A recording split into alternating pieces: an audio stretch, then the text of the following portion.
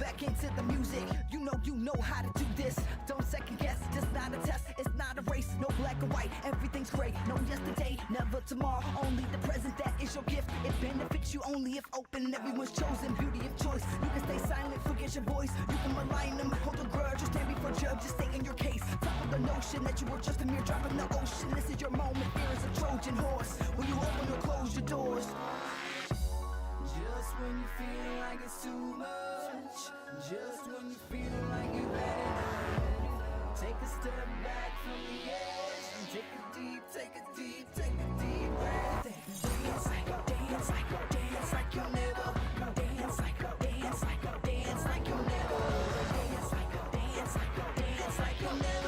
Dance like you'll never. Ever gonna live again. Sometimes you don't like where you live. Sometimes you don't really like your kids. Sometimes you grow out of your friends. Sometimes it's your fault, just admit it. Finger point in the mirror. 3-point back, that's the tearjerker. You can wallow in sorrow, depressed of the past, afraid of the unknown tomorrow. Or you can just live in the now. We all trying to figure it out. The rhythm inside of your chest that's keeping you moving, that's the solution. The ball on the floor is hard to ignore. Endorphin rush will flush your brains while you dance your pain away. Just when you feel like it's too much, just when you feel like you've had enough, take a step back from the edge and take a deep breath. Dance like you'll never. Dance like you'll never. Dance like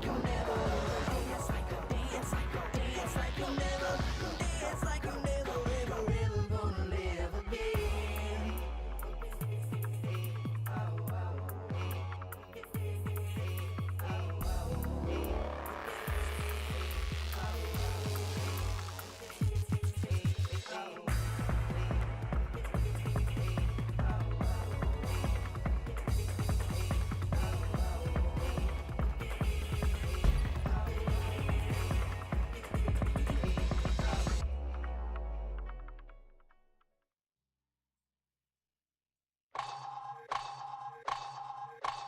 Welcome to Minnesota, the land of 10,000 lakes. Where you'll be welcomed with open arms and smiling faces. But don't mistake the Minnesota niceness for weakness. Oh, baby! He gets the ball, Priestahh! Priestahh, what a legend!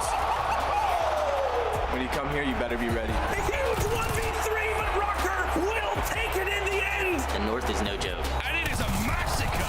RØKKR spring to life. People have an indomitable spirit, and we play with that same spirit. Standy with 2 more! In Minnesota, it's never chalk. Oh, he did it again! Look at us get away with this! Never count us out because we're never done. We may never see pandemonium shenanigans like this ever again. Enjoy your time here, but be ready for war. But it's hard when the Seams doing this in the back of the map! Finds 2, surely not! TJHaly is also! Takes down Gunless at 1v1, and it's Cypher is there! Locking it down as Capsidal finds and kills! HyDra is still going! HyDra cuts him down! Who other than Afro? It's the Ravens! This is Championship Sunday at Major II. Come on, baby. Lock in. Let's go. Let's go.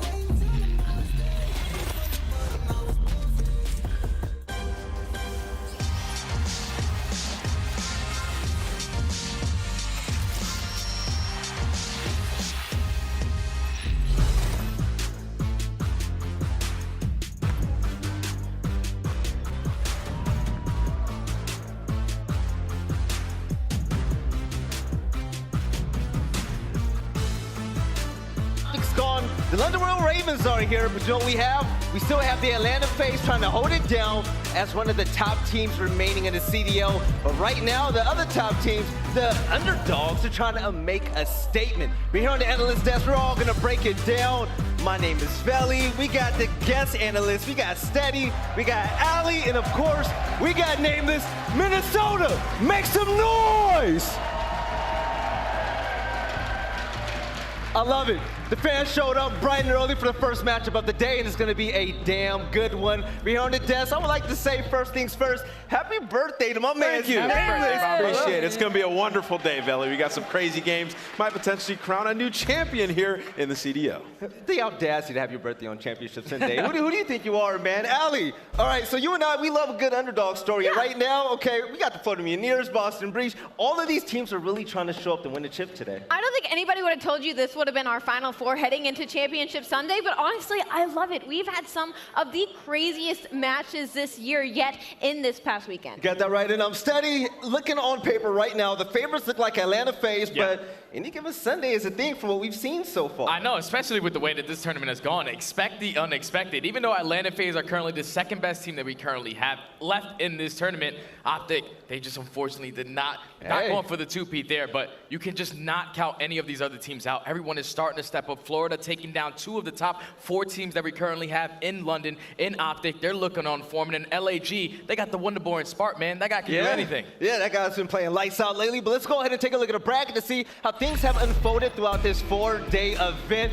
OpTic are gone and out of here, but Atlanta FaZe are trying to hold on as one of the top 2 teams in the CDL. They're facing off against the Boston Breach, but on the bottom side of the bracket, Nameless, these underdogs, we can't guess it, man. Florida's looking great. Los Angeles Guerrillas are looking good as well. Yeah, I mean, Florida somehow now have a deep map pool. They've been playing Gavutu, Hardpoint looking great there. And then also Berlin, they haven't played it all season. They come out there 2-0 this weekend, which has made them very difficult to beat, beating 2 of our top 3 teams. And then for LAG, they bring in a substitute player in Spark. He's leading the team in KD, highest team kill percentage, and had the most damage in the lobby in their last series. He's been making plays, changing the meta. Like, I can't say enough about Spartan. He's going to need to bring some of that magic into today in their match versus Florida. You got that right, aLLeY. When it comes to some of the biggest upsets, well, the biggest upset that happened in this event, OpTic got sent home, and it wasn't a pretty game at all. It was not pretty at all. I think all of us were literally flabbergasted the entire time. The first map, okay, a little bit of an unfortunate spawn, right? But the second, the Berlin S&D, absolute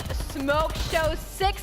OpTic were able to come back in their best map and mode in the Gavutu control, but then we had to a Berlin hardpoint where Florida Man Skies was kind of making it look like a ranked play match. Yeah, I mean, OpTic got caught in the loop. Honestly, they messed up earlier in this tournament as well. Like, playing Seattle on some of their better maps, it just puts you in a bad spot. I think they got a little bit overconfident in their gameplay. A fantastic squad, going to be great throughout the season, but something to reflect on. Like, still, got to take these teams extremely serious and don't test them on their best maps. But in this series, especially on that map 1, I know that spawn at the end was, you know, a little bit sus, but still, they were down throughout that entire map. And they ended up losing it. And then going into that search and destroy, they let Florida do whatever they wanted. Skies was running around, and then that huge clutch in the round 2 versus Scump. That cannot happen, right? Like, you can't be put in that situation. So for OpTic, it's just about going back to the drawing board and trying to become a little bit more consistent, maybe not get overconfident, because they did have a lot of mistakes throughout the series and throughout this tournament. You got that right. And Standy, Reddit and Twitter had a lot to say, man. And looking at the tweets right there, the whole scene was shocked. People were looking at a repeat.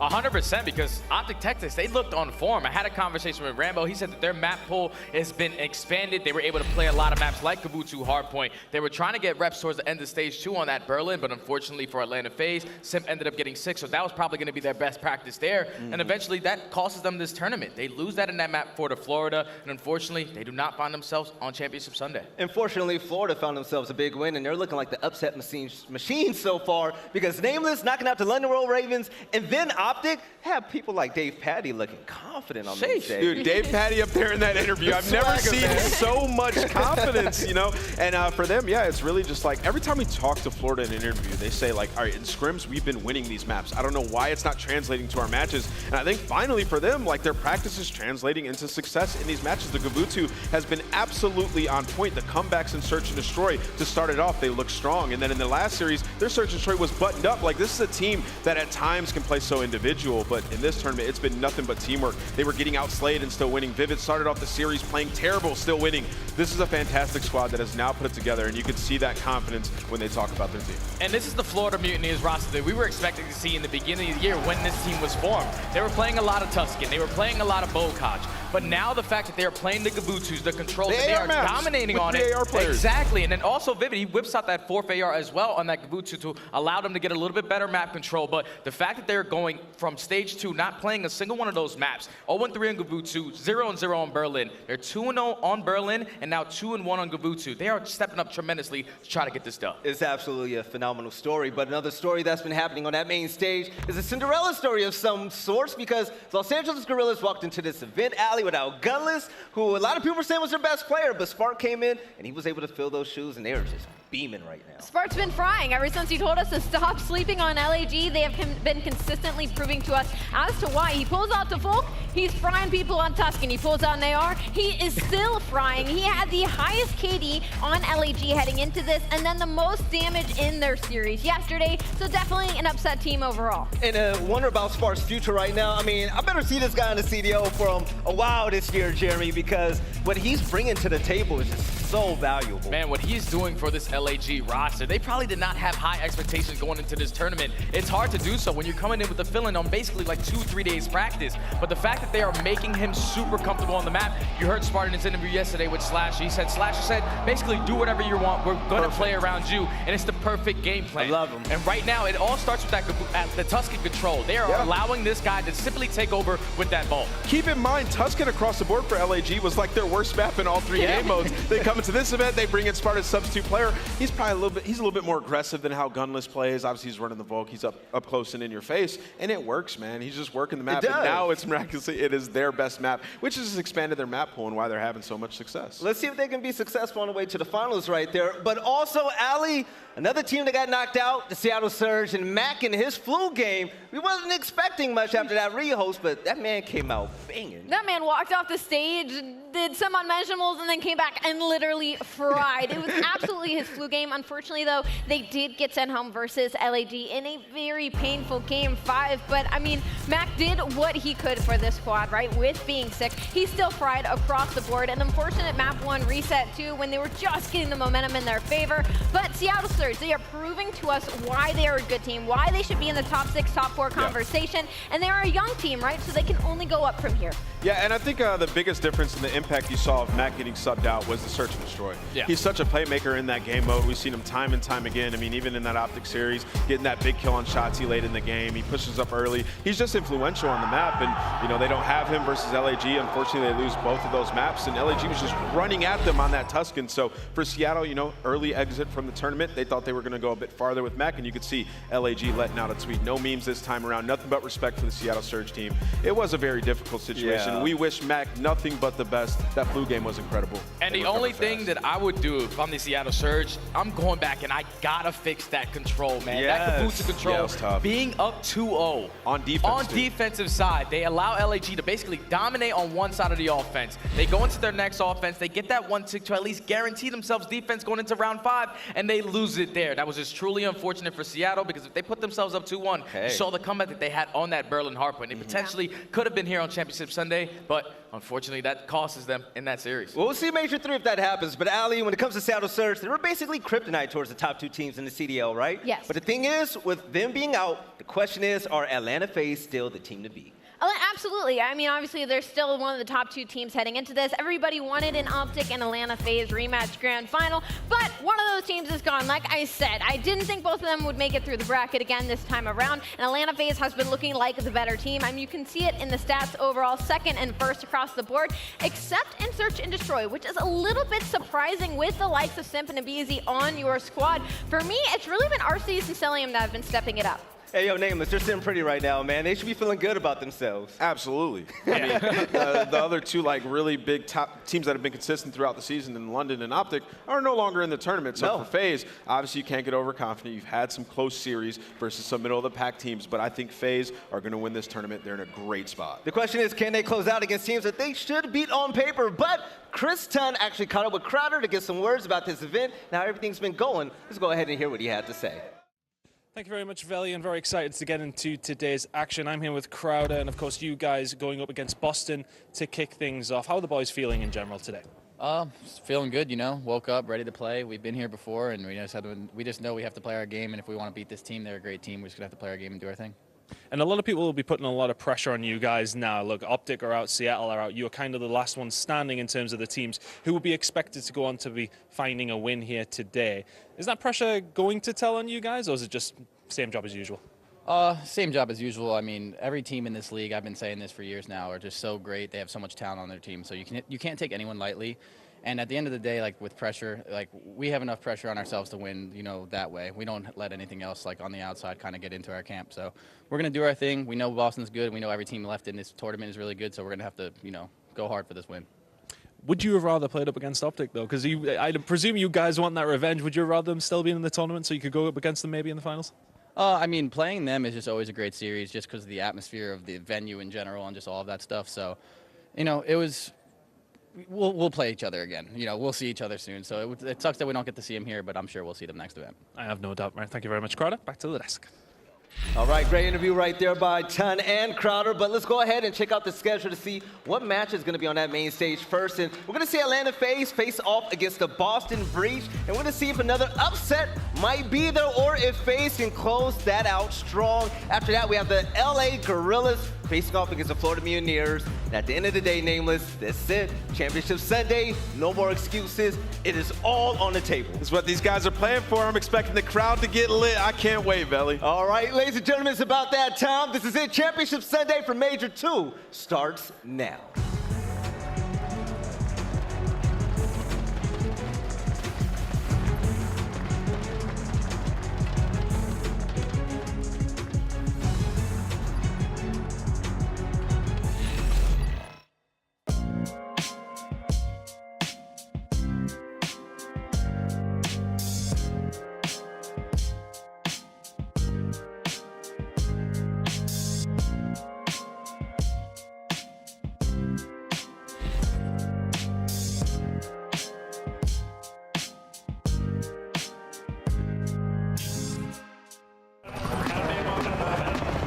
Think you could rule an island?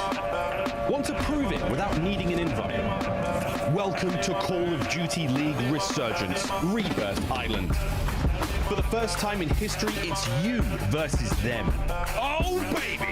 In an epic battle on Rebirth Island, where you will have the chance to go head-to-head with the titans of the CDL. Register your squad on Game Battles where the action begins at the opening stage.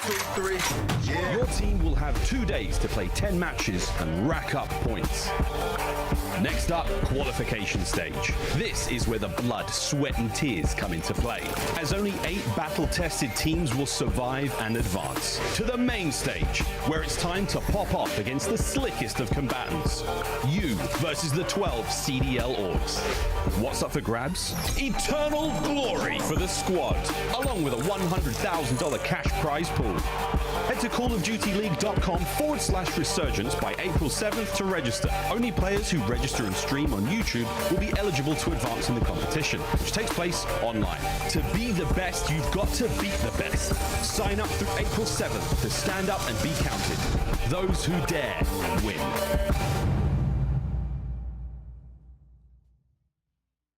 So won't you go ahead and tell me when you had enough? I'll give you one more shot when the camera's up. But this one you gon' have to duck. Tell me about your lifestyle, really. We've been on the road to the tank go empty. I'ma keep going to the Lord, come give me. If you wanted me to stop, then you can't come with me. Thinking you the best, silly. We about to put it in your chest, really. And I don't think you really want problems. Think you know the outcome. When you come around, you thinking you getting me? Is you kidding me? Ripping everything that was again in the vicinity. Ladies and gentlemen, welcome back to Major II, and this is Championship Sunday. With wait, Belly, hold on. It's Championship Sunday. Where's the energy in here? It's kind of quiet in here. Where's the energy in here, guys? Minnesota, come on. Make some noise. There we go. All right, so to kick things off, the first game of the day, we have the Atlanta FaZe, one of the biggest titans left in the bracket right now, top 2 in the league, facing off against the Boston Breach, a team that's just been taking stage 2 by storm. Zinni, aka Methodz, the KD leader in just about every category out there. He's just the best. LeBron numbers, right? Yeah, he's put up like a 1.4 right now in Major II. Exactly. Number one. The thing is, in this matchup, though, it's going to be more than just Methodz, and he's going to have to rely on his whole team, and Boston are going to have to definitely bring it because this is their true test. Yeah, Boston have to be on point in this series. You're going up against the second best team that we currently have in the game, but Boston have been playing lights out so far at this major. They get that 3-0 victory versus LAG, but the series versus Florida, they were dominant those first 2 maps. Then it got a little scary as they started to come back, but they clutch up in the search and destroys, and that's the way that I think Boston had to get into this series. They had to try to steal one of these respawns by playing fundamentally correct, but their S&D needs to continue to be on point. And for the game fuel keys to victory, we'll get into them in a second. One thing I want to say is for Boston Breach, this is the most important match that they've ever had. They still have yet to beat a top 3 team, quote unquote. So they have to play FaZe, they have to win here, and it starts with that Kuavo hardpoint. It's a must win. Boston 7-2 on that map, Atlanta 6-4. Later in the series, they have Tuscan. So starting off with a W here, massive, especially going into that Desert Siege. And then also clean up your offensive game on Bokeh S&D, winning 37% of rounds. They are 11th in the league. And then moving on, bounce back on Kuavo control. Boston lost 0-3 to Florida yesterday. Atlanta 4-6 on Kuavo control, but it's gonna be Tuscan this series. So you got that right.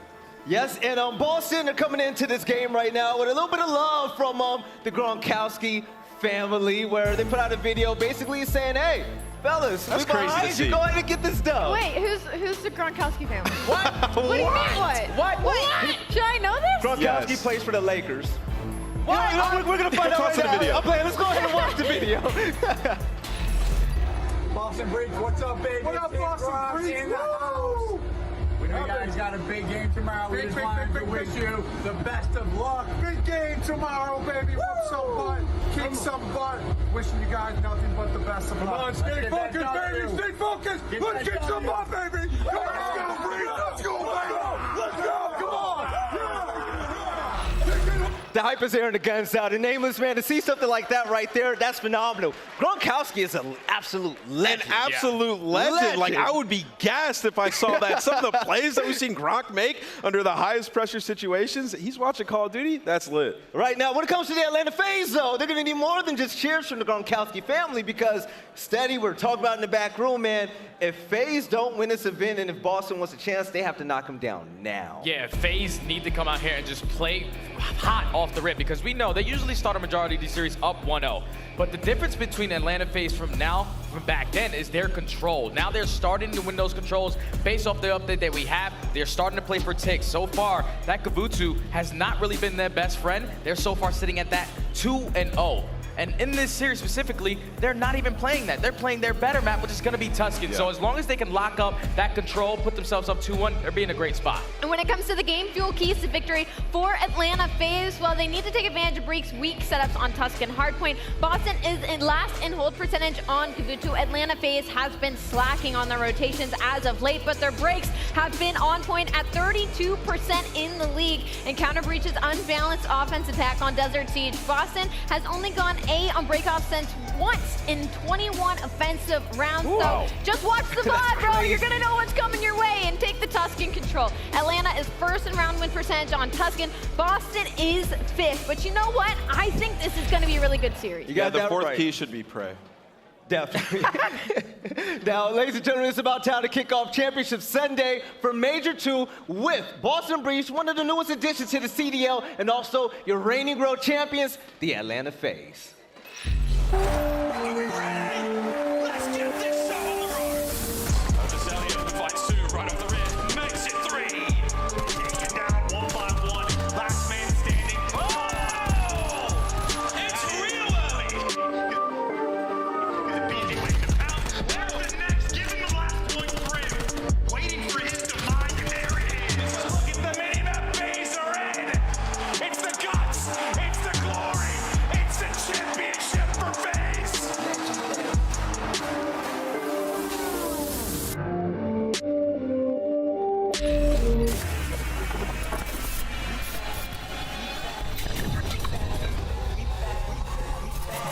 Go tell that we can give this away. They continue to fight.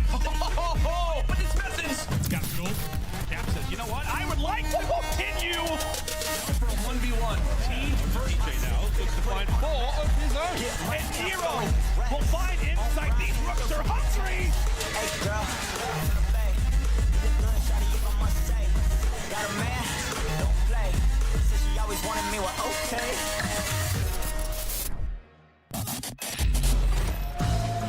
Hello, Minnesota! It is Championship Sunday, and boy, it feels good. You guys have been an incredible audience throughout our first 3 days, and now it is time for our final matches to be decided to find out who will be the Minnesota Major Champions. And we have got a great game prepared with a final spot on the line, and it's between two totally different franchises, right? One team, one franchise who has been dominating throughout the last few years of the CDL versus our newest franchise. You know them, you love them, and you've counted them out time after time, and they're here to prove us all wrong. Let's introduce first the Boston Breach.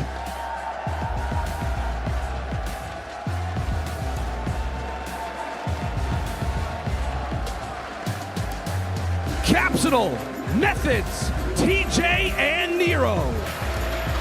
I'm really happy to see the smiles on Cap's face, and you know what? If I see the duo of Methodz and TJ that I saw yesterday, I think this will go the distance. Go ahead and bring out the reigning world champs now. Absolutely, Veli. As we said, this team has been in situations like this before. However, they are on the revenge tour. They are hungry to get back on top. Ladies and gentlemen, you know them, you've seen them, and they're ready again to be one of the best teams in the world. Make some noise for the Atlanta FaZe!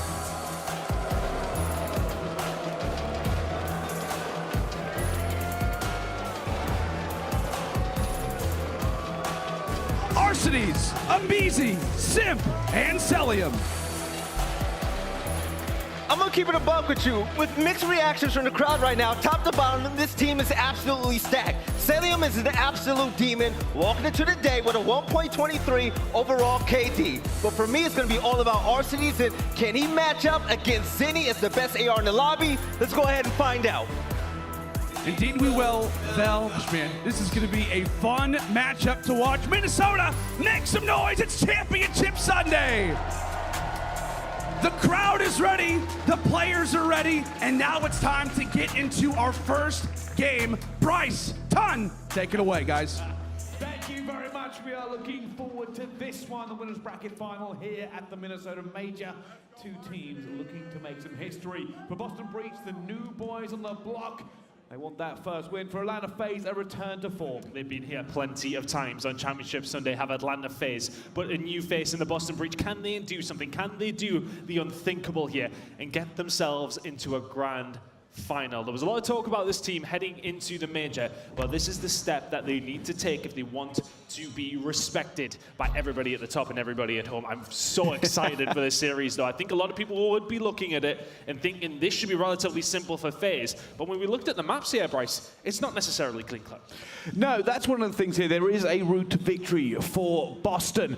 The biggest issue that we have when discussing this backstage, and we took a look at the maps, is every point we came across, even with the maps and the statistics for Boston when they need it, it's still going against Atlanta FaZe. It is. I mean, you look at these first two maps, and these, for me, are kind of must-wins for the side of Boston because they want to force that map number 5. I look at maps 3 and 4, and I don't really give much credit to the side of Boston. I don't give them much of a chance there. But if they can force that map number 5, they have a solid shout in this series. Berlin Search and Destroy has not necessarily been a great playground for the side of Atlanta FaZe. And map number 2 especially, FaZe have not played it during stage 2 at all. Boston have looked particularly good on that map as well. So it's interesting when we get there, but I think to see Kuavo, that's kind of the one that I'm 50-50 on. I would definitely give Boston the second. Give FaZe 3 and 4. Map number 5, I don't know, but it's not great reading for FaZe on this one as well for Kuavo hard point Brycey, but still, we know how good they are at this map. Yeah, and this is the case here. Like we said, statistics at the moment, you can see that technically we actually lean towards Boston Breach. Atlanta FaZe, though, do have one thing in their advantage. It is going to be that break percentage. They're 4th in the league at the moment. It can get a little bit mixy, but I do say this. I have been very, very impressed whenever I've seen Boston on Kuavo. I tell you something, it's the main man. It's Methodz. Over and over again, he has just been destroying teams. But the problem is with that, is that you need the reliance on him to have a good game. When he plays well on this map, Boston looks solid, and they're going to have to look solid all day long if they want to take home that chip. And what a way to start it.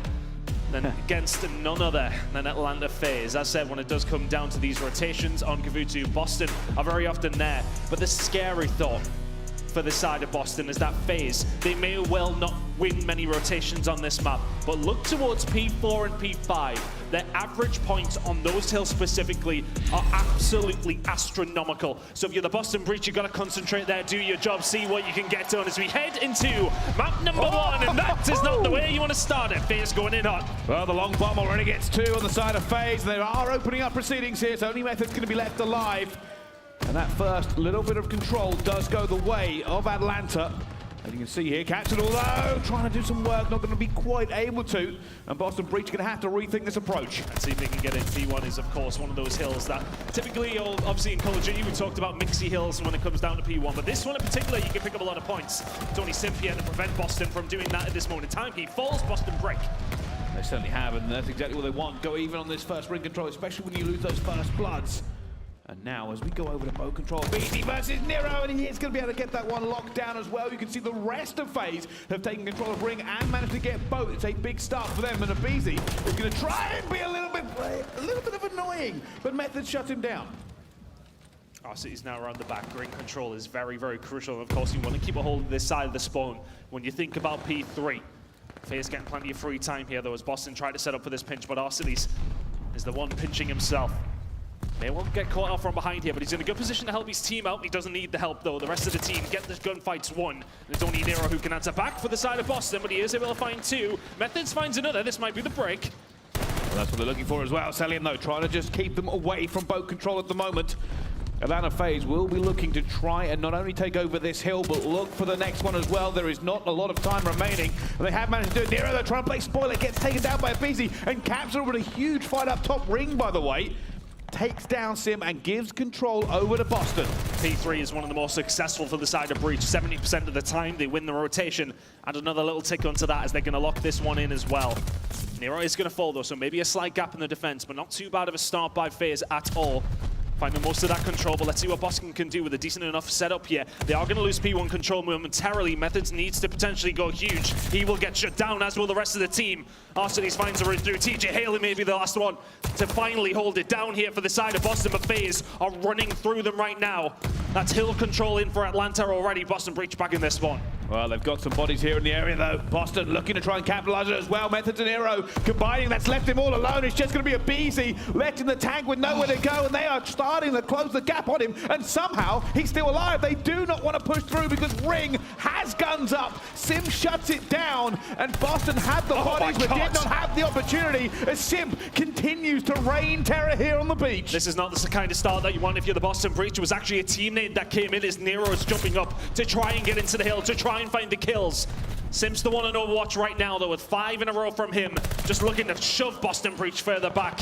There really hasn't been many kills on the side of the Boston side, as this rotation in over towards P4 is so important for both these teams. But if Simp is flying like this, everybody else is on watch today.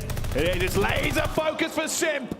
Let's find out how the comms are playing out, though, for the Atlanta FaZe. Clip, I needed it. Nice. I'm stunning it. I don't see him. They didn't hit the back. One more. Clip. Let's get clip. Zen, he's pre-aiming. Watch out. Yeah, I'm protecting mid. Yo, somebody get top. Zenny killed me. Yeah, Zenny cross, okay? Zenny's still there. I'm trying to cross. Nice one. We're going to be close. I'm trying to cross. Nice. Stay down on hill. Stay down on hill. Could be ring. No, middle me, Nero. Yeah, push out. Clip ramp. Clip. Left side of it. Nice. Yo, I'm streaks too, okay? Look, clip. I think this is no one. Yeah, another one bottom. Bottom, I hit him once. He's bottom cliff. He's sitting bottom cliff. He's pre-aiming middle. Middle. Yeah, go right. Push through right. I'll take my son over here. They're gonna be short. I got all time. Go. I'm something your top. Okay. Yeah, I went mid. Okay. I'm on the top 3 now. I don't see him. Yo, he's on the other side of the boat. I'm getting aim assist. I'm nading. One more. Short cat. Nice, down. I'm trying to push up, okay? Right side point. He's feeding. Nero barrel. Yo, I saw him. I'm trying to pass. Yep. Yo, I'm taking a right. around. No, nice shot time, TJ. Yo, double naded it. TJ, nice shot. Yo, I took a ring around. Missing Zenny. Bottom cages. Zenny. Bottom cages. It's such a scary thought for a lot of the teams here left today, with the way that FaZe are playing right now. In P4 and P5, as I said at the beginning of the game, it's where they find most of their points. On an average, they get 36 out of it. I think it was a full 60 over towards P4. And the scary thing is they never win the rotation over there, or don't for the majority of the time, but they still punish. They didn't win it over towards P5, but they still punish Boston Breach. This is quite simply a perfect game, out of the side of FaZe so far. Boston Breach have got to be feeling quite low down right now, but all that comms good. Let's go for a listening with the Boston Breach. I don't think deep, right? I don't think Jump low, jump low. Okay. How much are I'm getting deep of me, guys. Deep Simp. Simp's deep on me. You're right, Simp. Do the ring steps. Do the ring steps. One the ring steps. Dark side dead. There's 2 ring steps. Ring steps. Wait. One's absolutely close, guys. There's 2 times. Close up corner. I got one. One guy's like in a ring, guys. In a ring. Absolute. Missing one. He's gonna be ring steps. I have him cross right now. Look for aBeZy. Crossing dead. Nice. I'm gonna this. Time. That's the shit. Alright, more ring stairs. I was thinking Nice. I'm I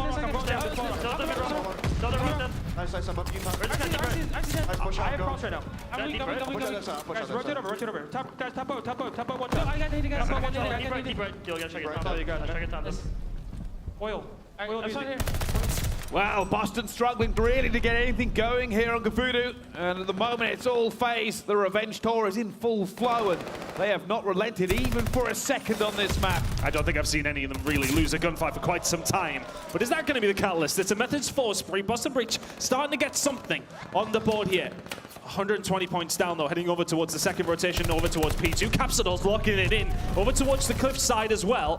Eventually will fall to Arcities, and the challenge from Methodz, the streaks will not happen. And bear in mind, Atlanta FaZe, streaks are still available for them if they do choose so to use them. Right now, though, it is Boston inside the point. The rotation from P3 is going to be important for them. As I said, they lock that in quite often, but they need to do better than what they did in the first rotation. They certainly do. I'll tell you something, Boston are doing a very good job here as well. This is what they need if they want to come back into it. It's already getting over 100 points. They do go down. They're still fighting for boat control. We are going to see FaZe try and push them back as far as possible now. Oh, God. And unfortunately, they are still winning the majority of gunfights as Atlanta FaZe continue their reign of terror here on Kuavo. And they have come into this game locked in and ready. Simp and Cell absolutely frying for the side of FaZe right now. They'll pick up that scrap, and that's the thing here for FaZe. You don't necessarily even need to rotate. You can go and play for that scrap because the lead, it's not insurmountable for the side of Breach, but it is a difficult one to hold back. Capsidal has got to do a huge job here over towards P1. We've talked about how influential this control is, but remember, FaZe, they've got them streaks. The callouts will be coming on through. Capsidal dies over towards P1. We'll see you later, Nero. There's Simp with the glide bomb. Here it comes, and the push from FaZe is looking quite flawless as 3 members eventually fall for the side of Breach. There's the break, and it's just far too easy for FaZe. Well, FaZe continuing to gun here. They're going to try and get as many points as possible. Obviously, at some point, Boston Breach are going to have to challenge. The tick is not in their favor, and they've done just enough to at least take it to the next hard point. Boston Breach break back in, but is their perfect hard point on the cards? Can they somehow find something for it? And Cellium puts one on Nero's head.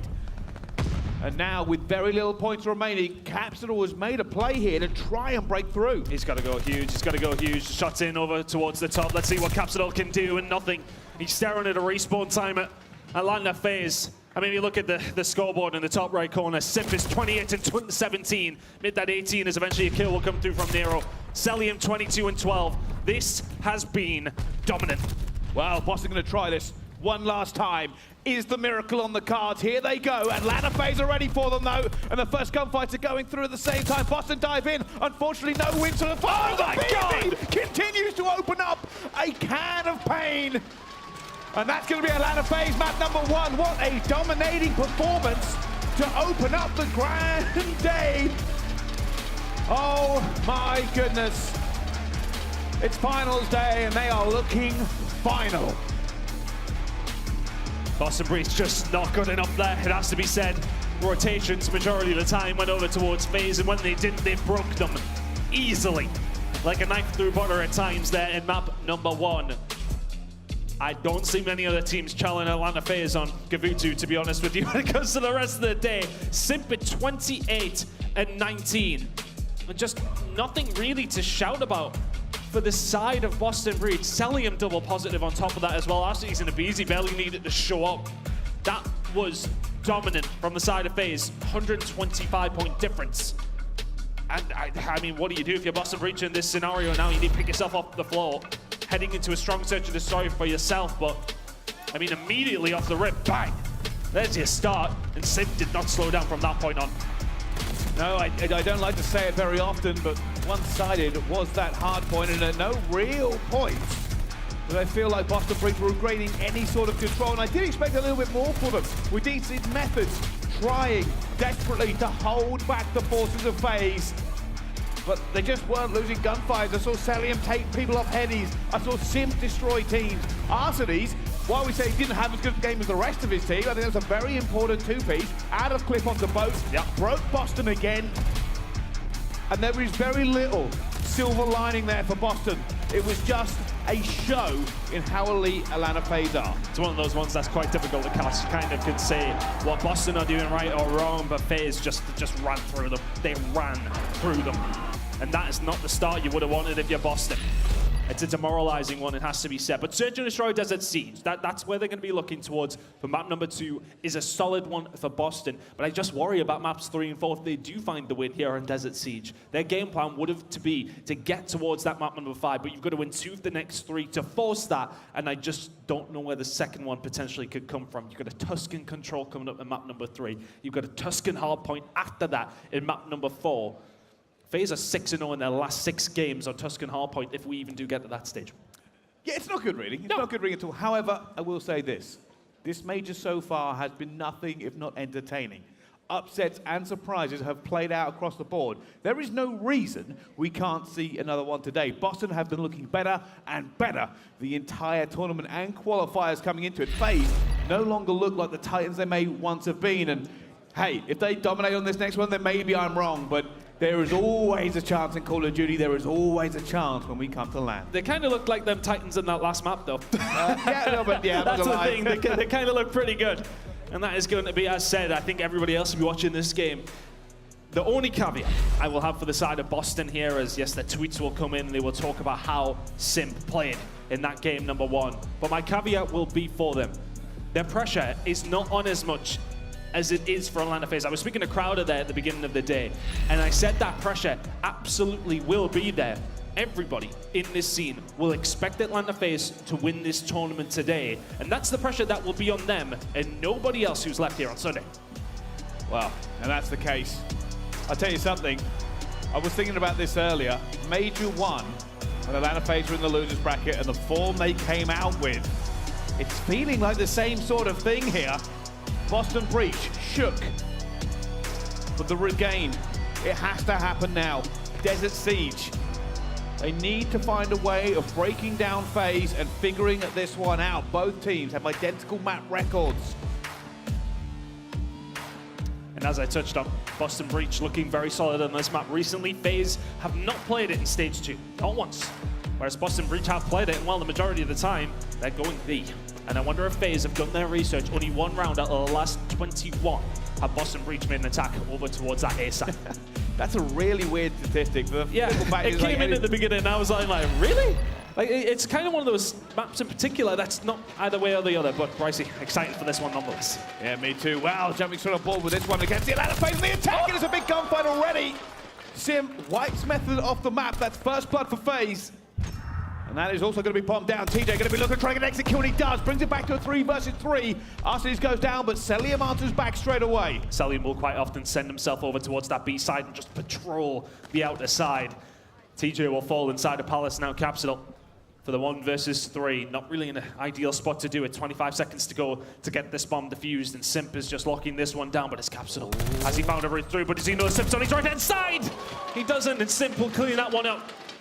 If Cap can find that second kill, it's on the cards. But Boston there picked off immediately, and as soon as you're into a 3 versus 4, it just becomes so hard. There's so much time for FaZe to work with. They did not need that time. That bomb went down quick, and they defended it well. It certainly is, and that's the thing. You know, they took full advantage of it. As soon as Simp found it, moved in. There was no hesitation from the rest of them. And unfortunately, at that point, you know, TJ, I think, did a really good job to try and get that exit kill. Found Arcitys as well, but unfortunately, the numbers kept going against them. And now it's going to be Boston's turn. Can they find a way back and get this round on the board for them themselves as well? Capsidal opens up proceedings. First blood for Boston. Very aggressive defensive approach for the side of FaZe. Hasn't worked out. Capsidal ready and waiting for the second one as well. B hit may well be coming in, and it's going to be Cell patrolling from this side. Here come the grenades, here comes the artillery. 46 HP and surviving is MC. Locking it down this side, and Boston Breach don't want any of that smoke. He'll move over towards A. This may be an opportunity now to plant for the side of Boston. Oh, Methodz gets away with his life there. Simp trying to have him again. And you can see at the moment, Boston are set up and ready. It is all going to be on an ladder phase if they can do anything here, but Capsidal again here for Boston. Cellium in a 1 versus 4. But this is not going to be the easiest of ones. You can see they're already set up as well. Nero puts bullets in, the rest of Boston swing into action. They get one straight back on the board on the back of Capsidal. Yeah, really big round for Capsidal. Not sure who got that final kill, but the first ones are always important. You can see Arcities looking to trade out aBeZy. Capsidal sees him ready and waiting.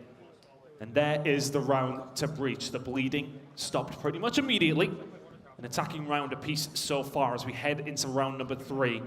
And I really like the transitional play there from Boston. They kind of went fishing over towards B after they find those initial kills.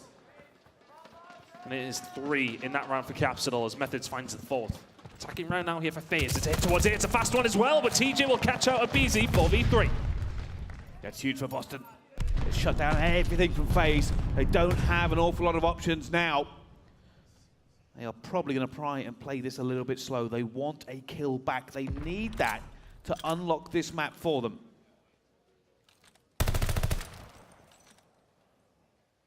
Simp's looking for the pick. Can he find a route through? There's the notification, though. They will know exactly where he is, but Arcities ready and waiting for Methodz to peek. Smart play coming out from FaZe, but is he going to see TJ here? Well, it doesn't matter because TJ doesn't hit a bullet. Will back on down, but Simp has to do so, and Self as well. 3 versus 3, and just about at this moment in time, Breach are keeping them away.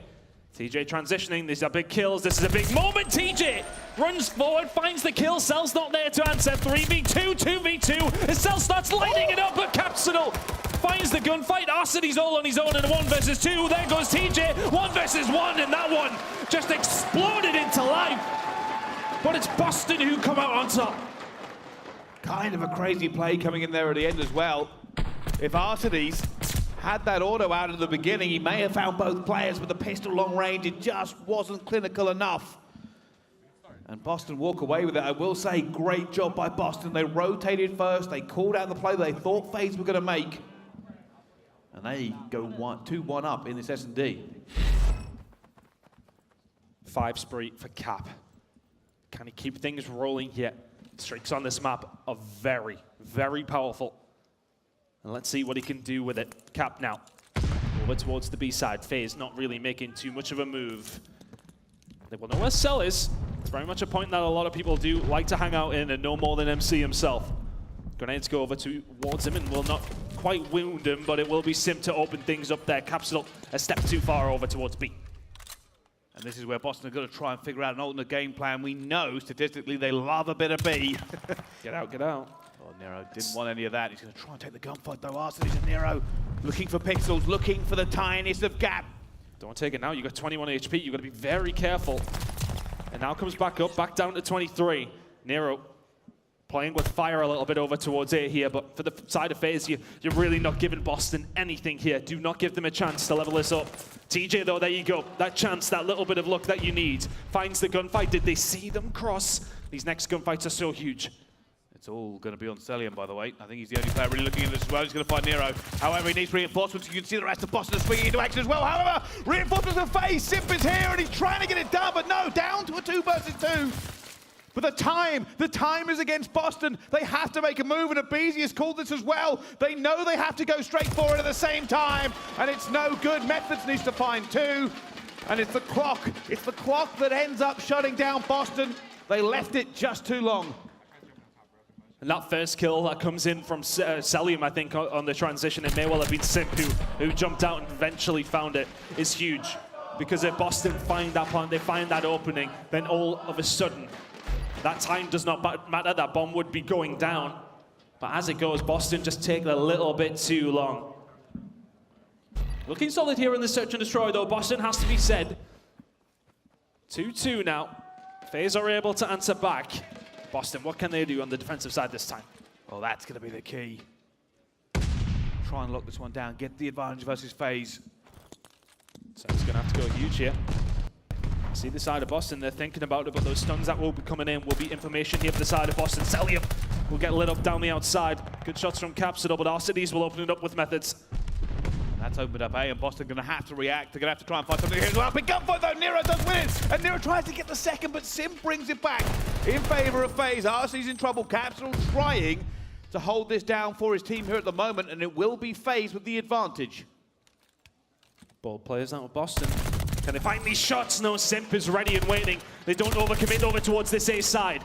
Simp will overcommit to that, though, and all of a sudden TJ has a job to do. A technical 1v3 for the veteran. Can he find anything here? Arcities and aBeZy. They would have spotted him. Look, Arcities on a swivel. We'll turn around, and this is going to be a hard gunfight to win. And FaZe find themselves in the lead, 3-2. Yeah, it's always going to be a difficult one, especially approaching from the bomb side from that angle. He was hoping for that first pick, hoping to find something. Unfortunately, Arcities, just the man who wouldn't be moved and just stood there and gunned. Nice round out of FaZe. Boston got very aggressive over towards the B side, but they got aggressive and like, should we go, should we go, should we go? But the stuns, the nades that come out from FaZe, it's information for Boston that they know FaZe are there, they know they are ready and waiting. That's why the hesitation comes through for the play call of aggressive push through B.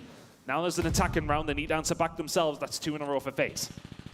Well, Cellium opens up, gets first blood as well, and this is going to be the needle in a haystack. However, B has gone down. Arcities is looking for Methodz, but not going to find him. And FaZe do have numbers, but that bomb being down is going to prove a problem. Sim's thinking about it. Here we go. He's going to go in for it. What can Boston do to answer back? Nobody watching it. Nobody watching it. It's just far too easy. You need to keep an eye on the site. Nobody out there for the side of Boston. And you've got the numbers up there. If you're FaZe, you've got to just jump on it. Really big players coming out of the side of FaZe and Simp. I mean, it's an easy job. Yeah, I mean, at the moment, FaZe had just so many numbers over there. You can see the amount of people just looking over Simp. Even if Boston went and chowed, it was unlikely they were going to get it back. They gave up complete control, and that all started with the first blood. Yeah, it did, and always difficult in that scenario. You would love to have somebody on the outside of the map, but it was Cellium who finds the first blood, and it may well have been on the player who would have been out there when that bomb was going down. Now an attacking run for the side of FaZe, 4-2 to the good. This has been so clean from the side of Atlanta FaZe. Can they keep this up, or can Boston answer back? TJ in a good spot, pushes up, gets aggressive. That's bomb down. Simp answers back. They do, however, now Atlanta FaZe are going to play this a little bit cautious. With that bomb going down, Boston, they have the Wolfpack mentality. It's going to be so hard to get a trade here if you're FaZe. And they're looking for this. Desperately trying to figure out exactly what on earth Boston are doing. They don't have an awful lot there. The Method's already going to go for Arcities. Arcities gets out with 8 health points, but no, he won't. TJ gets that trade in the end. And now Simp going to try and make a play himself. It's got to be a hero play for him as well. He doesn't really have anyone near him for the trade. And Boston are in full control of this round. Did Capsidal hear him? Did Capsidal hear him inside of Palace? So he will know he's there now with the shot stack coming on through. Simp's still lingering. Simp is the one for this round in particular. But Boston are in a great spot to shut anything down. That bomb is now being picked up. You won't expect Methodz back there if you sell. It's a 1v3 for Simp. And he doesn't really have the time to make this done as well. TJ will just keep playing his life. Eventually we'll get that first kill, but it's not going to matter. Boston get one back on the board. They make a bold play and it pays off for them. And this is it. TJ going aggressive towards it, just cuts them down. It takes away all of the options for FaZe. They don't really have anywhere to go. The thing is, for Boston, they recognize where FaZe are there, so they can continue to take that side of the map up. They just circle that bomb. They know it's down.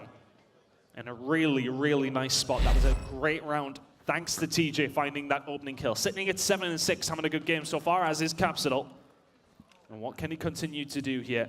Scope is out. FaZe giving them nothing at all here. Although Simp, gotta be careful. He knows this is where he lingers. Capsidal just zooms out at the wrong time there, and Simp is just dodging it. Everybody from FaZe on his way over. It's a shot through the legs. aBeZy still not falling. He's going to challenge it here as well. Capsidal gets taken down, and you've got to hit your shots. You do as well, and Simp is hitting his. He's just got a 2-piece. And now Boston do not have the numbers. Method's going to be all the way around the back as well. It's only going to be him left alive. He finds one. It's a 1 versus 2, but Simp and Cellium, they play him like a fiddle. They take it down, and now 5-3 in this. And you've got to say, if Capsidal could have just got one of those sniper rounds to hit, it may have been a very different round. But the dancing FaZe wouldn't let him. That's the difference. It really is. Methodz finds himself in that spot against only 2 members of FaZe rather than 3. You're in a much better scenario, but yeah, if you cap, those are shots you got to hit. I don't want to, you know, go on at him. He's having a fantastic tournament so far, but those are the moments that win you games against teams like FaZe. If you can't step up to the plate in these scenarios, they will punish you, and punish you they did. 5-3 FaZe. And now FaZe looking for the map point. They have the attack this time around. Boston desperate to keep this one going, desperate to stay in this S&D for as long as possible. And at the moment, all quiet on Desert Siege. Both teams feeling each other out. Simp ready and waiting. If anybody from the defense decides to overstep just a little bit, they've completely given up control of the outer side of the map. Nobody around towards the back, so it's going to have to be a solid retake here for the side of Breach. Is it on the cards? You need 3 rounds in a row to find the search and destroy that you desperately need. Nero's going to get Simp as well. And that breaks FaZe a little bit. Simp has been so influential as well around Palace. And with that bomb down, FaZe technically get a little bit back into this game, but Boston are going to retake. Boston are now heading and spreading. They are trying to get in position for this. Nero's huge. He's absolutely huge for the team here. He needs to pinch, he needs to distract as best as he can. Just try and make some noise because everybody else has come around from behind. Cellium the next on the chopping block as Capsidal moves forward. Cell wins the gunfight. Arcities wins one himself. It's a 2 versus 2, but we're very spread out. TJ will find another. It's down to Arcities. And well, can Arcities find this 1 versus 2? He's going to be looking for it at the same time. He's going to find TJ, and now he's going to challenge. No, he's not going to challenge. He's going to look for anything going forward, and it's going to be Nero to try and get the defuse. And he goes for it in the end. And that's going to be FaZe. And the issue I think they had there, Nero knew his teammate just went down, and Arcities was standing on top of him. Arcities gets a 1v2. That's the 2-0 for FaZe. They have been locked in today. I said to you when they came on the stage, Simp looks locked in, as did the rest of Atlanta FaZe. Championship Sunday is where they thrive, and thriving they are here at this moment in time. 6-3 on Desert Siege. They haven't played this game for a month and a half. And there you go, heading into map number 2. It doesn't matter how much practice you have, it doesn't matter how good you've looked previously. Boston Breach get dealt with once more. Yeah, I think we just found a reason they haven't played for a month and a half. I don't think anybody's letting them play it. I think that's one of the vetoes coming through. And you are right, when we saw Simp come on the stage just a little bit earlier, he did look dogged in. This is the 1 versus 2. Finds TJ, and you can see straight away Nero stops defusing. He's worried because of where Arcities is.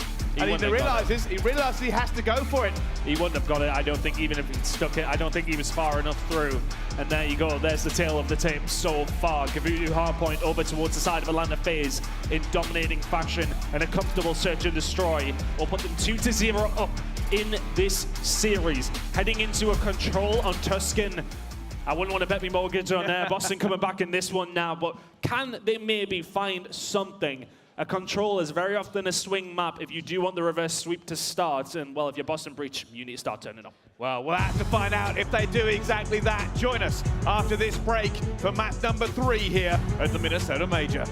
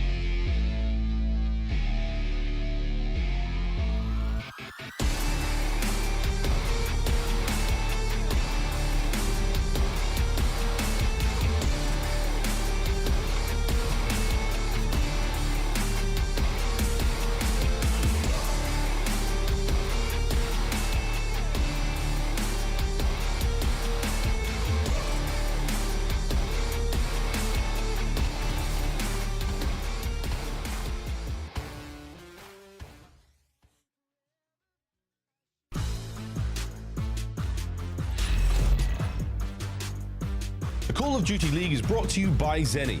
Armor your eyes with Block's gaming glasses starting at $24 by visiting zenny.com/CDL.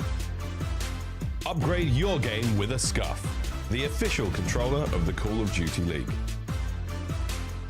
Ladies and gentlemen, welcome back to the Minnesota Major. We are here on the final day. It's Championship Sunday. And Boston Breach versus Atlanta FaZe graces the stage for our beautiful eyes to feast upon. However, at the moment in this game, FaZe are looking final. They're up 2-0, and they are looking pretty impressive on Tuscan control. That is not something you want to see if you're a Boston Breach fan. Absolutely not. I think if you're Boston Breach, you go into the crowd, you grab that RØKKR beautiful trophy shield and just use it to try and back FaZe away, because right now there is nothing stopping these guys from a grand final that potentially could be on the cards. They've got other hurdles to overcome, and still Breach are in the way. But right now, they have posed very little threat to the Atlanta FaZe side. This crowd, though, you guys have been fantastic all weekend long, and Boston are really going to need your energy heading into game number 3. Right now, their backs are against the wall, and they're heading into FaZe territory. We head over to Control, we head over to Tuscan, we stay here for map 4 if we get there as well. And this is where Atlanta FaZe, it is their very much bread and butter. However, Boston, will they go quietly? Will they lay down and take this from FaZe? We are going to find out. They have been next level. They have got themselves this far. To get one step further, they are going to have to find another gear. And I wouldn't bet against them. They know what's on the line here. A ticket straight to the grand final. An opportunity to do better than they've done. The brand new boys on the block. A reverse sweep is always possible, but let's find out as we head into the Control on board with Methodz. He has been one of the catalysts for the Boston Breach team throughout the whole stage. He has been the player that has stepped up to another level, which has put them in a good spot to get into this stage. But can they find that little bit extra that they've needed so far? Because Atlanta FaZe have just given them absolutely nothing, and Arcities will not give TJ that gunfight. Capsidal will eventually find it. There's a little bit of purchase at B here for the Boston Breach, but Simp, Cell all waiting. Good defensive hold so far for the Atlanta FaZe. Well, they tried it. They tried to get that through straight away. We've seen teams be successful with it so far. TJ going to be looking for a flank here. See if we can find somebody with the Volk. Already going to find Arcities. Thank you very much. Melted. Looking for the second player as well. Not going to find it, though. He's trying to stay alive and allow his teammates to do something here. Going to eventually challenge, and it is going to be aBeZy. That's all TJ at the moment. He's going to try and stay alive for his teammates, and eventually, though, grenade caught in hand and still almost gets it, but not quite. Arcities is feeling it if he's challenging that today. Fantastic push comes on through. Eventually, Boston will get a little bit of time over towards that A site. Cellium going to get caught out there by TJ. We can, as said, see the Volks are out. Can that be something for the side of Breach to maybe, just maybe, bring this one back? A not quite locked in yet. FaZe are going to have another little stab at defending it here. The best team in the world right now are defending on Tuscan. Looks like they're going to give A up, though, so it's an important time that will go on the board for the side of Boston Breach as they're looking to lock it in.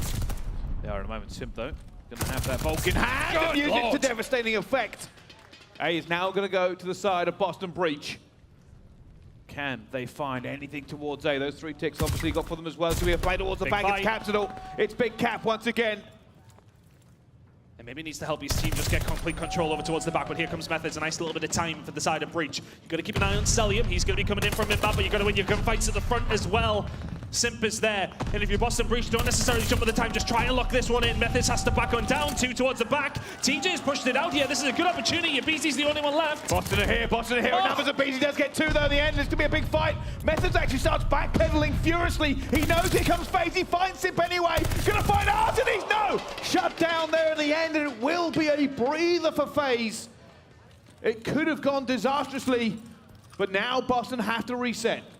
Huge 2-piece from aBeZy towards the back. That completely shut it down, and then come the rest of FaZe. Methodz has to back off there, though. He knows FaZe are spawning in. Those grenades are coming.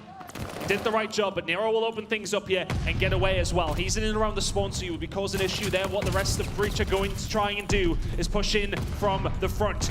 They're inside the point. The rest of FaZe are waiting. Capsidal will open it up here. And Breach are starting to stack. Look at those shots from TJ. aBeZy will find another one at Nero. Simp will answer back with one of his own. It's a 2v2 momentarily. And aBeZy and Simp, the tiny terrors. Disgusting play from FaZe. They will not be broken. That is unbelievable. I've got to say, Capsidal made a bold play, just launched himself in straight away. And FaZe weren't able to deal with him quickly. But when they did deal with him, aBeZy and Simp just combined with the movement and ripped them asunder. Boston, though, still have time for another push here. Their pushes have been pretty good up until the moment that FaZe break back.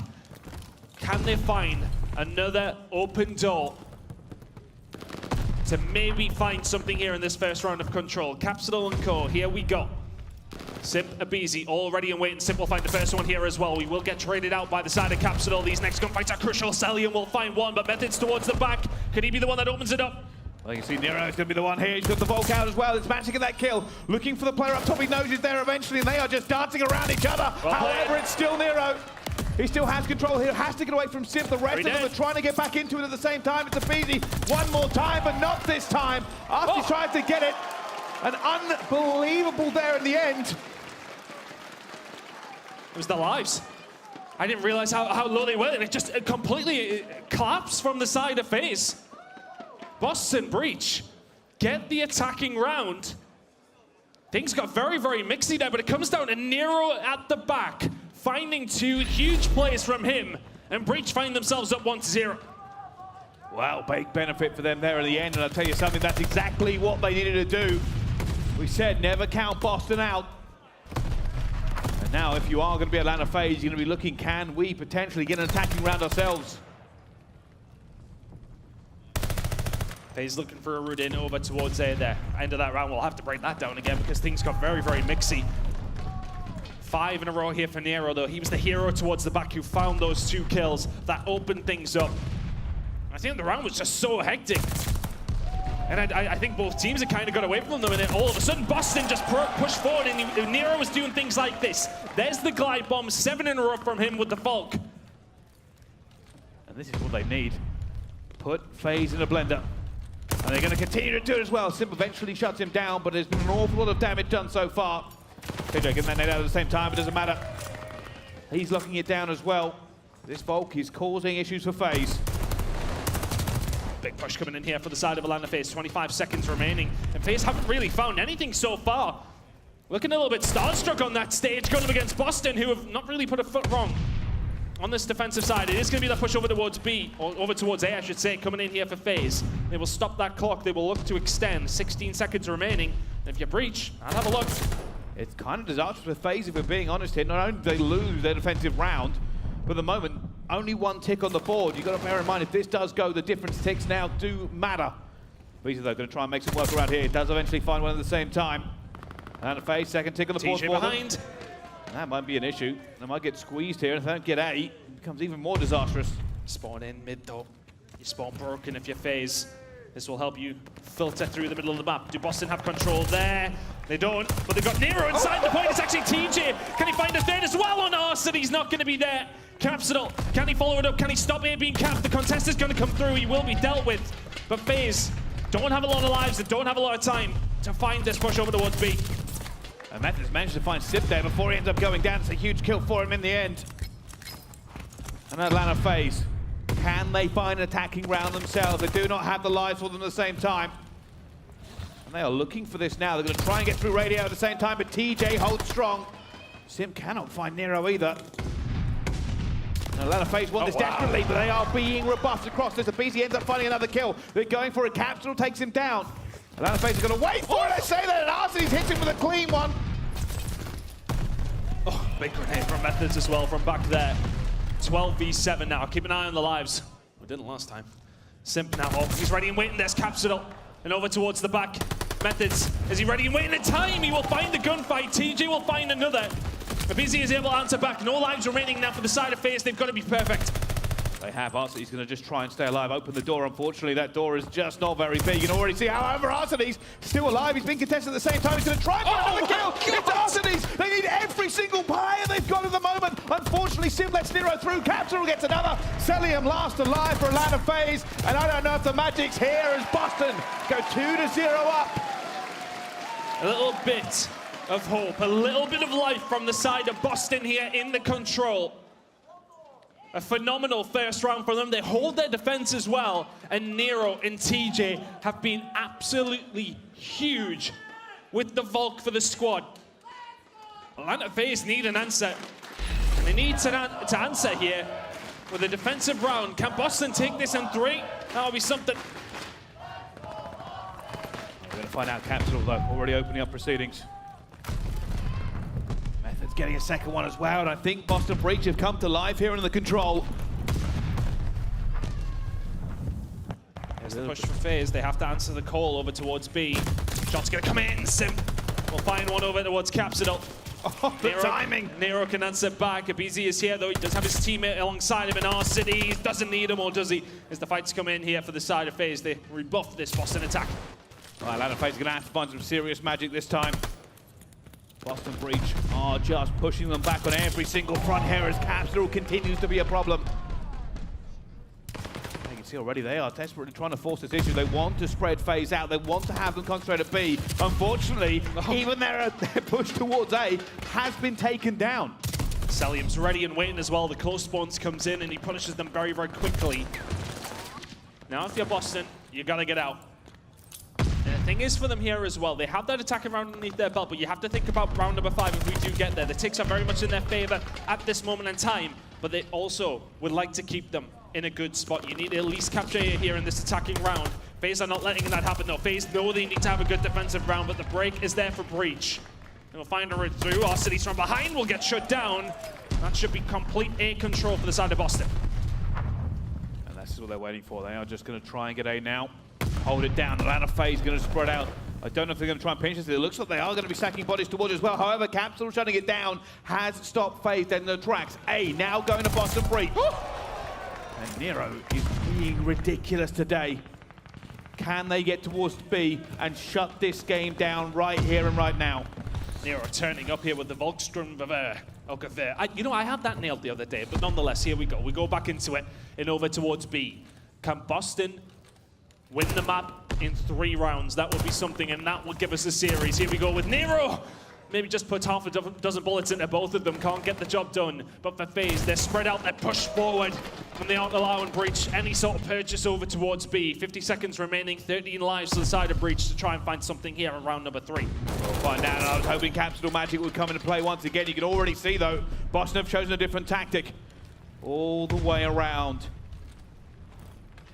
Now, last time, they rolled the dice late. Can they try and find something out of this one as well? aBeZy already shutting him down. The Volts coming into play heavily now on the Tuscan. Spark, what have you done? aBeZy says, anything you can do, I can do better. 24 and 19 so far with Volk. He would have been heard sliding up those stairs as Capsidal will find one. The final push here for Breach. Can they find the gap to get through the defense here of FaZe? Simp will eventually be dealt with. 3v3 momentarily on the side. Boston still with time, but you gotta go. Looking for it as well, though. TJ opens this one up as well. You can see Boston Breach members are just falling by the wayside. Methodz, unfortunately, that is one of the worst examples of COD timing I have ever seen. And they still have a little bit of presence. There's still a little bit of presence, but it's not going to be enough, and they can't get here again. Atlanta FaZe win their defense, but it was never the defense that was in doubt. For Atlanta FaZe, that was just a normal play on this map. The big issue is Ton. That Boston have already won an attack. That is what it is. Yeah. They see, I know what happened, I think. So Boston will be calm. They will be very calm about losing that defensive side, losing that attacking side of things, I should say. Now they're on the defense. This is where you have to lock it in. This is where you have to find a way back into this series. The take advantage is well and truly there. But if FaZe can find 4, it ties it up, and then we go to kills. So let's see, can Breach defend well? See this one at the same time. They are making very, very aggressive plays here, FaZe. They're looking for it. Simp is hunting, Simp is hunting, Simp is found. And they have made a severe amount of progress already towards B. They have to try and get this one. Methodz needs to win that gunfight. Look at the bodies here for FaZe. That tick is roaring up. Nero, though, the savior with the glide bomb. This is going to slow them down. That second tick for B may came in. But I'll tell you something, the glide bomb has stopped what could have been a very, very fast attacking round. They didn't even get the second tick done. They didn't get it, and that's huge. Boston just about hold on. I should say, if Atlanta FaZe do win this round, they will get defense for round number 5. Boston right now just trying to get rid of everybody from FaZe over towards B side. It looks like they are momentarily giving A up. They start to transition over now to slow tick in here for FaZe. Do Boston consider the push? They have done. Capsidal's absolutely gun Simp around the flank. And can he continue to cause issue here? Can they stop them getting A? They cannot. 2 minutes on the clock here for FaZe. Trying to get through it. Capsidal just being a pain in mid-map, and eventually Methodz will take that. Just thank you very much, Capsidal, to give me the opportunity to get that trade in. Here's where it gets difficult for both teams. They are now going to be pushing with full force at the same time as Capsidal holds down Church, and it kind of makes FaZe rethink their push here now onto it. Methodz comes in for the trade. I think he's seen them. They have seen each other eventually, and aBeZy is going to stay alive. And I have to say this at this point. If Nero did not have that glide bomb, we could be looking at a very different round already. Yeah, we could, and if you're on the side of FaZe, you're quite happy that that's gone. Oh, that's 3 kills going to come on through. It was only Nero who was able to answer back. And Capsidal's off the spawn. But they're all forced back. There's nobody on the flank here. There's nobody on the flank for Breach. You gotta go for your Capsidal! They line up, yo! And nearly finds the third, but the threat is still here from FaZe. TJ needs to deal with it. aBeZy is here alongside. But is it gonna be enough for the side of Breach? TJ with 2, that's huge! Oh, and this is a game of inches. It is very, very close between these two teams. FaZe going for the fast tick. Capsidal cuts them to ribbons. And a breather now. Boston resetting, rethinking. Because FaZe are hitting them. And that's a huge nade, by the way, because it takes away some of the pressure from P5. Nero has to do his job. He has to do his job. Oh, and aBeZy. He'll find a kill around the back. 3 members of FaZe are there. TJ needs to lock this in. It's 2 in a row from him. He needs to make it 3 or 4 if they want to survive this push, but Simp guns him. Oh, it's really looking like a FaZe round. Cellium will find another. aBeZy one more. They stack the point. Round 5 is beckoning, and there we go. That's why they are the best team in the game at times. In control, that was phenomenal from the side of FaZe. Every single push, they ended up getting on the B. It was just devastating. It was holding on by the fingernails for Boston over and over again. The nades, the glide bomb, Capsidal with a 2-piece. But eventually they crumbled. Eventually they were no longer able to hold back the wall of water that was FaZe. And it all started with that back push. Nero not able to get a single trade there, unfortunately. And now Boston. They have the hard job to do to stay in this winner's bracket. That ticket to the grand final was evaporating fast. And they do it again. They did by kills in the previous round that they won on the attack. And right now they haven't got one in this round. aBeZy and Arcities will open things up. And once again, FaZe just look on a different kind of level. Oh, we're shooting bodies, are we? Oh, he's letting them know. This man has never heard of bad juju in his life. TJ and Co will get this push over towards A. Orlando FaZe choosing to answer aBeZy's Arcities. Just all feeling so confident in this game. You can see it from the gameplay. Arcities push it up. Capsidal will find 1. Boston look like they're going to lock A in here. It looks like they'll have plenty of time to transition over towards B. Oh, Boston have taken it personally. Boston's in the body shooting. They've taken it personally. They're already on to B.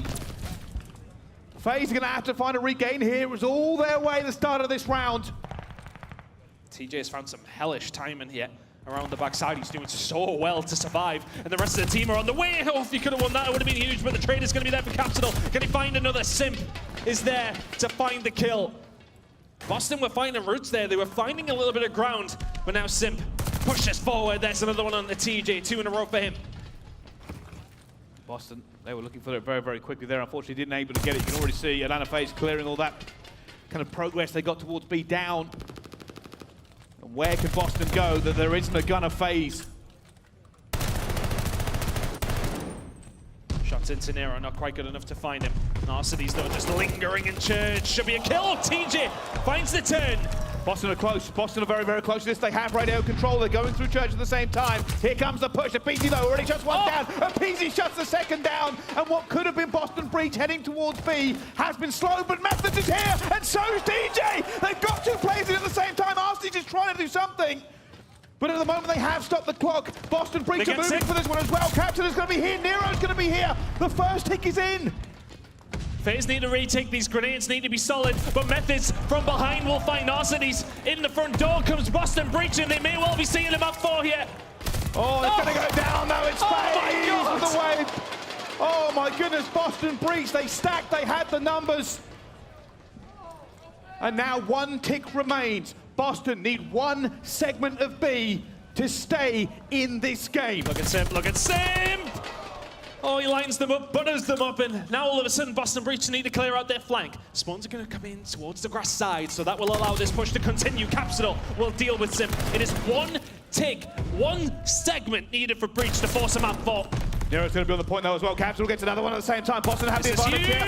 aBeZy versus Nero is going to go down. Methodz gets Nero, but Methodz and Capsidal are now going to be on the point at the same time. Simp is here. Methodz staying alive, but Arcities gets it as well. And now it's off to the races because Boston have to keep this pressure up. They have one last opportunity to get on this point.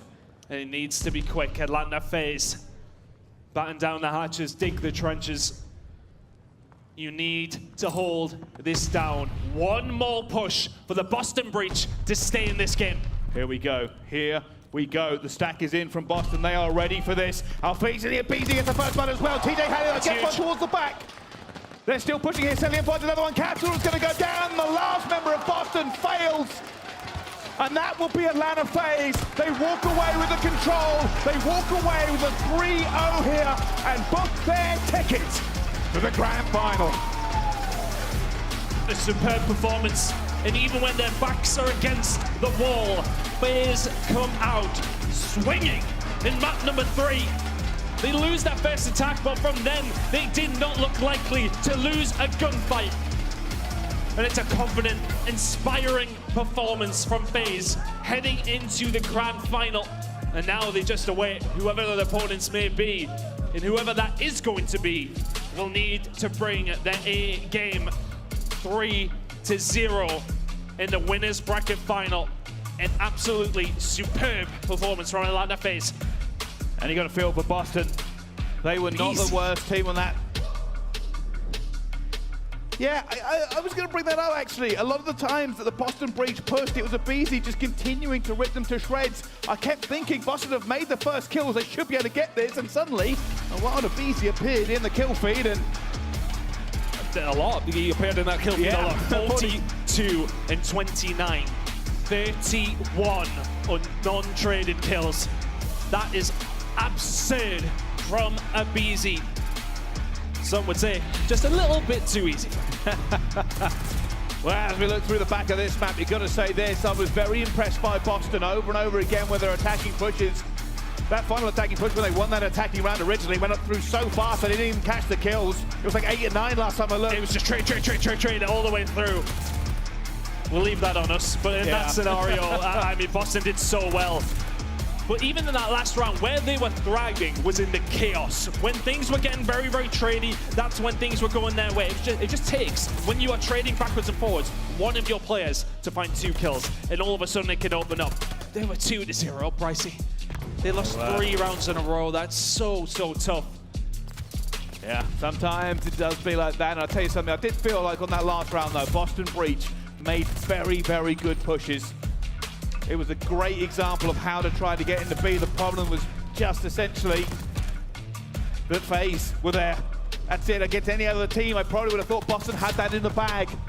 But not with aBeZy playing like he is today. CJ went in that fight to the back. I thought that would open things up. But I tell you who plays his life phenomenally. Look at where Arcities is sitting. Does not move in muscle. Cellium will find 2. Atlanta will find 3 maps. Back to back to back, and they will be feeling supremely confident that they can win this major. They're in the prime spot to do so, Pricey, in that grand final, and whoever comes up against them needs to bring something very, very special if Atlanta FaZe are playing like that. Yeah, they certainly are. And speaking of Atlanta FaZe playing like that, let's take a little look at our Scump play of the game. It's going to be Arcitys, the man, the myth, the legend, and this is the 2K to get the S&D. Just overwatching, just the time is in there for Breach. And even when he jumps off there, Nero, I should say, it's so, so difficult. With that little time remaining, you need to gun him and defuse. Never going to happen. Arcitys never let something like that slip out of his grasp. A fantastic performance from him throughout that series, and a deserved Scump player again. It certainly is, especially when you start breaking it down. A lot of players would have jumped straight down, look for the bomb diffuser. No, Arcitys waited out the exact time he needed to check the bomb. And Nero probably thought the same as we did. He was going to jump straight down. I was convinced he was going to, but no, Arcitys knows better. And, well, that's the fate. That's why he's in the grand final and not me. Yeah, in that scenario, I think you're very, very right. I think if time is maybe on Nero's side there, then maybe they're in a better spot. But for the side of Arcitys, manages that beautifully and had a fantastic series throughout. Really, really good play. Certainly did. Well, let's go over to our Game Fuel Victory Spotlight on the main stage with Arcitys. Yes, thank you so much, boys. Minnesota, make some noise for Arcities for the Atlanta FaZe. Alec, nice little W, right? It was. A nice little W for you guys. I gotta say, man, opening hardpoint, excellent. Search, destroy, crazy little 1v2 for you. An 0-2 comeback. What, in that final control? All in all, a 3-0. Go the way you expected, or? Yeah, I mean, I expected to give them a wedgie, and we did. We had their underwear above their head, and they're just running around looking stupid. Confidence. Confidence out of Arcities. You gotta love to see it, man. Now, listen, another final for you guys. Obviously, you've been in situations like this before. Obviously, the confidence, where's it at right now? I mean, all-time high. Obviously, I wanted OpTic because it'd be the best match probably, and unfortunately, they didn't make it, but I don't care who we play now. Now, I want to ask you, too, like, on topic with that, right? We've seen so many upsets so far throughout the Minnesota Major, seeing top team after top team not be here on Championship Sunday. Why is FaZe still here? Do you see our roster? That's why. Speaks for itself, partner. Well, you got some amazing players alongside of you. We talked about Cellium, we talked about Simp and aBeZy, obviously alongside yourself. A very, very stacked team right now. What do you think is the greatest quality about this team at this very moment? I mean, obviously our chemistry. I think that's what separates us from other teams, and we all like each other. We all love playing with each other, and it keeps showing. I think like most teams hit a hump, and obviously we maybe hit that hump, but we're back and we're trying to prove everyone wrong. Love to hear it. Is FaZe winning this tournament? I've been too confident. We'll try our best. Okay. Confidence met with maybe, I don't know, a little bit of passiveness toward the stretch. But no, that's going to do it for us. Arcities, congrats on the W. And we'll look to see him in the finals. Desk, take it away, guys.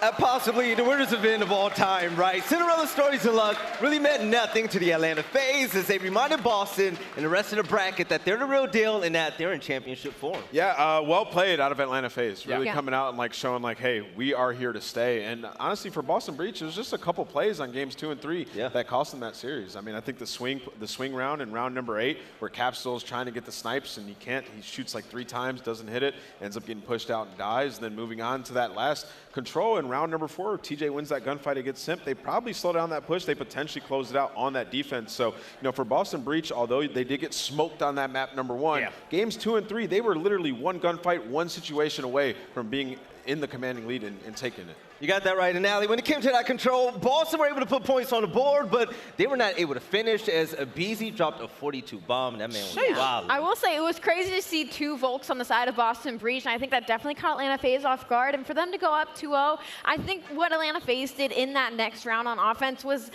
something that Boston Breach couldn't really predict, and it was a really good play call. They all wolf-packed into well and pushed their way through Church, which it took enough time that made Boston Breach question, oh man, they must be making a B hit, and Atlanta finds every single player off that rotation over to the B site, and that's what allows them to stack and get that first tick through. They do call the glide bomb, they do kind of stop that push for a moment, but to get that tick on B right off the bat, I think it threw off the round overall. Yes, now let's go ahead and jump into the game field tactical play where in round 6 of Search and Destroy, Simp was able to get a ninja defuse, and that man was smooth. He was doing so good this series.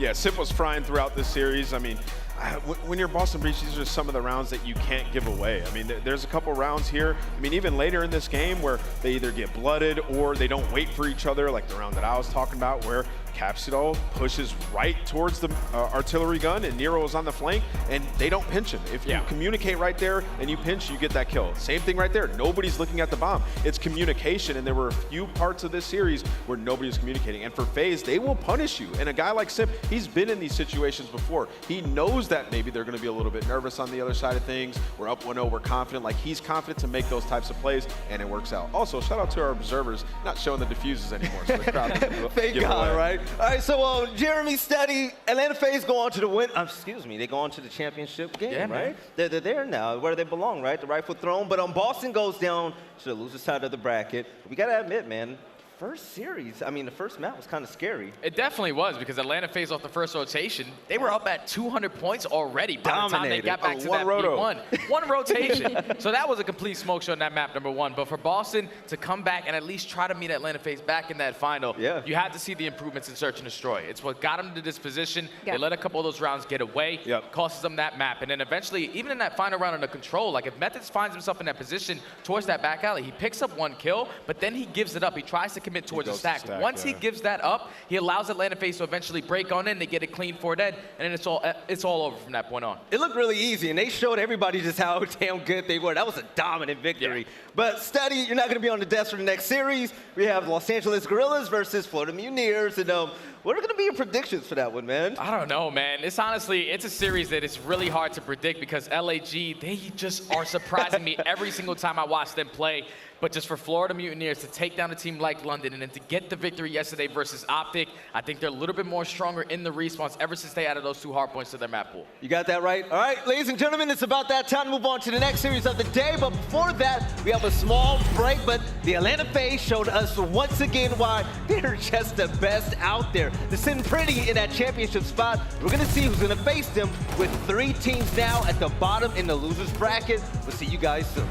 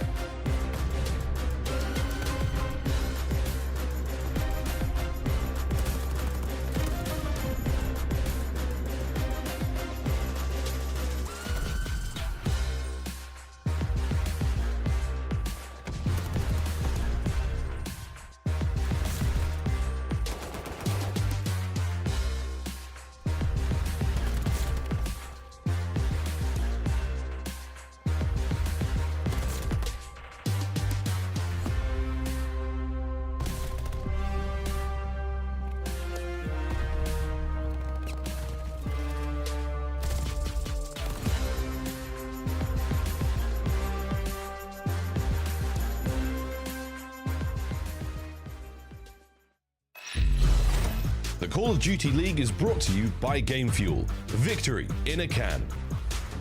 AimLab, official first-person training partner of the Call of Duty League. Unleash your potential. Welcome to Call of Duty League Resurgence, Rebirth Island. You versus the 12 CDL orgs. To be the best, you've got to beat the best. Sign up through April 7th to stand up and be counted. Those who dare win. Ladies and gentlemen, welcome back to Major 2, and of course, it's Championship Sunday. Shout out to RØKKR, by the way, and we are here at the Mystic Lake Casino, and on the desk, we have another analyst guest. It's gonna be my man, Joe, and Joe, FaZe, they're in the finals. Of course they are. Team, of man. course they are. Good. FaZe are in the finals. Yeah, it's that's basically what we've been saying for a long time now. Yeah, but I mean, the rest of the teams on this Sunday didn't expect this one. This next matchup as well, LAG versus Florida. I mean, the fact that they got here to me is a big win, but now one of them is going to get top 3. Should be a great match. You got that right. But let's go ahead and break down this match. We have the Los Angeles Guerrillas facing off against the Florida Mutineers, and this is going to be a damn good one. But when it comes to LAG, Joe, you think that they're going to go pretty far this event? I said it last night. I said it last night. I think they're going all the way. I think they're going all the way to the final. I think they're going to catch some momentum. I love it. I like the way that, you know, Hook has been playing. Slasher really stepped it up last night. It's a Cinderella story, and Spart has been that glass sliver, you know what I mean? It fits. It fits the foot, and he is rolling right now. Right, and when it comes to the game field keys to victory, aLLeY, let's see how far this run goes. You know what? I really love that take. He fits the glass slipper. I like that. The game fuel keys to victory. The Los Angeles Guerrillas execute your man advantage situations on Tuscan S&D. 11th and 4v3 win percentage. That is not okay. If you have the man advantage, take advantage. Slasher continue Major 2 form, 1.09 KD. Again, Slasher was struggling at the beginning of the year. Since the Major 2 qualifiers, he has been frying for this squad and feeling good if you can get to him at 5. Florida is last in round win percentage on Desert Siege, which is a little shocking to me considering the roles on the side of the Florida Mutineers on a map like Desert Siege, but hey, if it works, it works. And one thing I'm loving about this team is the AR duo. Slasher and Sparta just phenomenal together. But they're gonna have to bring it because going against the Florida Mutineers, this is the scrappiest team in the bracket in my eyes. No, they really are. And when you talk about the ARs, it's Skies, Awakening, Dave. Like, that is a strong trio when you come to that weapon. And that man right there, Skies, he took over at times last night. The guy just had a focus on his face. Good. If you were watching the player cam, I think maybe kept talking about it. Like, he just looked angry and pissed off. He's got to bring that intensity to this game. All right, when it comes to the game field keys to victory, nameless. What do Florida got to bring to the table? Listen, Joe just talked about like the 3 AR players on this team. They've played Tuscan and Bocas throughout this game. Well, they're good at Gavutu and Berlin. They've realized it here in this series. The respawns are Gav, Berlin, so they're in a good spot. But Vivid needs to find consistency. Started off the last series really, really slow, although they did have a lead. If he's a little bit more consistent, it just gets that much easier. And then take advantage of weak LAG setups on Gavutu. LAG is last in home percentage on Gavutu. What have we seen from Florida? Just absolute dominance on that map throughout Major 2. And then take the map to Tuscan S&D, their first round win percentage on Tuscan. We've seen them come back against a team like London. We saw how LAG played that Tuscan last night versus Seattle. Full throttle, full on aggression. So Florida's gonna have to be on point. All right, ladies and gentlemen, let's jump into the second series of the day. Let's see if the upset machine and the Florida Mutineers can pull out a big win against the Los Angeles Guerrillas. Let's lock it in.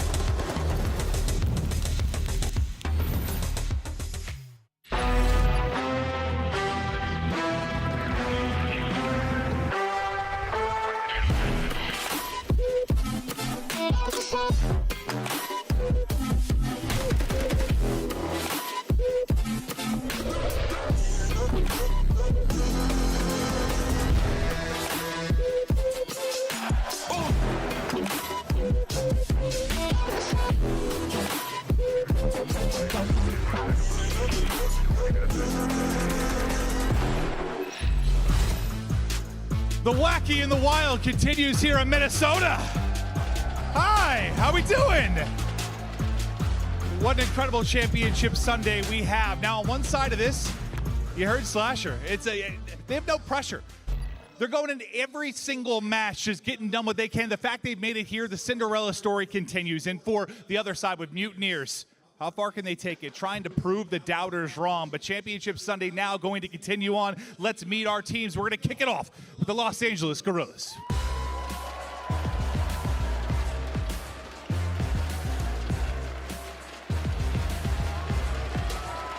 Poop, Spark, Asim, Slasher.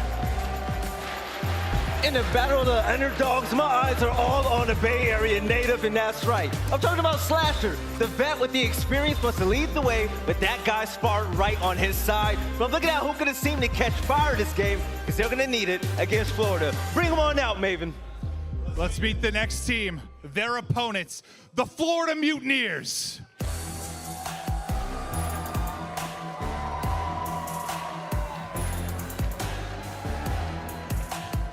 Vivid, Skies, Dave Patty, Awakening. Florida, they've caused upsets on upsets in this Major 2, and the player to watch for me has to be Vivid. Vivid, if he can pop off here in this series like we've seen him able to do taking over the map. Florida, they're looking dangerous in this matchup. Let's get it started. Who's gonna pop off? We shall see. To our commentators, Lando, Study, have some fun, boys. Thank you, Clint. We absolutely will. Jay, what a game that we have got. If you were to tell me that Florida Mutineers and LA Guerrillas would be in this match, top 4 guaranteed, the winner's guaranteed top 3, I would have said that you're a liar. How have these teams got here? I don't know, man. I really don't know. On the side of LAG, the Cinderella story continues, man. They come in with a substitute player. They do not have their full roster, and they beat some great teams. They take down Toronto. They take down London, and then yesterday in that series, they take down Seattle.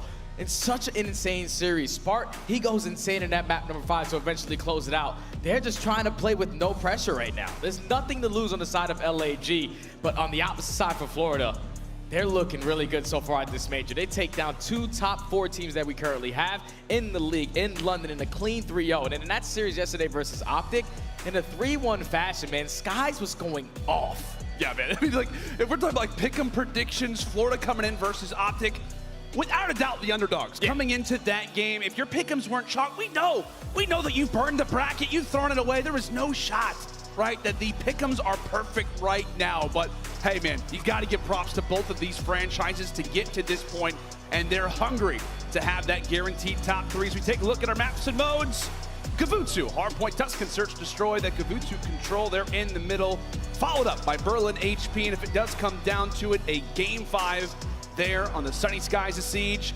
Jay, how do you feel about this map set for either team? And the biggest thing that I take away from that is that there's only one Tuscan. We've seen a majority of these series for LAG where they had 2 or 3 Tuscans to allow Spark to be a lot more comfortable on the map. That Tuscan Search and Destroy is the only thing they can bank on. As we're gonna start off in this Kavutsu hardpoint, LAG sitting at a 2-2 record, but Florida sitting at a 2-4 record. Florida, they have to be the talking point, though, because when this team was first formed, the only maps that they played were Bokaj and Tuscan. The fact that they're coming into a major, didn't have a single win on the Kavutsu before they got here, and they were able to beat OpTic yesterday in a 2-point fashion. This is what I was expecting when this team was first formed, when they have such a stacked roster with those ARs. And it's wild, too, because it was like, you know, we came into the year thinking, okay, well, surely this is going to be a roster that doesn't play the Bokaj, a team that's going to thrive off of, you know, the slower pace style, be dominant on Berlin and Kavutsu, and, well, I guess they have finally found their footing. But into the Kavutsu we go, LAG versus Florida. P1 to start, and it is the new man on the block, Spark. Kicking things off with a nice double kill. And that's going to be an early 3 then, so LAG have full control of this P1. And look how aggressive they are being towards that P3 side. They're just trying to push it out, but Florida are able to find 2 kills. Pressure's going to be in. That's going to be 3 dead. They're able to take control, find the 4th as well onto aSim. Great work from Florida to break on in. Yeah, great work out of Florida, and specifically out of Skies, pulling out the SMG here over at P1. Well, Vivid looks to get the job done on the other side. Great little moment there for the Mutineers, and really 2 guys that you want to see having a solid performance here on this very map. Skies has been so good as of late, Jay. Yeah, Skies yesterday in the series versus OpTic, he puts up a 1.47 on this map, which is insane stats. And in his AR duo in DavePad, he puts up a 1.2. And they still won that, even with Vivid going 15 and 30. So if Vivid can pick it up on this first map, this should be an easy win for Florida with the way that they're starting this game. But you see LAG able to find a couple kills in the feed. Now they have full control towards P2. And this is usually a hill where LAG see a lot of success, averaging 30 points here. See if they can make that same magic happen just like that. Awakening there to take down 2. Normally we'd be talking about a P2 and saying that this is really a money hill, when in reality at times it can be, but in comparison, one that is far more scrappy. A great job being done right now out of the LAG side. 25 points left at this hill as the battle for rotations is on. And right now it is Florida who is prepared for next. And LAG are holding every single second. This has been a great hold from them. But now you have to start thinking about that rotation. First job done though from LAG, as they do have that P1 control. But Florida, they do a great job on the opposite side of that map to eliminate the players from LAG trying to attack from middle. So you're going to start off with this initial setup. If you're LAG, you have to try to find that opening. Smart finds one in the middle, but Awakening, a huge gunfight towards top 3. And, you know, Awakening has had somewhat of a slower performance so far here at our Major II tournament. As we said, it has really been the AR duo of Dave, Patty, and Skies. And Jay, just feels like if Awakening can be that dominant slayer that we've seen so far in our qualifiers, this Mutineers team could be absolutely terrifying, but so far they have held down every single second and no signs of them pushing this out. Yeah, and this is a hill that LAG really struggle on the P3 to P4 chain. They average about 17 points on both of those hard points where they're giving up 30. You see Florida, they're capitalized on it, but look at Awakening. He sneaks his way in towards top P4 right above a player of LAG. Hello? I don't know if they're going to find him. He's just playing his life up here. Oh, 13 Dave. seconds. You have to start thinking about that rotation. Oh, Dave's here as well. How about the nice little double? And look at that, the way that the spawns instantly change up. There for the Mutineers, they're laughing their way over toward P3. Yeah, you guys can have the final 3 seconds. What a play. They're out of Awakening, starting things off 9 and 4. Sits on the 3 spree, but overall makes the play. And it is Dave who is beaming over at the beach. The LAG need to get in on this. They cannot allow for Florida to walk away with these 45 seconds. Basically puts them up by 100 points. As the pressure from LAG is going to come in towards Cliffs, Dave, Patty, and Awakening are able to find 2. That's going to be 3 dead. Last player up is going to be Slasher. He does find 1, but immediately going to be traded. Now with 30 seconds left, look at LAG. They're still spawning all the way across the map. It's going to be difficult for them to try to get on this point. This has been a great hold from Florida. Great job. With our first few hills out of the Mutineers up big.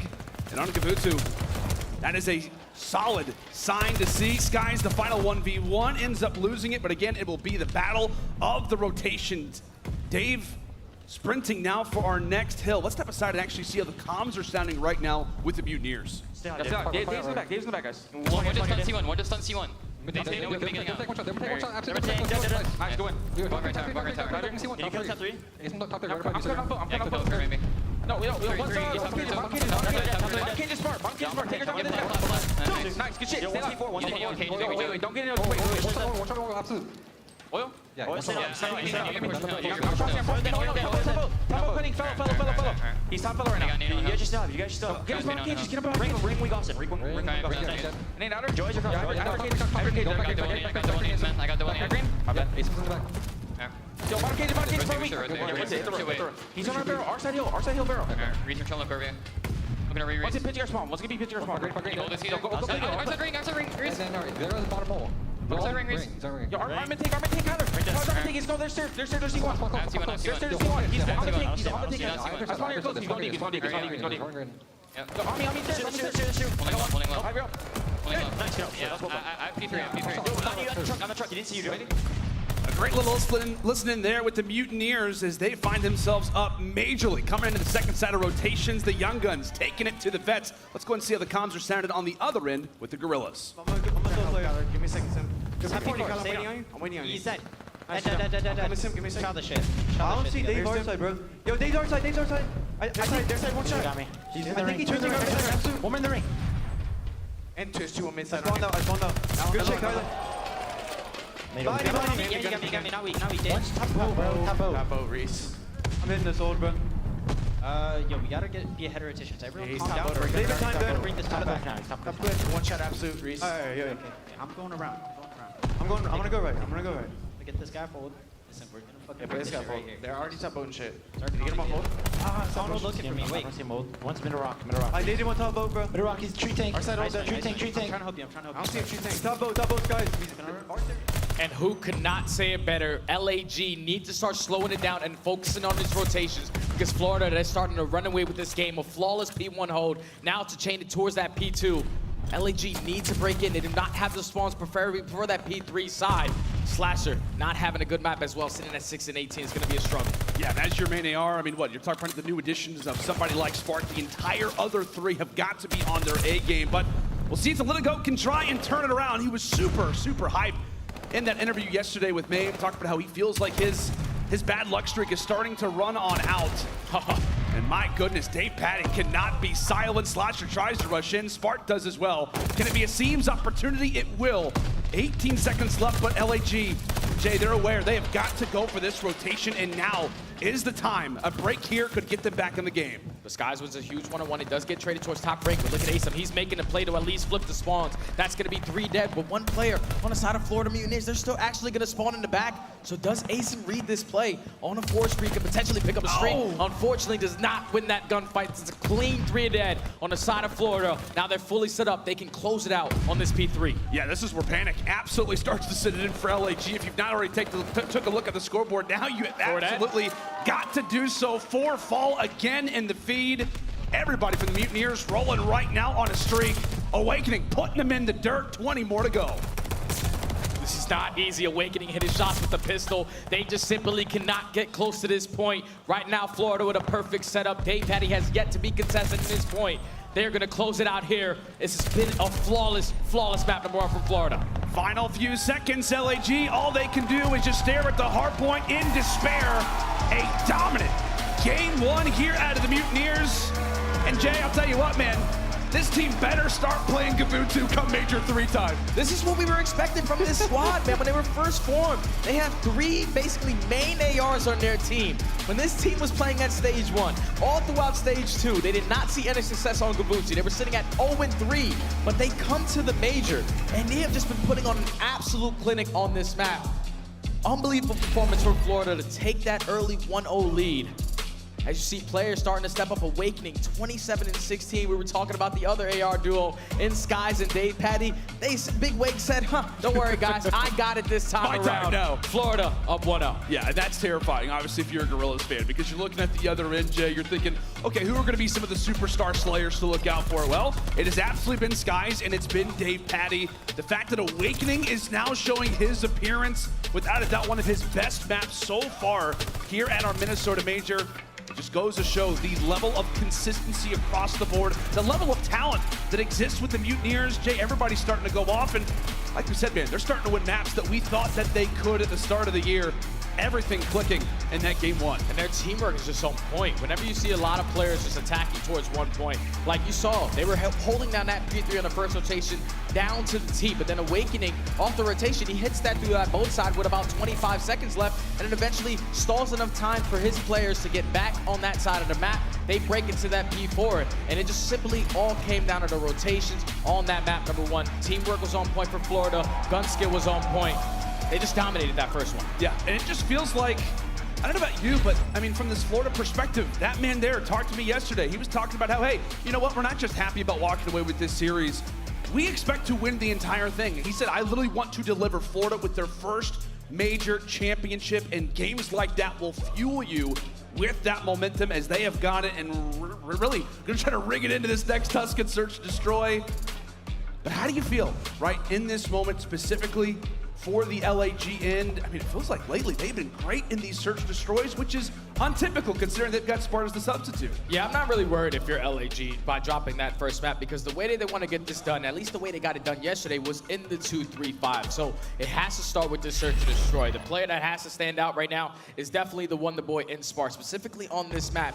He's at a 1.38. You saw what Slasher and him were doing. 2v4s, didn't matter. He just needs to be impactful on the map. Yeah, I want to say they had like a, was it 6-0 yeah, versus London?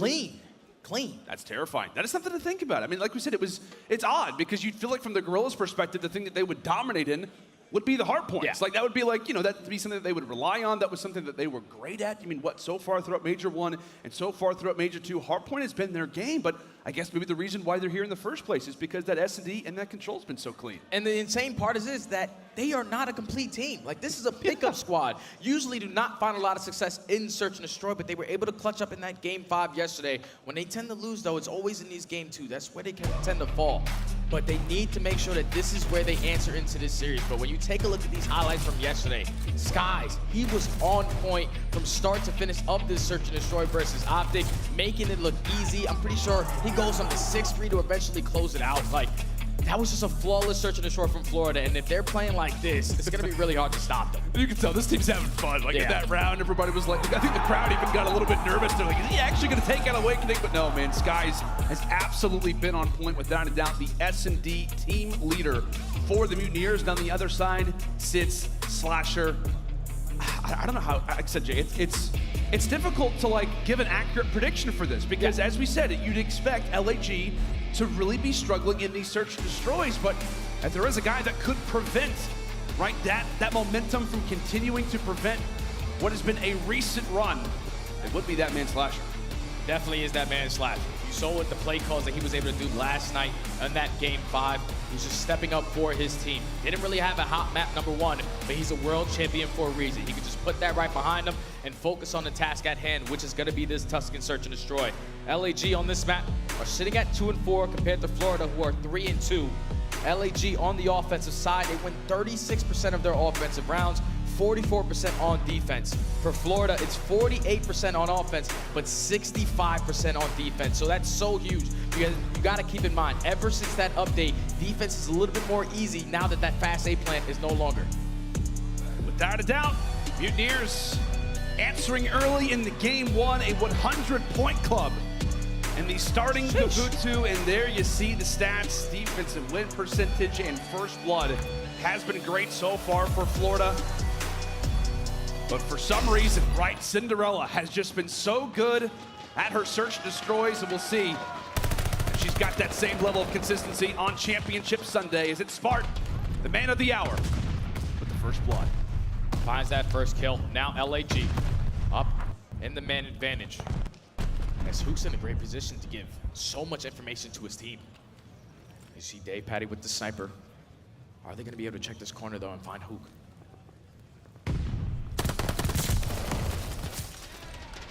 Trades aplenty, still favoring LAG. Skies instantly left all by himself. The problem being is the bomb is wide open.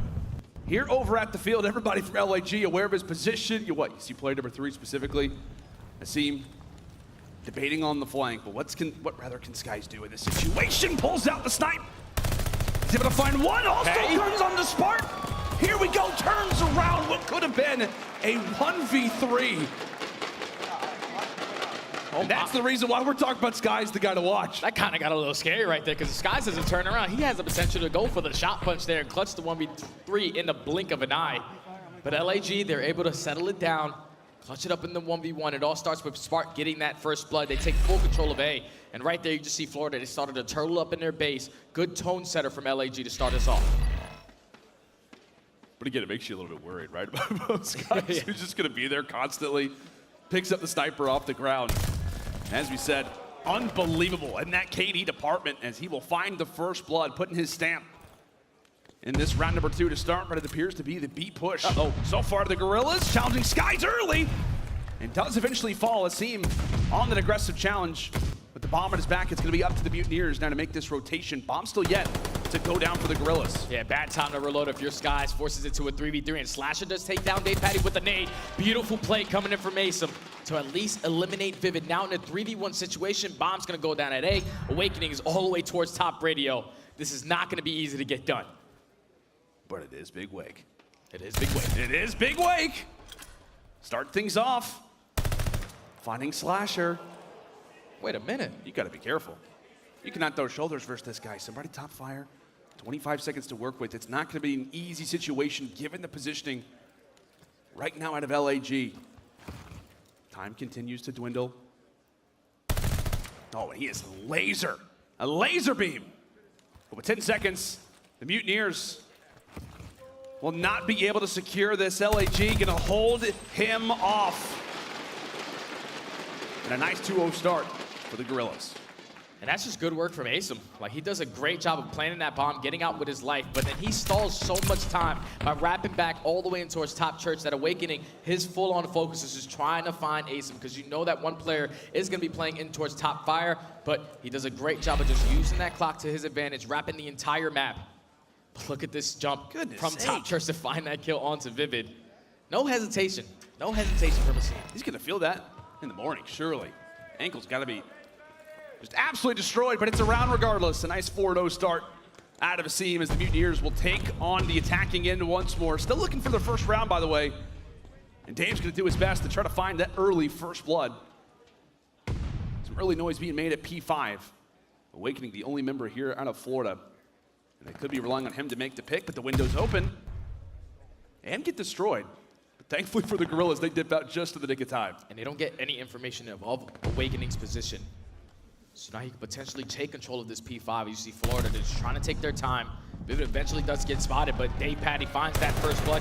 Now they have the man advantage. What can LAG do to try to stop this push as Vivid finds a second? Now it's going to be a 4v2. That's a massive kill for Vivid. Instantly opens up the site now for the Mutineers. Slasher, only man up for the Guerrillas, but he gets dealt with a very, very clean round. And some great work coming in from DavePatty to set things up, but we get to watch this sniper again, Jay. That's just good work from Florida to just play for a pick, to basically put the play in DavePatty's hands as he's watching over the entire middle of the map. He finds that first sniper shot. Then at that point, LAG are forced to try to make a play, to try to find information on the map, to at least even up the numbers. But Vivid finds that kill, forces it to a 4v2, and then eventually Hook gets caught on that late flank to close it out. Look at the pressure coming in from Florida. Oh, P5, it's going to be an all-out bloodbath. Here we go. Oh, Slasher's able to win the first engagement, instantly traded. They're out of Vivid. A headbutt right now in P5, but Asim striking from below. Oh, Dave. He's got that pistol out. He spotted him. Or did he? As the bomb is going to start to rotate back towards A. In a 3v2 situation, LAG are playing this beautifully. But Skies is in a great position to at least cause him some problems. He's going to creep his way up the middle alley. He finds one, makes it a 2v2. Now with 45 seconds left, LAG have to be a little bit hesitant on trying to get this bomb down. And they go for the rotation. That appears to be the call for now. Still 40 seconds, a lot of time to work with, but obviously we can see it on the minimap. We know exactly what the right call would be. Right now the Mutineers trying to clear things out, and that bomb will get planted. 2v2 retake, up to Skies and Dave now. And the biggest thing that I see so far is that the bomb is planted to where you can see it from that back tank. So now you see aBeZy taking control of the back spawn. It's going to be Hook watching their flank from top plat. One-on-one gunfights going on both sides. One-on-ones on either end. Asim, oh my goodness! Takes it anyway! Never mind. Dave gets dealt with. I thought for a moment, Jay, Asim may have just got the worst COD timing ever. But he rebounds, and the rotation will work out there from the Guerrillas. A dicey round. We'll get to watch it again. I'm telling you, I was just so happy that the fact that he planted that bomb at that angle to where we do not see a ninja diffuser, anything like that happen. Yeah. Accuracy is causing so many nightmares for a bunch of these teams by simply just hopping on that B bomb. But LAG, they get it done. Both players win their one-on-ones to now put themselves up 3-1. Back on the defensive side. This time Florida, once again, going to slow down. Sky's trying to do everything he can to try to play for a pick. Look at the map control. Look at the aggression coming in from Hook. We saw the same aggression really displayed yesterday on this very map. They took it to the Surge the best way possible, and now Hook left in the moment to try to find the early kill, but it's Skies on one end, it's Spart on the other. Trades aplenty as two bodies hit the floor here on Tuscan, now make it a third. Skies drops, but it's Awakening on the return. Trades aplenty so far throughout this round number 5. As right now Asim with the angle. He and Slasher look to play together. Ring around the rosy right now. As both teams are on the opposite side. Florida should be able to get this bomb down at B for free if they decide to go for it. But you see DavePatty wants to try to clear towards top church, trying to find at least some good timing. And one of these players trying to wrap back from LAG, but they're just wasting so much of this clock. They're eventually allowing LAG to get back in this play. this might come back to bite him. It absolutely could. It absolutely could. A seam and slasher at the perfect time. Oh, Awakening! Doesn't plant. He's got the cover, but it's a 1v1. As you said, Jay, the plant does not go down, but it's Awakening with the 1v1. Holy cow! What shots coming in from Awakening. Perfectly read, knowing that the players from LAG had to attack this from top church. He finds that first kill before his teammate does get that bomb plant. But then eventually lines up the shot with the MP40. Headshots only, coming in from Big Wake to get the round done. They stay alive in this game, down 3-2 now. What a major round that is, right, for Florida. I mean, we're talking about the swing round in that situation. Awakening goes big, the bomb does not get planted, but end of the round we go. Spark with another first blood, and Dave cannot crack the shot there with the snipe. LAG is taking it to Florida right now, and we say goodbye to Skies. The best way to reply after what was a crazy 1v1 victory out of Awakening. LAG show that aggression again. All out aggression from both teams on that A site, but Spark opens up with that first blood and they start the initial trades. It eventually turns into a 4v1 for Skies. He's probably thinking like, damn, you guys died hella quick. But it's all right, it's not an easy round to get done for Skies. 1v4, LAG are able to take it, now up 4-2. Back on the defensive side, this is the map they need to win to get in this series. Asim so far sitting at 8-2. He's dominating. He's having his way, and he'll also find the first blood again. And that is bombed down early. Hook in a great spot right now. P5, but Dave actually does get dealt with. It's Slasher putting the Prince there onto Patty. A lot of players positioned right now inside of P5. Skies and Awakening down to them. A round that is absolutely crucial. Awakening for the first, they start to line up, and it's all gonna come down to Big Wake. A 1v1, but he knows the positioning of Spark, but he can't get it done! He cannot get it done this time! It is the new kid on the block! The rookie! Really in this series, I know technically he's been a part of the Guerrillas for a while, but what a performance he is having. Sensational stuff. Great clutch coming in from the young man to get that momentum back on the side of LAG. Now they are one round away from closing that out. As Sparta's on a 4 spree, we said it in the beginning of the map, he averages a 1.38 on this. As you see the push coming in from LAG towards P5. Sky's in a great position to at least slow them down, but you have to get out with your life. The rotation's gonna come in. Take a look at Big Wake. Nice little angle inside of fire. Oh. LAG does not expect this push as he'll take down half the roster in a matter of moments, but of course it is Spark trying to even things out. Current 2 versus 3, 58 seconds to work with for the Guerrillas, but take a look at the flight from Vivid. He gets dealt with as well. He reads it. Now it's gonna be a 2v2, 50 seconds left. Spark, he's on a 6 spree, so if anything, you do not want to die this round because you know how impactful that glide bomb can be. But there's still a lot of time on this clock to still clutch this up and close this out. As the rotations are gonna come in towards that A bomb. 30 seconds left. Right now, Florida, they're completely out of the play. The only player that can give some kind of information is gonna be Dave Patty. So this should be a free A bomb plant for LAG. Unless Dave can find the angle, and he's got the weapon for the job. But right now it appears it could be the rotation. A lot of church presence at the moment. Hook, a great kill there, now brings it all on to Skies, a 1v2. Able to beam the first, and he does see. He sees the shots. Fins to back up, and Spark, can he lay down this objective in time? Is he getting prepared? Using the sight, but it's Skies clutching out and winning the 1v1. Thank God. Spark at least gets slowed down for a moment. A sigh of relief there out of Caesar, and for the Mutineers, not done just yet. That's such a big kill, such a big clutch coming in from Skies to win that 1v2, keep his team alive in this game, but more importantly, to take down Spark off of that streak. Because Spark gets killed, obviously the map's over. Yeah. But he was able to clutch it up for his team. Beautifully read play because there was not that much time for them to wrap back towards that A site. Once he finds that first kill, you have to commit towards the plan, or you have to commit towards the gunfight. Skies reads it perfectly to keep his team alive in this game. So now from Florida, I need to see some aggressive pushes. They so far have just been playing so slow in their spawn. I would like to see all-out aggression. See if they'll provide us with it. Oh, Nuke on the other side. How about aggression? Oh my goodness, puts in a few bullets, but of course it's Smart again with the first blood. It's not the shots, but it is indeed the nade, and he is doing the work. Right now for Florida, an instant 1v4. First guys, job done on the first. Still 3 more to go. Has a lot of time to work with. Skies is definitely capable of doing it, but LAG are able to close out the search and destroy, tie the series up at 1 apiece. Spark goes massive. Pretty sure he puts up 11 kills on the S&D. We said that this was a map that they needed to take to get back into this series.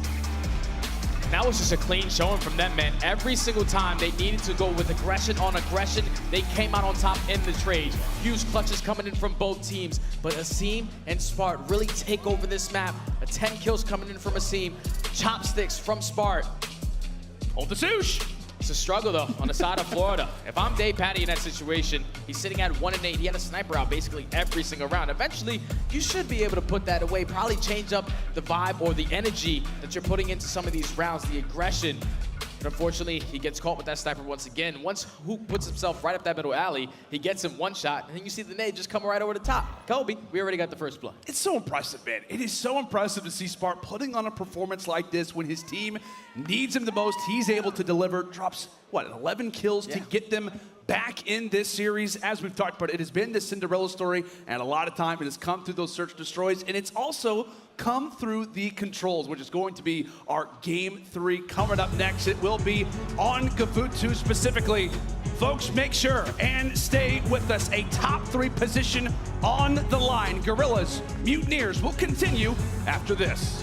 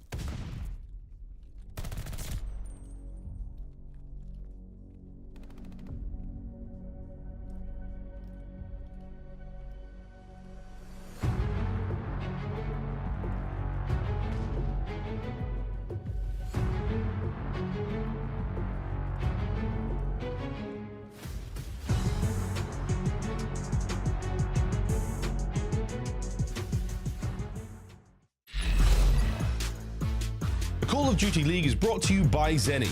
Armor your eyes with Block's gaming glasses starting at $24 by visiting zenny.com/CDL. Welcome back, ladies and gentlemen, to Championship Sunday. It has been a wonderful day so far. We have got our team designated, sitting firmly in the finals, and now it is all on who will join them there as both of these rosters battle it out for that chance, for that opportunity. And so far, it has been both of these teams making the best out of the opportunity that they have been given. Guerrillas versus the Mutineers, tied up at 1-1 as we get ready to enter in toward this Gavutu control. And Jay, so far, if we're talking about roles, it has been LAG who have been on one recently in this mode. It's insane, man, because before entering this major, they were sitting at 3-0 overall in this mode with their full team. But Sparta has got to be the key for this squad, man, because ever since he's entered this team, they fall short in their first series versus Boston Breach, but they have been on a 3-game win spree in control. 2 of those wins coming in on Tuscan, 1 of them coming in on Gavutu, and that Gavutu was yesterday versus Seattle. Down 0-2, they needed a dominant offensive win. They complete every single segment. They find themselves in another offense going into the round 5, and they were able to close it out. Insane stuff from LAG. One of the best controls of the season. For sure, man. If they can put that same exact pressure that they did yesterday, it was all on the back of Slasher. He puts up a 1.2 on this match specifically. As you see the stats popping up, offense a little bit better on the side of LAG. Struggle for the side of Florida. Defense, though, is a little bit better on the side of Florida than it is to LAG, but you see the young man, the Wonder Boy, sitting at a 1.12 so far in this series, and Sky's trying to do everything he can to answer right back, sitting at a 1.2. These guys are having a battle. And that's the thing, man. That's really what you want to see if you're a Guerrillas fan or a Mutineers fan, to see those two guys go off on either side. It is a good sign as we head into Gavutu control game number 3. Who's going to go up in this series as the Guerrillas rolling to start off this attack? That's going to be a 3 early kills coming in. Look at the team. He's putting so much pressure in towards the spawn. We know how he likes to finesse around this red tower. As he finds one, Slasher finds a second. That's another 3 down. They can start to put some pressure towards B. Eventually, Asim does get taken down, but Slasher's allowed to get on this point. Yeah, great work already out of the Guerrillas, applying the pressure in the best of spots. As Florida head on a swivel, as my God, sheesh. Whew. A lovely little headshot. That's going to wake you up, awakening instantly there on the return. A good little reply there for a moment out of Florida. But again, LAG, a strong opener, as now they will stop the time over at that A zone. Spart here, but Sky's lying in wait, takes him down. Right now, LAG only have 1 tick of progression in this round at that A point, as kills are going back and forth, trying to keep it stagnant. As you see, LAG trying to do the dirty work of completing this 8-point, but Awakening shuts that push down as he finds 2. Last player in his position is going to be Slasher. Asim does take care of 1 in their spawn, but it's still only 30 seconds left. Florida, they're doing a great job just holding on the defensive side. Yeah, it was what, LAG who came out firing. Mutineers have been able to balance it since then. They've been able to hold on to that aggression, and well, it could be Dave Patty who levels up that aggression just that much more. Pistol in hand, back to the auto we go, but unfortunately, it's not going to be either that manages to take down Asim. Meanwhile, nobody stop at the time. A few Guerrilla players have got to get on this A zone quick. Meanwhile, it could be Asim who tries to challenge at the other end. Keep the Florida Mutineers guessing.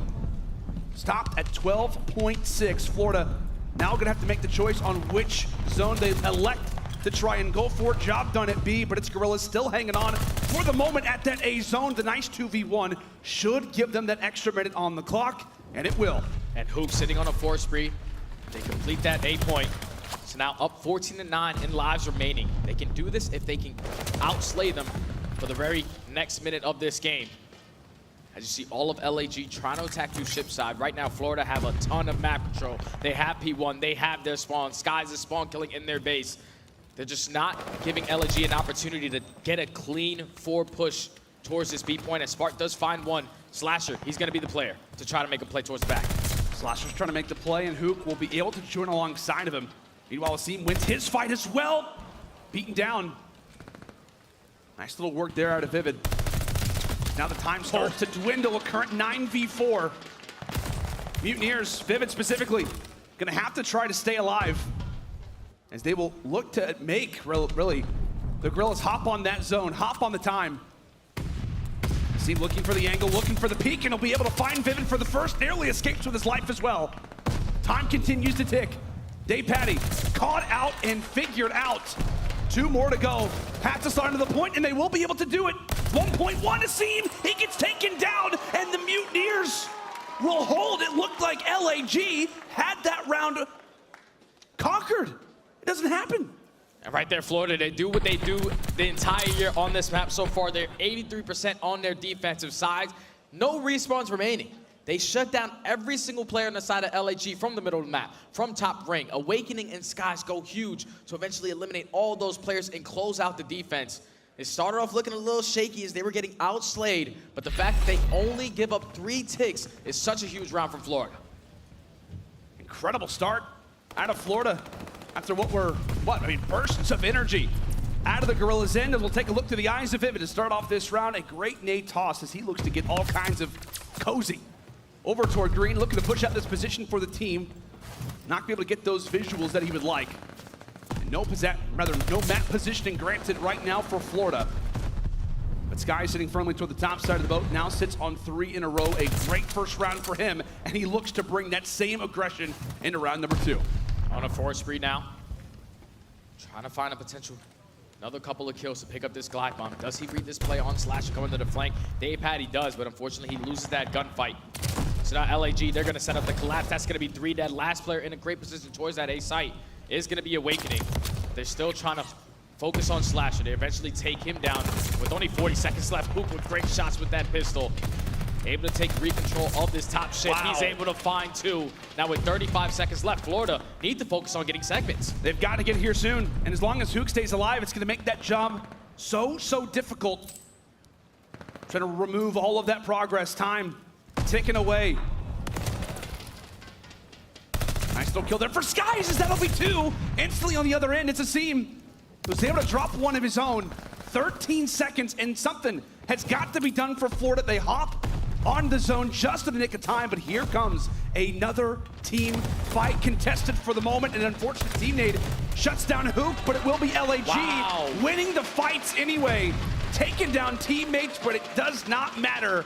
A round for Guerrillas and no ticks for the Mutineers. What I thought was a great defensive round just gets completely thrown away by the great defensive round coming in from LAG. Not giving up a single segment is such a big play.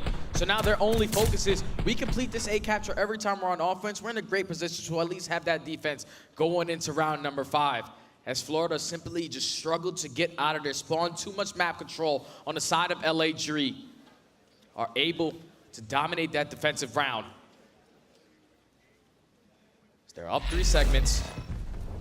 Like I said, your focus right now is just simply completing those so you can guarantee yourself that round 5. And maybe try to get that glide bomb. That would also be quite nice to have in your possession. Simp, a great game for him as well. We got to highlight it. 16 and 8. Well, it is Spark that sits on the spree. It is a Simp leading the lobby right now in overall kills. Guerrillas give this one another shot. We'll see if they can be the first team to walk away with attack. It looked very likely in that opening round, but back and forth we go. Smart ends up getting taken down. The streak has ended. LAG, a lot of focus potentially over at that B zone, but as the scene falls, it's gonna come down to Slasher again.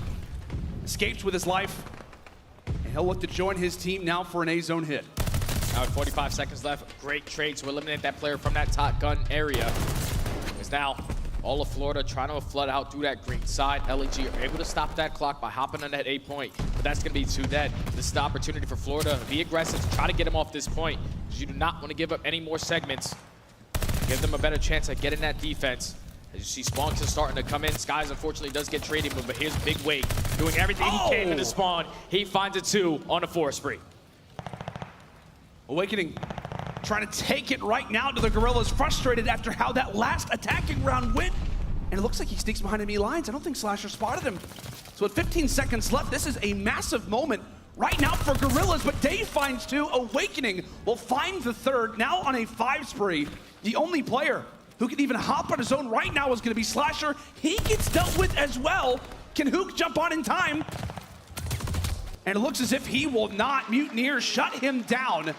Another flawless defense. Back-to-back defenses where not a single segment is completed from both of these teams. But aLLeY is still currently up 3. I think they were just trying to commit towards that B point and at least complete one of those segments, because at that point it puts a lot of pressure for them to just continuously wrap back towards that B site, fight for that top ring to open up that A point towards the later half of that round if they potentially completed that first segment. But just too much map control on the side of Florida. Pretty sure Awakening ends that round on the 6th spree. So if he could potentially pick up this glide bomb, this could be a game changer. Yeah, that literally could decide how a round goes. All right, he's got it. And there it is, just like that. The first blood will belong to Big Wake. As you see the tick advantage, Mutineers, you get that A zone, and well, who knows from there. But you'll at least hope to maybe grab 4 in total if it does in fact go to that round 5. Big Wake staying somewhat stationary. Prepared with the automaton through the middle side of the map, as Spartan Hook will be able to drop 2 in the meantime. A Disguise left all by his lonesome at this A zone. 1 tick through, and that's all it'll be for now. Now aLLeY are just trying to fight for that map control. As you see Slasher already in their spawn, just trying to be a nuisance, a thorn in their side. As he finds that first kill onto Dave, Spark finds a second. So now with the minute left, Awakening still has that glide bomb to work with, but if you're aLLeY, you do not want to allow them to complete this 8 point.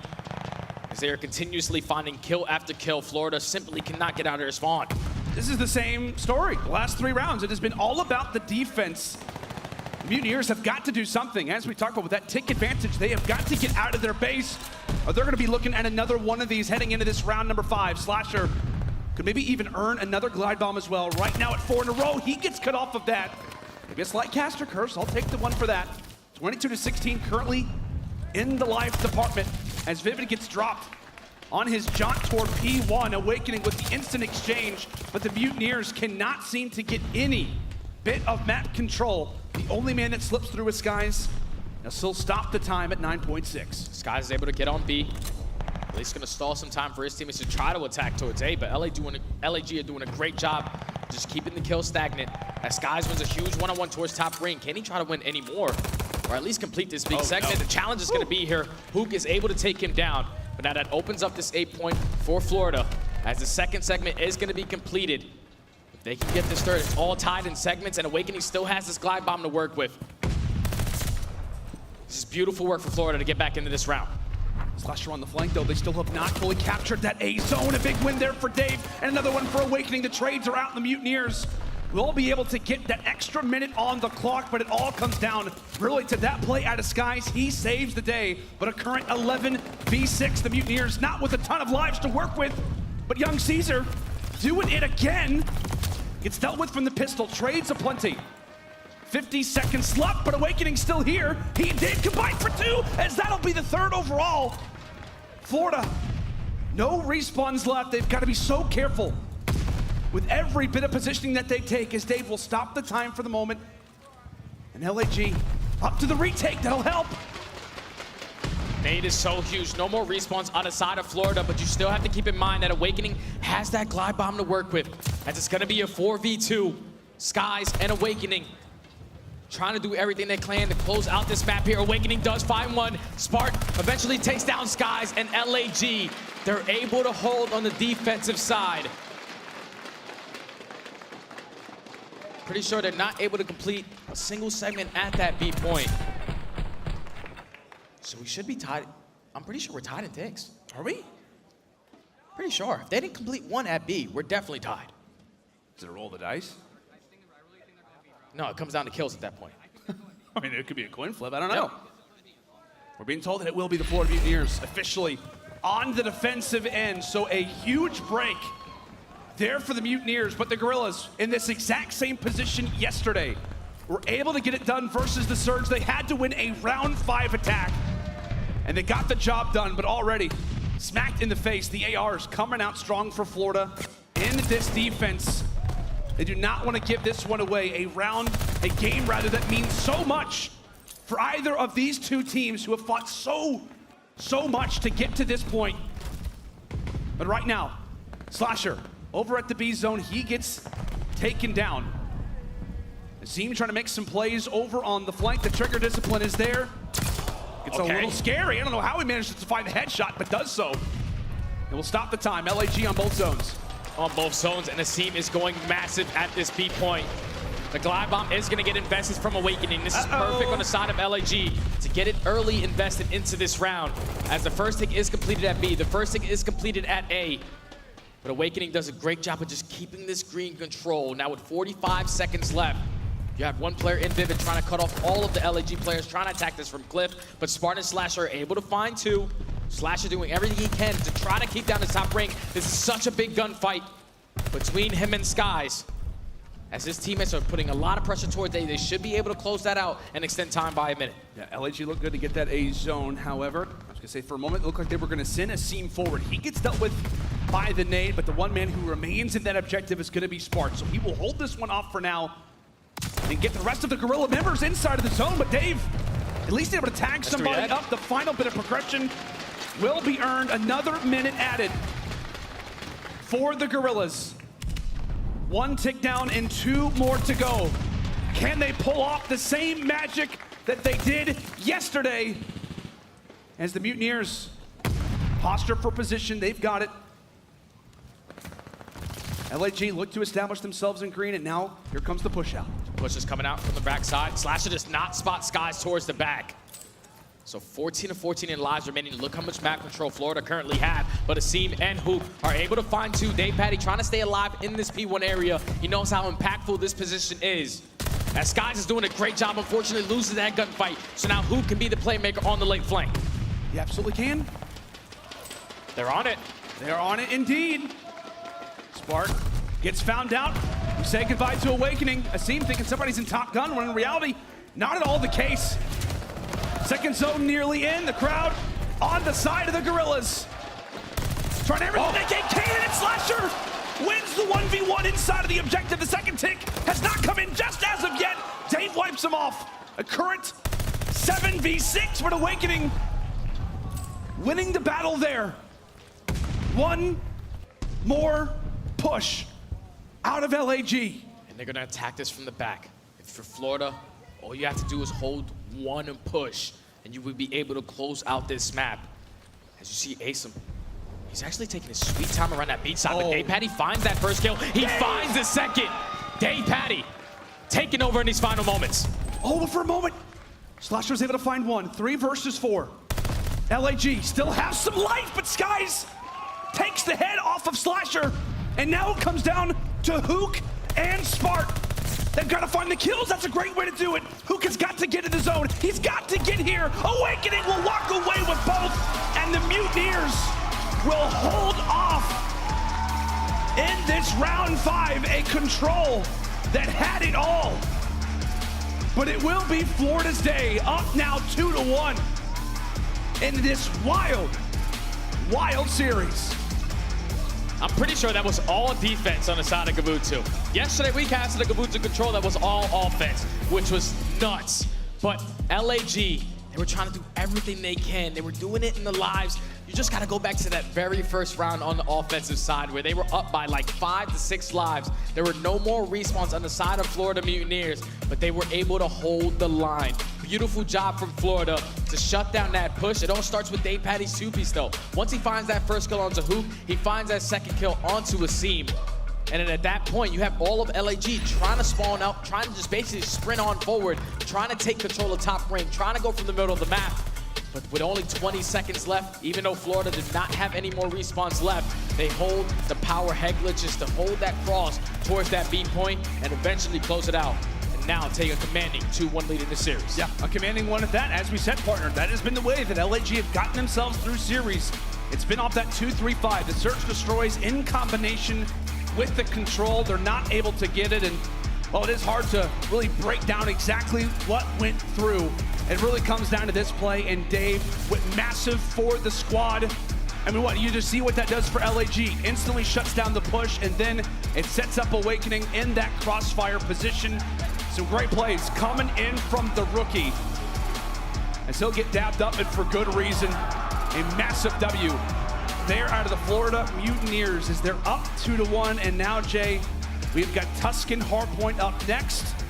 How do you feel about this one? No, we got Berlin. We got Is it Berlin. No, my bad. I thought it was Berlin Tuscan. Hardpoint. I'm My excited bad. for this one because obviously for Florida, they go throughout stage 1. They go throughout stage 2 without playing this map at all. But so far at this major, they're sitting at 2-0. They were able to beat OpTic as well yesterday, which is such a confident win, even though OpTic don't really have a lot of reps on it. But for a team that's coming in brand new, you're probably putting a lot of practice in on the back end, but for them to transition and show it out in these matches is so huge. But this is also a power map on the side of LAG. They're sitting at 7-3.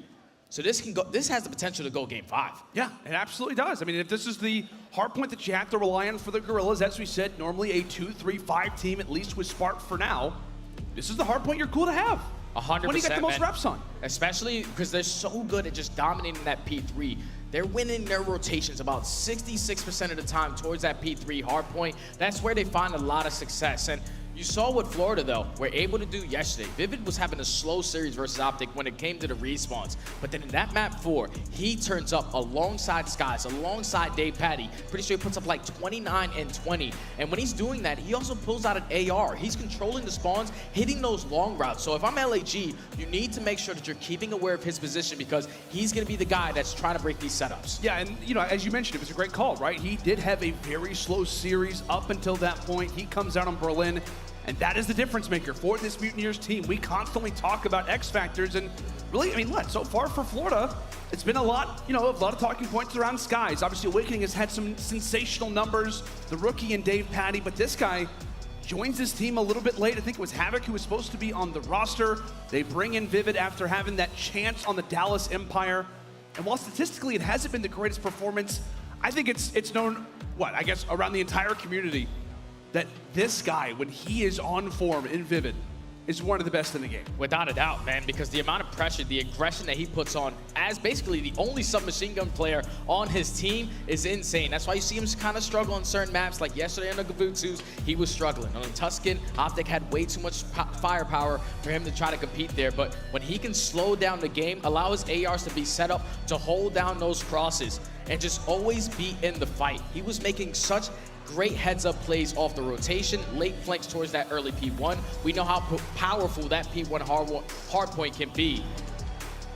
But like I said, if Vivid can put up that same performance here, you get the same performance out of Awakening. Sky so far this entire weekend has been a man on a mission. Florida, like up 2-1. As you see the map records coming up, LAG sitting at 7-3, Florida at 2-0. They have the potential to close it out here. As you see, a seam stat sitting at a 1.14. This guy, he usually loves this map. He does, man. In situations like this, that could be the guy that manages to send this game to a final one, a game 5 potentially on the line, or will it be the closeout for the Florida Mutineers? It got them through their series versus OpTic Texas, and now can it happen versus the Guerrillas? Into P1 we go, and an aggressive push toward the back alley. What a great start coming in for Florida. They find those early 2 kills by spawning on the bad side for this P1, but Asim, he's able to take down 2. Trying to do everything he can to stay alive, at least allow for his teammates to get into play. Slasher eventually does. Last player in, LAG. They start off with the initial time, they get the break. This has been a great P1 so far. An excellent P1 already out of the Guerrillas' end. Slasher trying to get things going. Get some nice tags in the DavePatty. This old night, give brother a nice little high five over to Awakening, and really he'll send him to his death. Awakening falls, and it will only add to the streaks that LAG find themselves on. Coordinated and a very well-executed position out of LAG, grabbing basically every single second that P1 can provide us with. But right now it's Florida setting up for new positions earned, but nobody yet to hop at the objective. Here we go. There we go. We want to get back into this game. As Slasher's on a 4 spree, trying to work his way through train side. So the aggression is going to come in from top P2.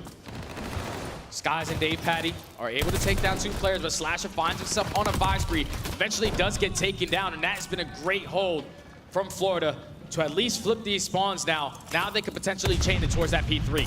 See if they can do it. DavePatty bringing out the Volk. We've seen, I mean, obviously all the damage that Spark's been able to do with it. You've seen basically every roster still alive in this tournament reacting to that Volk meta, but Awakening getting things done with a good old classic MP40. Eventually handled as LAG in a good spot to maybe grab this final 15.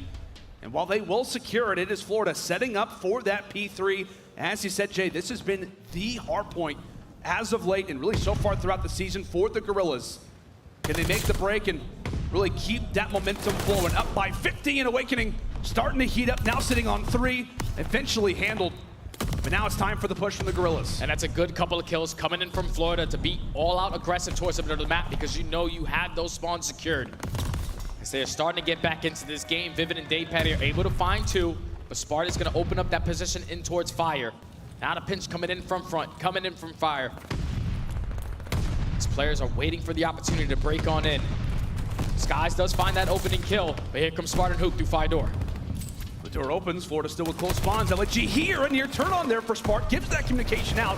Hook with so many things to think about. Somebody in Fire, 2 people challenging him from every single angle. He's just trying to sit down for a moment. Eventually dropped, and now Spark can pick up right from where Hook left off. Able to find the first. 10 seconds left at this point as Dave not gonna be able to stay alive. The near turn on once more out of the Young Gun. As he eventually drops, it is a race again for the rotations. And when it trains that really so far throughout the weekend has been starting to get more mastered over time, but a dicey one nonetheless when it comes down to these rotations at Berlin. LAG with the early seconds, but the Mutineers very, very quickly inside of the base. They're looking for the pinch. And this is usually a great hard point for Florida. They only average about 30 points on this hard point. They give up 14 points. So you see the immediate break coming on in. Wow. Skies and Awakening. The duo able to find a couple kills as the spawn still coming in from the back for LAG.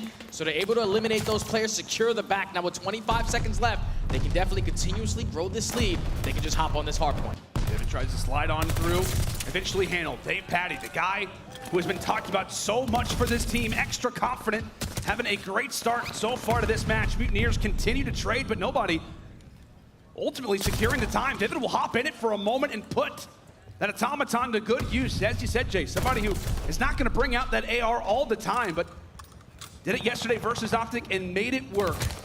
So far off to a decent start, 9 and 10, as we are into our final hill of the first side of rotations, a back and forth performance. And Skies, with another highlight type of performance, can do it really with either weapon, as we are at a tie game now. And Skies just went massive to hold down that P2 control. Now it's gonna allow them to keep those spawns for that P1 rotation. But now with 35 seconds left, all of LAG, they're just trying to get them off at this point as Florida do take the lead. As eventually LAG are able to find 2 kills. Now with 25 seconds left, your main focus for Florida is not flipping these spawns. You cannot allow LAG to have another successful P1. Without a doubt, the only problem, right, if you're Florida, is that you do not want to give P5 away to one of the best P5 teams that we've got in the game, putting that somewhat to good use, getting the final seconds. Awakening, bringing out the pistol, trying to cause some problems. Hello! A nice little 180 spin. I give it a 10, buddy. Gets the elimination, and there you have it. Mutineers are going to have some kills gifted to them. Vivid working that much more harder, but as we said, it has been a slugfest so far throughout the first side. It was LAG who did a great job last time on this hill, but it's Florida with the spawns. As back and forth we go. The headbutt looks to continue as trades continue to go back and forth. That's going to be 3 dead. So now Florida, they're able to slow down that pressure, take control of this P1. We should see a lead change here. Coming in now that Florida have the lead.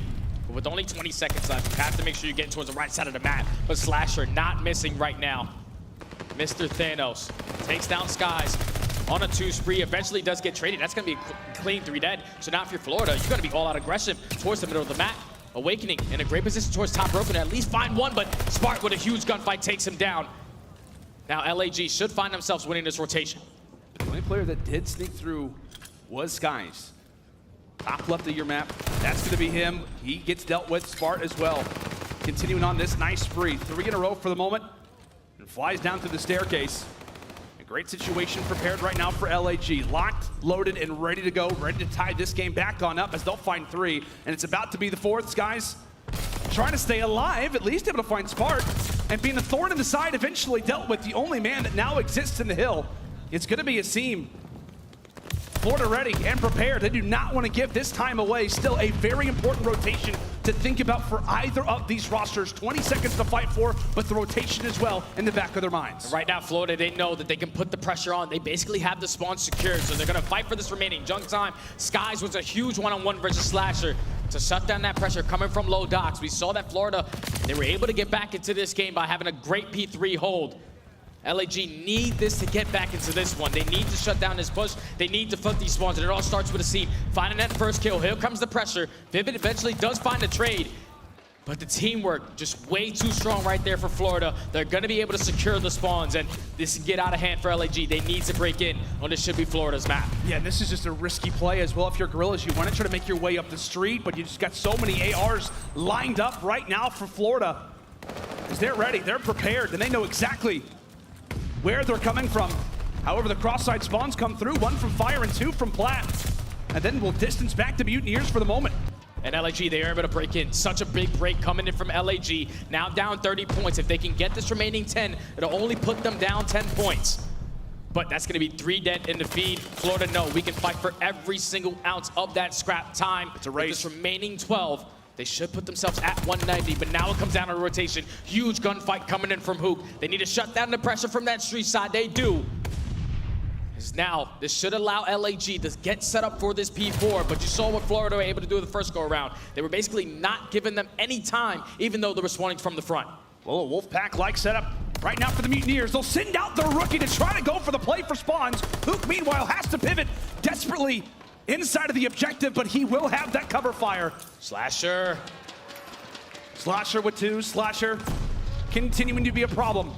Watching over for Hook, and he has got this back alley locked and loaded, but there comes Dave.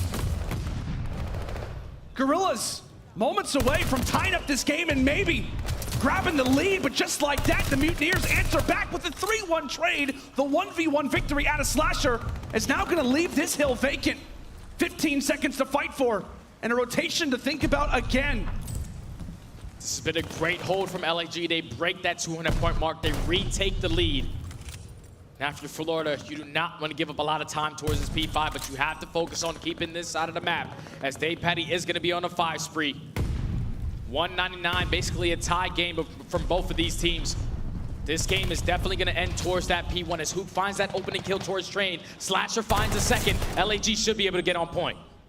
Should be able to do so. And with those stats that we talked about, the Guerrillas, such a great roster in situations like this. Continuing to clear out the middle side of the map. They flipped as well. And they also do get to flip. A massive moment right now for Guerrillas, and that will make this moment that much more important for the Mutineers. They cannot afford for this one to slip away. They decide to push on through, and they'll end up paying for it. A 2-for-2 trade, the Mutineers forcing their way forward. It's continually a battle for those spawns at P1. 10 seconds left at this final hill, but take a look at player 8. Awakening could make the play as he rushes into fire. Awakening, he's gonna be the player on the side of Florida that tries to go for those spawns flip, and look at, they're gonna spawn right in the dead center of the map. Awakening does find that first kill, and now the spawns do flip. But LAG, they look like they're pretty set up for it because that number 4 in Slasher, he's gonna give them the information. It's time to turn around and challenge Pat, but DavePatty with the team kill, LAG are holding. LAG are holding, but they accidentally get the team kill. You cannot afford to have a situation like that go down. 20 seconds left for the Guerrillas. Are they gonna lock this one down? Will Cinderella stay alive? 3 dead. Asim, Hook, everybody slaying 4 down. 10 more points. Is it gonna happen? Is it gonna happen for Guerrillas? The Mutineers start to scramble. They start to hit the town. They are down, and we have got ourselves a Game 5. Great work from LAG to keep themselves in the game. They needed the P3 break. They get it. And then they follow themselves up with a great P4 hold to eventually take the lead. And it goes down to that P5. Neither one of these teams want to die on that point. They're more focused on taking control of that plat side, but LAG, they do a great job of finding every single kill, flipping it, even though they were only up by 9 points. They know how important that P1 hard point is. They They were able to set up properly, even with the spawn starting to flip for Florida towards the backside. They read it beautifully. They're able to clutch up towards the ending of that game. And we were talking about Slasher after not having the best performance on that map for one. 29 and 19, 24 non-traded kills. The vet answering to force the map 5. And we got to take a look back, I mean, at this final sequence. So, Jay, I mean, walk us through it. We were talking about it. It felt like the Mutineers maybe had the preferred positioning for a moment. They get blessed with those spawns, but it does not happen. LAG hold. So right there, when Slasher finds that first kill, you're already starting the trade process, already a man down. But then Awakening on the flank, he's only able to take down one. And then LAG, they do a great job of just finding the rest of those kills. They know exactly where they're spawning, which is going to be back out towards backfire.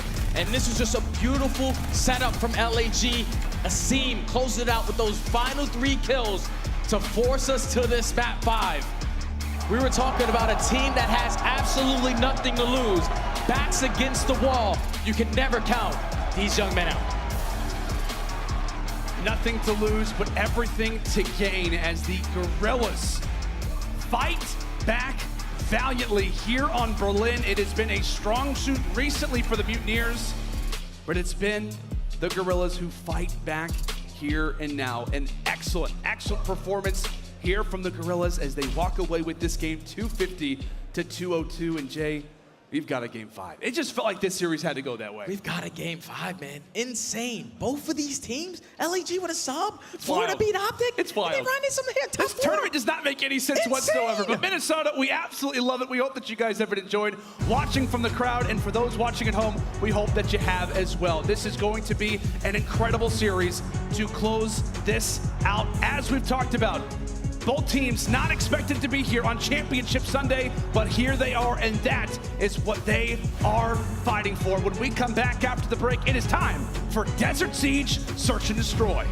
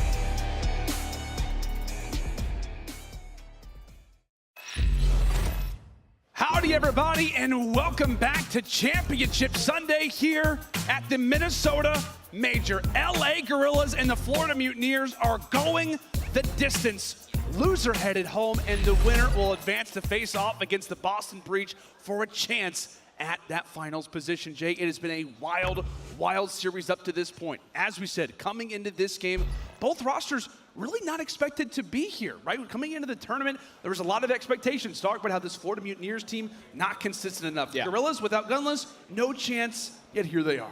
They find themselves in a game number 5 situation to try to secure top 3.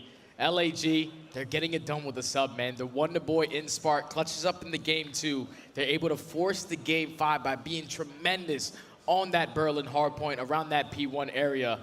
And now going into this last map into the Desert Siege, I'm honestly really nervous for Florida because Desert Siege, they have not found success the entire year. What's the record right now? 0-4. It's not good. That's not good, especially for this Guerrillas team who, I mean, whenever they are, heading into maps where they're preferred, they're winning those. They've just been adding on, the extra pieces. The Search, Destroy, and the Control has really come into form with that new guy in Spartan. Is he one of the guys to look out for in this game 5? 100%, man. We saw what he was able to do in that game 2. He drops those 11 kills alongside with Asim at 10. He needs to have that same impact here because he's bringing a whole different kind of strategy to this team. He's probably bringing strategies that he had with his Challengers roster to this roster, and it's just throwing Florida completely off guard. And what we saw yesterday, like in that Bocage, that game 5, he brings up those little strategies. It was his idea to literally bring the Volt to the Major. He literally told the Guerrillas, he told the team, he was like, hey, I have this weapon that I'm thinking about using. I think it's pretty strong. And they said, okay, go for it, young man. And I feel like with all of the little strategies that he's brought out, I feel like the vets on this team are just very impressed with what they've saw. The stats speak for themselves, but what he's been able to do for this team, Jay, the clutchness, the ability for him to go off and Search, Destroy, and in Control, the 2 game modes where LAG lacked most, there's a reason why they have all the trust in the world in this guy right now. 100%, man. Like, this guy has ice in his veins. Him and Slasher, 2v4s does not matter. If you set them up properly, they will be able to have the ability to clutch. But Florida, they simply just need to have an answer. Last time we watched them play this map, it was versus Boston. They got dominated on it. They lost in a 6-1 fashion all the way into game 5 to get dropped down to losers. I see Sky so far in the series sitting at a 1.16. We're talking about that player on the side of LAG. For Florida, it needs to be Skies. He's so tremendous in S&D. I've been sitting there watching the streams, watching him put in extra work. 3 a.m., 4 a.m. does not matter in towards those S&D 8s.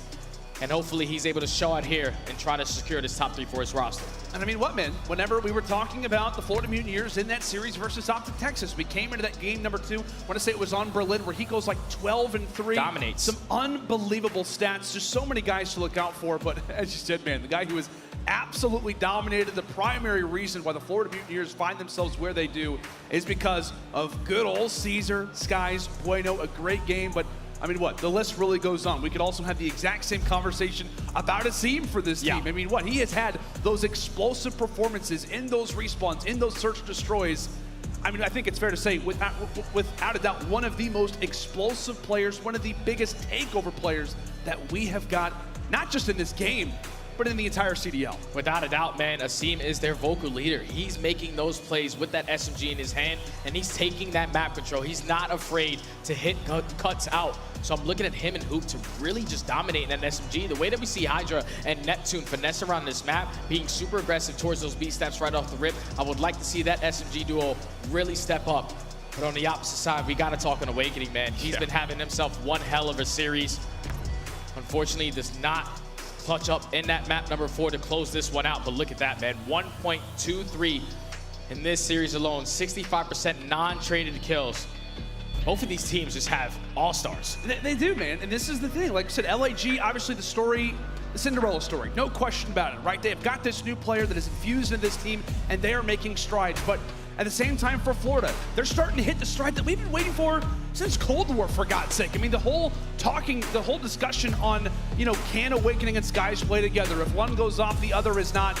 Right now, this Florida team is reaching their peak, and really for Guerrillas, they are riding off the momentum. A massive Game 5 as we fly in for Desert Siege. The records, well, they speak for themselves. Florida yet to win it. Now would be the time. Can S&D remain old faithful for this Guerrillas lineup as Slasher opens things up with the first blood? Now already in the man advantage.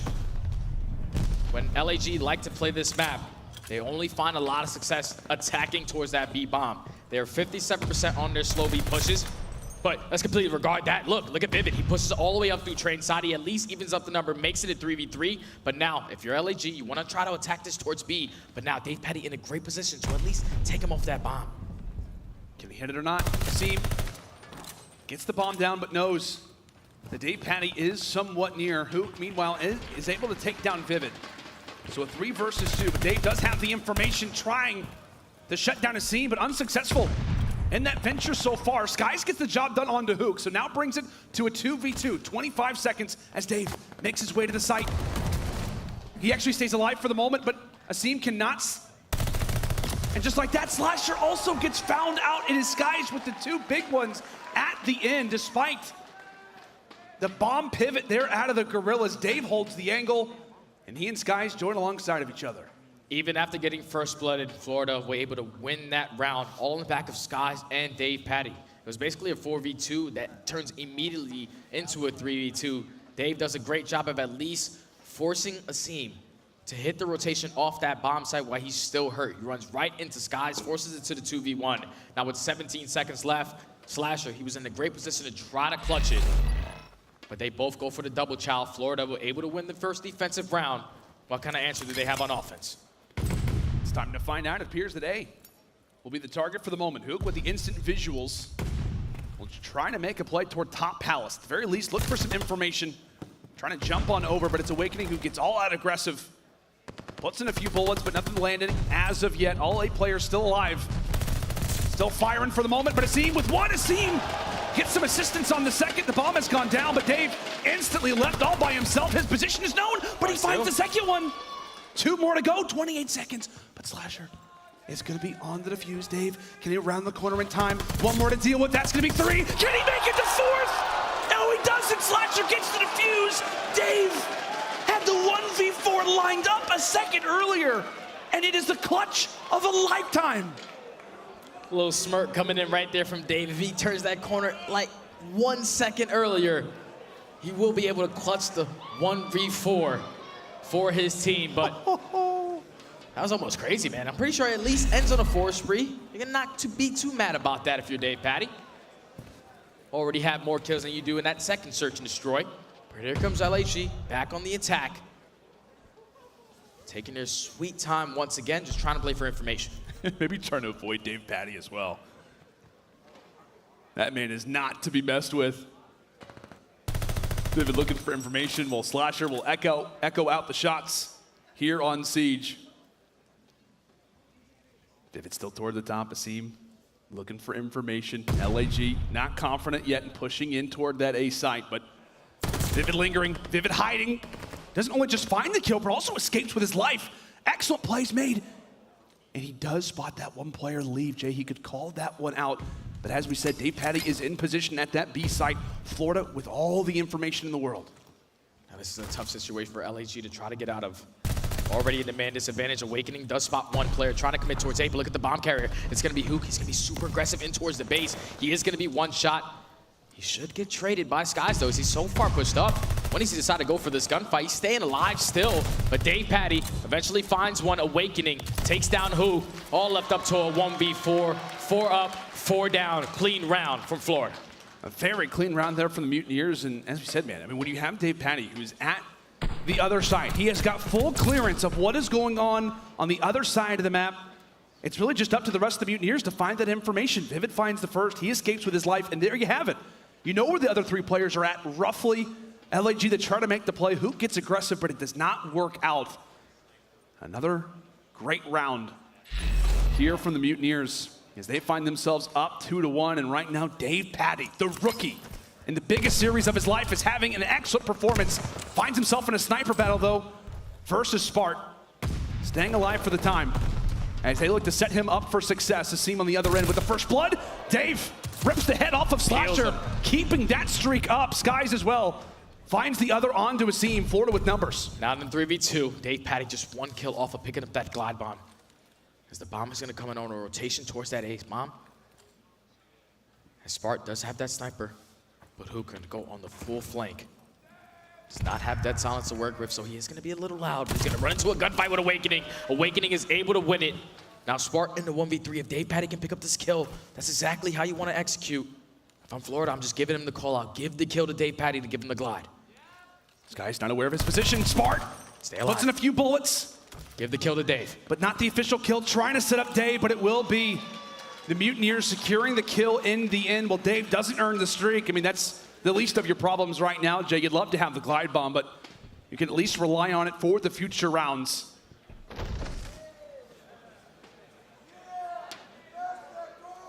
Mutineers in a great position to start off this Siege S&D. And I mean, what, Jay, as we talked about the record, not great coming into this game 5. We talked about how this is one that you have to avoid, one that you do not want to see. But right now, it is the rookie getting the job done for Florida, the ultimate ice here in Minnesota. One away from that glide bomb, LAG in desperate need of a reply. Go firmly in toward the bottom side of Palace. It could be Hook to start things off hot. Oh, and Hook probably gets a little bit of information that he did spot one player. But early aggression coming in from Vivid, going from that late flank through low trenches, finds that first blood. So now this is going to force LAG to try to commit towards A. DavePatty picks up a kill as well. It's going to be a 4v2. Now you have the glide bomb to work with. LAG needs to try to do something. As they're going to just roam around towards bottom Palace. Who trying to get any information? The door's going to get cracked. 45 seconds left. And you're just going to have to make a high-risk play at this moment. I mean, being in a 4v2, you got the bomb, you got to make a play. And that's just the risk you have to take. High risk, high reward. Who gets dealt with? And now, once more, it is up to Spart. Killless so far in this game 5. We'll see if he can at least get one. Not going to happen.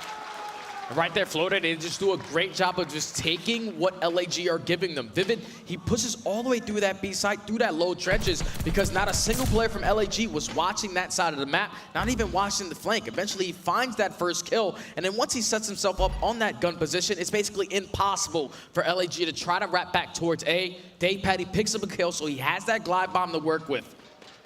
And how do you deal with that if you're Guerrillas? I mean, knowing that glide bomb could come in at any moment. Honestly, it has to be all-out aggression in towards bottom mid. You want to just try to force it out quickly. Let's see Florida. Once again, just going to take their time, trying to play for some information of where these players are, of LAG are. Good start there out of Guerrillas, a scene with the first blood onto Awakening.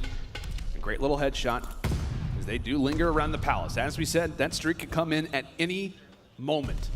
As long as DavePatty is on the map, that is something that you're going to have to deal with. Spart trying to still get in this game. He's been put in so many difficult spots. It's the reason why he sits killless at the moment. Oh my God, look how close they are. Hook fires some shots and he finds Dave. Skies lets him go. Oh, but he takes him down to the end. 1v3. Skies on a 4 spree. He is going to spot one, wins that first gunfight onto Slasher. He does spot great shoulder coming in from Skies, but eventually the trade is going to be there from LAG. It all starts with Hoop. Like, once he finds that nice little angle through that crack to take down DavePatty. Right there you see Florida. They're probably taking their time, waiting for DavePatty to probably invest this glide bomb so they can use it to plant that down towards B. But when Hook shuts him down, they're able to win the trade gunfights. Staying alive a little bit longer in this game, now currently down 4-2. When does DavePatty decide to invest this glide? And that really is a story right now of this game number 5. The swing round in for LAG. And on the attacking end as well. And they may just say, we got to push this and we got to plant this one down as soon as possible. That's going to be the call. They think that that streak is going to come in from Dave, and we'll see if it gets invested. Hook getting some visuals, but can't take advantage of the opportunity that he's provided with, thankfully. Spart on the other side is able to find one. Bomb is down. 30 seconds. Vivid on the flank. Now in a 3v3. If I'm DavePatty, I would have invested the glide bomb to at least force one of my teammates to just stick the defuse, but Awakening does get picked down to 3v2. DavePatty does take down one, but Spart does a great job of eliminating Vivid from that late flank. And then eventually, the last kill comes in from a seam. LAG doing exactly what they need to do. Fast A plan. You don't give DavePatty enough time to invest that glide bomb. Just going to decide to save it for another round, but You cannot keep letting LAG get back into this game. You need to invest this glide bomb before it's too late. The intensity, man. You can feel it right now for both of these teams. What it would mean to be top 3, what it would mean to have that date with Boston Breach here in just a little while. Guerrillas down, but not out. Mutineers, another attempt at this attack. Is this the round where we see the streak invested? Or could it be Hook? The ever-existent exchanges and those first bloods. Tags up Awakening, and more specifically, tags up Dave. Does not find it, and now it will be on to the retake. Already for Guerrillas. And here comes the glide. I think Dave's rocking the glide. Here it comes. He's gonna call it in. See a couple players, they're gonna actually have cold-blooded, so he doesn't have any information on the map. Great awareness from LAG to strap that perk on. The pressure's gonna be here. Hook finds the first blood, but look at the pinch coming in from Vivid. Vivid, he's gonna be the player to play to watch. Sparks on the defuse, Sparks on the defuse, he gets found out.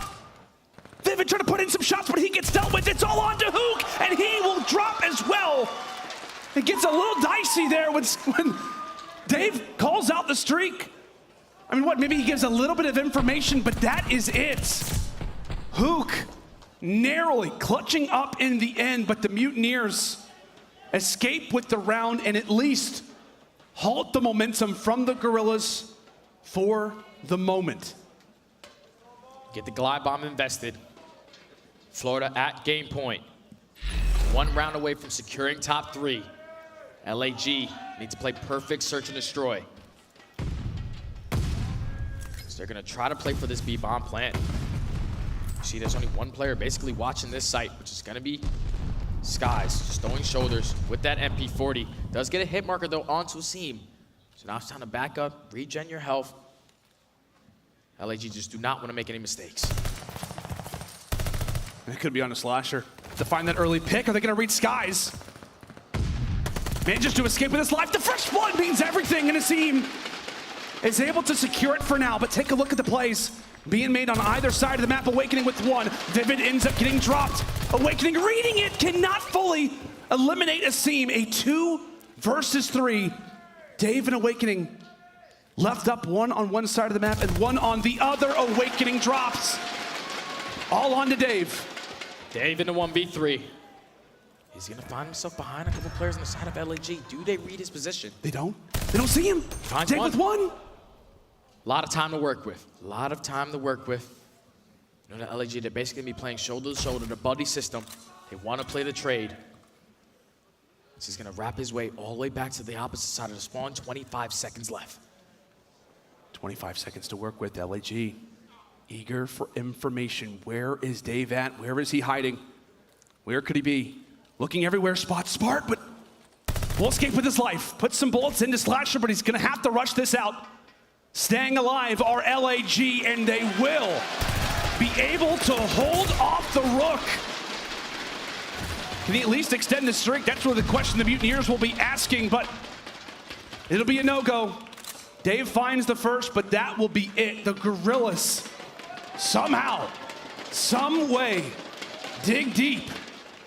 Not out of this one just yet. All starts with that first blood onto Skies. Once they were focused on him out in that bomb site towards B, they do a great job as he tries to be aggressive towards those steps of setting up that team fire and aggressively challenging him out to put themselves in the man advantage. Round 10 we go. LAG on the defensive side. Florida bringing this bomb over towards B. Basically a 2-2 split across the map. Tacticals, utility. Thrown out from either end. Slasher, no information gained with that one. And so with the push on through, eager for the first blood. A trade in the end. Smart with 1, Skies with the other. Brings it now to a 3 versus 3. Pal's control earned right now from Guerrillas. Skies trying to stay alive. Able to do so. And take a look to the top side of your map. It could be 8 versus 2. Awakening versus Spart on one end. While Skies is trying to get the job done over at B. It could be a rotation, but there goes Awakening. Spart comes through with another crucial kill. Man advantage for LAG. 30 seconds, 3v2. We have to try to work this bomb plant, Skies. He's actually gonna creep his way right through the window. He's gonna be able to spot one, but it's a seed. What? Takes him down now in a 1v3 situation. DavePaty does find one, but the bomb is gonna be down. If you're LAG, you just need to stay alive. Now in the 1v1. 10 seconds left. Dave, eager to grab the bomb. Can he clutch this one out for the team? Can he clutch it out for the team? He has to plant the bomb. Asim, does he go for the challenge? Asim comes around the corner. LAG stay alive again. Down 5-3, and now force the Game 5, round 11. Right there in that situation, if you're DavePaty, you do the hard work of finding those 2 kills. But once you spot Asim on that head glitch, you know that he's going to make sure you do not plant this bomb, or he's going to give it up for free. Even if you're going to try to go for the challenge. I would have liked to see him go for that challenge, because it was basically a non-winnable round by committing towards that bomb plant. As Asim finds that first kill, DavePaty, he gets the bomb down, but like I said, you got to commit towards that. It's basically a non-winner round. Round 11, here we go. Here we go. Round 11, LAG versus Florida. Intensity felt across the board as shots exchanged early. Here in this overtime round. Farthest pushed up player is going to be Hook. Relying on him for the information, but it could be Slasher. Putting in a few bullets, weakening up Skies, but nothing found as of yet. Hook is going to get spotted in towards middle. As Awakening, gonna play a little safer, at least back down. But Vivid in a great spot, just sitting in towards second story. As this bomb is starting to approach towards B, Spark finds that first blood, and this can get out of hand. They have full map control right now, controlling trenches. Full map control, Florida feeling that pressure. Vivid will reply back, but Asim with another one on to Awakening. Asim plants the bomb. Spark with another huge kill. As it all comes down to Caesar, it all comes down to Skies, and the new guy on the block comes out clutch again. The savior for the Guerrillas.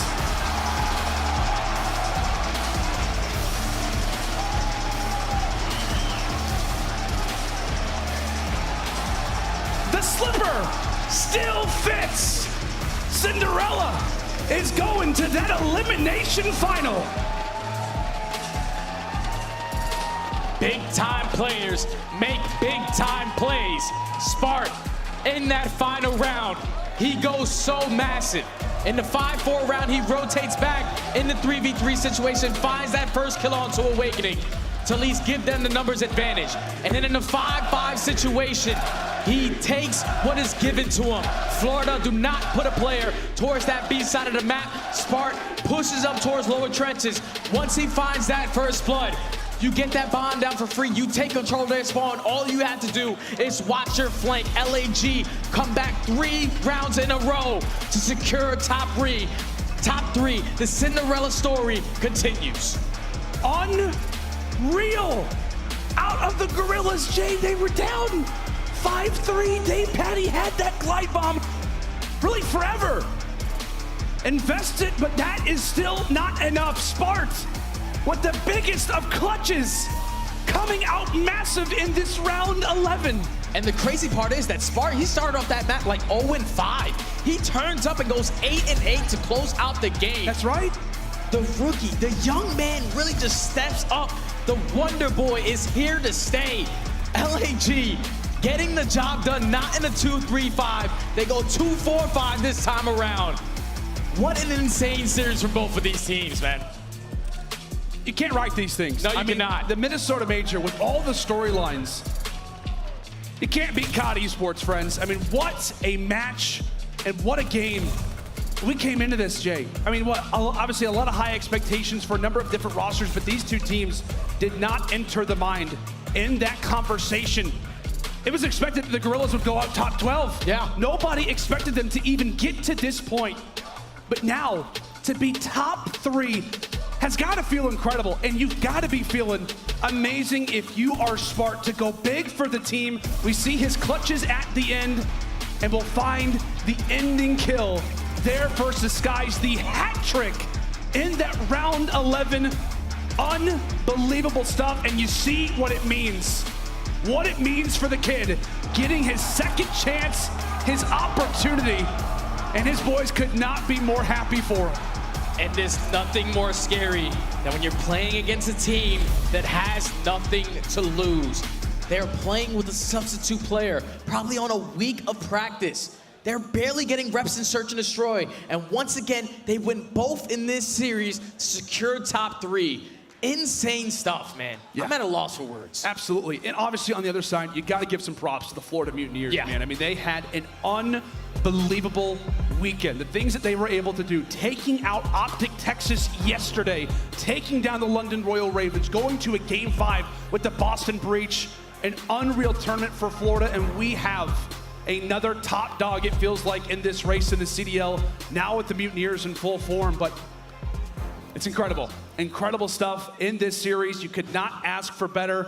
We obviously saw all the family members in the crowd. You could not write things like this, but LAG walk away with the dub, and now it's time to bring in the desk. A wild, wild series, guys. What'd you make of it? What do we make of it? Call of Duty, this event is amazing, yo. I love this shit, dude. That was lit, bro. Give it to me all day. LAG pulling out the big win like that? Oh, dude, I told you, they're just going to run with it. They're going to the final. Who would have saw it? Not me. Doesn't matter, but they're going to do it. I love it. Hey, Nameless. But Florida, though, put on one hell of a performance, and it just didn't work out in the end. Didn't work out for them, man. But this is all about LAG and the clutch plays that they were able to make. I mean, Asim in that hard point, him going around flipping those spawns when it was on P5, and then pushing all the way back through train, trying to set up the spawn trap, was just absolutely beautiful. And then in that Game 5 S&D, that very last round, I mean, I have it here on my tablet once again because it was so beautiful. I had to see it twice. What they did, they show face over towards the other side of the map. Slashers getting some shots down, getting them injured. Then they wrap it over towards the other side. You see Spark push up, take full control. And what happened to Florida? They bit the bait. They started to rotate over. That is amazing. Round 11 composure. Big shout out to LAG. Spark started that S&D 0-5. Come I will on now. have you know, and he ended 8-8. I mean, what clutch plays to find 3 there in the last round 11? Yes, let's go ahead and take a look at the Scump play of the game, the last round of that Search and Destroy, where basically LAG took matters into their own hands. Well, they really did it. And what I like what I've seen from LAG on this map so far is they've slowed this game down, right? It can be difficult to play. They make Florida think about what's happening, and they're getting that map control as they push on up. Spark, right, he's able to catch them on that rotation. That opens up that B bomb site. Great positioning from him to catch Vivid coming out of Palace.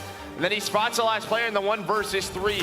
But LAG, I mean, there was definitely some rounds they could have cleaned up, but they really forced Florida to, you know, have to make certain rotations on defense. Yeah, and what Florida was doing really good early in that map was they were controlling the middle building. Like literally, like they were getting so many picks from there. We saw Dave Patty even pull out the SMG, get control of top broken, and you know, LAG just, it seemed like they looked lost. They didn't know what to do. So what happened in the middle of that game? They started to try to get into that middle building, seen Hook get in there, and they lose a couple more rounds. Well, then what starts to happen? Hook starts to find some picks finally, gets more comfortable. The mid-match adjustments came in, and both teams slowed it down, which is why we just had such a magnificent last couple of rounds. Yeah, well, everybody that we've seen that's gone against the Florida Mutineers so far, never see players pop off and have just that individual prowess in those lobbies. They seem to just dominate the game. Dave Patty was phenomenal in that last map, but LAG's teamwork at the end of the day worked out. And I don't think that we should even call them the underdogs anymore. They're solidified themselves as a threat in the CDL. And with a sub as well in Spark. I mean, it is literally like Paul subbing in for London all over again. He is trying to get himself a spot in the league, and he's doing a pretty damn good job. They lose that early Gavutu. I mean, they get worked, right? 250 to 95. They hit the regain. They play the Tuscan, search and destroy, and give it right on back to go up 6-3. Now we tie the series up 1-1, and then an absolute ruler of a Gavutu control, right? That was back and forth, and we thought maybe near the end it was gonna go the distance, but Florida closed it out in a 3-2 fashion, and then Berlin, 250-202, the comeback, like Nameless was talking about, the routes man Asim pushing through that P1 to make sure they got the spawns, and then setting up for the spawn trap. It was a big 50-50, right? If he doesn't win that opening gunfight, they flip out. Florida gets the favorable spawns for P1 and force their way in. Yeah, and I don't even know if it was intentional, but it seemed like by him pushing back through trains, he was trying to secure, you know, the P1 obviously, but also the spawns for P2 in case it went to another hill. So if that was intentional and he was thinking like 3 hills ahead, aSim is on another level today. But either way, it was a beautiful game. And then obviously in this game 5, this is just a heck of a map, man. Both these teams are gonna go back and watch this and just be wowed by some of the plays that were happening. Yeah, and I mean, I just want to give the Mutineers props too, right? You Obviously, have to. I mean, it's a very tough matchup. They lose in around 11, but this is the Florida Mutineers team that we wanted to see. I mean, just talking about the maps that they won, winning Gavutu where they struggled this year. You look at this roster with the players that are on it, that is a map I felt like they should just been solid on it, right? With the AR dominance that they have, they finally were able to pick that on up. Dave, I mean, he just looks so good, how confident, and the plays he was making even in that map 5, if he can carry that confidence forward. Ridiculous. I mean, this league's just getting crazy. It truly is. I mean, the big plays even coming from Big Wake. I absolutely loved it. So looking forward, the Florida Mutineers, they lost. Sky showing his passion on that main stage, but aLLeY, from what we saw at the beginning of the year, compared to what we have right now, Florida should be extremely proud of themselves. No, they should be extremely proud of themselves. But I mean, obviously, we all see the player cams, right? Nobody wants to lose. No one wants to lose. Nobody wants to lose coming Hell up on no. Championship Sunday. So, I mean, props to them, but I'm sure they're still kicking themselves in the foot. But I think for me, it's been LAG. I mean, the fact they're coming in with the sub, playing as well as they have now forced their way into top 3 from the losers bracket. I mean, LAG is literally on one. When at the beginning of the year, I personally completely counted them out. Oh, I did the exact same thing. Nameless. So the one thing about LAG is that they got scarier the more and more they went on in the tournament now. But off of a big win like that, especially clutching it out in that last match. I know what you're gonna ask. Go ahead, baby. I don't know if they're gonna be able to take down the Breach. There man. we go. All I know is I walked out of the green room on my way up here, you know, to get ready for this segment, and Breach was bumping some Lil Uzi in the back, focusing up, getting ready. And Breach is an extremely dangerous team, right? You're not gonna write them off after a loss to Atlanta FaZe. Atlanta FaZe looked terrifying in that series. Breach have a deep map pool. Their hard point is still great. They play fundamental. I think they're gonna come out and beat LAG. What you got, Joe? I mean, you already know my pick, dude. Guerrillas, they're going to the final. It's happening. It is happening. Like, it's happening. I think a win like that, right, you're down. You have to win in around 11. You're going to carry the momentum. The difference here is, like, they didn't even play that well in respawns. If they can pick up the slang and find that consistency from guys like aSim and Hook a little bit more on those hard points, it's going to be tough to beat. They're making a lot of mid-map adjustments in Search and Destroy. You have to give props to their communication. It's difficult to deal with, but you see the leadership in sort of the veterans on this squad, the difference that they can make. Yeah, let's talk about LA for just a second as we take a look at the hype videos real quick. See some of the passion that these players have, and rightfully so, right? I want to be completely honest. Watching Spart walk into this event with the swagger that he has, telling the whole desk, stop sleeping on this 3-0-3-0. You out your mind. Look at him now. I'm loving it. And the biggest, the happiness on Slasher right there. The guy, he wasn't really having a good time earlier on in the year. He takes over now, time and time again. And what's crazy is they've just won 4 straight Search and Destroys now. So they're literally on a Search tear, but they're going up against a Boston Breach team that lost their first Search and Destroy of the weekend to Atlanta FaZe. So it's going to be very tough, and they got to do it right now. So I guess it's the best time to play while you're on a hot streak. But you can see all the love Spart was getting on Twitter. Everybody's showing him mad love, man. Yeah, and Rookie of the Year. I love it. We're talking about all these guys that are potential Rookies of the Year. Well, Spart just kind of put his name in the conversation with one event. He did it immediately. Take a look at the stats right now. This man did it all in a game against such a scrappy team. Spart and the boys move on against the Boston Breach next. And Joe, you're not gonna be on the desk for that one. You're gonna be commentating. And that's gonna be a really good game. And I think at the end of the day, we should be really happy at the results that we have this event so far. I mean, it's from a league perspective to just some of these teams that have gotten to a top 4. If you would have told me, I don't know, Mutineers, Guerrillas, Breach, we're all going to make it to Championship Sunday at the start of this weekend, I would have called you crazy. I mean, I still think it's crazy. So, yeah, I mean, all these team improvements, the team changes, the roster changes, who knows what's going to happen these next couple of months. But for these teams right now, they just got to enjoy this moment. You got that right. It would have sounded like a Reddit take. But, ladies and gentlemen, by the way, today is a special day because it is Nameless's birthday. My man, basically full AR mode now, man. Yo, ready to go, ready to go. Thank you, guys. Appreciate it, guys. Give it up. I'm getting old. You get a whole cake. There you go. Jeez, why you guys got to do this? Happy birthday to you. Wait, where's the candles at? Where's the candle? Yeah. Birthday to okay, this is wonderful. This is wonderful. Happy birthday, dear Nameless. Happy birthday to you. Thank you, guys. Appreciate it. Let's go. Hold it down on the desk. There we go. Oh, there you go. Oh, we got a new profile Yo, pic. I needed a better picture than that one. Come on, I had a little glow up since then. Yo, thank you guys. I appreciate it. Much love. Are you crying? Come on, bro. So nameless, man. So the birthday boy on the desk, having a birthday on an event like this, I mean, you got to be living life right now. I'm living life. It's Call of Duty. It's what I've been doing forever. We're having a lot of fun, and I appreciate the team. Shout out to production as well for doing this for me. Much love, guys. Getting older. Feel some art. There we go. Of course, baby. There you go. Yay. All right. Ladies and gentlemen, it's been a fantastic day so far. It's Nameless's birthday. LAG, moving on. The team is just looking fantastic so far. But coming up next, we're going to see if they can hit that grand finals against the Atlanta FaZe. But first, they're going to have to go past the Boston Breach. We'll catch you guys on the other side for some more Major II action. Dude, I hate you guys for that. Much love.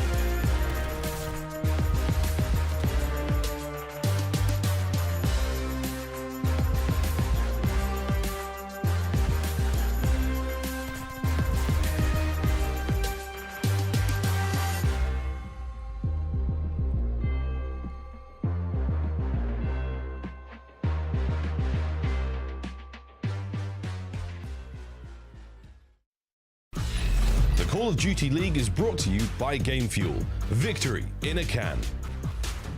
The Call of Duty League is brought to you by Mountain Dew.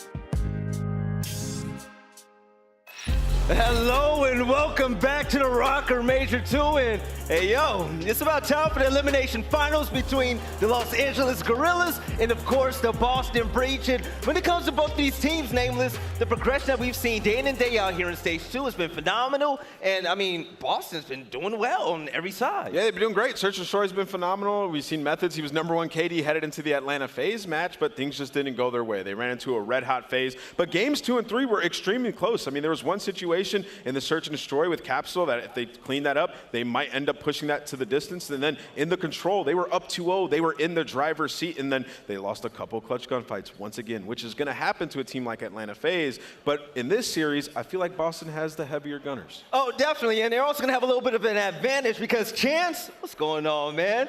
This Boston team was able to watch what LAG just did, and I don't know if it was a good or bad thing because LAG is looking terrifying, and Boston, this is it if they want to go to the finals. And, you know, Boston already won this matchup, right? Had a 3-0, like, at the very start of the tournament. So I think they might have, like, a slight mental edge as well. The only thing I can think of, though, is, like, the Minnesota Miracle. We had one of the greatest reverse leads in grand finals from the Minnesota team, and LAG might have that magic, but until we see it, I don't know if I'll believe it because Boston, again, terrifying team. Anyone, like, as long as they're not playing someone in the top 3, they have been absolutely lights out. Got that right. And off the back of a loss against the Atlanta FaZe, I wouldn't worry too much about that, but when it comes to the game field keys to victory, aLLeY, Boston, they have one more chance. Well, it's okay, guys. The Methodz bus 1.42 KD this season, #1 overall, and improve your Tuscan hardpoint setups. Boston is last in hold percentage on Tuscan hardpoint, 62% overall, and I don't think it's gonna be a big deal right now. They just need to make sure to out-rotate LEG. They know they're gonna be up against the Volk, and it seems Boston's new Tuscan Vito is going to be having 2 Volks on their side, and Nero and TJ, and keep playing for picks on Berlin S&D. 11-2 on neutral offensive setups. Honestly, just regained from the Atlanta FaZe match, right? Yeah. They tried to keep it a little bit close. We've seen they have new strats now to pull out on top of Tuscan. I think they just weren't ready for the wolf packing that Atlanta FaZe brings. Well, this could be a good little warm-up if they happen to win this and face Atlanta FaZe one more time, but they're going to have to get past the Los Angeles Guerrillas, and Chance, no team is looking hotter than them right now on this loser side of the bracket. No, not at all. I mean, again, we've already seen, I think, from Spart, like the best substitute performance in Call of Duty history. Whoa. Enable with that OpTic team. Okay, that OpTic team could have played with 10 different players and they still would have gotten the win. So that is why I think it goes above and beyond, because this is a team, I mean, even if they had gunless, I don't know if I was expecting to go towards the top 3. And I think they have made the best of a very bad situation. It has been spectacular. And I know Enable actually got that win, but I will absolutely tip my cap to Spart. Well, let's get to the game field keys to victory. Spart leads the way, team leading 1.07 KD this major. He has been so impactful. I mean, even in that game 5, all the way at the very end, last round he makes the play. Guy needs to continue that hype. And then bring the slaying this series. Outslayed by 27 kills and 3-2 win over the Mutineers. Well, they did do it in 2 search and destroy, so you clean up something like that control in that round number 3 where you get shut out and don't get a tick. That has to be better. And then also win an offense on Tuscan control. 8% offensive win rate on Tuscan, ranks last in league. However, I will say at this event on Tuscan, there's been something different about LAG, and it has a lot to do with the Volk and that boy Spart. Something different about LAG, of course, man. They're 1 game away from the championship game, man. Both of these teams are looking phenomenal, by the way, but it's about time for pick'ems. And I just want to say real quick, while we're watching a lot of Call of Duty gameplay in this tournament that's been going on for so long now, right? If you want to protect your eyes, make sure you go to Zenny.com and get you some blocks, blue blockers. aLLeY's been wearing Zenny for years now, for a while, and she loves them. Yeah. But me, I'm rocking with LAG. No more doubting them, baby. I think that they're going to the championship game, and behind Hook and the Seam, I mean, I don't think anybody's going to stop them. Chance, who you got? I'll be completely honest. Just looking at the map set, I actually think LAG have a very good chance to win the game. They get a Berlin for map 1. They actually have experience on both of the S&Ds, and they got a couple Tuscans in the mix. So I think it is a lot closer than I thought it was going to be originally, because my original thought was Boston were going to be clear cut, and I'll stick with them for my pick to win. I think Boston actually do take care of business. All right, aLLeY, Boston, Los Angeles, West Coast to East Coast. Who you got? Honestly, the Florida series was just a little bit too sloppy for me. I think LEG really clutched up there in the end, but who can have seen we're actually really struggling in the hard points, and it was Florida that happens to, outslay people and still keep the game within like 10 points. So I'm going to be going with Boston Breach. I think they're just a more consistent team overall. 2 for Boston, 1 for LAG. Nameless, it's up to you to tip the scales. Yeah, I tend to agree with Chance and aLLeY there. I think Boston are going to take this series. However, I do think it's going to be close. I mean, the maps, as Chance touched on, I think LAG have a lot of experience there, and they've been playing great on Tuscan. But in terms of chemistry and teamwork, Boston are just on a different level, in my opinion. So going Boston Breach. I will say, though, just to sort of sell the story, I think actually LAG have an opportunity to get a 3-0 just because of the maps that they have. You get a Berlin first thing. They love to play that map. They've gotten plenty of reps on that map with Spark now as well, and that Bocage S&D. Very tough to predict. I know a guy like Capsidal or Nero could completely take over, but just for the fact that LAG have actually been able to talk over their strats, figure out where Spark's going to be on the map, I think early on they have a pretty good opportunity, but they have to come out hot. What you got to say? Chance, you do know LAG are 1 and 2 on Bocage S&D and 2 and 4 in Tuscan Control, right? I'm sorry, what is their map set when they're playing with Spark? It's a little bit different because they played with Spark for the first time, got a little bit of that experience. Hear me out. But Tuscan, the reason they got better at Tuscan was because he pulled out the Volk, right? Boston's pulling out 2. Okay. All right. Is he going to 1v2 with the gun is not Chance? winning them the game. It's the guy using the LAG gun. Spark has the best. Let's just say, listen. Let me listen. I will say LAG is 1-0 on Bocage S&D with Spark, but I will also say they only played it 3 times prior to that throughout the entire season, and we've seen Boston play it 9 times. So there's merit to both of your guys' arguments. I like it. It's up in the air. We'll see how it goes down, but it'll come down to some clutch Who would have thought Ant would be bringing us together like this? Exactly. I'm ready for the match to start, Belly. Let's say that one more time. I'm ready for the match to start. Well, we didn't get there in just a second, but before we do, I just want to show off the amazing Minnesota Rocket shirt that they've been showing around the arena all day long. It's pretty amazing. We're talking about get that, right? You know what we were saying in the green room? Like, the winning team should take, like, the homestand trophy like that. And they get it. The winner is going to get this shield. Like, every single time. Like, this is amazing. It's phenomenal. No, that thing is dope, man. I'd put that right above in my office. And every time I played RØKKR, I'd just be like, yo, you guys can't mess with me. Like, I literally have your shield above my setup. So that'd be dope if we continue to do that at the rest of the team's homestands. No, absolutely love it. But, aLLeY, one area cause for concern that I have for Los Angeles Guerrillas right now, and you touched on it. I mean, the SMG play, they're going to have to be consistent, especially going up against Boston, because Capsidal, he's going to have his foot on their necks if they're not ready. No, absolutely, because when you talk about the Florida and LAG series, Vivid was very inconsistent across the board, and going into it, that was one of my main issues, was that he needs to be completely on for the entirety of it, but the same thing with LAG. Who can ace him? They were struggling until the very, very end of that Berlin, when aSim hit that huge route and got a 3-piece. He still ended the map negative, and a team like Boston is not going to let them get away with that. You got that right. Nameless, if there was a player to watch on any side of the teams right now, who do you have your eyes set on? And I want you to tell me why. It's got to be Nero. I mean, he's the guy who makes the most impactful plays for me on Boston Breach. He's coming off a series. He had a .7 overall, and he's from the same town that I live in. So I'm shouting out Nero. I'm hoping he has a big one here. All right, Chance, what about you? Smart, dude. He's got the magic. He's the highest KD on his team as a salt trail. We get 2 Tuscans where he gets to use the Vulcan. He's been frying all tournament. Even the Desert Siege they just had in the game 5. He started off, what, 0-4, 0-5, then just starts picking up first blood after first blood. So he's been a high-impact player. When he has success, this team has thrived, and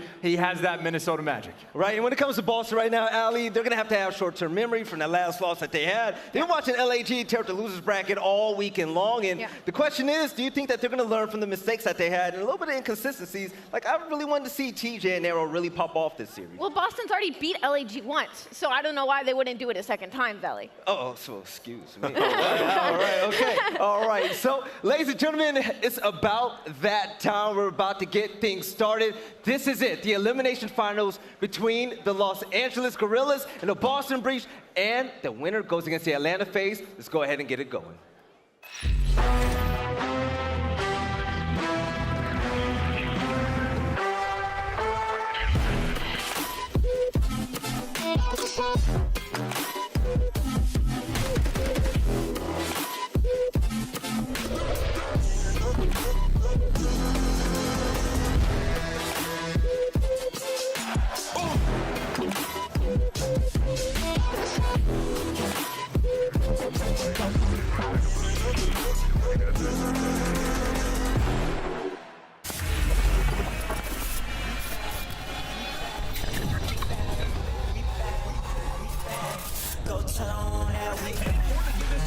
They continue to fight. But this Methodz. Capsidal. Cap says, you know what? I would like to continue. For a 1v1.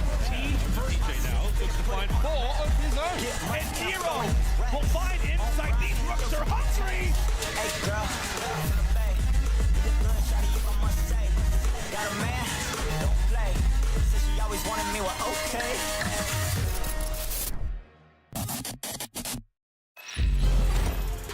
We are getting prepped and ready to go. Just a few more matches here on Championship Sunday. And Joe, I'm excited to continue to follow this Cinderella story. You know, we've talked a lot about Spark, a ton, when talking about the Guerrillas. How could you not, considering the circumstances? But for the other guys in this team, I think we haven't touched on them enough. Like, this is just as crazy a position for them. And I just, dude, just to see a smile on Slasher's face, like, it's like happy Doesn't Slasher. happen often. It doesn't. It does not happen often. It does like, not. like outside of the game, yes, you know, he's a great guy. But yeah, you know, he's dealt with some difficult situations. But yeah, I mean, obviously Spark has to be, you know, talked about a lot due to the sub. They're top 3 now.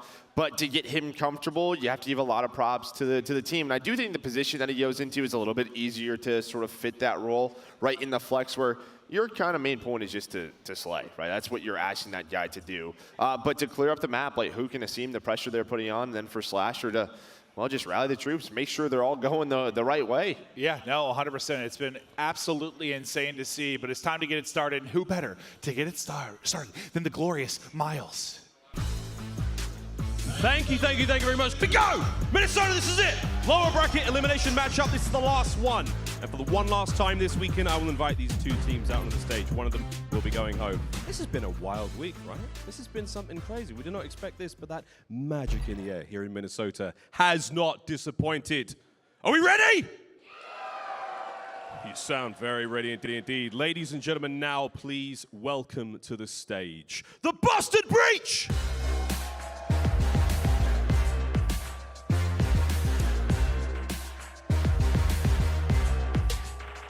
Nero, Methodz, TJ, and Capsidal.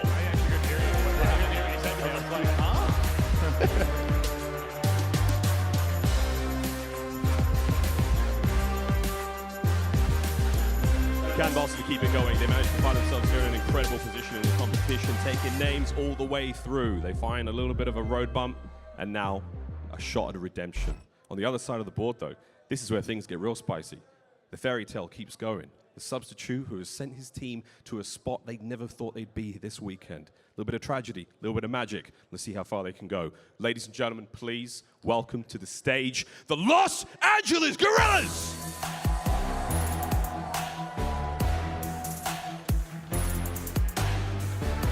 Slasher, Asim, Spark, and Hook.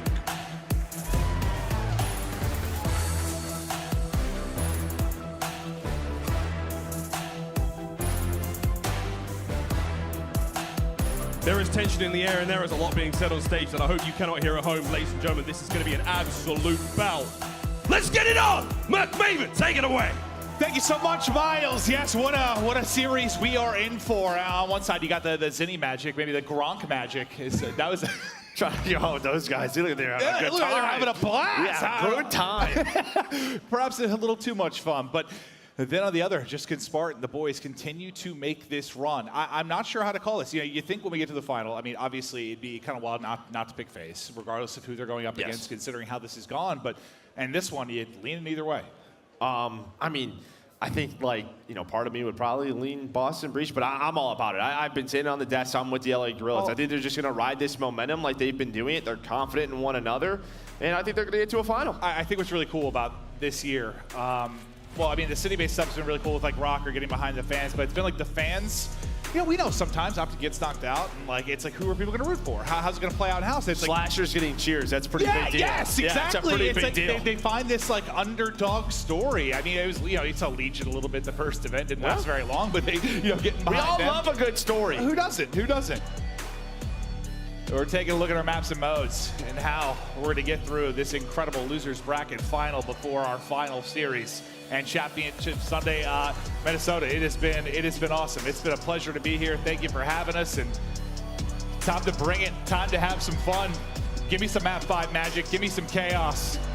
But if Miles wasn't lying, it sounds like they were maybe chirping a little bit on stage. I hope that's true. I like that. I like that a lot, honestly. I mean, okay, it sounds like we're restarting. So we're just going to hold off just a little bit longer. Start getting that game still set up.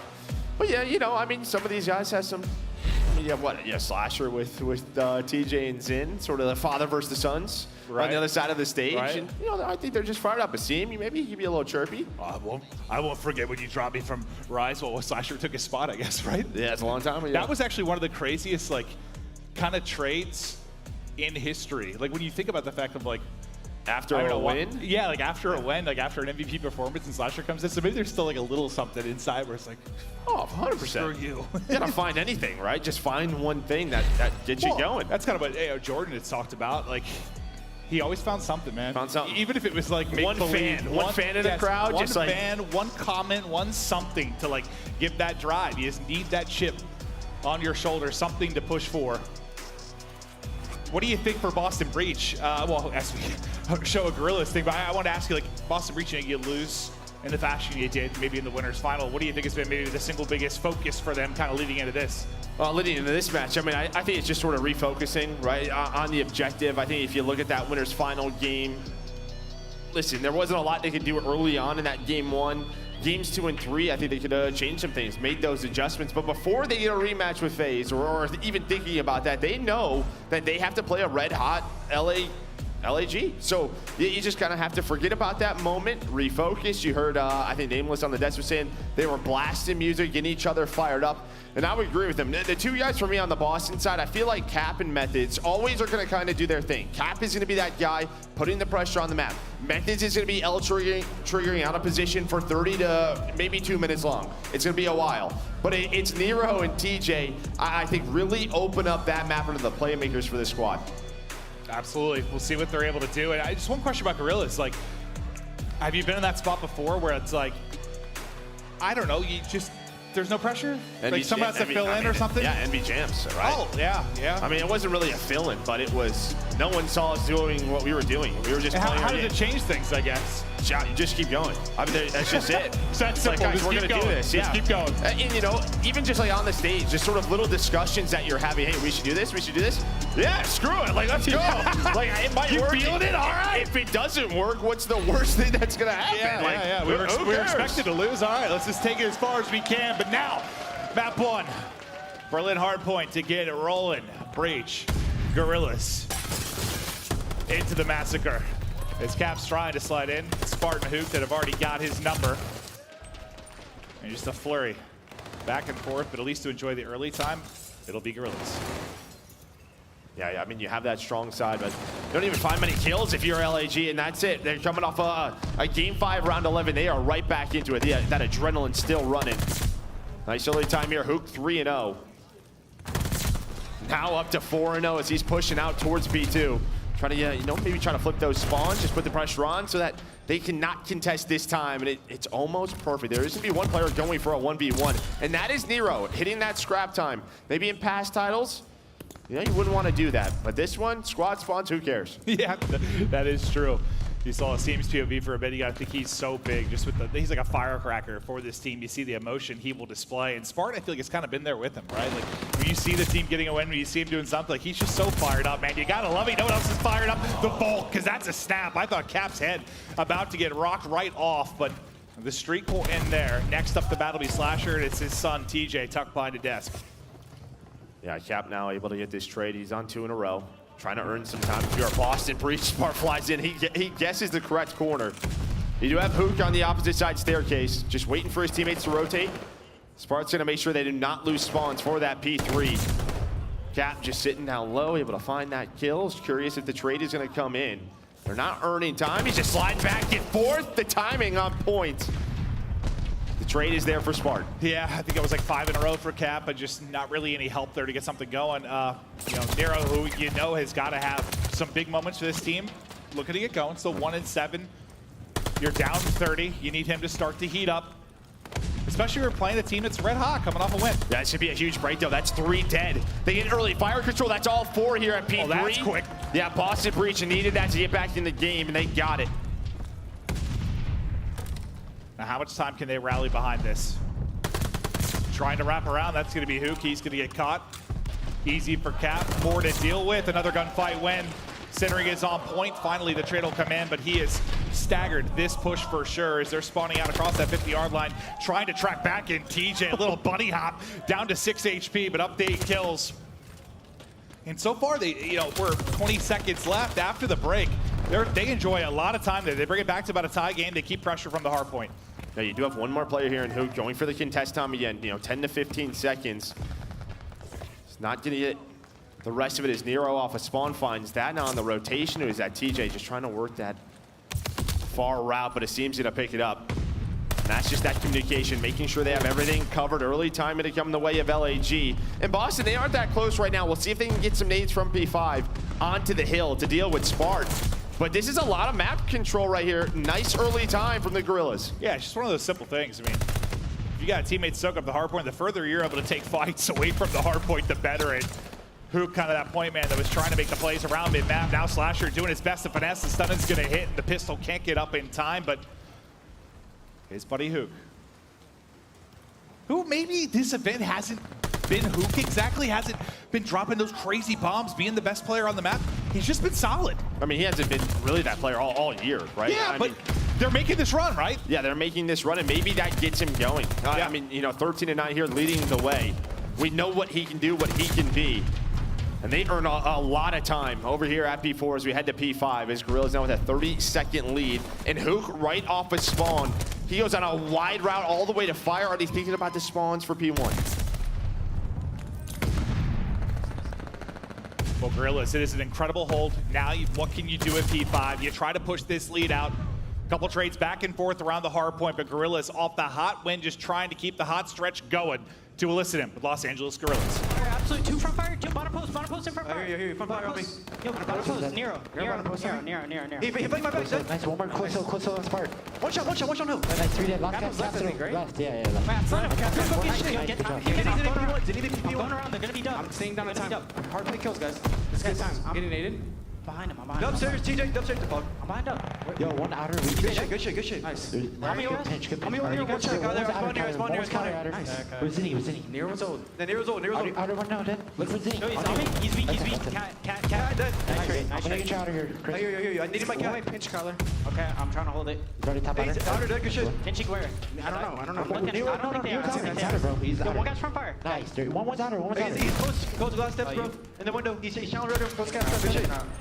Could be out on me, guys. He's flanking outer. We're basing cap. Outer teach. We're basing cap. Absolutely inner. 2 one-shots inner. 2 one-shots inner. There's 2. Outer on me, bro. Nice. Outer on me, one intercept. I hear you. He playing close side. Last guy intercepts off that. Last guy. I'm going around up. I hear you. Yo, one guy's gonna be top P5 probably. I'm trying to help Yo, you. he's out secret, I think? No, never mind. I'll see top P5. Top Jumping in the red room. He's on the glass stairs. On the glass stairs, one shot. I can't hit. On the glass stairs, one shot. I'm dead. Top P5. On the glass stairs, one shot. Yeah, rotate. Fuck it. Everybody, so he's gonna be on me. We got him a new. Good one. Yep. Could be bottom new, guys.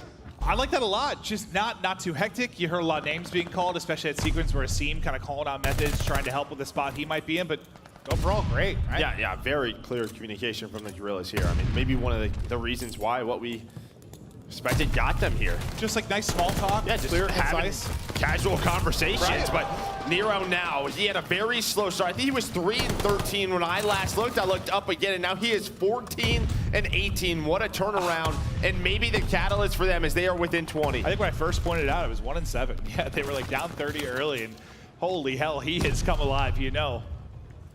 He can be streaky at times, but when he is on point, what a ball of destruction he can be as he continues to take gunfights, slam through doors. Where am I going to peek it from? Nobody knows. A little jump shot as the headshot comes in. That's number 4. Looking for number 5, but Spart with the strafe.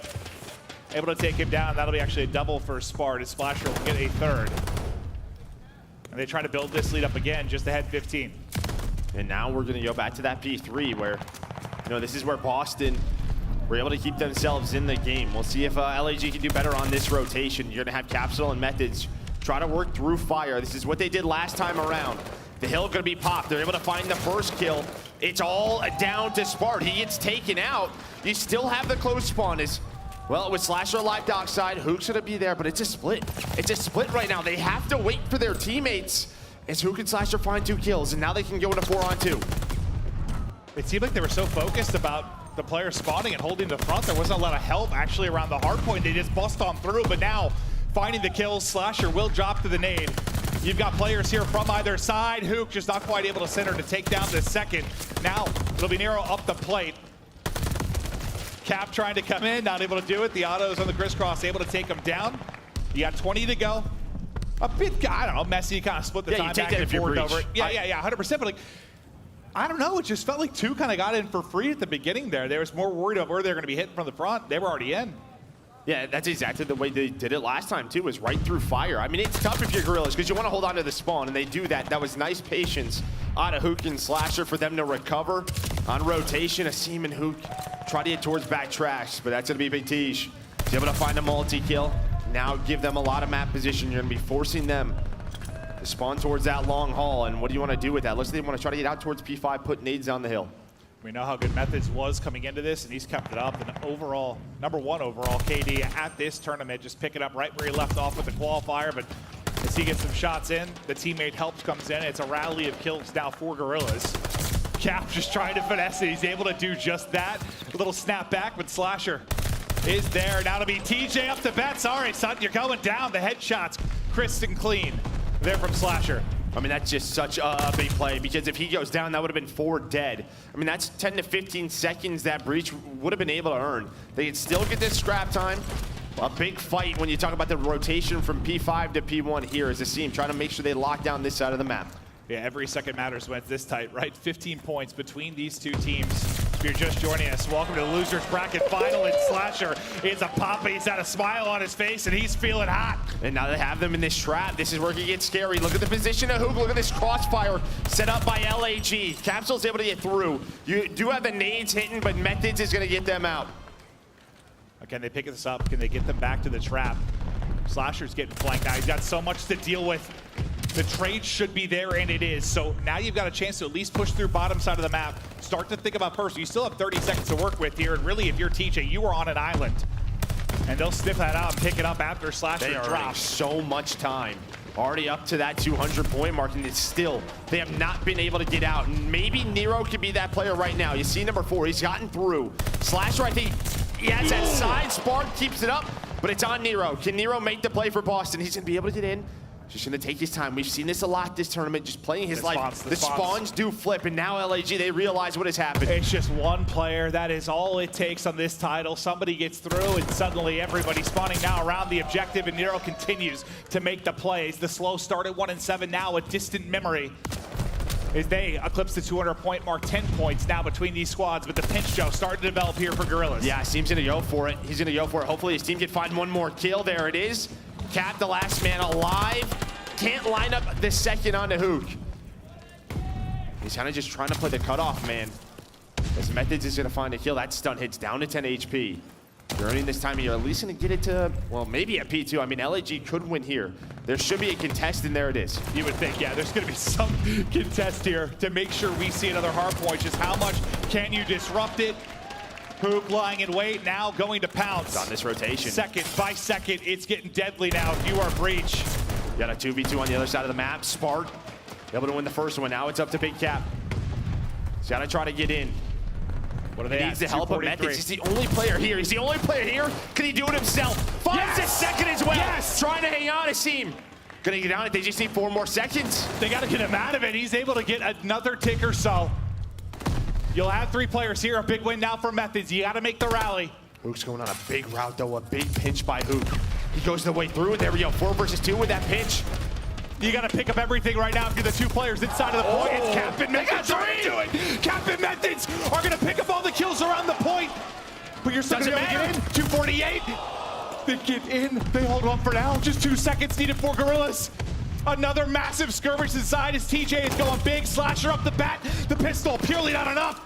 Is TJ continues to go clutch. You have to rotate here. Methodz is already in fire. This has to be perfect. Asim, he's not going to be able to call that out. They got to go now. If you are Boston, it's going to be towards the back. Oh, I don't know if anyone's going to get there in time. 3 seconds, that's all dead. And LAG They were just able to break on through, and now they're going to secure map number 1. Oh, that was fun. It is a fun start to it. Part of me just wishes we got to fight on the next hard point, you know, for those final couple of seconds. Yeah. They just rotate, and that becomes that situation where like you're the team coming from behind. It's like, we need all this time.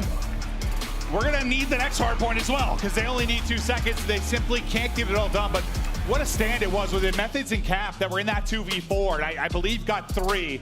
Just unbelievable, but just not enough. 11 points separates them, and Guerrillas, whatever they're doing it again. Yeah, I mean, Spark with 35, Slasher with 31. Those ARs locking it down. Hook with some big plays, especially, you know, he's the one taking those routes. Sometimes you rely on a seam, but Hook with the heads-up plays. You heard that in the comms, picking up pinches on the other side. I mean, you just want maybe a little bit better of a start for Nero. I know he's 26 and 34, but that was a tough one. They put themselves in a hole. Yeah, down early, just trying to get going. We're gonna take a look at kind of the tail end of this again, and I believe we're gonna that's the Methodz and Cap hold where it looks like they are down and out. They do just enough.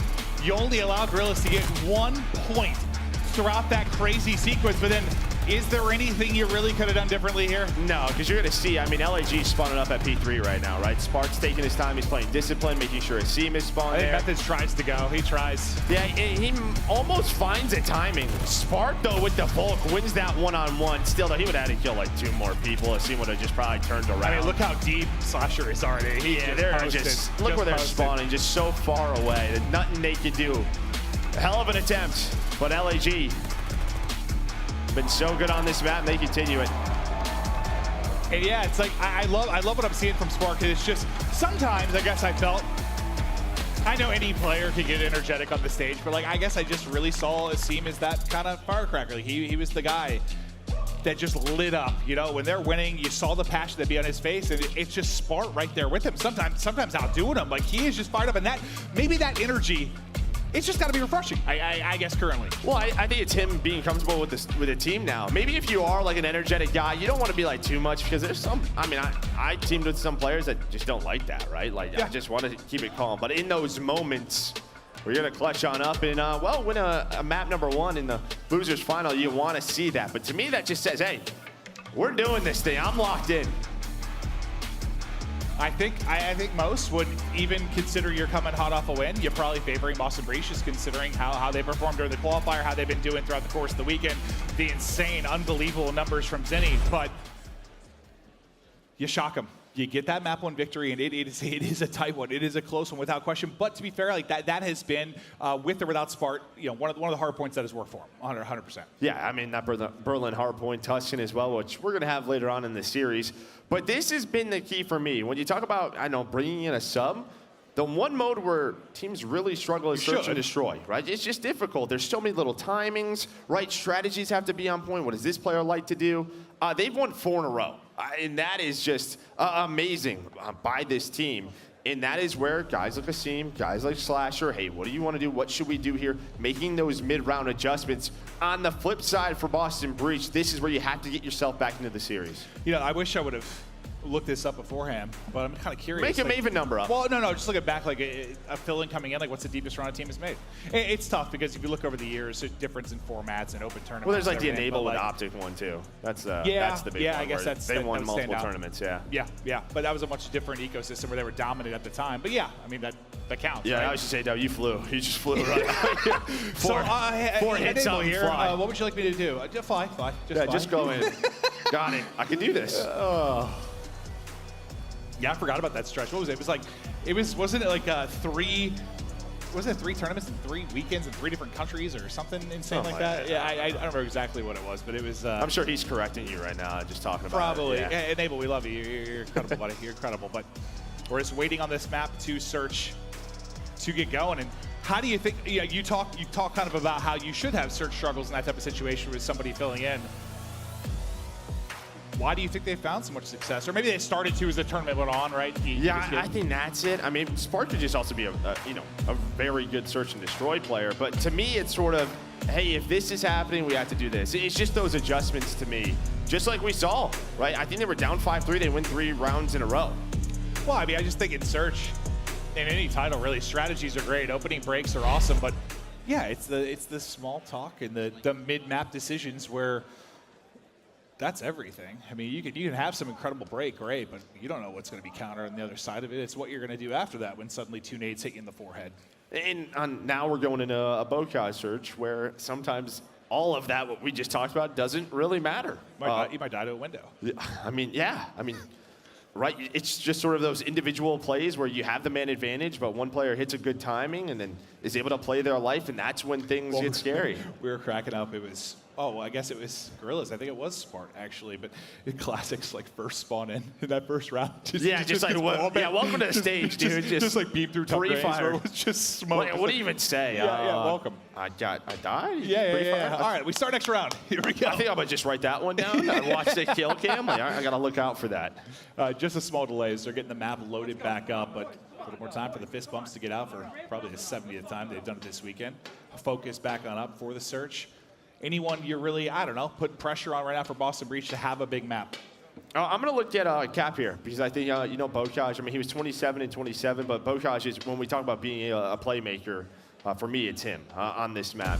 He's going to be that entry guy working inside of that Grandma's and Barn area. You can create some chaos. You can dance. You can dance. Ain't no party like a Sparty party. I got a feeling my man can dance, so. Ain't no party like a Sparty party. Well, there you go. Spart, map number 1, 1.25. Gee, I teed that up, huh? They I didn't know that was coming. Maybe they teed it up for you. Yeah. They're ready. Slasher as well, right behind him with a 1.35. Look at the non-traded kill percentage, 77%. That's, I mean, he's just putting himself in a good position. So you can Breach.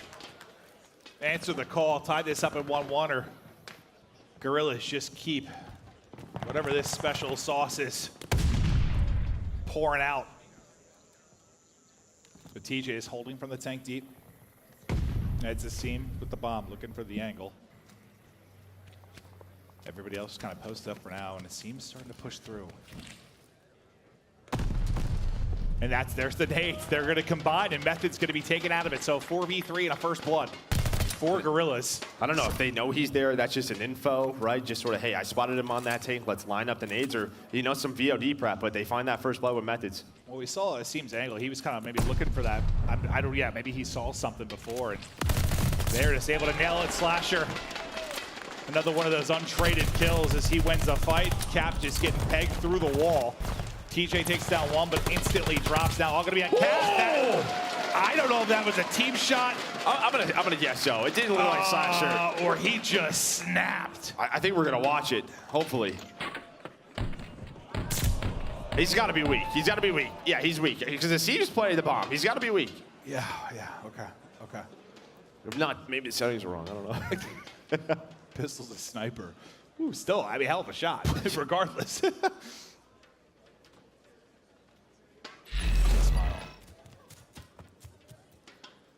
Slasher, you saw the graphic before. Well, he has a 3-0. Kick off in that round 1. Now Breach's turn on the attack.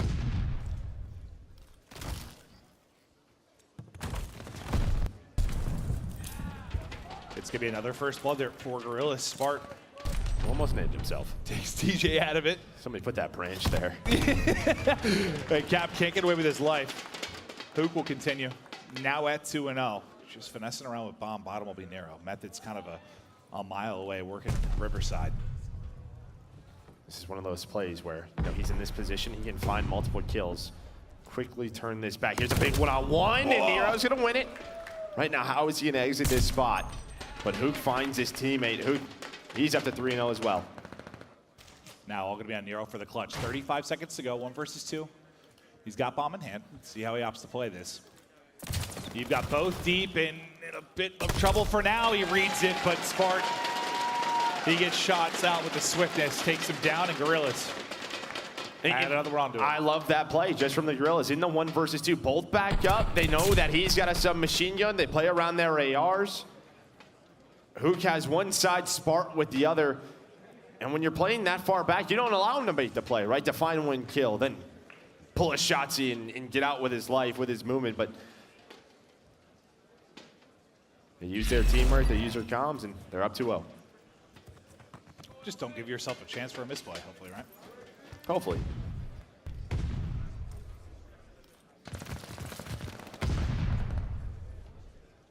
Some shots down range from Methodz, but it's Cap just trying to get in position. Asim is so active right now on offense with bomb. It's just, Same two rounds in a row where he's going to be behind Methodz. Methodz is throwing a nade. There's the first one. Surprise! Surprise! Oh! One more bullet able to get it. One around from Asim, but two teammates will drop at the same time. And now, wrapping all the way back, he can't quite finish the kill. Oh, man, I thought the melee was going to hurt him. He's able to get out. Asim avoids the nade as he's hitting the plant. It's Nero in a 1v2 again. And they're just gonna go right at it, but he can't quite get out of it. Guerrillas now 3 in a row, and Miles mentioned a little chatter maybe on the main stage. Asim, there's that firecracker. He likes to get talking. Let him know. I love it. I do too, Love man. it. Get after it. The people love it as well. I mean, this guy is just getting after it, but I mean, what he's doing on the map right now on offense, they gotta pick something up. We gotta go to his point of view next time they're on attack. Hopefully he does something similar because he is reading the map well. You said that was one of your favorite things as a player, just when you get to land and yelling at people on the other side, just knowing they were scared to play it. Yeah, You said you like to go around. You see the fear in their eyes, Joe? Yeah, pretty much. I was gunning him.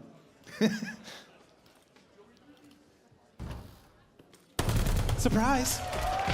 It's another first blood. Nice idea, just like the timing's right. Just going your way, open the door. There's somebody there planting the bomb. Hello. Yeah. And then he just goes, almost gets the second. Oh, something tells me he'd be chirping again if he gets the second kill. 2v2. And you'd need this round so But look bad how for reactive reach. they are. Look how fast they are on the map. I mean, Methodz isn't ready for that. And he's going to go for this plant, but they might spot him. That stun's going to connect, and it does. Yep. Gets away. I mean, they got the information, though. Cap's going to have to pull off something nuts. Castle back to 100 HP. He's got the bomb check, 30 to go. I don't know if they're going to expect this. Hello. Hello, I'm in the corner. Oh, God.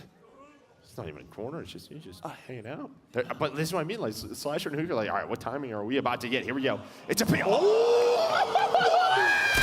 What was that? Oh, God! I think at dead side, maybe as he tries to go across, and Hook gets the kill in the defuse, but that just gave me anxiety. If you look up COD timing in the dictionary, it's that. Yeah! Whoa! That was just some cerebral plays from Cap. I mean, doesn't win the round, but it was fun as hell to watch.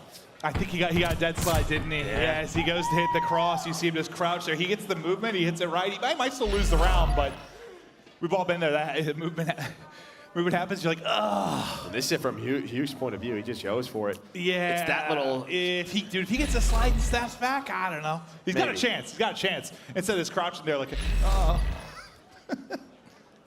Is that what that sounded was? I don't know what that was, Joe. I'm turned. 4-0 now for Guerrillas.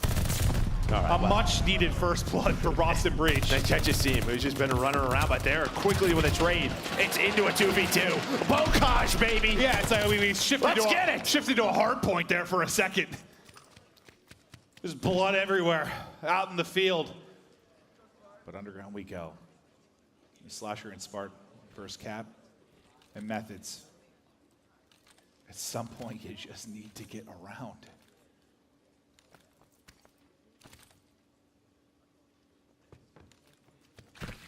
Taking their time right now. You can hear the wind. Yeah, you can. Capsidal and Methodz just hanging out. Probably was just waiting for the bomb plan, right? You have, who is that? Methodz watching the crossover towards A, seeing if there's anything towards lower tank.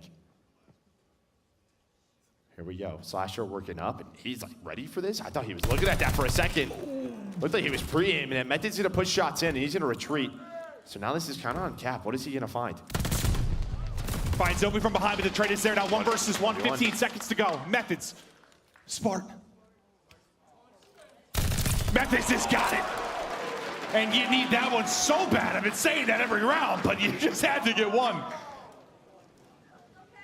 See if they can get it going now, Boston Breach. But if you didn't know, Methodz. That's a haircut. That's a haircut. Methodz was actually going to be a barber, yeah. He didn't get picked up by the squad. He was telling me. Just trimming it down nice and clean. You take a deep breath. You try to pull it back round by round. And they just need that, right? Because basically, whoever's making the calls on the Guerrilla side is thinking they can read everything, right? Whether it is a seam and what he's doing on the map. And that just kind of slows that confidence down a bit. You know, makes the game a little bit more to what they're used to, a little bit more natural. They can play around their timings. And into this one, it's another decently slow offense from Boston Breach. Just one player starts to get across. Saw your foot, I believe. Now he's worried about the pressure. Close the window. Yeah, you gotta be a little careful though. Nero's got the angle as well. Cam might hit the jump up. He's thinking about it. Still gave him a peekaboo. Spart again. I mean, how many first blood? Is that number 4? Oh. Number 4, I believe. His first bloods have been unbelievable. The slide cancel and Chow, last guy up, Methodz.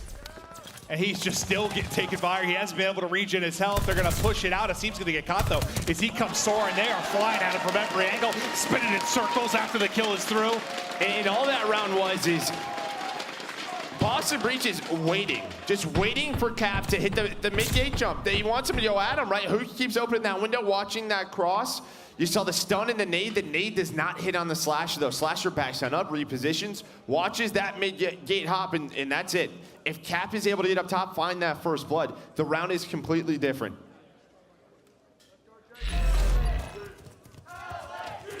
I mean, Spart's up to 5, and like I think 4 of those are first bloods, I'm pretty sure. It's the LAG chance start. They're getting behind this underdog story. It's another one. There's the wall another bangs. one from Spart. As he just continues to find the openers, the wall bangs, the spots. Raining true, picking them apart. One Nero. more. 1v3. Last up, able to get him on the bomb now. Tries to get out. And he's just able to get out. Do a little dance. Make a little love. Down tonight. There's the plan now. 1v2. Can he be the hero for Boston Breach? He got all the information. All the information. Can he isolate this?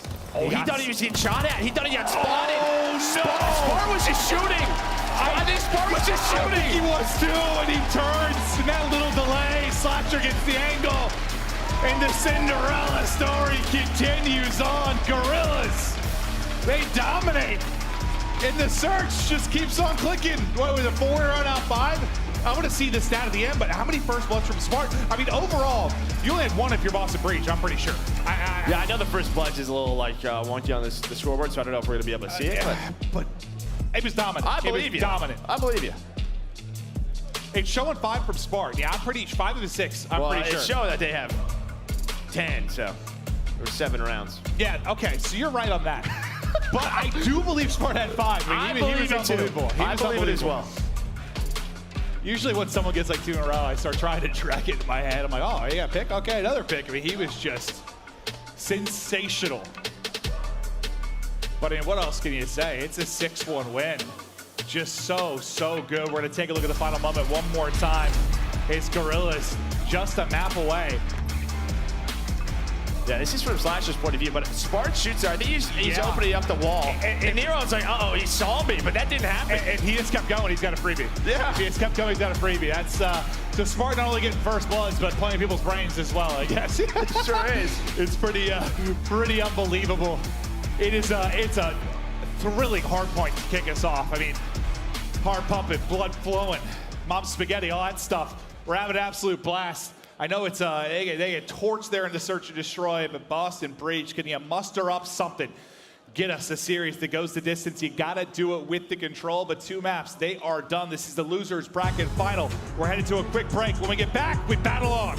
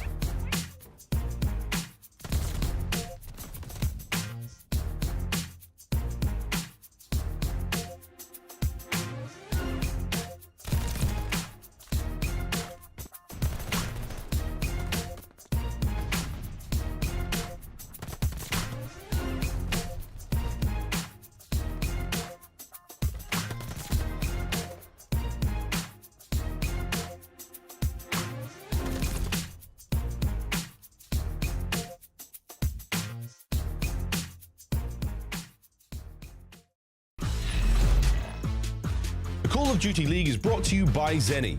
Armor your eyes with Block's gaming glasses starting at $24 by visiting zenny.com/CDL. We are back, and it's time to take a look at the Scump play of the game, and it is a seam. He has 3 kills in a round, and I don't even care about the kills. I care about the passion at the end of this clip. Yeah, I mean, this is just one of those rounds. He finds the timing through tunnel, goes for the flank. He has to readjust there for a little bit. We've all been there, but finds the final 1v1. And he's telling, hey, I told you, I'm better. I can read lips, but I couldn't see him, so I'm not sure what he said. That's like you yelling at someone they mess up like your DoorDash order, huh? Oh, I get pissed, yeah. They put like mayonnaise or something on my, get it out, I hate it. Yeah. Hate it. Like onions or pickles? No, sir. Very polite, but okay. This is where we're at. If you're just joining us or you've been hanging out, thank you. 2-0, they are up. This is losers bracket final. Winner of this series is gonna go on to a grand final against FaZe. Good luck, that's gonna be fun. But Los Angeles Guerrillas, what a run it has been. What a run. One more map, and they are in a grand final. And this is, I know, I've said it multiple times, but like before this event, Slasher, he was frustrated. He's like, how does this happen to me again? It's just, I'm so unlucky. And, you know, Gunless is going through some stuff medically, and it's just like, you know, he's been so good for them. You're so frustrated. You blink your eyes, and you're a step away from a final.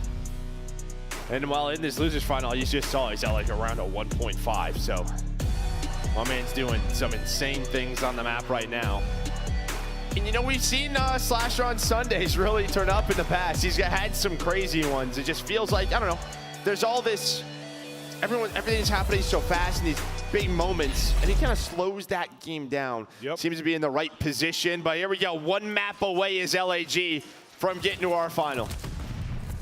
You saw the graphic beforehand, how good Sport has been here. We'll see what kind of map we are in for, but now to Slasher's POV, just trying to keep Zenny under control there mid-map and allow some freedom for a seam to push up the map.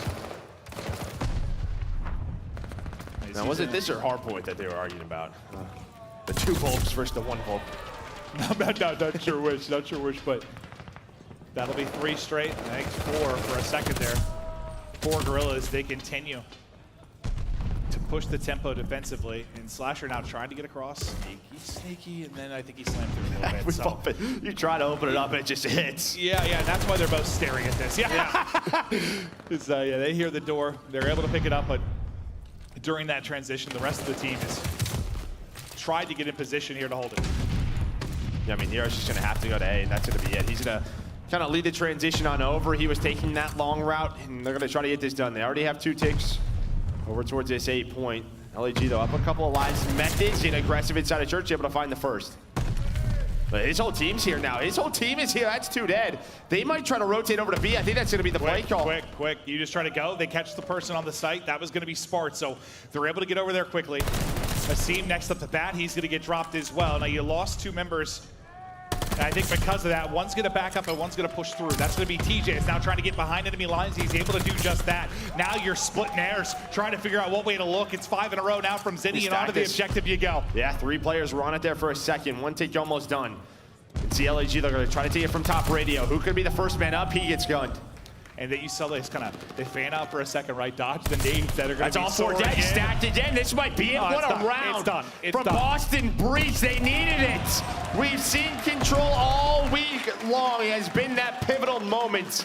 But I love that play. They go from A. Methodz finds that first kill. And then 2 through the side door. It's a 3-man push on the transition. They do not allow LAG to get into a comfortable B setup. Well, how many times this weekend you get A, and then you never get into a good position once, like trying to get B? The fact they were able to do that so quickly off the transition from the other point.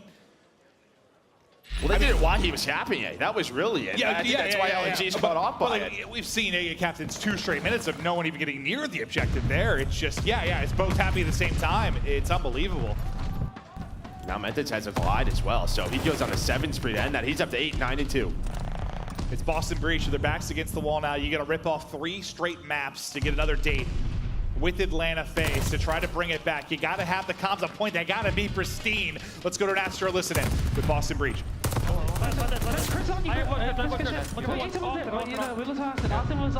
Can be top green, right? I'm up BP5. Where's he at? I'm right there. I'm getting it right. After I keep B, let's go P5. I'm right now, guys. They're on There's a P5 in the head of fire. There's a I got P5. you. So watch your lane right now. I don't see him. I'm gonna go. They can be start turn. They can be in our base, guys. I'm 130 top fire. I'm not. I can't challenge. Match, let's get fire. There's two on 8. Two on 8. The last two are holding you. Do it. Give him a piece. Lay down. I'll There's side vines. Give it a bait. You're dead. Run, chase, guys. Ace with that. We can stop it. We can stop it. I'm flanking fire. I need outer. You dead. Our side, absolute our side. Guys. Our side, give me Austin, our side. Our side, tree laying down. Our side, tree laying down. Left side, tree laying down. Austin. Stay down. Fight for those. You might mid? Fire's open, guys. Not yet. I got your mid now. One off of God. I do a nade. Look at that side. How much is the nade? Look at that side. Yeah, that's it. Well, I'm horse on teach dead. Fire. I'm a gun. Tree dead. I'm pushing up teach. I gave up mid. I'm bumping you B. Tell me P5, guys. Honestly, this wouldn't be, guys. This wouldn't be on this CD, guys. P5 done. Look at this. This wouldn't be, I mean, this wouldn't be, guys. I'll take P5. I have low. I have your low. Well, right now. I have low.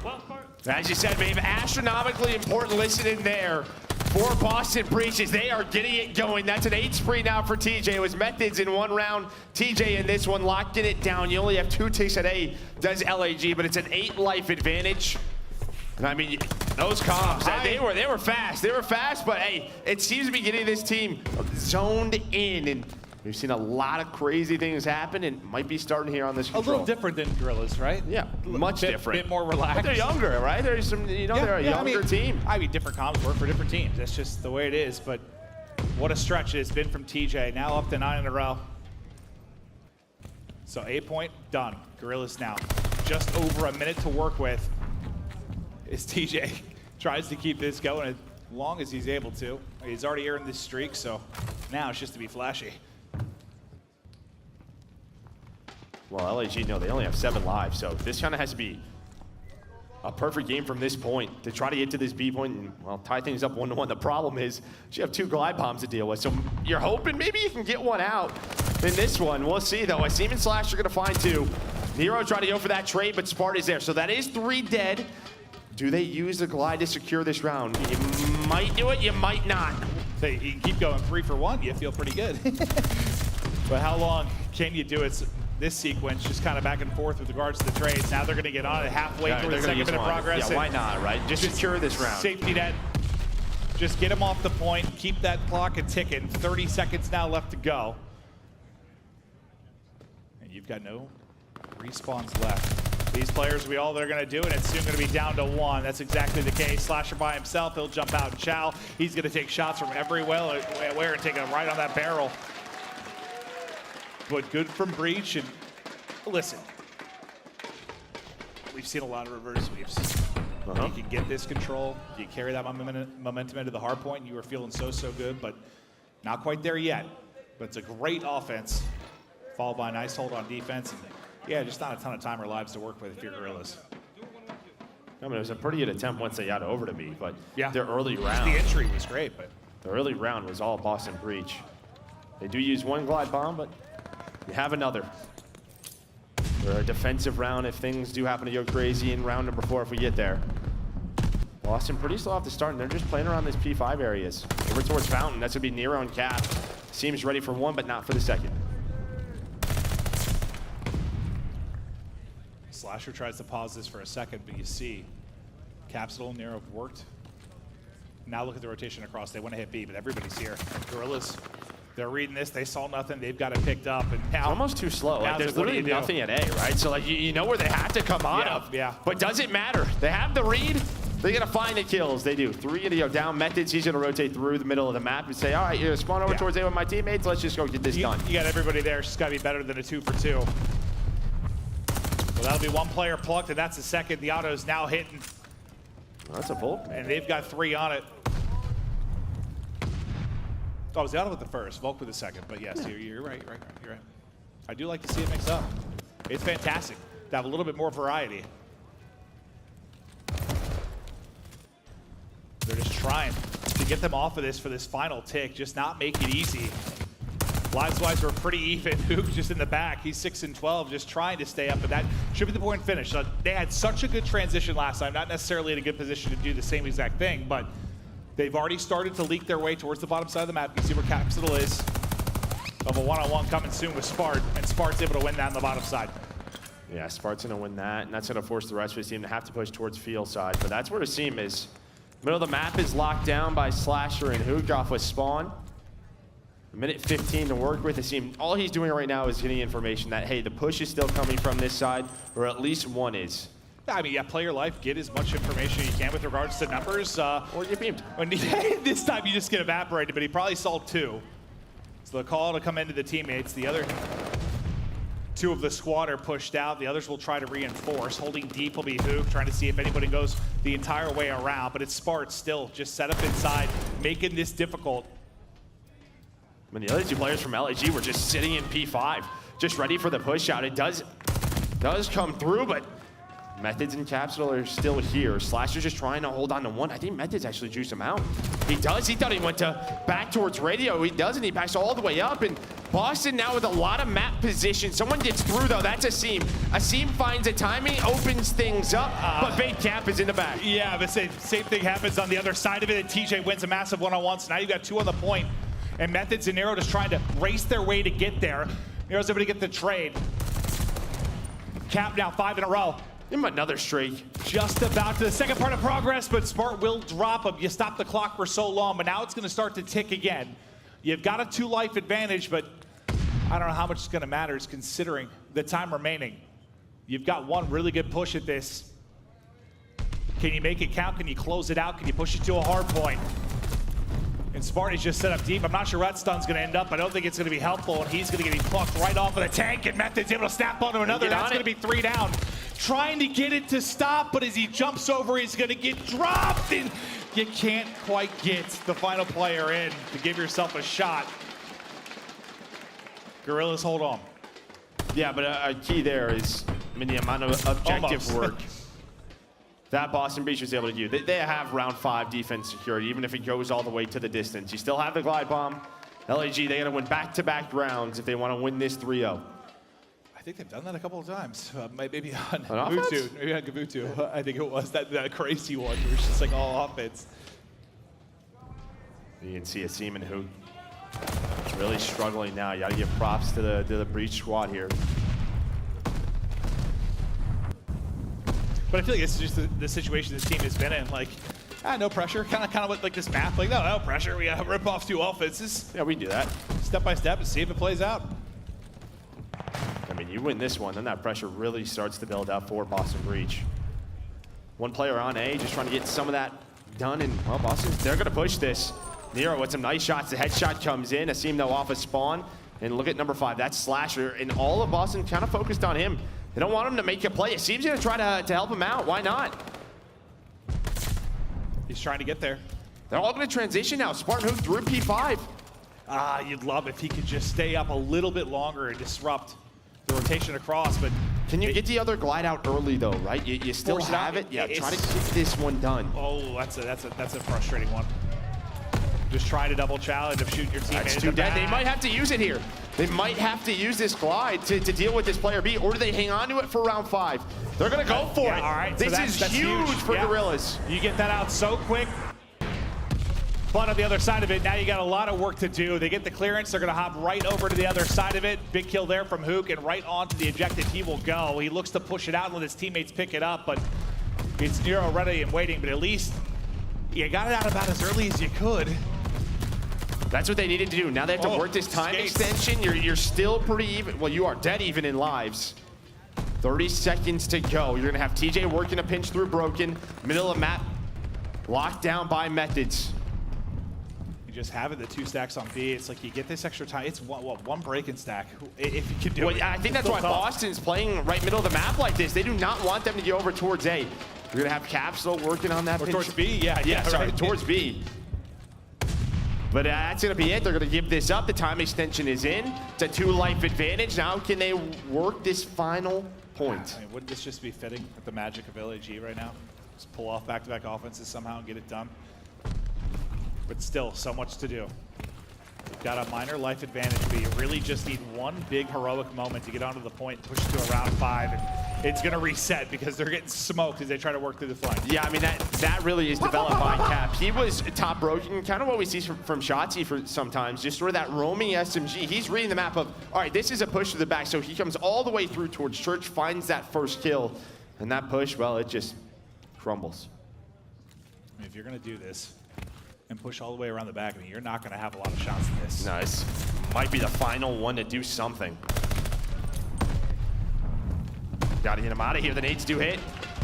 Here we go. They go 2 for 1 and just up over his head. Asim goes vertical, and now they surge onto it. Watch for Slasher. They got away for Slasher. There we go. It's gonna come in. They're on the point. They're stacking. It is cruising. We're looking for a 5th round. Yes! Round 5, baby. Yeah, I mean, they hit the nades in the back, and then Slasher at P5. They waited for him. You see they timed it up. Just whoa, whoa, like an eagle. They timed that pinch. Slasher finds that kill. Look at number 5 this entire time. And Spart, he ends up getting taken down, but that's the key kill at radio. And well, with all that objective work done earlier in the round, we have a round 5. You have no more glides to work with if you are boss. It has to be a strong defense to get us to a map 4. It all comes down to this round, and the entire A side just got blown to smithereens. I feel like every lethal on the map just popped off. Look at number 1.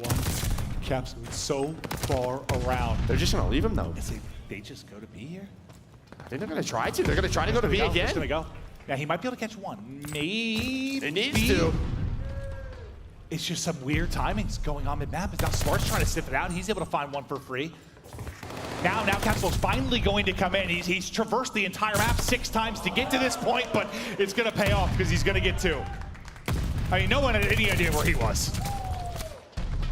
Oh, he had any idea where he was. He was like, I don't see anything over here. They must be over here. Now over here. All right. But he is still going up to 4 now. So he's locking down the middle of the map, and they continue to pinch through broken side through P5. Lives already starting to. Yeah, only 50 seconds down to 18 is LAG. But last time, what? Took 1 push. Nero on the hunt, shooting off the ankles. And now just looking for this extension, the 1 chow that's going to come in. Not going to stop it. So they get through. They do find a kill in the back then. On to TJ as well. So a little bit of an opening. You start to develop this pinch, but tucked away in a corner, it will be Capsidal. What his timing. He gets caught by Hook as he goes to push out. You'd love to get that gunfight back. That's massive. Yeah, you'd love to get that gunfight back. All right, they're going to leave that player back there. Just play around radio. Actually, Cap's gonna go to the middle of the map again. Yeah, but he's gonna leave them out to dry. If they go, there's only 1 player here at Plat. He did not go radio side. When does he get there? When does he get there? Because they're onto it. You've got 2 there. A big nade comes in. They're That gonna actually turn. hits over the top. They're gonna turn. But yeah, that nade huge. He's hit so weak, they're finally able to take him out. Minute 20 to go. You brought the lives back quite a bit. You were down 6. You've now brought it within 2. Spart able to find another hip fire there for Nero. Snap and a wall bang there as well. So we paused for a moment. Yeah, I was wondering whose nade it was at first. I'm like, oh, that was Capsidal rotating engines. Yeah, it was so little teardrop, little teardrop over the top. Unbelievable. It's like, you know, he can't get there in time, but the nade can. It's a pretty similar situation, except you don't have any points of progress. Well, they kept a lot of map position, though, but Asim and Slasher trying to work the pinch, and TJ, she's in a little bit of an off angle. You're still holding on to radio and P5 side right now, and it's gone? Yeah, that didn't last very long. No. Because Nero's taking wigs. But and now, dude, that life advantage just, it was what, 6 down to 2, it's the last push all right the way here. up to 6. They just dominate that stretch. It's Big Cap again this on the everything. He is just everywhere, all at once. Through the multiverse. Capsidal just makes the plays to try to keep them alive. Just the 3 lives left. Hey, no respawns again. Okay. The map is his playground right now, just ripping and roaring all over the place, and that is enough for Boston Breach to continue on within this series. See a map 4. Hello, Dad. Hi, what's up, Allie? How you doing? She was into it. She loves Call of Duty. She loves it. Yes. We love Call of Duty. Yes. And we get more of it. Yeah, Capsidal, he didn't need a breather after that. He was covering ground. over the course of that map. Get him hydrated. Yeah, if we would have had the stat of most distance traveled, it's his. It's like, at one point he died after doing that long route, and then I feel like I took my eyes off the map for a second, and he was there again, like just pushing the deep flank again. And it just keeps you guessing if you're Guerrillas, right? Yeah, I mean, a nice job by LAG to bounce back and take that to a round 5. But you see, sometimes two of their X factors in a Seam and Hoot, they can have those off maps. And for 18 and 30, it's not even just like the stat line, it's also the engagements. Look at that compared to his team. I know we saw him rocking a couple of different weapons, maybe a little bit uncomfortable on that map. Just couldn't get locked in. It can be tough. I mean, we've all been on Tuscan where it just feels like the one time you're looking this way, they get a good timing. Was not really something leading into the first event we talked about. Somewhere Hook's been struggling was control. Yeah. Right? That has been a struggle point for him, but you give yourself a chance into a round 5. You're not able to close out the series if you're Guerrillas. So you're gonna see a hard point. Berlin was a solid one for you. I mean, they've been a good hard point team. Yeah, especially throughout those stage 2 qualifiers. Well, we're gonna stay on Tuscan, I believe, and maybe that's big for them, right? A lot of those engagements, the guns got hot throughout that map. But you're having them again. Yep.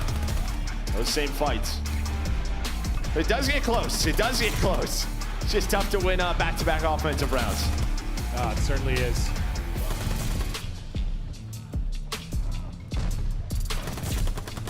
I just want a map 5 so desperately. I do.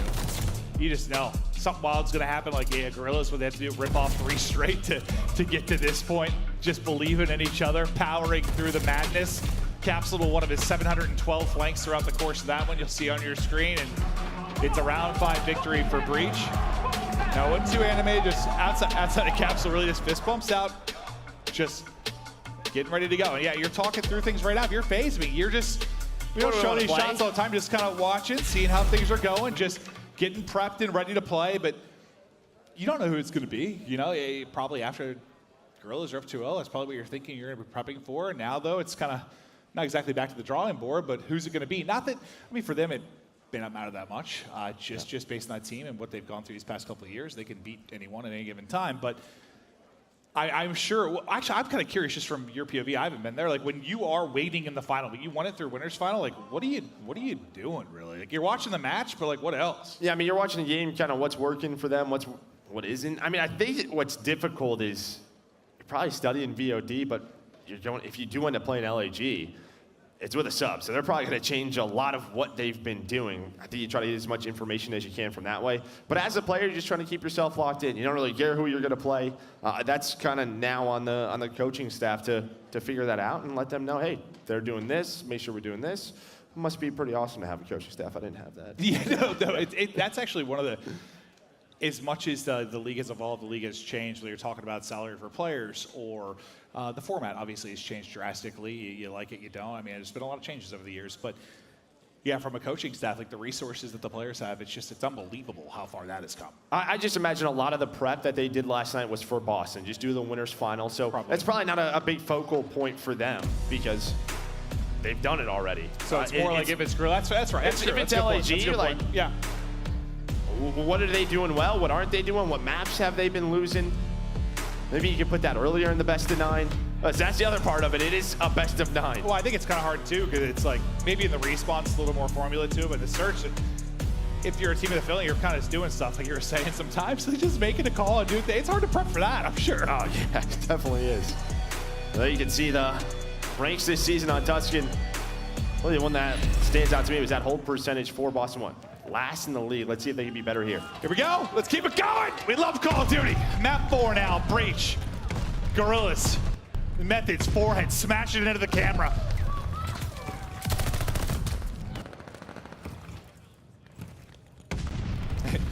I think it's TJ. He started to fly forward for a second. He's like, all right, I gotta track back. I'm gonna pick up some of this time. A team kill comes through from Slasher after he's able to drop 1. Pushing through Church trying to find an opening. I think that's Methodz just trying to find an opening in behind, and he may have found a lovely one. I thought maybe 2, but the help was there. And Spart's actually to find another kill, and this is good because they need to relieve that map pressure. You can see what Boston Breach was trying to do. Push through the field side, try to flip them out through Church, set up for P2. But somehow he's 4-0, so he's just finding kills, just holding this side of the map. We are tied in score. Now as we transition over to P2, you already have Hook in this position. It seems going to be on the hill. Radio side mostly covered, and now it's just like, can we push through it and pick it up? You're able to drop one on the cut. That'll be smart. Hook down from the top rope, lining him up. Doesn't get a chance to chow because TJ, he's already ready and waiting, so you don't really enjoy a whole lot of time there. Boston Breach able to crack through that one quickly. And that's huge. Off of the spawn, right front church, Asim and Spart. Right, they're trying to do that jump up through the middle or go towards Church Alley. They both get caught if they want to put pressure on through radio. But one player does push through. That's Asim again off his spawn, I think, bottom church. Actually, I hate that spawn, but you know, it's just difficult to put, you know, to deal with it. Yeah, able to find that timing. Now they're just going to fight for the scrap time because it looks like Capsidal already on the rotation over to P3. 5 in a row for Nero.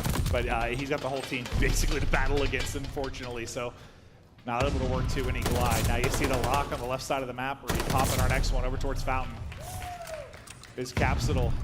He is starting to feel himself 6-4, 4 in a row. Some amazing moments over the course. Who spawns in the back? Who spawns in the back? Did he just spawn? Yeah, he did. He did just spawn back there. Oh boy, it's been happening all weekend. He's got two kills. The only good thing is that for Boston, they found all the other kills. Yeah, I just want to reload. But that does disrupt, what, 20 seconds or so? And then off his spawn, a Seaman Slasher right there. You're on 6 in a row. Need one more bullet. Can't quite close it out. Nero gets shots into 2. It is just a mess here at Fountain. Guerrillas are able to get in. Yeah, and that's it is a mess. Yeah. That's a tough one. Yeah, it hurts me a little bit in the soul, but that's okay. Boston, they're going to regain a little bit. Nero 11-6. Finds a couple more kills, going to get that scrap time. There's going to be a battle over there. Nero is able to win it against Spart. Methodz taking the long route. They're going to know something's up now. Once that's done, it's going to pop. Is Hook able to win the first? They take down 2. They're going to catch him mid-map. Asim doing a good job just pushing out, trying to catch the lanes. As Hook now continues to try and dance, back him up with the lethal. And Asim is just soaring out mid-map. Unfortunately, the last spawner is going to catch him. That number 2 in Methodz has gotten all the way deep. You're planning this next pinch, looking for the opening. You're already able to find Slasher, so now it's going to be the time to go. They're going to soar in. Spart just gets obliterated. This Capsidal will come soaring around the edge and right into Church go Breach. The Breach.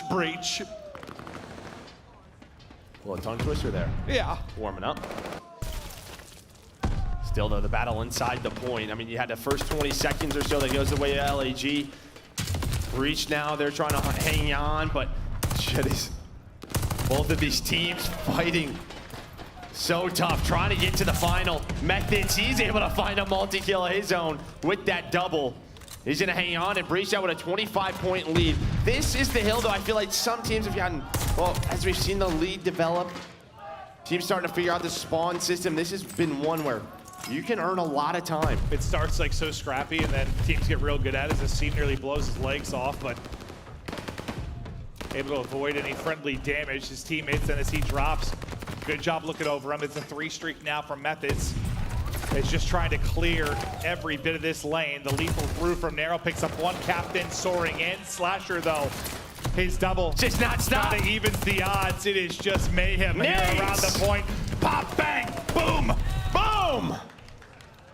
And well, somehow Capsidal's still alive. They all are. They're all still left. Seem though, he's gonna get taken down here. He's trying to get test Nero. Stepping it up here when they need him most. 19-12. Oh, the snap on the Slasher to put him up to 20. You gotta love to see that. A one-on-one about to go down the other side of it. We'll hop to it. It's gonna be Methodz here with a C. Methodz just tucked away in a corner, able to take it. As our next hard point gets ready to unlock.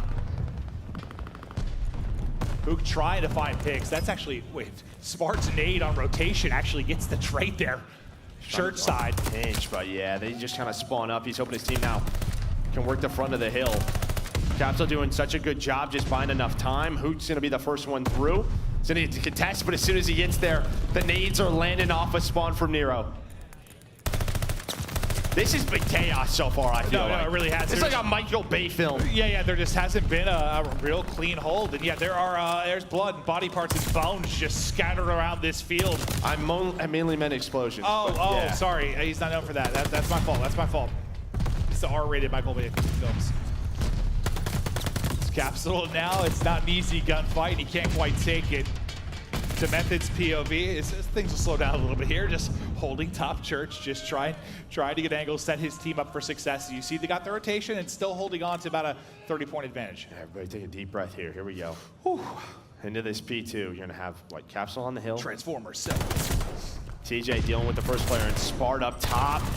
Nice. Methodz is there, 16-9 for him.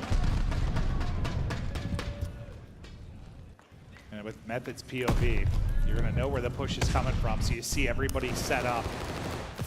Just lying in wait on the box head, he put the grenade, just rip him right out of you. You feel like you're in a good spot. 1v1 for the hill but now. But they fall around him, it's just going to be TJ here to try and hold. TJ, verse Slasher, as he continues to dance around. In Slasher, he has to take the next gunfight. TJ buys enough time around the point. Yeah, I think Slasher's just hoping his teammates, as they win some gunfights off his spawn, are going to get there. Just hanging on the flag can be so important. It's a power position with that AR. But Capsidal somehow is alive as he finds two. That's going to be all dead for LAG. They're going to get the scrap time on the rotation. It's all Boston Breach. They're pushing that lead now. Get near that 70-point advantage. Now, hopefully this time, now at least your teammate. Someone just sit back there. Your teammate spot's there this time, so that's got to feel a little bit better. Now, can they do the damage?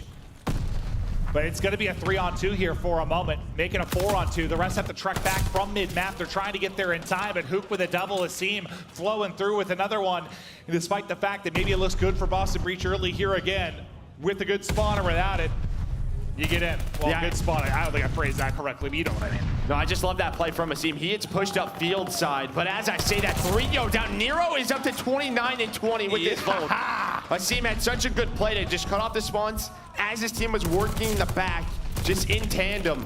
Up to 30 now. 210 points for the Boston Breach. He has lightened it up, and it's looking more and more like a map 5. But if you've learned anything this weekend, don't count out Guerrillas. As they continue to make miracles happen. To church we go, and it's just green arrows everywhere. They are set up in, they are locked and loaded. Nero hasn't missed a bullet since 1997. The guy is just popping off and beaming. I don't even know if he was alive. I don't think he was, Joe. I don't think he was. Yeah, I don't know why I picked that year. Okay. Guerrillas trying to hang on, do what they can. They get in pretty quick. You had 4 here, you got to deal with 17 entryways. They still have TJ trying to work the flank, but Spart is able to pick that on up. Now they're just trying to work out towards the middle of the map. Oh, it's so hard to stop hitting. Yeah, and then Methodz behind that too. That's going to be the front door wide open for Boston Breach. Here they come. Asim, you shout out past TJ though. He hits it. Lovely job from Hook. It's a very good hold here at church. They continue to dance. It's not an easy thing to do, but bit by bit, second by second, they work to get back into it. Down as much as, what, 80 or so. And that's one of those plays. You had TJ go for that scrap time. Look at the kill feed. The big 10 seconds. Guerrillas. Only down 40 or so. On the rotation, LG set up. Are you kidding me? Yeah, you talk about map 5, don't count him out. Don't count him out right now in map 4. Yeah, well, that's what I meant. I mean, you can't ever count him out, but like Boston Breach were looking so good, but Guerrillas, dude, they just continue to make plays like this happen. They're stacked up inside. The wide angle is coming on in. Capsidal to hit down to 50. Now looking for the next gunfight. A little window fight. Asim able to do it, but the nade there instantly. They're only down 20. Nero's been on a heater. The 200-point mark now hit, now down just 15. Unbelievable. Here from Guerrillas, but Breach, they are able to get in. How long can they hold it? It's a slide out and shout coming in from TJ. Yeah, I thought Nero was going to jump up. He's just going to lock down in the middle of the map. This could be huge. It's TJ with a snap onto Asim. Now the rotation. It's going to be TJ and Nero. We're going to have to deal with the entire squad of LAG. Jeez. So far, so 37. good. 3 dead. 37 kills for Nero. You try to scramble across, but it's just Capsidal tucked away in a corner. Feels like half his kills are shooting people in the back, just keeps finding his spots. Nero is trying to get the reload off where the chow comes in, not able to do it. They get 3 kills, they get in. 8 points needed for Boston Breach.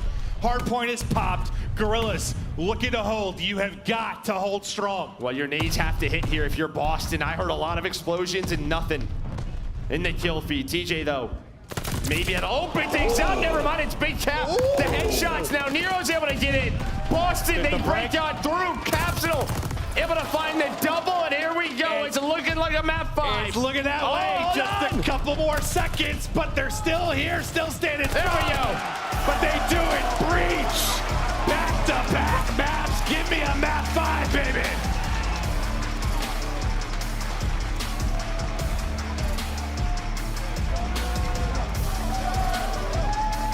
Talked about the momentum shift all weekend long from that control into this map 4, and it happens. Nero flying from the get-go. Yeah, he hit 40. He get to 40. It was close. Yeah, we'll give it to him. Yeah, sure. Round up. I mean, he was just using the absolute gunny there. Unbelievable plays. 39 and 30, nearly 5,000. Just look at the damage. He has a 4,700. There's nobody in that atmosphere. If I would have told you that TJ would have the lowest engagements on this team in a hardpoint, would you believe me? I mean, just it's the two young guys. He's basically a father now. Yeah, he's like, I'll run second AR. Please. Yeah, right. I would love to do that. But that is just a bomb from Nero, and he keeps them going. All tied up 2-2. It's been such a nutty week. I mean, you think about like how this kicked off. It was what, like all 3-0s. Day one. Then it just it feels like it's been a couple like 3-0-3-1s, and the rest have been game 5s. It's just been anybody's match. You never know who is going to take it. I mean, who doesn't love game 5? We all love game 5s. They're unbelievable. We hope you're having fun at home. We hope you're having fun in the crowd. We have a game 5 around the corner. Before we get there, quick break. I think that's the most exercise you've done in a while. Oh my God, this guy's got the moves.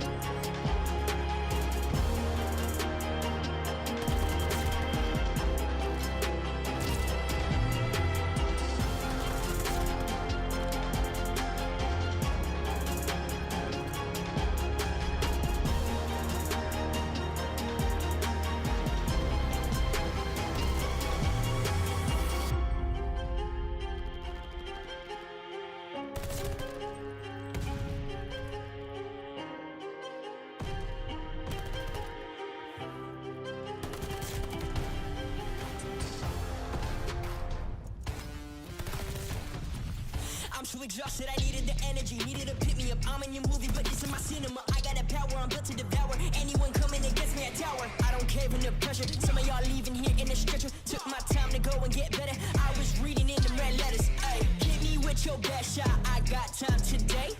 Feeling like a matador with that Red Bull. Oh, no, you can't stop me. I'm running my own play. For the game win, I came to pin anything that gets in my way. Been here, done that. You all know what we came for. Been here, done that. You all know what we came for. Energy, energy, energy. I need that energy, energy. Energy, energy, energy. I need that. Been here, done that. You all know what we came for. Been here, done that. You all know what we came for. Energy, energy, energy. I need that energy, energy. Energy, energy, energy. I need that energy, energy. We been here, we done that. We done that. You all know what we came for. You all know what we came for. We been here, we done that. We done that. Energy, energy, energy. I need that energy, energy. I'm in the game like EA. Been in my prime since pre-K. Shooting my shot from long range, going over heads like a toupee. Treat every day like payday. Y'all been living so mundane. My work week is Sunday to Sun. Oh wait, that's every day. Putting in overtime, punching the clock, I'ma get what's mine. While everyone's sleeping, I'm living my dreams. I got a coin that's so divine. Lord, take the wheel like 10 and 2. I'm losing energy, I'm overdue. I've been on the top ropes, hitting my pros. Watch me hit the power moves. Been here, done that. You all know what we came for. Been here, done that. You all know what we came for. Energy, energy, energy. I need that energy, energy. Energy, energy, energy. I need that. Been here, done that. You all know what we came for. Been here, done that. You all know what we came for.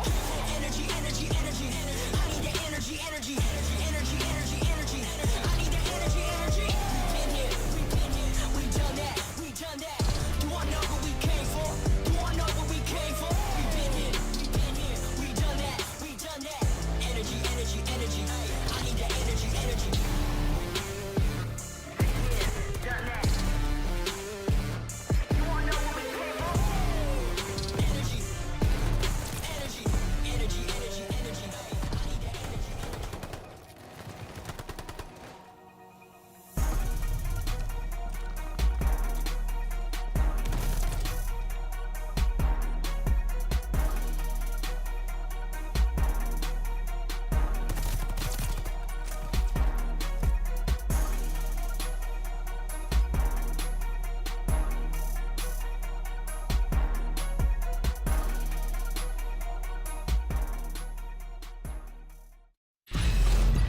The Call of Duty League is brought to you by Game Fuel.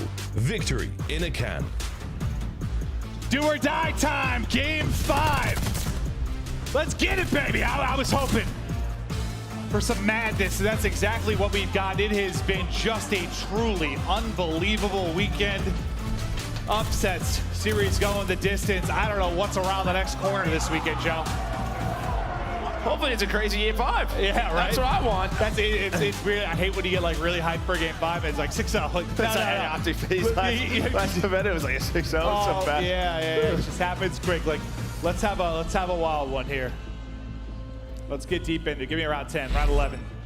Some clutch plays. But yeah, no, Jordan Kaplan tweeted kind of what I was thinking. Like, it's just how many, if you just cut out Thursday, like, it feels like, I'm just going to throw it out there, like 80% of the games have been game 5s. Like, it's probably more than that. Right around 80? It might be. The only thing I can think of is the 3-0 in the winners final. Besides that, I couldn't tell you. Yeah, way to go, FaZe. Thanks for screwing it up. But no, this has been truly special. The fans have been insane here all weekend long. You guys have been amazing. Now, no other way to put it. Do or die time. One of these teams is done. One of these teams is battling into a final. And, you know, it's like maybe if you were both these teams, well, I guess more so Guerrillas, but both these teams, like, getting to this point, you might feel good. But now that you're here, now, you want a finals date. You want to take down FaZe. Just want to keep this going. This is yeah, like a dream weekend. Want to keep playing. These guys want to be playing. You know, guys, you know how bad they've wanted to be back on a main stage Sunday in the afternoon, playing for a championship. And on the other side for Boston, these young guys, alongside what Methodz and TJ, the experience that they have, they've been in this spot before. You're looking at those two for me, Methodz and TJ, to really step up. I know Nero got you here through that map number 4, but this is when you rely on your veterans. And similar to the other side, right? I look at sort of your slasher, you're a seam, to be the playmakers and keep everybody composed. Yeah, I just think we forget sometimes that a lot of the players on that stage right now, born in the 2000s. Yeah, maybe haven't played in this moment, a loser's bracket final, trying to go to a grand final. Yes, the nerves are absolutely 100% going.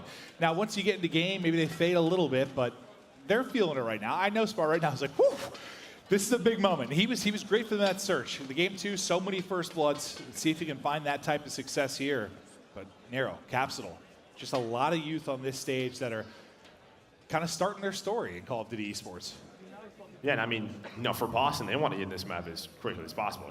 They just won the last 2, right? They feel like they're going to win all those early gunfights. For Guerrillas, I just think to win, one of the first 2 rounds is very important. Kind of slow things down, keep the confidence cool for Boston Breach, because we saw what that could turn into in map number 2. Without question. And obviously, it's a whole lot different going from 3 to 4 than 4 to 5. Just, it will slow down. You got a little bit of a break here. You don't want to, it's like you almost don't want too much energy going into a search. You might just over-chow something, push something a little bit too quick. Timings can be off. We have seen a lot of just insane timings throughout the court, just within this series. Like, dude, that Capsidal play, I was like, holy. I mean, that's just kind of with the maps and the development of them, right? Sort of the different routes that you can take, the walls, the doors, that's just what it can turn into. We've been seeing it more and more. Some of the unfortunate spawns and the hard points, like, yeah, you just got to deal with what you got to deal with. And a lot of the times it ends up being this game 5. I know you were kind of looking through the Berlin a little bit before this for the 2 teams. Is there something that kind of popped off the page for you? Yeah, I was asking just quick facts on between both of these teams throughout this week, but we do have something crazy, right? Boston is the #1 offensive team at 71%. Okay. The second team is 55%. It is a ridiculous stat line for this Boston Breach squad. So see what they're going to do on offense. Well, that's where I wonder if, they're prepared. If you have that kind of offensive win rate, you've got some structure to it, but it's like, there's this question mark around Guerrillas right now, probably when it comes to search. Like, what are they going to do? Might be a little bit different than they've been used to. Might catch them off guard. If you're Guerrillas, you're sure hoping that's the case early in this one, as you said. Just try to come in and stun them. You see the records and where they sit for map 5 overall. We're not talking Berlin, just when these teams go the distance. Boston Breach killing it at 4-2, 3-3, and 50-50 there for Los Angeles Guerrillas. Do or die. Map 5 time winner. A grand final and first on the year. Boston Breach, Guerrillas. Let's go. Now let's see what Breach, with that incredible offense, what they're looking for early. Yeah, and you know, sometimes we talk about stats a lot, and doesn't matter. Usually in a map 5, those typically get thrown out the window. Yeah, yeah. Just who's going to come up and be a hero, make some crazy play. It's a peek from Nero. That's going to be bombed down. Nice win from Asim. And he's been chatting this series. You know he wants to have a big map 5. I got a feeling he'll be yelling again. You see TJ working this top 3, trying to find that pitch on the Slasher inside of fire. Slasher spotted him. Yeah, he did. Saw that little crouch peek come in. So you have that first blood. You do have Hook just kind of sitting in the corner inside of A, just making sure that plant does not get down. Clean. Well, he hears that. Well, Asim, he got picked. Was he at B? Yeah, maybe just trying to, I don't know, work across the map. Yeah, I mean, that's where he was set up, where he got the opening first blood. They're going to wrap it back. So Hook is just patiently waiting. The skull like wasn't on the map. It was getting covered by B. Like, yeah. He hears the glass break. He calls for the help to come in. Now they've taken it across. Yeah, you'd love to just get the kill and be able to get away, but a great trade. Team shy, right? In from Breach. So look at the plant now into a 2 versus 2. So back over to B we go. Methodz just taking care of all the... They're strong. He's very strong. All the things in his way. They're fast though on this flank. Capsidal, he's gonna have the first one-on-one. He has the sniper, the pistol in hand, and he hits it. Okay, all right. And Slasher's thinking, all right, where are they set up at, right? Up top, we've seen Methodz in this position so many times. But I think with that first kill, that should be the round. I mean, just not enough time to work with. 7.5 to defuse, the shots are in. Yeah, and well, you have the first blood, but you don't turn it into anything. That's a hell of a gunfight win, but not going to matter. It's Capsidal with the big kill, and it's like right as Slasher goes hunting for him, he repositions. Now he's gonna chow and Capsidal. A little extra love on the tail end of that one. He stopped. I don't know, that's a body you want to be shooting in a map 5. But for me, that entire round, Asim cannot get picked there. I know he does a wonderful job opening it up. But Boston knew. He was the guy at B. They're like, boom, he's at B, let's go. Let's rotate through. Cap with that pistol. Shouldn't be surprised anymore what that thing can do.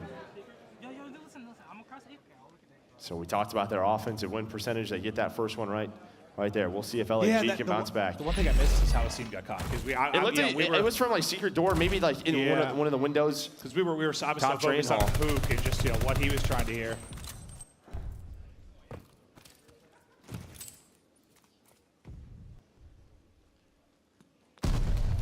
Able to reposition and dodge the nade is Methodz. Asim, as he's hunting it a little overzealous, and Capsidal just keeps it going. 3 in a row starting. Bomb, yeah, probably not in the best position. Yeah, it's a little different Berlin versus Bojaj. I mean, Bomb's down. Slash, though, able to turn this into a 3-on-3, working that pick over towards B5. Spark trying to hit the nade. Shouldn't have shot his body. He'll get his revenge. Now working that pinch is Slasher. Should have shot his body. Reads the second one. Working through the middle of the map now was Hook as he finds the opening. And all right, I guess first bloods. I mean, I don't know if we're converting them into wins right now. not within this one, I don't think. But that's going to be bombed down again. Yeah, that's just tough. At least you're able to shove. It's like a baton. It's like at the Olympics, just trying to get this thing forward as people are dropping. Oh, he's going to see both. Can Methodz clutch this? Might find some good timing here. Yeah, he sure will. I was thinking as the nade check goes out, they're maybe thinking the push is not coming from that direction, but just able to snap back. Is that, what, 3 in the round for Slasher? Yeah, 3 in the round. You kind of said, don't. It's not somebody I would. You said he let off, and maybe it wasn't intentional. It kind of looked like it to me, but I don't know. Oh, no, I was saying. Oh, okay, so he was. I thought so. I thought he was lighting his body up. I would not shoot his body. It wasn't like the whole clip, you know what I mean? He's been smiling. Incredible round, though. Get back into it. 3 big kills, tied up 1-1.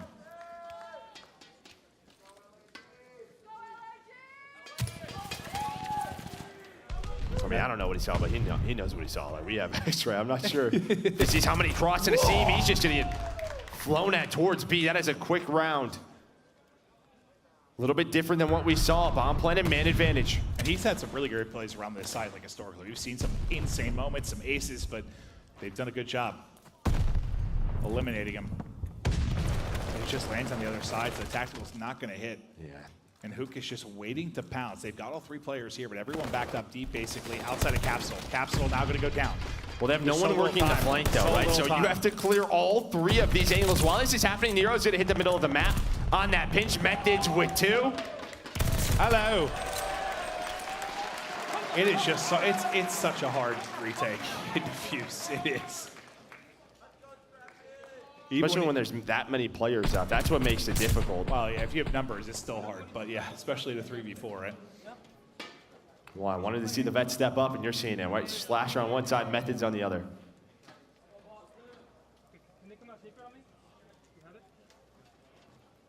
As they continue to find the success offensively, can Guerrillas match that?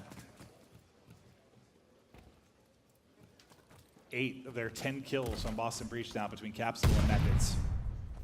Nassim, he's just trying to get back to B. He's catching stunts to the face. He's able to get tucked into his corner.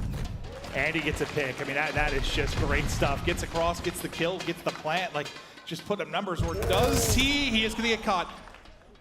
As soon as he gets, I thought he was just going to hop it. Me too. I would have loved that. But all of LAG, they're going to deal with the positions. You do have Cap, though, working the flank. The stun is going to hit, so Spark's going to peek, but Cap finds one. Slasher, he's going to find a nade kill. They all are looking. He tried to get right back on the bomb. Capsidal finds a second. Now it is down to Slasher. Down to Slasher again. He shouldn't have done it. Shouldn't have done it. I told him. What? 14 seconds to go. Will he be able to track back? Okay. He's got to go. He's got to go. Come on, TJ. Oh, no. Yeah, not going to get there. Not quite fast enough. And Slasher buys enough time. It was almost scary from Slasher's point of view because he tried to prone in that corner. Yeah, it's and like, it like pushed him forward. Yeah. It's like proning is so good, but sometimes when it doesn't work, he'll get prone blocked or bumping into something. It's like, just let me lay down. Pushed him right back up. I was like, uh-oh. So he had to get down quickly. But I mean, I don't know if Asim has info there, if there's a stun that hits on that cross, because he opened that window and just knew that that Boston Breach player was going to be there to find that first blood. TJ almost gets the timing to stop the plant. That would have been massive, but the plant goes in. They're able to win the 3v3. Just offense all over the place right now. Yeah, first I was like, it's bomb. I think Capsidal was just on a one-man mission over towards A. I'm like, good luck. But maybe let's get some utility out, then track back. Has seen me, defensively, he has not been able to really get comfortable from this spot. You're hoping this player over towards we can at least find one. And now he's got the help. 7 and 3. But Asim gets taken down again. And that's going to mean the B bomb side is open. But who's going to work through the middle of the map? And I know you as this is going down. Look at this timing from Hook. He's behind enemy lines. This could be the difference. That's this could be the difference. Yep. Slasher's able to get another one. It's a Sparty party for the final kill. And finally, you get the retake. You take the advantage, and considering how things have gone, that's a big one. And what's Slasher up to, 9 now? 8? They dancing? That was a party. Yeah. But those are those mid-game adjustments we talk about. 8 and 3. Right, watching that cross, Asim does die, but you got to work that flank. And that was a beautiful route from Hook, just to get in between there. Kind of right behind Nero, in between Methodz. And it's like you need that route. It like has to happen early, too. Yep. It's like you just don't have time. Just finds a great timing.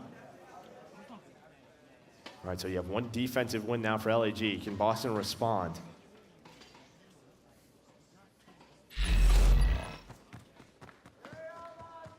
Slasher up to 8.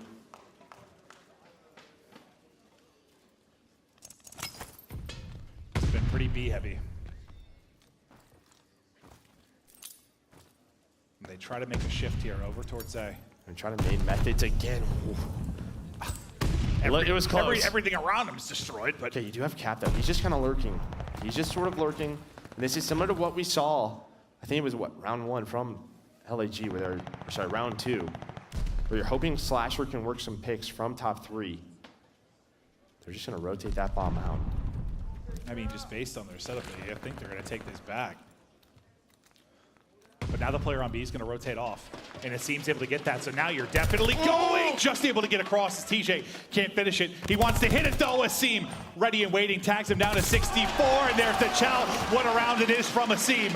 On the other side of the map, there's another 1v1. So going on forever. No, that's a 1v2. Cap almost made that play. Methodz has to go now. He knows he has a 1v1 for a few seconds. He's trying to find this player. He finds him. Asim is working it. He's working the windows. Keep on finessing. Doesn't have a lot of, he's got 16 left. Now Hook is here. And the 1-on-2 and a seam. 3 in the round. I'll tell you what, it's been, I think, a frustrating one for Asim to this point. Just, you know, he's been caught in some Needed that spots. round. Need that round. That is a massive, massive round from Asim. Now up 2, pressure on Boston Breach.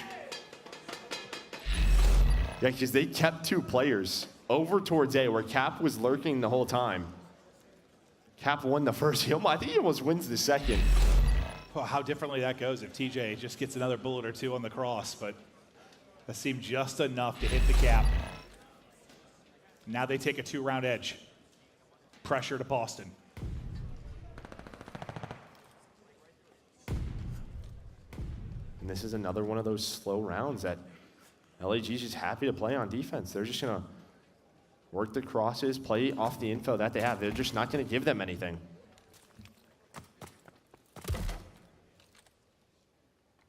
They're kind of playing off Capsidal's info. He's just been trying to spot. Yeah, one side of Cap, the other side of Took, right? So he's just kind of setting up now. Spark, he's gonna see that door's open. See number 6 now. Asim's starting to creep on up, getting to his position.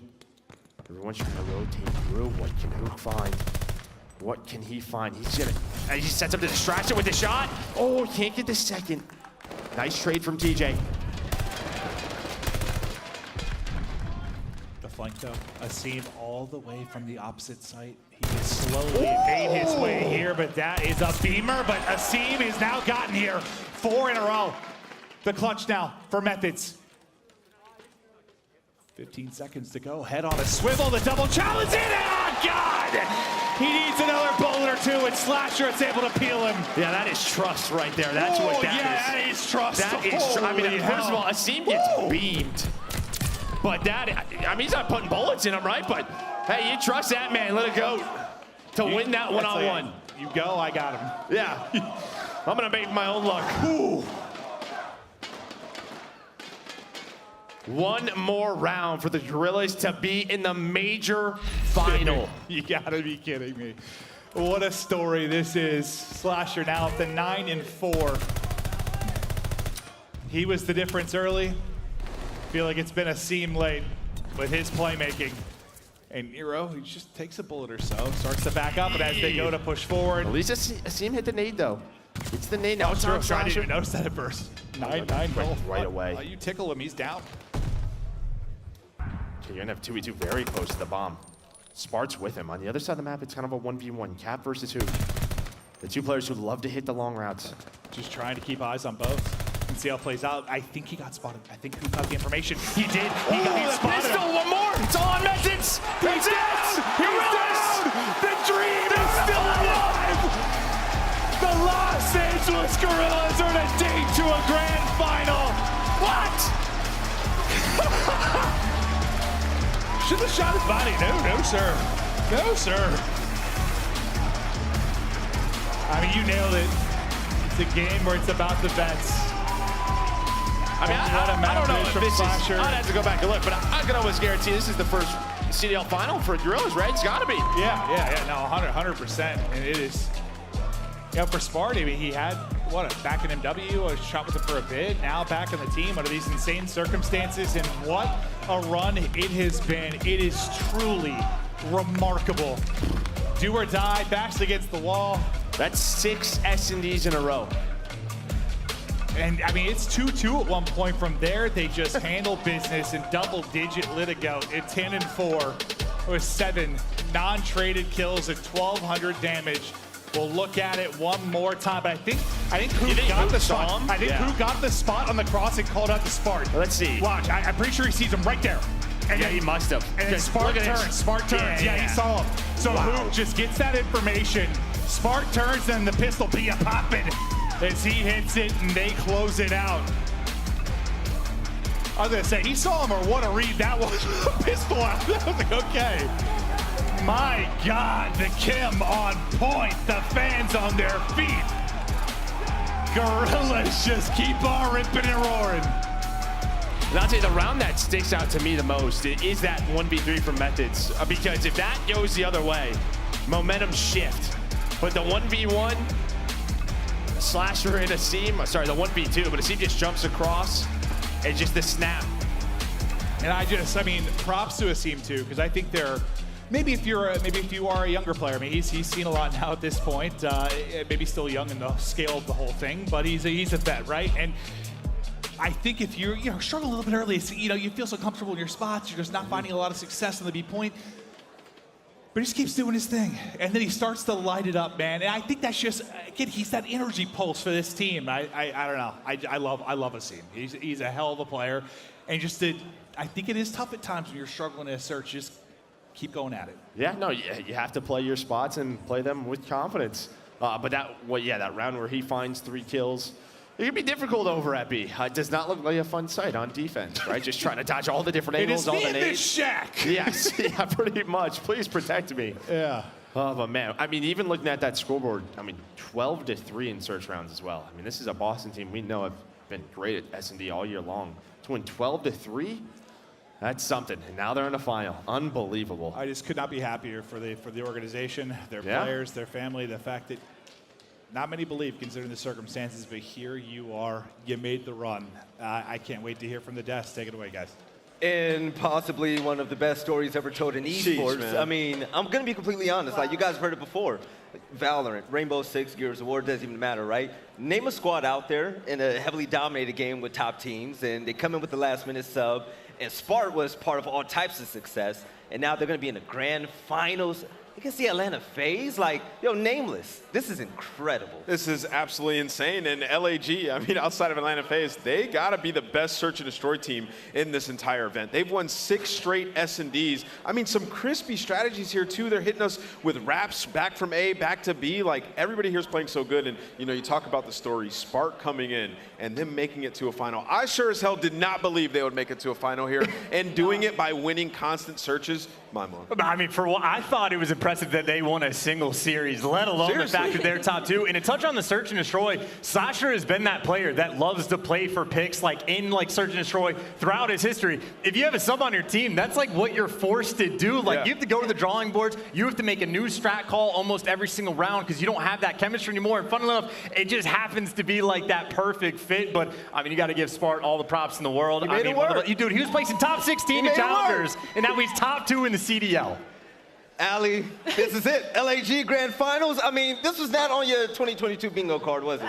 Absolutely not. I mean, who would have thought Spart was the missing piece for this LAG squad that was seriously struggling for a while there, right? Yeah. And I guess it speaks to test the fact that Challengers has so much undiscovered talent. Tell 'em. In the gauntlet, this was an LAG roster full of veterans. You throw Spart on it, they're in grand finals against Atlanta FaZe. I mean, I'm just saying. They were here in Major 1. I got to say, the improvements, too, because he's been in the Pro League before, back in MW, and, wasn't that strong of a player, didn't have a successful rookie season. So he's been grinding it out in Challengers, clearly making improvements. And if you are being able to fit in a squad on this short notice, that is, veteran-esque qualities. That means he's bringing great communication, able to fit into a brand-new team. So, I mean, this is a man that has clearly evolved his gameplay over the years. And, again, absolutely tippable. There you go. Spart equals Gorilla Glue.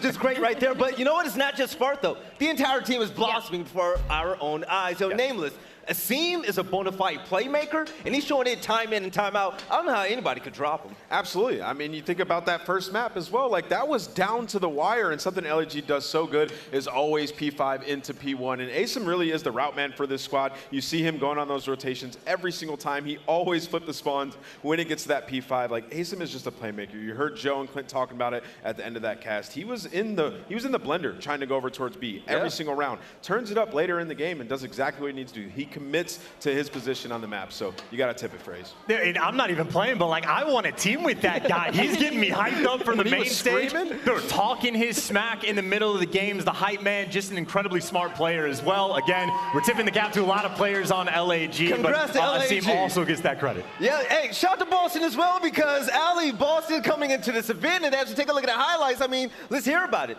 Boston, last event, top 6, now top 3. Sky's the limit for him in the future. Sky's is the limit, and again, young roster, right? So they have a lot to build, a lot to learn from this That was the series. mistake. Yes, absolutely. Cap, come on, man. And you know what? He stopped himself. I feel like afterwards, oh, wait a minute, I think I just realized what I've done. But again, I mean, typical to them to go down 0-2 in the series and win those 2 Tuscan back-to-back. But I mean, LAG, they're able to close it out in the S&Ds. You guys talked about it. They won 6 S&Ds in a row. An LAG team that was actually struggling with S&D. So I mean, it's so typical of LAG. And there was there was a lot of things that Boston did wrong in that last game. I mean, Nero played great throughout games 3 and 4, but in that last map, he got blooded like 3 or 4 times. Then, you know, I was writing some notes down. It's like the retake in round number 4 at B, they get collapsed on. When you get B bombed down, you have to be able to convert that into a round win. Boston's not able to do it. And then in the very next round, when LAG does that wrap back towards B, Nero pushes into P2 and gets caught. Like, you just need to watch the cross there and get information mid-map and on the cross towards B. The longer the round goes on, the better for you if you're on defense. So those are just a couple mistakes that Boston needs to fix up in their search and destroy, because up until this point, they were solid in search. Today, they didn't win a single search and destroy. Yeah, Nero did make those mistakes, but at the end of the day, you know what? He had his role in the success as well. But let's tip our hats to Zenny, because aLLeY, this guy came into this event the #1 KD overall in everything, and he still showed that he was consistent even on land. Yeah, no, he was still incredibly consistent. I know Nameless was trying. I'm going to call you out for a second. You were trying to tip the hat on maybe in the online favor for the side of Boston Breach, but they were able to stay pretty consistent. Needed to see it. All right, all right. So we need to see it. We need to see it. Wait, hold on, We aLLeY. saw it. They still haven't really beat a top 3 team. I still need to see them beat a top team. I will say this. So we'll see how they transition when we get to the qualifiers once again. If they're full steam ahead, dominating every hard point, then there's still something that needs to happen on land to show me that magic. So you don't think Florida's a top team, even though they top 3? They're top 3. OpTic and London. I don't think they're a top 3 team. You don't think? We'll see. But you know what, though? Hey, it has we're to going be to find out. as to go Stage over 3 the is test coming. of time. We'll see. We'll see. Stage 3 is definitely coming. Are you removing OpTic for Florida in top 3 teams? No, I'm just saying if you don't count Florida as a top team, then what are they if they send home London and OpTic Texas, who are top 3 heading into this event? The discussion around Boston is, can they get over the hump and beat a top 3 team? They still have not done that. With 2 rookies on the team, yeah, I think they will be able to. They The have ceiling not is done high it yet. enough. All right. Well, you know what? We're going to find out later on in the future when we have more events and qualifying games. But things are still heating up here because we have a grand finals coming up. You got that right. It's going to be the Atlanta FaZe versus the Los Angeles Guerrillas. We'll catch you on the other side.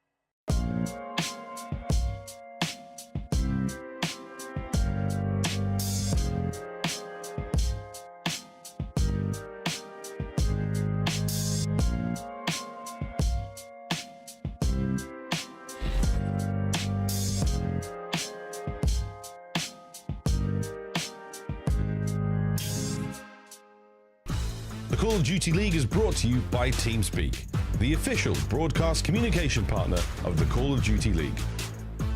Upgrade your game with a Scuff, the official controller of the Call of Duty League.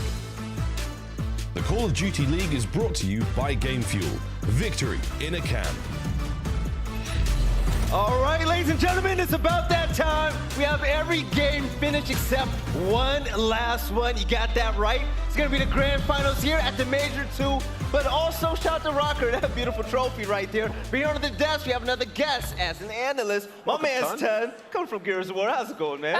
Did we though? Nah, it's always been about Call of Duty though, hasn't it? Let's not get it twisted. No, look, we're very excited to be here on the desk for the final. I just thought I'd get here just to maybe, you know, there's been a little bit of, you know, a little bit of tension up here. So I love how he gets up here with the happy accent. No, we've been having a lot of fun. We got aLLeY and Nameless as well. And yo, Challengers wrapped up today. And aLLeY, it has been so fun. You've been in the passion pit all weekend long. And players been popping off left and right. And we've had crazy results there like we've had on this main stage. What's in the air? You took the words right out of my mouth that there was crazy upsets here and there's crazy upsets there. The team that was dominating Challengers in Texas Nation, they get kicked out. Toronto Ultra, NA, and EU went at each other. But at the end of the day, it was 4 teams that qualified for the Pro-Am and the ones that won the Challengers, which was the Toronto NA Challenger Academy team. Bam! Shout out to those players over there, and they won a lot of good money as well over there in Challengers. Nameless, did you peek over there in the Challenger side? Of course I peeked over there in Challenger side. Bro, it was crazy out there, and me and Ton were just talking about it in the green room. There's a lot of EU players that placed in the top, All right, top Ton. 3. What was it, 10 of the 12 Were you players? watching? Hey, I ain't surprised. That's all I'm saying. It's every single, man, don't get it twisted. EU Challengers at the very top. And honestly, I mean, kind of preaching to the choir here, but we've known for some time the talent is there in Europe. The top 3 teams, 2 of them are European, and 2 of the winning team were European. Literally 10 of the 12 players in the top 3 are all European players. Hey, yo, Tim, when are we going to see EU takeover, man? Bro, I mean, we kind of like, look, a lot of people have been talking about on a serious note. London came in and had a really good start to the year. I think they'll bounce back, but that's with a lot of amateur players that have come up and been given the chance. You see it today with Spot, albeit he has had his chance before in the Pro League. He came in and he has done the business today. You see names like Hixie, of course, everybody's seen them in terms of, like, he's been on the Ultra side. Scrap as well as a monster. Even on the other side, like, you see Wee Man, like, we remember, I remember talking about him way back in the day at Champs like 3 years ago, as well as Maple. Like, these guys have been around for a while, still developing, and I mean, this has been the European scene. Like, a lot of these players coming out frying Gizmo and Nasty. Like, they're breeding some crazy good talent over there. Take home 24 racks. $24,000 walking home with that. That's beautiful. Shout out to Ultra Academy North America and the talent on that team. Like you said, Hixie and everybody else, they're going to be just great. And I can't wait to see them in the CDL. I mean, look, that's the aim for everybody, right? And they're going to have a really good chance to show what they're made of in the Pro-Am, which is going to be very, very exciting. So, yeah, curious how they do. Very, very curious. And what's interesting now for me on this is, obviously, I feel really bad for Texas Nation after playing so well in all the online cups, not getting the top 4 here and qualifying for the Pro-Am. Honestly, that is heartbreaking. I've been in that position before. But talking about that team, they have some heavy-hitting players there that have some history playing with pro teams. I'm sure some of the teams that didn't perform that great throughout this weekend might be throwing some offers towards their way. So could see some of them jumping up into the Pro League. And I saw the Stallions on that list as well, so shout out to them. But ladies and gentlemen, as we get ready for that grand finals matchup, let's talk about some quality of life changes that we've had in Call of Duty leading up to this point since Major 1. We had a big update, Nameless, and when it comes to Bakaj, let's talk about that A-bomb site so far and what we've noticed this event, because we saw a lot of opportunities for Ninja Diffuses, and it seems like teams aren't really too used to it yet. I think by now they're getting a little bit more used to it. And a little bit. Honestly, like, we're seeing some crazy Bakaj, like some dominant Bakaj S&Ds. Like that last series, the 6-1, it just seems like you can control your offense a lot more. Like, you can just push up, get control, and watch the doorways, get bombed down right, and then at that point, like, you just have the massive advantage as long as you play the tanks in the correct spots. We're seeing more clutches as well. Remember when we saw Capsidal out there, almost got that crazy timing. That was insane. You could play it close, or you can, like, wrap it as well. Before, the difference was, like, if you planted it, there's literally only one way that they can come from, right? So now it's both sides, so it adds that extra dynamic, as most bombs are on every map. You can see it from both sides. And now we have the fully post-patch updated heat map about where you can see all the aggression kind of move its way towards not only new headies, but new corners inside of bottom house.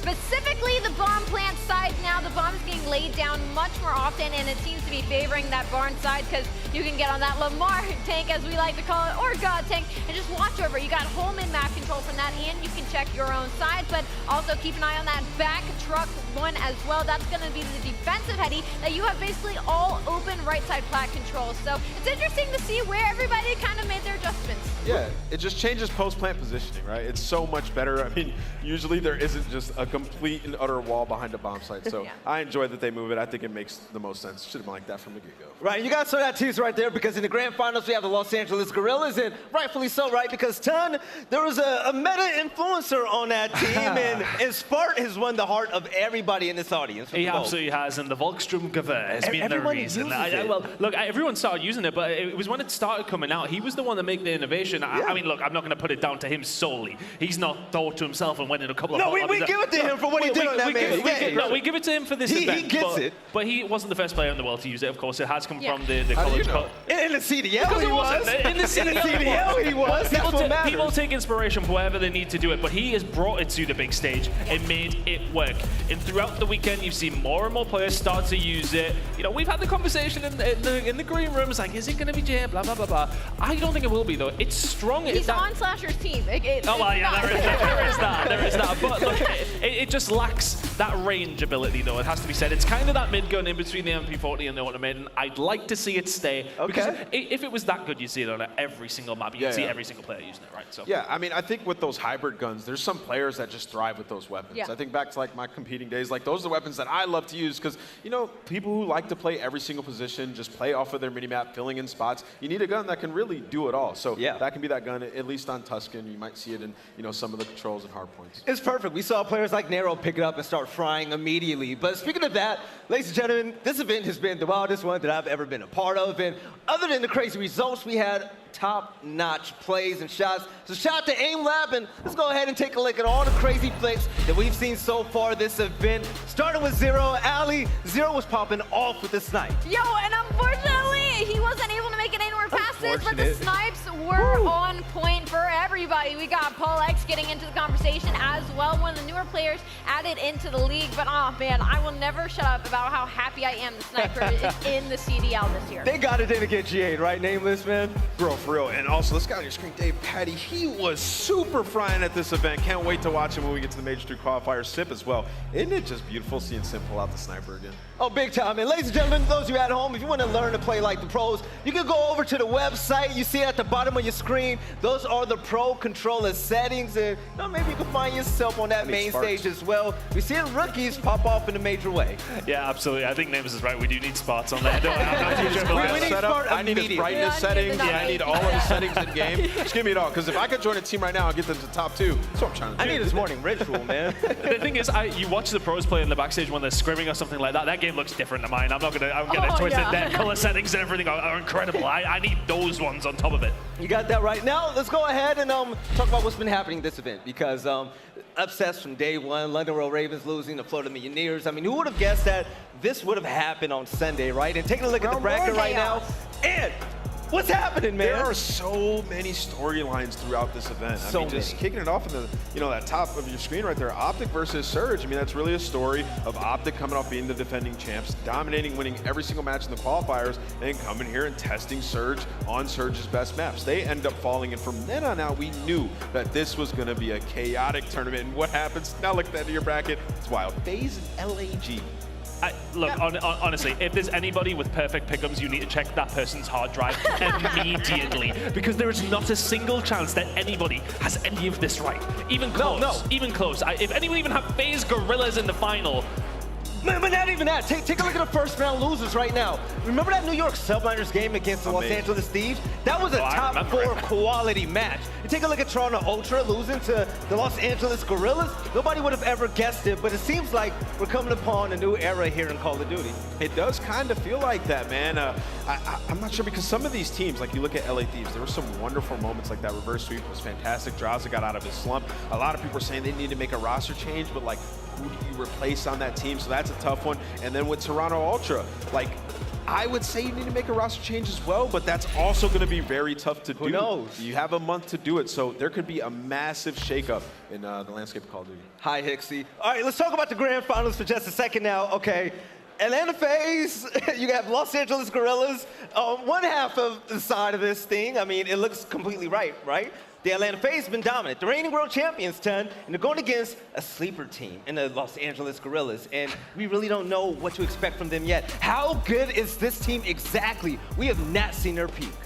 We haven't. I mean, look, Guerrillas have done fantastic all the way through today, but as you said, world champions are who they are going up against. A 9-2 map record for FaZe really does tell the story, and I think the telltale sign of how good they were going to be playing on the final day was straight away in the first game against Breach. They looked untouchable outside of a round or two in control. It was flawless, absolutely flawless. Well, you do have to talk about the fact that LAG has literally been playing all day today. Yes. So the momentum is they're warmed up. completely in their side. I mean, they lose to Boston, right? And then they 3-1 Toronto, 3-0 London, 3-2 Seattle. They just 3-2 Florida, and now they beat Boston and they go against Atlanta. They are warm out of their minds, where Atlanta, they're coming off cold. So we'll see if LAG is able to use that momentum in their favor against a huge killer like Atlanta. All right, now let's go ahead and talk about Atlanta for a second, because when it comes to this roster, they were dominant. And when I say dominant, they beat the hell out of Boston Breach, and they're showing the road, okay? You know what? We're not like these other top teams that was expected to do well. We're actually going to show it right here on the main stage, and they did it. Absolutely, and they are the team that's the pressure. The pressure is absolutely on them. It has to be said, and here are their keys to victory rally. The game duel keys to victory gets Simp going. He has a .96 KD during Major II, and you know what? It doesn't feel like it most of the time. Most of the time, it feels like Simp is popping off, but you know what? The statistics don't lie, so dominate the hardpoint. 72% hardpoint win rate this season. First overall, I mean, just keep doing what you're doing. Just keep being disgusting. And Cellium, 1.31 KD, leading FaZe, arguably possibly the best player in this game. You got that right, and two players that need to step it up big time. I'm not saying they're doing bad. I just love to see them on fire because it's so exciting, right? Talking about hooking the scene when it comes to LAG.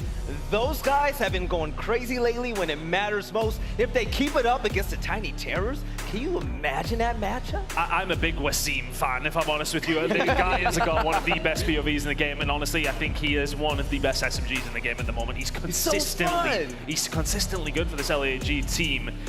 But he has to be for them to do well in this series. I think you're right. You know, the battle here against the SMGs is going to be the difficult one. Got that right. When it comes to the game field keys of victory, Nameless, what we got? Yeah, continued success from the newcomer. Spartan leads LAG with a 1.06 KD during Major II. I mean, in that role, he's got to go off, right? Like, the guy who's in the role on the opposite side of things is Cellium. So it's a bit terrifying. Then stay hot in SD, 7-game win streak. Listen, that is where they win. If they somehow win this series, it has to come with the search and destroys. They would probably have to win every single one of them because, like, looking at this, they have an advantage when it comes to Berlin hardpoint, but FaZe gets one veto in this series, and that is a hardpoint. And they're probably going to get rid of Berlin, so that's concerning on the side of LAG. And then also must win the Gavutu control. Yes, you have to win that and all the search and destroys. That is how you get this victory. All right, ladies and gentlemen, that is it. We got the grand finals coming up, and it's kind of quiet out here in Minnesota. For everybody out there, whether you're rocking with Atlanta FaZe or the Los Angeles Guerrillas, let's go ahead and make some noise. That's what we like to hear. All right, we got the crowd going down. We got the grand finals. We got LAG and the Atlanta FaZe. Let's go ahead and close out this event with an amazing matchup. Let's get right into it.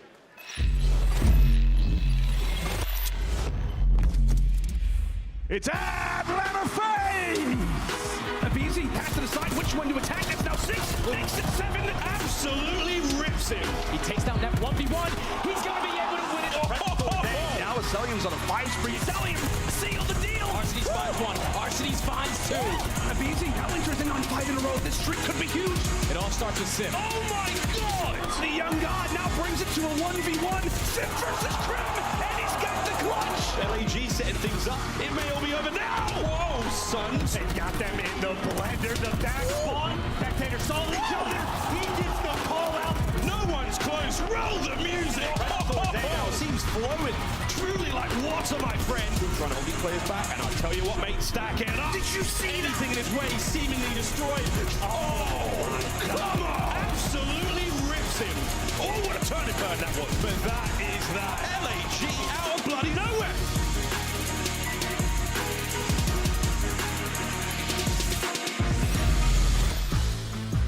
Ladies and gentlemen, it's grand final time here at the Major. It's been a long 4 days, but finally we come to this. 12 teams entered Minnesota. and 10 of them have been measured, they've been weighed, and have been found wanting. What is left, though, is the best of the best, and they have one more step on their journey to glory. One more opportunity to grab the championship here at the Major. And I'll tell you something, crowd, how are we feeling today? That's what I like to see, a little bit of energy in the room. A little bit of energy, because they're going to need every part of this, because it all matters in a best of 9. Everything comes down to one more game on the main stage, and I guess it's time then. Introducing first to the stage, their world champions. They're the most dominant team in CDL history. They're dressed in red. Welcome, Atlanta FaZe!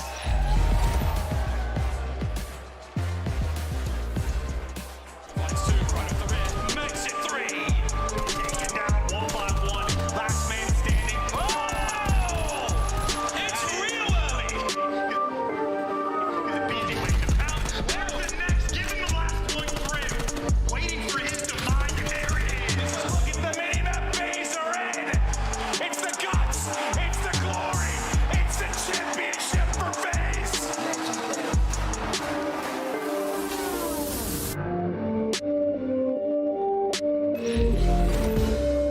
Atlanta FaZe's Cellium!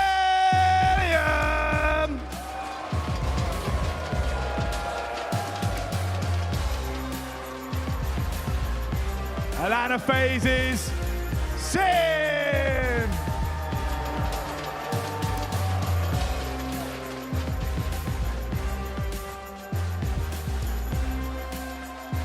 Welcome to the stage. It's aBeZy!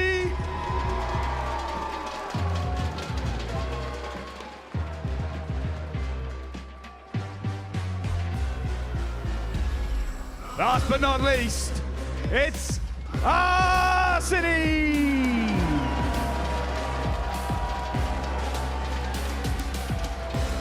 Ladies and gentlemen, Atlanta FaZe!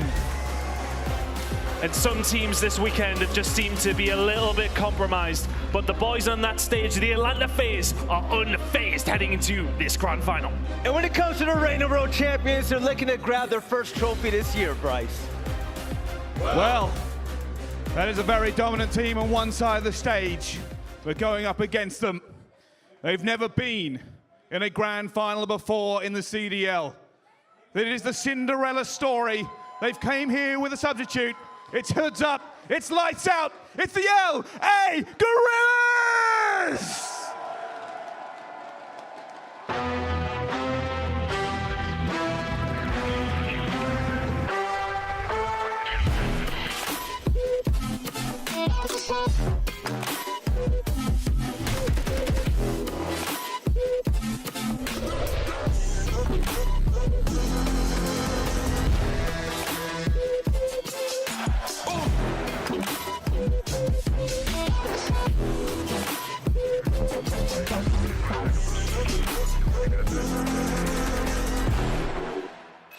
LA Guerrillas' very own, it's Slasher!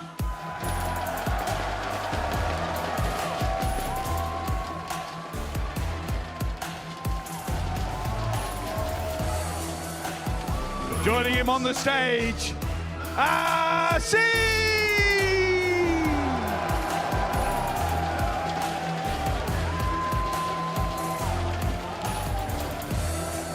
Changing the meta. It's time for Spark!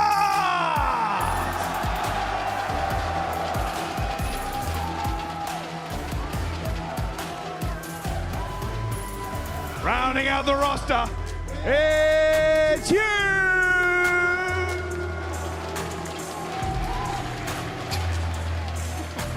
Ladies and gentlemen, L-A-G! Take a look at Hook on the left side of your screen. That's a cold-blooded assassin. And you know what? It's not about what the name of your team is, because this squad right here, they're here to shatter the mold. They don't care about your expectations or the storylines. They want to grab that ship for the first time for this squad. Let's go ahead and get this grand final started. Oh, it's time. The winds of fate are not yet ridden. but they will be in just a short while. Over to two of my very favorite people to kick this one off.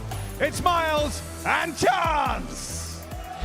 Thank you so much, Brycey. Wow, what a grand final we're in for ourselves here, friends. Never before have we seen a more clear-cut underdog with more fans in the crowd than I think we expected. What a week this has been, and one way to finish it out, man, this is going to be something. And I'm not here for finality yet, but a conversation that needs to be had is some of the greatest losers bracket runs of all time. I'm thinking Hunter Thieves at Black Ops 4 from losers round 1. They got all the way to second place, made it to the grand finals. They had Slasher on that team, and funnily enough, it was the Tiny Terrors and Arcities that he was going against. But not just that one, all the way back to CWL Seattle, way back in the day. Again, Slasher's team from top 24 to winning the entire thing with Rise Nation. Slasher is here once again. From losers round 1, he's found his spot in the finals. It could be the greatest of all time. He's done it once before, he could possibly do it again. But here we go, friends. Laying out our maps and modes now in our Major 2 final, presented by Mountain Dew, and it is going to be a marathon, Chance. I mean, you know, the benefit you get from coming to winners is you get to ban a whole entire map, but funny enough, it actually works out perfectly for Atlanta in this series. Berlin is almost always their auto veto, and well, that has been LAG's #1 hard point map. So FaZe, I mean, they'll take the winner's bracket advantage, so that is what they'll get. Maps and modes done there. We're going to now take a look at our Mountain Dew featured player, and surprise, surprise, the player who has literally turned the league on its head, has defined the meta, has changed the way we do things, at least for this very weekend. It's that man on your screen. It is Spart. We'll keep a close eye on him throughout the entire of the series, and what an unbelievable debut land performance the young man has had.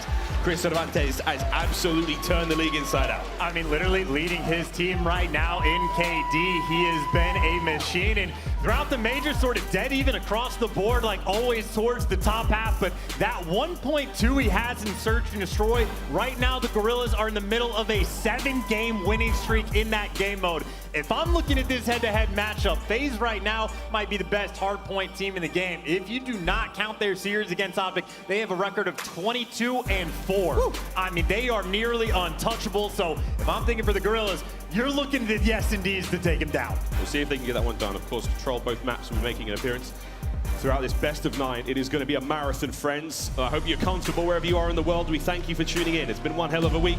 To the fans over in Europe, thank you. We know it's a late one, and it is going to go deep into the night if the LAG players can have their way. Map number 1 now, Gavutu, as we load into our first hardpoint of many here in the finals. And if you are the LA Guerrillas, you need to take full advantage of the fact that you have the hot hand, that you are coming off of a few series played. And for FaZe, I mean, there's no one left to scrim. I don't know if they're playing 2v2 hard points in the back or watching kitten videos, but whatever the case may be, Guerrillas gotta strike while the iron's hot. The Guerrillas have certainly had their fair share of matches today. Atlanta FaZe were indeed on TikTok watching puppies and kittens, so we'll see if they can bring that furry fun to this matchup already. Straight into the hard point we go here on Gavutu. First in, gonna be FaZe. Kills going their way with Slasher, the Mad Titan, looking to find some retribution. He is one of those players who for many, many years, so many folks have held him in such high regard, and here we go. We find him in a finals for the first time in a long time. And this is the perfect way for FaZe just to suck all of that momentum away, just straight away. Perfect P1 so far, but you see LAG at least trying to flip those spawns, but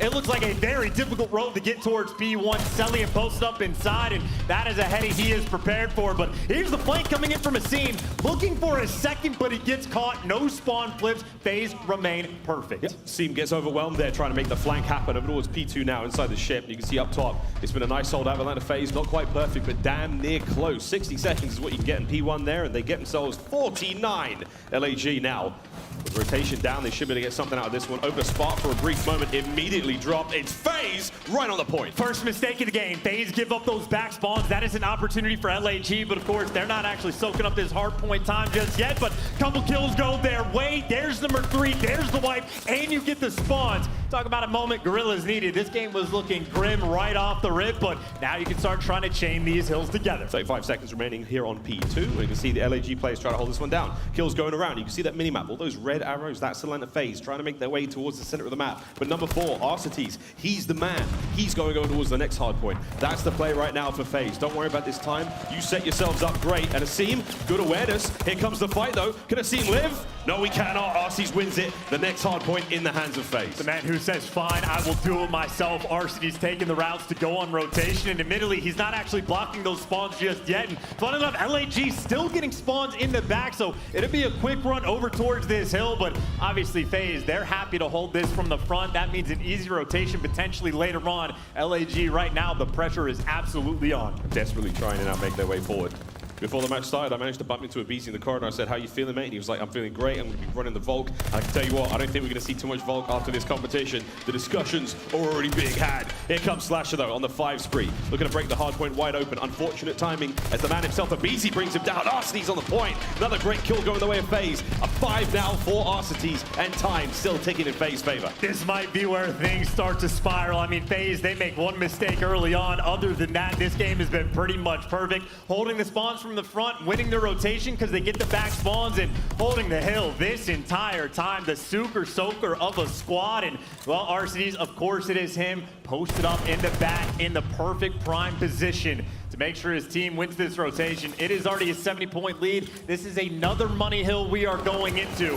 Already desperation time for the Guerrillas, but maybe an opening to push through Cliff. And they don't know how many players are up at this point in time. So forward you go if you're LAG. You had the advantage for a moment. Asim trying to get involved. He's having a rough game at 4 and 12 on the other side of the board. Simp in the hard point currently 4 and 10 for the great Wonder Kid. We'll see if these players can pick up the kills department, but for now, it is all about the time. The one thing we all wish we had more of, and that FaZe got plenty of it so far. And Slasher now blocking those spawns, so LAG, they need to get this break, because if they don't, they will end up in the spawn trap. It's what Atlanta FaZe love to set up, but they at least get the kills, and the break is on in. You take away that money hill, Guerrillas trying to get back in the swing of things. Guerrillas, it's a sweet spot to be in. You can have some hard point time. Now they're making their way across map over towards the last hard point in the set, P5 over where Cellium is right now. Let's see what FaZe can do. They're in the driver's seat with a quick listen in. Oh, jump down. Yeah, propane weak. Yeah, propane weak. No, there's one short. Yeah, I spawned cliff. I spawned cliff, yeah. I'll see propane. Give me back right hill. I'm trying to watch your mid right now. I'm trying to watch your mid right now. I'm looking at top right. I'm helping you out time. I'm looking for Ace. Back hill. That's Ace. Ace on that. You take that. They have one time. I need help. Last one near you. That's what near you. He's just holding. I think this one's short. Nading you. Might be short ones. First one. Yeah, first one, guys. I got native boys. I'm picking up your bottom board. Yeah, they're in the back. Okay. Come on me. Bottom on me. I'm saying top right. I'm getting native. I can go. And right there, a masterclass of comms from Arcities. I mean, reading every single spawn to perfection, keeping track of players and orchestrating his team, telling him what to look at. But while the comms were great, LAG at least able to make the break over towards P5. But if I'm thinking about that rotation, we talk about money hills on this map. P1 is in that category in FaZe. That's a couple kills in their favor. That is the setup they will have early on towards Ring. And Slasher might be taking routes, but that's the flip spawns the wrong direction. It is an 80-point game already. Guerrillas gotta go. Guerrillas gotta go. Let's see if they can get them in game, and let's see if we can hear them do it in a listening. There's their ramp. I need it over. Up P4. Their ramp out like up P4 cell. Yeah, I'm trying to work a pinch, bro. Oh, another one there on the right, bro. One guy's top P4. He's back green on you. Once we can time their side. I got one. Another one gonna be on me. I like absolute one shot their mid subs. It was Alec. Many times I do. Each out Arcities. There's three now. Got one more now. Down the shit. Or two more now. We gotta try to break this. Yeah, we got two. One low boat. Try to get this guy hold. Okay. Get that hold. Get that hold. Alright, we can bring this shit back. We just need to get this hold. Beat on. Yeah, he's on time. On old time Simp. I'm gonna need help here. I heard you. Morale seems to be high despite the scoreline being quite so disparate right at this moment for LAG. We'll see if they can't find something special here. Next set of hard points up, and my word, chance on that FaZe certainly came to play here in the finals. I mean, they're playing it about as well as you could expect them to. Nearly every single rotation has been perfect. Again, maybe one mistake, but outside of that, sheer and utter dominance in the game mode. They have a 7-4 record on this map, but if you don't count the matches where they lost to OpTic, 7-1 against everybody else. So Gavutu is their home. They love to be here. Guerrillas at least able to fight and get away from that 100-point club, but you're thinking about routes in rotation. Cellium already ahead of the game, and if you got a 100-point lead, you can afford to play the long game. Hey, but as we say here in Call of Duty, it is literally never over until it's over. Hard point number 2 still now in this set, coming to a close. You can see the boys of LAG holding on to it, trying to fight for that time. LA is going to be Atlanta FaZe, aBeZy, watching these players now making their way across map. Over towards that P3, once again towards the beach. Top right-hand side of the mini-map, that's the next target, and it's aBeZy now in and behind the lines of the LAG players. There's only a seam left, and he's been taken care of. That's the cleanup, and this hard point could be the last. We already heard the comments from FaZe. We know they're on point with keeping track of players. They had the setup and the pinch written down in advance, and well, now you get the clearance back to P3. They held it once from the front, now you do it from the back, and players pushed out beach, players inside the hill. The nade not connecting, soaking all of this time. FaZe looking to win this game here. Slasher has to try to get it done on his own, and he can't. Here comes the time once again. Big wins out of Hook now. Top ringside, trying to apply the pressure, trying to get forward, but there's no one to be found. Cellium jumps out of nowhere, cleans up 2. The members of LAG now scrambling to get closer to the point. 5 seconds for the win here in game number 1, and it is looked to be all FaZe all day. They start the series off with a bang.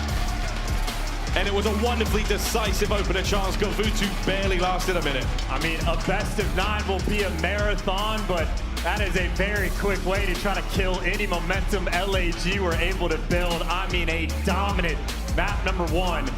No sweat, no stress, no problems for Atlanta.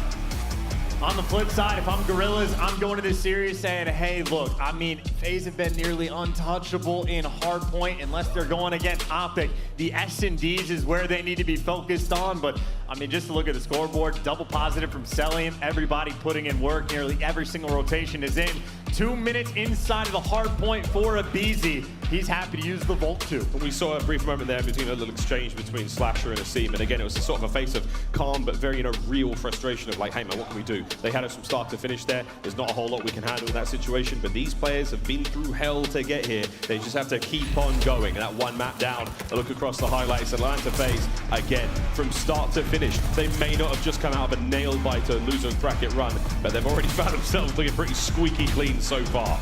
And they want that shield. They don't want Cinderella to get to that ball. They are having a blast of a time, and I mean, these players, this is their home, right? Like, the tournament doesn't start for these guys until they get to the grand finals. I think for Simp, TacRag tweeted out the stat, it's like 21 tournaments he has had as a pro player, made his debut back in CWL London. Of those 21 tournaments, he's in the grand final 16 times. Atlanta FaZe as an organization, I mean, live in these moments, so no stranger. And whether or not your back is turned, FaZe, well, they'll be able to shoot you front or back. This guy, fantastic. Well, there we go. Map number 1 comes to a swift and very deft close. Mate, it was strictly business for Atlanta FaZe. As soon as they get 3-0, they get taken out earlier in the tournament. After that, bang, smacking red hands across the cheeks of nearly everyone here in the competition. I ain't talking about the FaZe's friends. This is going to be a good one, though, mate. Again, a best of 9 is first of 5 for these two teams. And again, for Atlanta FaZe, I know they're feeling confident. They're obviously feeling great about all this chance, but anything can happen right now. In the pathway, in my mind, for success for the Guerrillas is one, trying to win basically every single search and destroy. Much easier said than done. But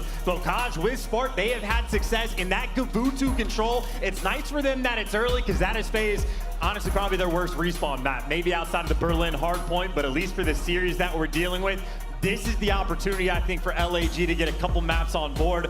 By no means will it be easy. If you're on a map like RØKKR, aBeZy is the first blood king, so he's probably that primary man you're looking to shut down, but they've had a bit of success. You got guys like Spark that's picking up bloods as well, and now that LAG has had quite a few repetitions on this map, the game plan gets a little bit easier as you go.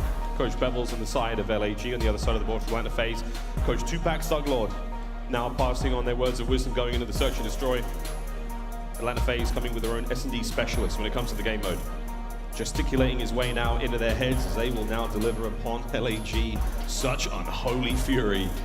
We'll see though, because again for the boys, search and destroy, it's a little hit and miss for everyone right now in the league. Well, this is also Atlanta FaZe's least played S&D map. RØKKR, they only have a record of 1-1, and keep in mind there's also that new bomb site change, so we don't know exactly how much work these guys have put in, probably quite a bit behind the scenes. Yeah. And certainly Tupac is taking care of that for this squad, but again, these early couple maps are at least the next 2 or 3. I think an opportunity for LAG to at least try to get back in the swing of things, but you start going down a couple maps early, FaZe, they might just run away with it. Yeah, FaZe are a team with such incredible resolve. I mean, one of the more tenacious squads here in the league. But again, I wouldn't count out LAG, mate. Spart has been an absolute superstar substitute for the squad who's done amazing things to get them this far. And hey, man, you cannot be disappointed whatsoever. Making it to a grand final here in Major 2 when everyone had written you off at the start of this week. The Cinderella story may not be over just yet, but I don't want to say that FaZe the ugly sisters. That's not the case, is it? No comment. I will say that with a hard no comment. I will say, though, again, those stats for Atlanta FaZe, yes, you see a couple of bursts, but not a quite wide breadth of maps that they've played. We've only seen it twice, so who really knows? And obviously, LAG, you talk about how a couple teams have been a little bit inconsistent or almost across the league. Well, Guerrillas have won 7 in a row.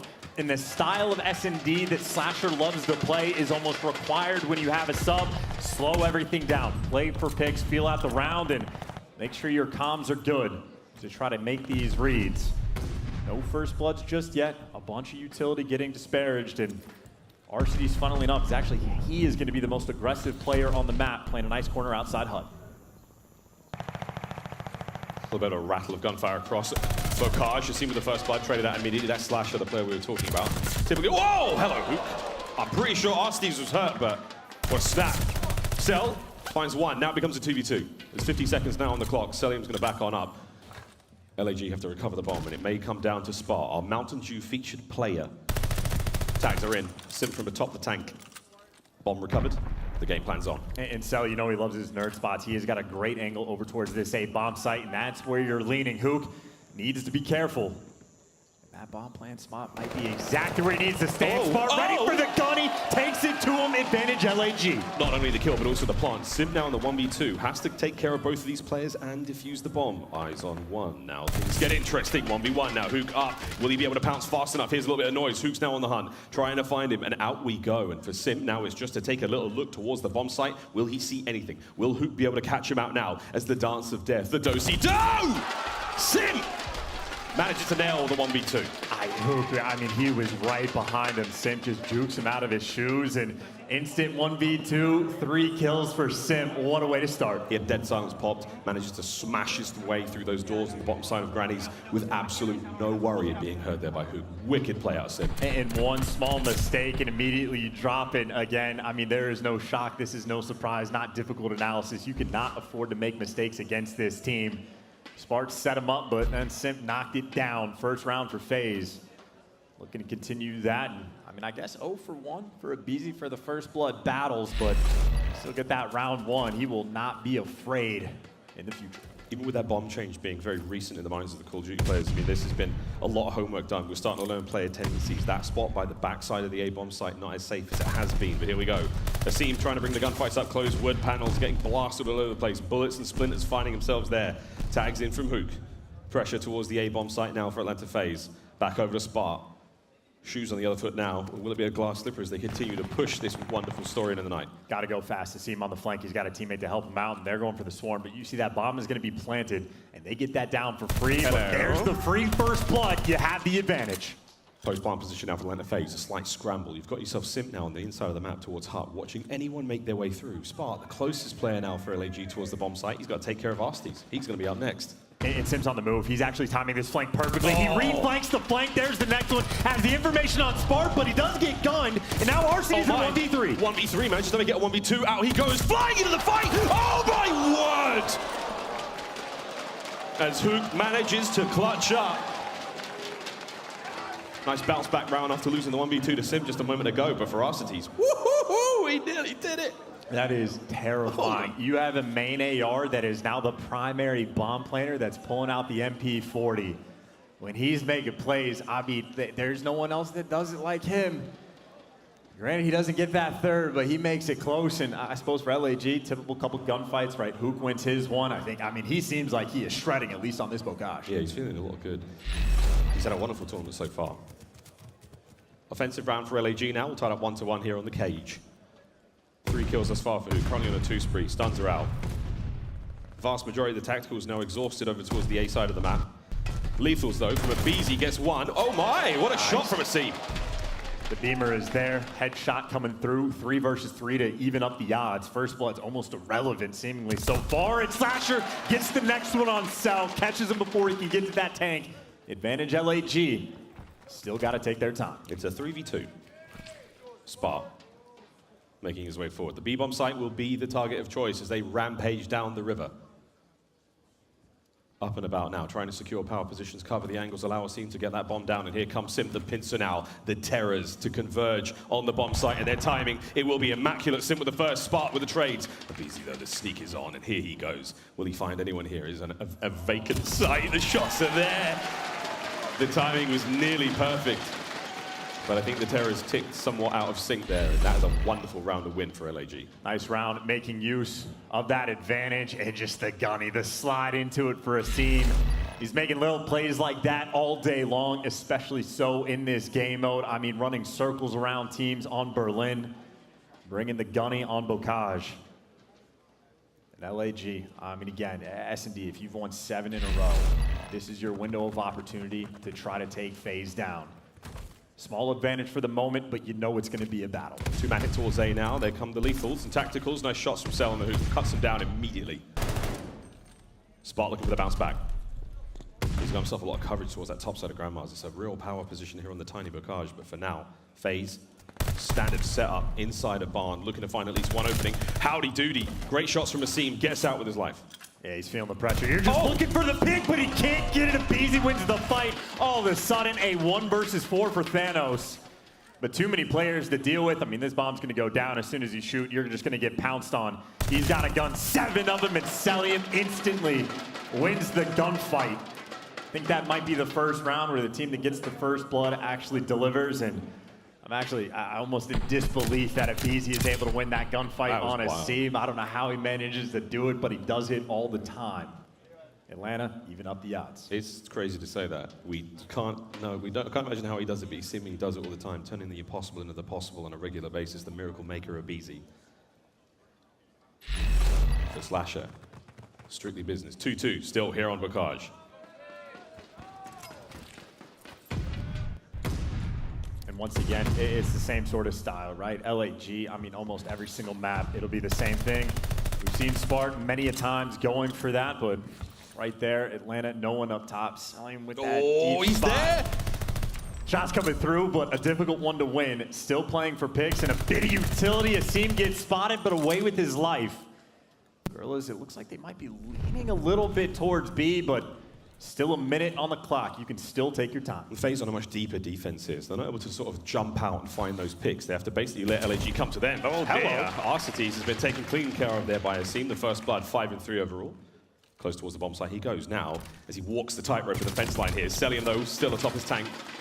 Manages to level the playing field, 3v3. No one better at staring through bushes than Cellium. He will win that every day of the week. And again, evening those odds, but a bunch of players in delicate positions. I mean, you're waiting for someone just to make a small mistake, but by the looks of it, Cellium knows there's a player up top. Huga's taking gunfights, but he gets away. Spark goes in the back, and Slasher wins another one. Picks on picks, and Simp in a 1v3. Simp has got his boots on, and he's gone, friends. Out he goes. Oh, the timing there. He got spotted, so now the flank's up. All those arrows of Los Angeles Guerrillas now turn to face their sole attacker. Arguably the greatest player in the world here in Call of Duty. What can he do against 3 players with a hot hand with less than 30 seconds on the clock? Absolutely nothing. It's too good of a setup, too many spots where you check the bomb from, and too many corners. LAG deliver. Slasher goes massive that round, able to pick up a couple different kills.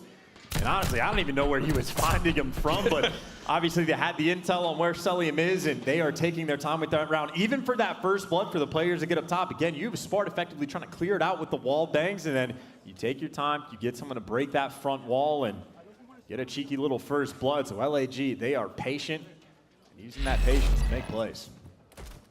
It's hard enough, you know where these players are. You still have to execute on the gunfight, and that's one thing that FaZe have in absolute spades is skill. Here comes the hit. Slasher's first up, sees an aBeZy. Wise move from aBeZy, dips out. It's a fight. He's not going to win. And maybe nades come through. You spot out Slasher in that spot, but he is going to back down. And there you hear the nades ringing out immediately. So you talk about how LAG likes to use their information. Well, Atlanta, obviously in the same category. Bomb leaning towards A, but a 4v4. Again, a minute on the clock on this map is an eternity. FaZe have managed to get quite a few kills of those nades, so we've exhausted nearly all of them. aBeZy still full pockets there, lethal and tactical still to go. Dead silence if he needs it. He and Sim now over towards the bomb site they go. And there's a couple players trying to get spicy. Who thought about making moves? Arcities there to watch the flank. Bomb going down in the safe spot. FaZe able to get it. No flanks coming through. Four-man stack, but the kills come through. LAG on the retake. LAG on the retake now. Atlanta FaZe find themselves terrorless as it's now down to Cellium and Arcities. The deep backs. Oh my, against the wall. Nice shots out of Cell. It becomes a 1v1. Cellium versus Slasher. Backs on up. There's 30 seconds on this one. A Slasher trying to make something happen. Cell's going to have to do the do-si-do and roam around. He has absolutely no idea that that bomb has been defused. The melons on Litigo.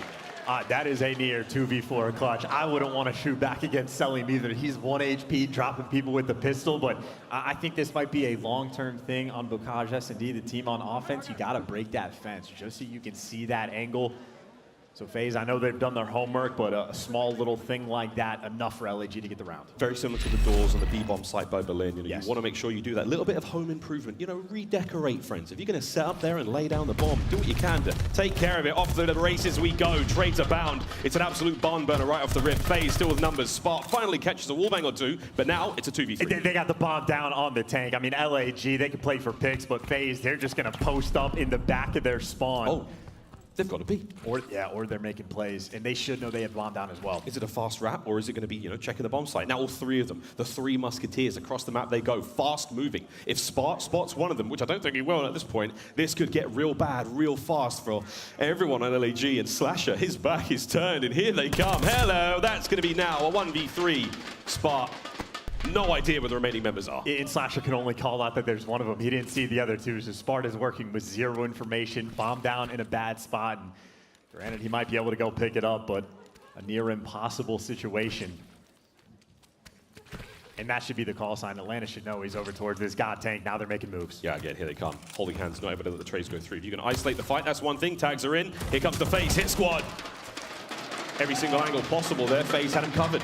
No hope for Spark whatsoever. Just such a good play call, right? I mean, you make the aggressive move over towards the field side of the map. You have that man advantage. And you're like, you know what? That was a team in who could probably have bomb down. Just go for the full flank. There is no time wasted, an instant call. And honest, if you're Guerrillas, there is no reason to make that read. So just impressive stuff from Atlanta, who working from the deficit, but we're expecting every S&D to be a battle.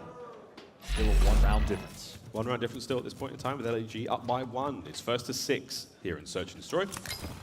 Fast hit now from Atlanta. 3 of them making their way towards that B-bomb site. A little bit of pressure in. We're going to check a corner or two. Let me tell you, friends, there's a lot of them here on Bocage. Nades up for Hook. Nice nade out of Slasher there. Might have been a tandem nade from the pair of them. The scene will be dropped as well. We even now at 3v3. aBeZy takes a couple of shots, but we're going to oscillate now immediately over to the A-bomb site. Yeah, Cell caught him through the door. It looked like getting a couple shots ringing out. And funnily enough, LAG, I mean, they stacked this B-bomb site. Spart finally the player to wrap it back, but Spart also the player with quite a bit of pressure on. His teammates have the flank coming through. Spart cannot afford to get picked at all. He's trying to buy the time for his teammates to now hit the pinch, hit the flank. Bomb planted. Here comes Slasher. Tags are in. Trying to now trap LA, the members of the Atlanta FaZe down the inside as the LA Guerrillas now approach. Spart, big shots. Spart over the top rope. Manages to get one now as he crosses him up. It's a 2v1 for aBeZy. Desperately trying to make his way to the site now. And here comes one. All the shots on the Slasher, but he doesn't finish his shots. He doesn't finish the kills. Slasher with a coverage. The rat being the final shots there is a scene with a big old smile on his face, rightfully so. I'm sure he was a little clenched there. I'm defusing, and aBeZy knew that player was on bomb. And if he gets that kill, he wins that round without question. But Slasher a little bit too quick with it. And Spart, by the way, making plays. Pressure on the back tank. He gets Cellium weak, but he's ready for that challenge, that extra protection to come through. So he's juking out players and hits them with the movement, just buying that time for the reinforcements to come in. So great coordination, great teamwork coming out. And LAG, 1 round away from tying up this series. And a wonderfully even performance from everyone on LAG. 5-5, 7-7, 6-6, 5-5. They're going to change that now. Slasher. Was it the Mind Stone? What was it that gave him that X-ray vision to absolutely nail that one? Map point as Minnesota gets behind the Los Angeles Guerrillas. And still a minute and 8 seconds left on the clock. Take your time, play for picks. Oh, thanks coming through. That was close, but Arcities able to get away. And there is still no hurry. Absolutely no pressure, no reason to force the issue. Take your time. Might have taken one to the head there. Slasher immediately positions. Here comes the seam. And we've seen quite a few airborne players here on Bocage. Stun check, lands perfectly. Slasher now, oh, caught out but not brought down. Here comes the land of FaZe. The gunfight being brought ever closer. Arcities in, Simp finds his as well. It is now a 2v3. FaZe have brought this one back. And you can't go hunting as the setup is there for the trap, and the gunny is there for Simp. Able to drop him in hook by his lonesome in a 1v3, and Cell gonna spot him out every day of the week and takes him down. Atlanta from down 5-3, working on the comeback on Bocage.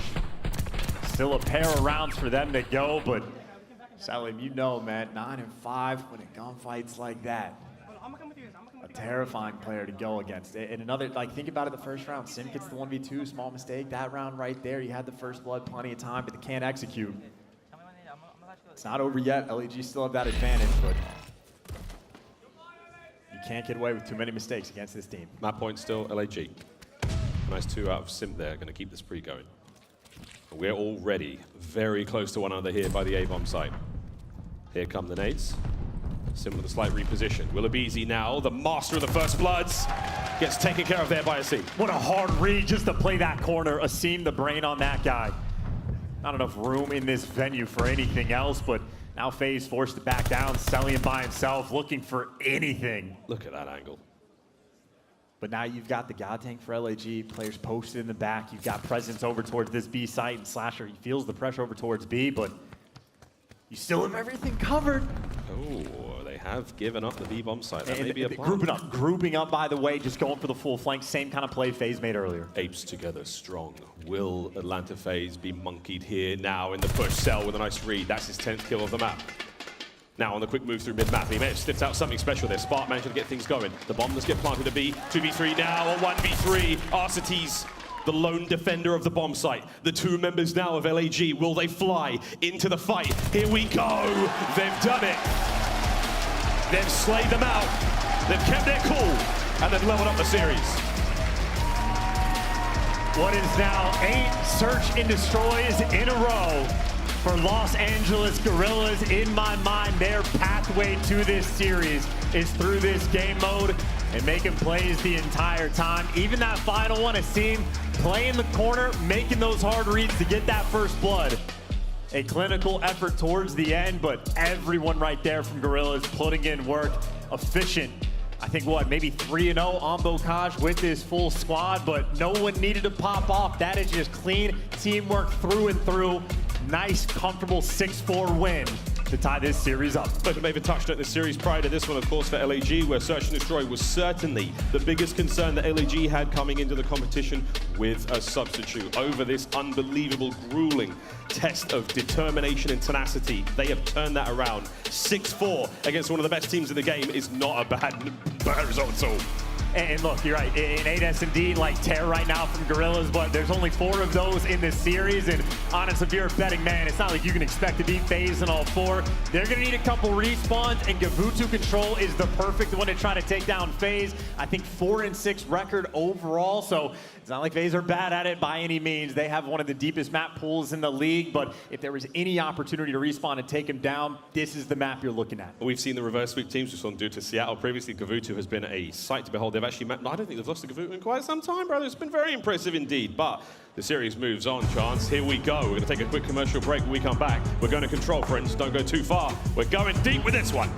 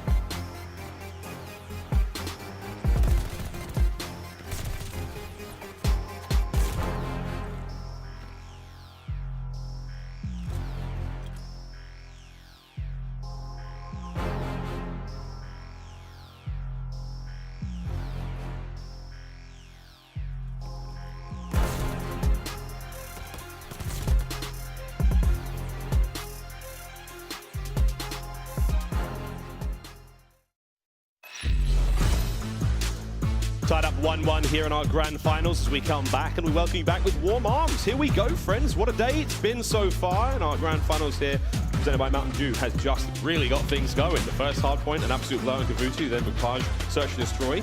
LAG tie things right back up, and as Miles has a chance, and we hope you're having a great time, because this is going to be a very long grand finals. Yeah, yes indeed, especially if LAG continue to win those S&Ds, but again, I'm selling like it's an underdog story, without question. I know LAG have been on a tear, but Atlanta FaZe are literally the tear. So their path to success for LAG is winning like pretty much every single Search and Destroy, and this Gavutu control we have coming up is an opportunity. They've played Gavutu quite a few times. It has been a round 5 every single time. They're always keeping it tight in the slaying department. Now it is a question of who can get all of those ticks, or maybe get an offensive round. Funny enough, Atlanta FaZe 11th in the league on defense on this map. So yes, I'm expecting to crank it up now that it's the grand finals, but for LAG, opportunity absolutely here. Two players we're going to see try and crank it up is, of course, going to be Cellium and Slasher. For both players on their respective teams this series, good look so far. Cellium had a wonderful time in the hard point charts, 31-16. Oh, had a good old time on Gavutu. I mean, he's a player that has found, I don't know, 17,000 different angles on this map, but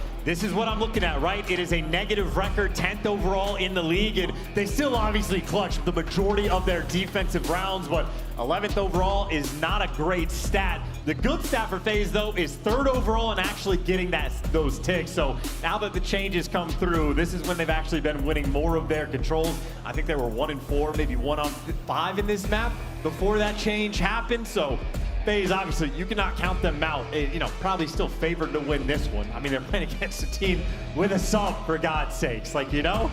How long have we been saying that? 4 days now. I mean, there we go. Coach Crowder there for Atlanta FaZe now, imparting final words and a sweet fist bump. I wish the boys best of luck as they dive now into Gavutu for control. Map number 3 here in our grand finals.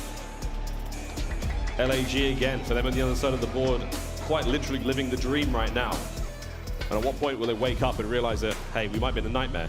And hopefully, the terror of that nightmare will wake them up and they can either walk home with that sweet trophy on stage or the bitter taste of defeat. We will see, though. Gavutu control map number 3. Here we go. Stay woke. Word to Mr. Gambino. I think right now aBeZy is what made a comment to you about using the Volk on this map. So MP40 players occasionally get caught in the blender. If you have a Volk, well, the better gun for the job, at least on average compared to the MP40. So aBeZy certainly a player to pay attention to as well, but I think Cellium and Slasher might truly be that battle. I mean, again, if Cellium already has like a 1.94 KD in this series and we're only 2 maps in, his gun will be hot, but Slasher obviously, even though in the Bocage we saw a couple rounds able to take him down, so that main AR like sort of square up that these guys will have, it will be a battle. It's going to be a lot of fun. The lobby has dropped, so we'll quickly, you know, give you some stats, friends. You want a bit of stats? You like stats? You love stats? Get your stats right here, ladies and gentlemen. The map records there for both of these teams. Overall, 7-3 there, of course, for I think Atlanta FaZe. For their chance, it's been a decent run, but again, you brought up a really good point when it comes to hard point. We know obviously we're playing control now.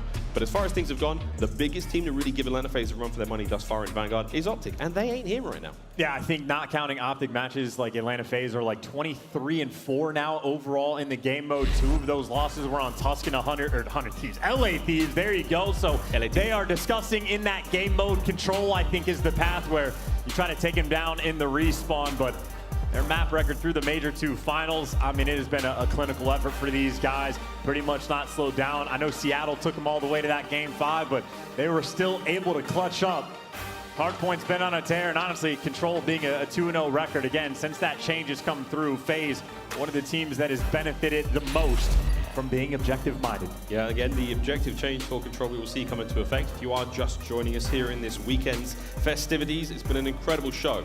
Thanks to the lovely people at Minnesota RØKKR and you, the wonderful fans here in Minnesota, for being so welcoming all week long. It has truly been a memorable affair. Let's see if we can't make it that bit more memorable with a shocking turn of events where LAG find themselves in the finals. And hey, man, if they can go the distance, God only knows. The battle for that shield in the middle. It would be comedy to see a couple of these players holding it, defending off the haters. That will surely be in the Twitter replies. And I think one thing we saw from the camera shot, I mean, Simp is chilling, man. Oh, like, yeah. This is truly his home in the grand finals. He's leg up, just waiting for this match to get going. Looking to be the Terminator on Gavutu.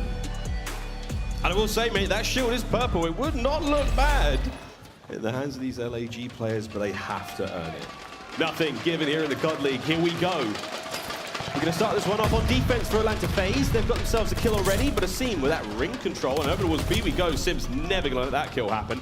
Flies on through, pressure towards A now for the Guerrillas. Hey, you chop them down one by one. You also just have all the map control pretty much immediately from FaZe, so they've got the boat, they've got P1 pushed out, and LAG right now, they are waiting to find kills. Great movement from Hoop. Didn't realize you could actually do that. I think it's the first time I've seen it, but still looking to try to break out of this moment. Nice pick from Spark, so boat control seemingly in the hands of LAG. Hoop gets sent for the kill, and he can find at least one, but right now, no actually pressure on the point.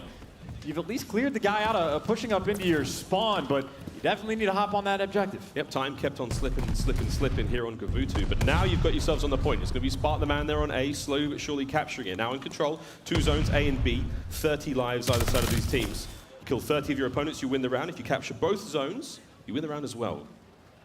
More objective-minded, we should be seeing these teams here again, especially after being patched up.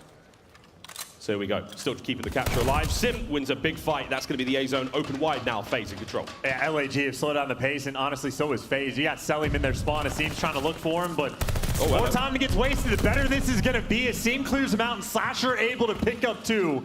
The main AR for the squad to open things up. Your second tick is nearly through. 2-man stack, second segment now cleaned up. That's huge. That goes to the bank for LA Thieves. Again, if they manage to get to that final round without winning, they will have defense, which has been favorable for a lot of teams here in the competition. Slowly but surely capturing the A zone. Atlanta FaZe, though, they've got the full run of Gavutu right now. And funnily enough, a lot of teams like to get P1 control and try to push through, but Guerrillas on this map have actually looked for the spawn kills. This is where Seam is in positioning, and this might be a nice counter to what FaZe like to do, because Atlanta, they will set up like a chain, pushing through P1, trying to flank through your spawn, so this might be a battle of a stylistic matchup, but obviously, if LAG's on offense, the pressure's on. They got to rack up the kills to make this possible, but right now, they are just sitting in the spawn of Atlanta. There are 2 of them in the spawn of Atlanta. You think that's your spawn?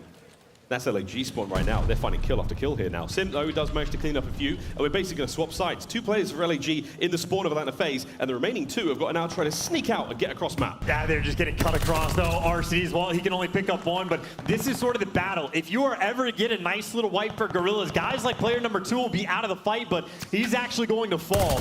It is the spawn kill. Batter Slasher is there. The clock has been stopped. Guerrillas making moves. And here we go. Guerrillas are trying to take control of Ring as well. This could be huge. And there it is. The kill from Hook comes through. However, you do manage to lose a little bit more pressure now. For Atlanta FaZe, a big win from aBeZy there with the Volk. The contest now close on to the point. Hook's holding the line. He does have Spark overwatching him, trying to provide that coverage, and here comes Atlanta FaZe. Every single position covered. They're setting up now to flush Hook out of the point. If Hook gets involved, who knows? This could be big. No! Simp dives in, takes care of him. They did get a segment, though. Oh, that is perfectly coordinated, though. Arcities, as soon as he gets in a ring, he gets a kill, and everyone on FaZe pounces and wipes him off the point. You will take the tick, but honestly, that could have been a moment where LAG start to run away with the game, so just well-executed, coordinated defense with 30 seconds left on the clock. LAG, you get maybe 1 opportunity to try to set this up and get that pressure back on B. Spark working the flank, but Arcities, he is posted deep in a corner of the map. 15 seconds for our Mountain Dew featured player to catch an Arcities and maybe get himself one of the points. Season 1, there's the cleanup. Arcities, great work from the deep recesses of Gavutu. No lives left now for LAG. The final 4 will make their way forward. Nice shots out of Cell. That's going to make the B zone safe with the final 2 seconds tick over. The round comes to a close. Atlanta FaZe strike first. Could have been a bit better from LAG, but again, one perfectly executed retake on the point there to shut him down. But at the end of the day, you even get 1 extra tick on B. If you're the team on offense, you will take it. It's not a terrible look at all. LAG looking to execute on defense, see if they can try to shut Atlanta down. We talk about the offenses all the time. We've seen it quite a few times, and LAG has been a main proponent of it occasionally. They just have rounds on defense where they utterly dominate and don't give up a single tick, so you never know what could happen. FaZe are up 1-0, but pressure's still on. Heavy hit towards the A side of the map now. It's going to be all boat for Atlanta FaZe. The force free continues for aBeZy with his Volk in hand. Those kills keep coming his way. Capturing A, 1:17 stops on the clock. They capture A, they add another minute to the time to work with here on control. As aBeZy now sliding around, trying to find something, trying to become El Capitan here, but so far, that seems certainly making him work for it. Looking like Alex Honnold climbing those rocks and waiting for the kills to come through. But for the moment, LAG winning the majority. And this is the moment to get this spawn trap. You get the wipe, Atlanta now pinned back. They don't have a single tick. This could be the blender of the round. LAG trying to push Atlanta FaZe in the back recesses of the map. They can hold them there and keep slaying them. Eyes on that mini-map. Everyone from FaZe is going to stay there. You managed to get an opening from the kill on the ring side. That was Slasher. His job was to keep him in bay, and now it's an open beach. They're going to flood forward. Atlanta FaZe have escaped, and now they're at large and on the loose. That is a huge gunfight win on the flank, by the way. Now the pressure on the front. Arcitys takes him down. The men-AR battle. He does get caught as Spark wins 2 massive gunfights towards P1. The blender still set up. You still have Hook actually lower clip for these spawn traps, so aBeZy's got to fight his way out of this. And FaZe, you're running out of time. FaZe are running out of time. They've barely got near these zones. They haven't got any segments captured whatsoever. The final 15 seconds ticking down now. It's over to aBeZy to try to get something happening. And Arcities, he's on the zone. Stops the clock. Hook's on a fight. You take care of aBeZy as well. And LAG, this has been a very good round on defense. Not a single segment given up. Their kills can go through. That doesn't matter. They're going to get on the board. But not only that, they have a 4-segment advantage in the objective. Absolutely a round worth cheering for LAG. Dominant on defense. A little bit unfortunate ego chow from Hook, who was on a 5, but you live by the ego, you die by the ego. But right now, a 4-tick advantage. A very nice one to have, especially for the Guerrillas, who have been on point on their offenses. Occasionally they win them, but even when they're not, they're still great at the tick game.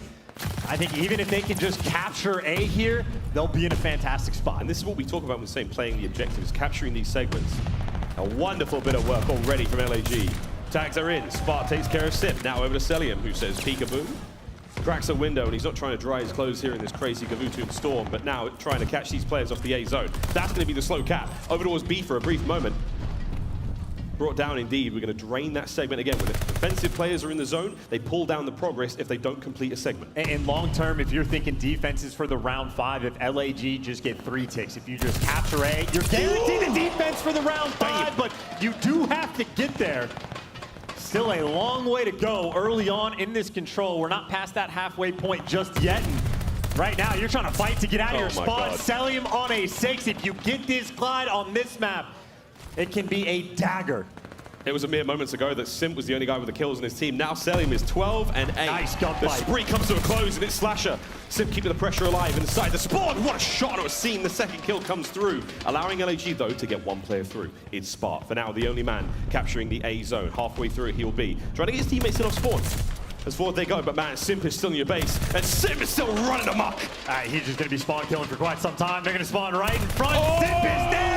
Can't quite win it, and now you at least have a little bit of room to breathe. Slasher again winning massive one-on-ones to help clear his team on the boat, and this might be that 3rd tick oh so shortly coming through. Up by 6 now. You're going to be up by 7 if you manage to get this one done as well. LAG getting it done in the OBJ. 2 hands now over towards the capture on A. They're going to get that one done. This is absolutely unbelievable. Plus a minute now to work with. 17 lives, 16 now remaining for Atlanta FaZe. 18 on the offense for LAG. And they're good for the defense if they get there. But hey, if you win this round, even better. You're putting the pressure on the point, but that is a mistake that you hate to see if you're a fan of LAG. Teammate to take him down, but maybe the good news, you still have ring control. Still a little bit of pressure, but Simp, he's trying to take it right out of your hands. Man has 19 kills. The FaZe know to now press the advantage. They've got kills. Simp is trying to get it done now. To retake that ring side. You cannot get any pressure on B if you don't have control of that AA gun. That ring side, that's the spot Simp's fighting for. Get it done from these unorthodox angles. 20 and 12. Looking for 21. It's going to be Spark. The rest of the squad, though, making their way through both sides. If Slasher and co can get there in time and help out Spark, we could see a hit on B. They're looking to set up those spawn kills once again. Putting that pressure all the way through green. You got to see him posted up on the boat. He can help you on the cross, but you can't start setting up the spawn kills until you actually start killing them. Everyone alive for FaZe, 30 seconds on the clock. It's 30 seconds. You're going to see a defensive round going the way of LAG right now. It's not likely to be changing any hands, but for Cell, holding the back line down. The front line, the battle's being won by Arcities. Another 2 for him. Cell's got 1 more player to clean out now on the back of his spawn, and it is Slasher himself. And he's been caught unaware, but he's not dead yet. There we go. The rat in hand. Cell cleans it up. Their spawn's safe. The round is done. And Cellium can do that all day. He snakes in his sleeve, so he'll be posted and ready to go. And I mean, LAG, though, they did the harder part, right? Maybe a couple small windows of opportunity missed, but very small windows indeed. You capture that 8 point. If you clutch up on defense here, you will get the defense for the round 5. Of course, though, FaZe are still up 2-1, so they technically have the advantage in this game. They just have to win one of these next 2 offensive rounds, and a team very capable of stringing something together. So much pressure in this moment. One of the final maps you could argue LAG have any sort of advantage at all, and I don't know, I mean, you can't even call it an advantage. So difficult. So difficult. 2-2 split for FaZe now as they make their way forward. An offensive round that they would love to win. This is map point. Cellium, a very sneaky boy, now makes his way towards the top boat side of the map. Going to check everything out. He's got a Hook to deal with in a moment. Sees the barrel. That's it. Hook fights on. Big win. Simp now on a 5 spree as well. It's 3 for Cellium. A lot of map control now going the way of FaZe. All right, Simp does get caught though, and again, an important gunfight win just to make sure no streaks come through.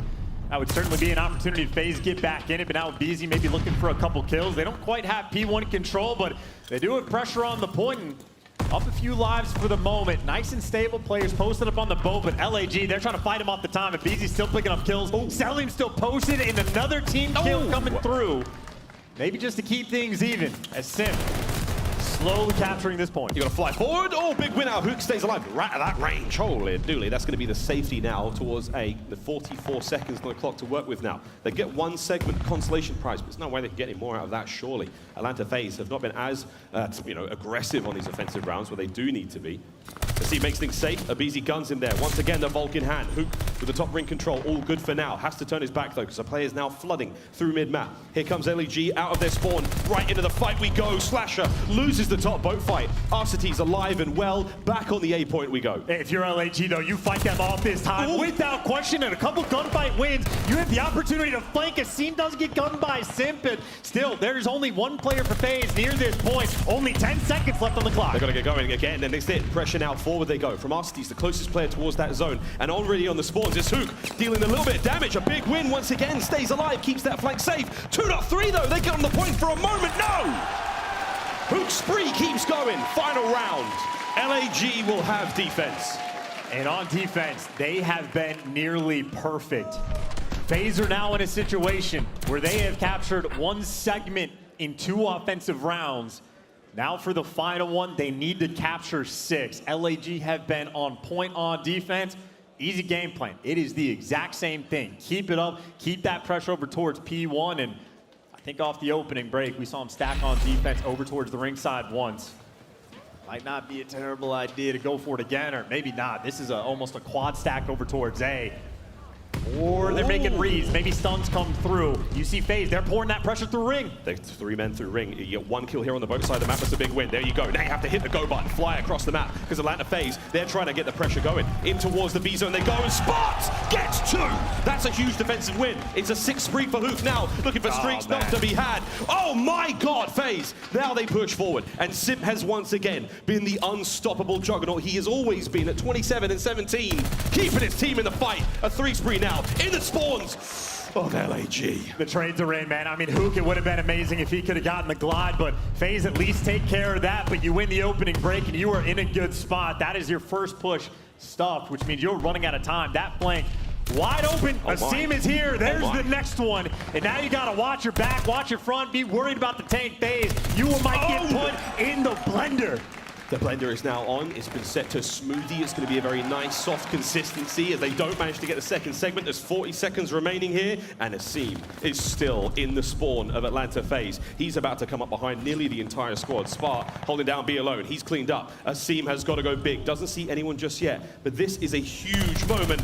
Doesn't catch one. Slasher leading the charge. Hook with the kills in mid-ring. And onto the point we go, though. 30 seconds just about remaining. This has to be huge from FaZe. It's a stack on point. You still have 2 bodies here. And yes, they're trapped, but you're in a tank. You're safe until your head gets ripped off. Asim is there for the clearance. And a nice little shutdown. Hook winning gunfights on A. The defense hold is there, but still a decent chunk of progression. You cannot afford to take your foot off the gas. They're still on A right now as Atlanta FaZe. They get 2 segments, 1 more, and they can extend the clock. That's massive for them. Asim trying to drive forward. Pressure still there. Hook's got to win this gunfight against Cellium. He's alive and kicking, still keeping the zone in. Oh my God, a contest as Cell well. Manages to win a fight. Reinforcements now flooding through for Atlanta FaZe, but LAG trying to hold them back. Now 10 seconds to go here in control. And running out of time, man. You got to stack the points. Cellium looking for kills. There's the first, but they have to deal with the tank, and Simp is there for the flank. God. You finally get A, and you add a minute to the clock. Point secured. FaZe can still win this, but you got to get that ring controller. Maybe go on the flank. You only have 9 lives to work with. Atlanta trying to string something together. What an effort this is from FaZe. Unbelievable now to push it. Less than a minute. 8 lives now remaining to the 17 of the defending team. Cutting them down one at a time. Looking for an angle now, looking for an opening. Full ring control now for FaZe. And always someone from LAG able to find an extra pick just to sort of slow this push down. But for FaZe, again, 30 seconds left. You might get one good attempt. You need a clean wipe on board. And Arcities gets caught. Someone is always there. A seam sprints at them and guns 2 down. He's a hero. He flies forward now to Hook. Cell's trying to find kills. Less than 20 seconds. 5 lives. aBeZy knows he's got to go. There's an opening to be had, but Spark is in the beach. He's out deep. He catches one on the push. Can't get any more done. Cell's on the point. Here comes a big moment now. FaZe, this could be it. Having to turn things around, but there's only 3 of them remaining. Seam, what an absolute champion he's been. He rips in. Cell's gone. And another for Seam. That is unbelievable. MVP Seam is in the building. 32 kills, the first bloods in the final rounds of RØKKR. The big plays for ring control. Seam having a masterclass of a tournament here in Call of Duty Vanguard. And LAG, their path to victory in this series. There's a couple key maps they gotta win. Well, there's the big respawn they needed to get. Lock up that Kuavo control, execute, taking care of business with some nearly flawless defensive rounds. But I mean, just look at that, 3,700 damage, 32 kills to his name. NP40 automaton, it doesn't matter. Seam is here to slay. We know that Tony's out there somewhere with a fist in the air. Very, very happy indeed to see that one go. 32 and 27 for Seam, an unbelievable performance. 29 and 19 from Hook as well. Came on that 6 spree a few times, nearly managed to net those streaks, but unbelievable stuff. On the side of Atlanta FaZe, Cell with a 27-21, turned the game around for himself. 30-25 out of Simp from start to finish. He was the usual Simp, the good old masterclass we've seen from him time and time again. But FaZe could not get anything going on those offensive rounds. I mean, they just get completely bodied the first couple go-arounds rather, and maybe one of the only opportunities FaZe had to string something together. Cellium was on a 6 spree, but it is Slasher that was picking up the pieces to shut him down. So, I mean, just massive gunfight wins time and time again. LAG nearly always in full control. A well-executed game on Kuavo, but it is still, again, an uphill battle. I know you have the advantage, but it is a best of 9. This is a marathon, not a sprint. A long way to go, but for any of the naysayers, and I might be included in this, that thought LAG maybe not a great chance to pull away on this Cinderella story against this team, well, they now have the advantage. So a little bit more pressure on Atlanta FaZe. They know they're going against a team that truly has come to play. They've really come to play. The dream continues to be very much real now. LAG with the lead in the series. Highlights here across the Kuavo control were a lot of fun, man. I mean, Seam, these plays, time and time again, we saw this one. That's unreal with the Rat. And again, the final moments here, he has to go big. He's basically the only member of his team here in a moment to help out. Another unbelievable win against Arcities. Tremendous stuff. Seam claps across the venue. And it really is moments like that for those final couple kills where, like, you know when the comms Atlanta is trying to set up the push, trying to be like, all right, guys, what are we going to do? I got this. Everything's covered, ready, go. But before you can finish it, all of a sudden, Seam is literally just flying at you with a pistol. There to take him down. So wonderful play so far. And I don't know, man, LAG. I don't know if I'm starting to believe yet, but it is hard not to be a believer. I mean, they've made it here from losers round 1, setting up one of the greatest losers bracket runs of all time. Oh, baby. Slasher has been a part of all of them, but still for those guys, what, 3 maps more that they need to win for FaZe? The number is 4. we got a long way to go. This is still another FaZe we're talking about. This is still one of the greatest to ever do it. My word, the series continues here in the Major Final 2, presented by Mountain Dew.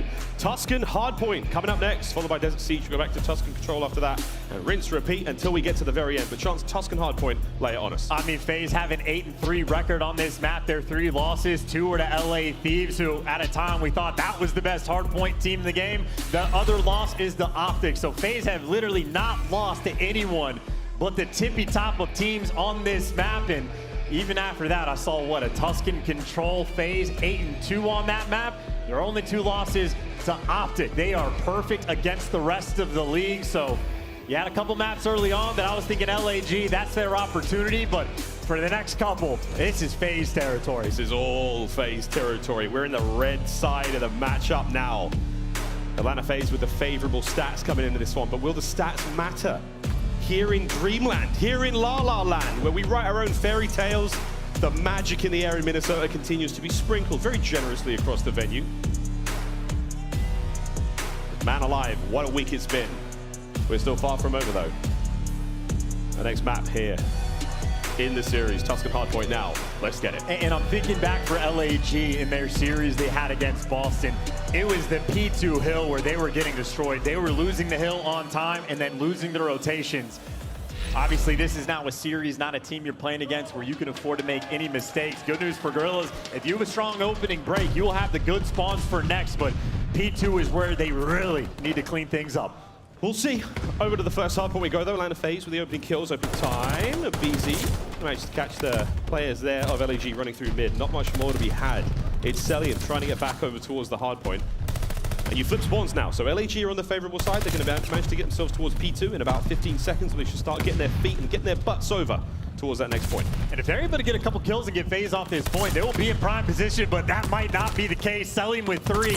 He does get taken down, but aBeZy pouring on the pressure, but this is trades back and forth. If Arcities wins the final 2 with only 13 seconds left, that'll be about a 30-point lead for FaZe, and you got Simp. He is flanking fast. LAG for the moment, they have not read this at all. aBeZy's over towards P5 as well. Simp's managed to creep himself into the backside of Church. So there we go. First hard point done. Second one now up. We call it column.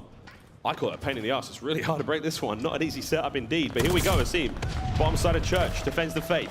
Keeping the hard point in the hands of his team, and it is ticking away now for LAG. He's the roaming slayer. He has been everywhere on this map, from Church to the hill, and he gets the Church again. A clean 4 white, but number 5 Slasher, he wraps back and actually blocks those spawns, but hey, you'll take it if you can get a full 60. We've seen players do this all weekend long, where you start to run things around, go a little crazy. The team knows Sally, the timing fails him. Oh, Slasher, the saving grace is Arcities now as Atlanta FaZe over to the point, and it's up to Spark. Oh my word, he gets 1 or 2! Nuke!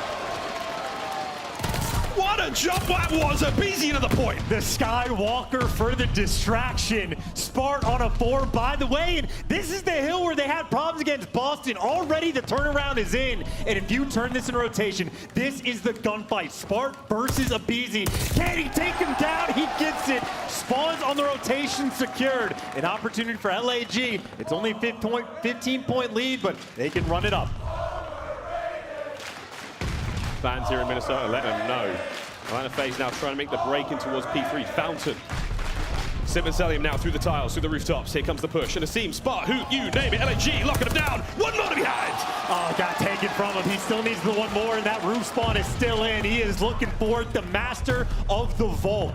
Plenty of people have pulled it out, and I've seen quite a few get a 0.7 with it, but he gets the glide, he gets the rotation, and hey, he might get gunned by Simp, but he has done the work. Cisco trying to turn things around. He smacks all 3 of them down with a little bit of help from Cellium. They lock the point.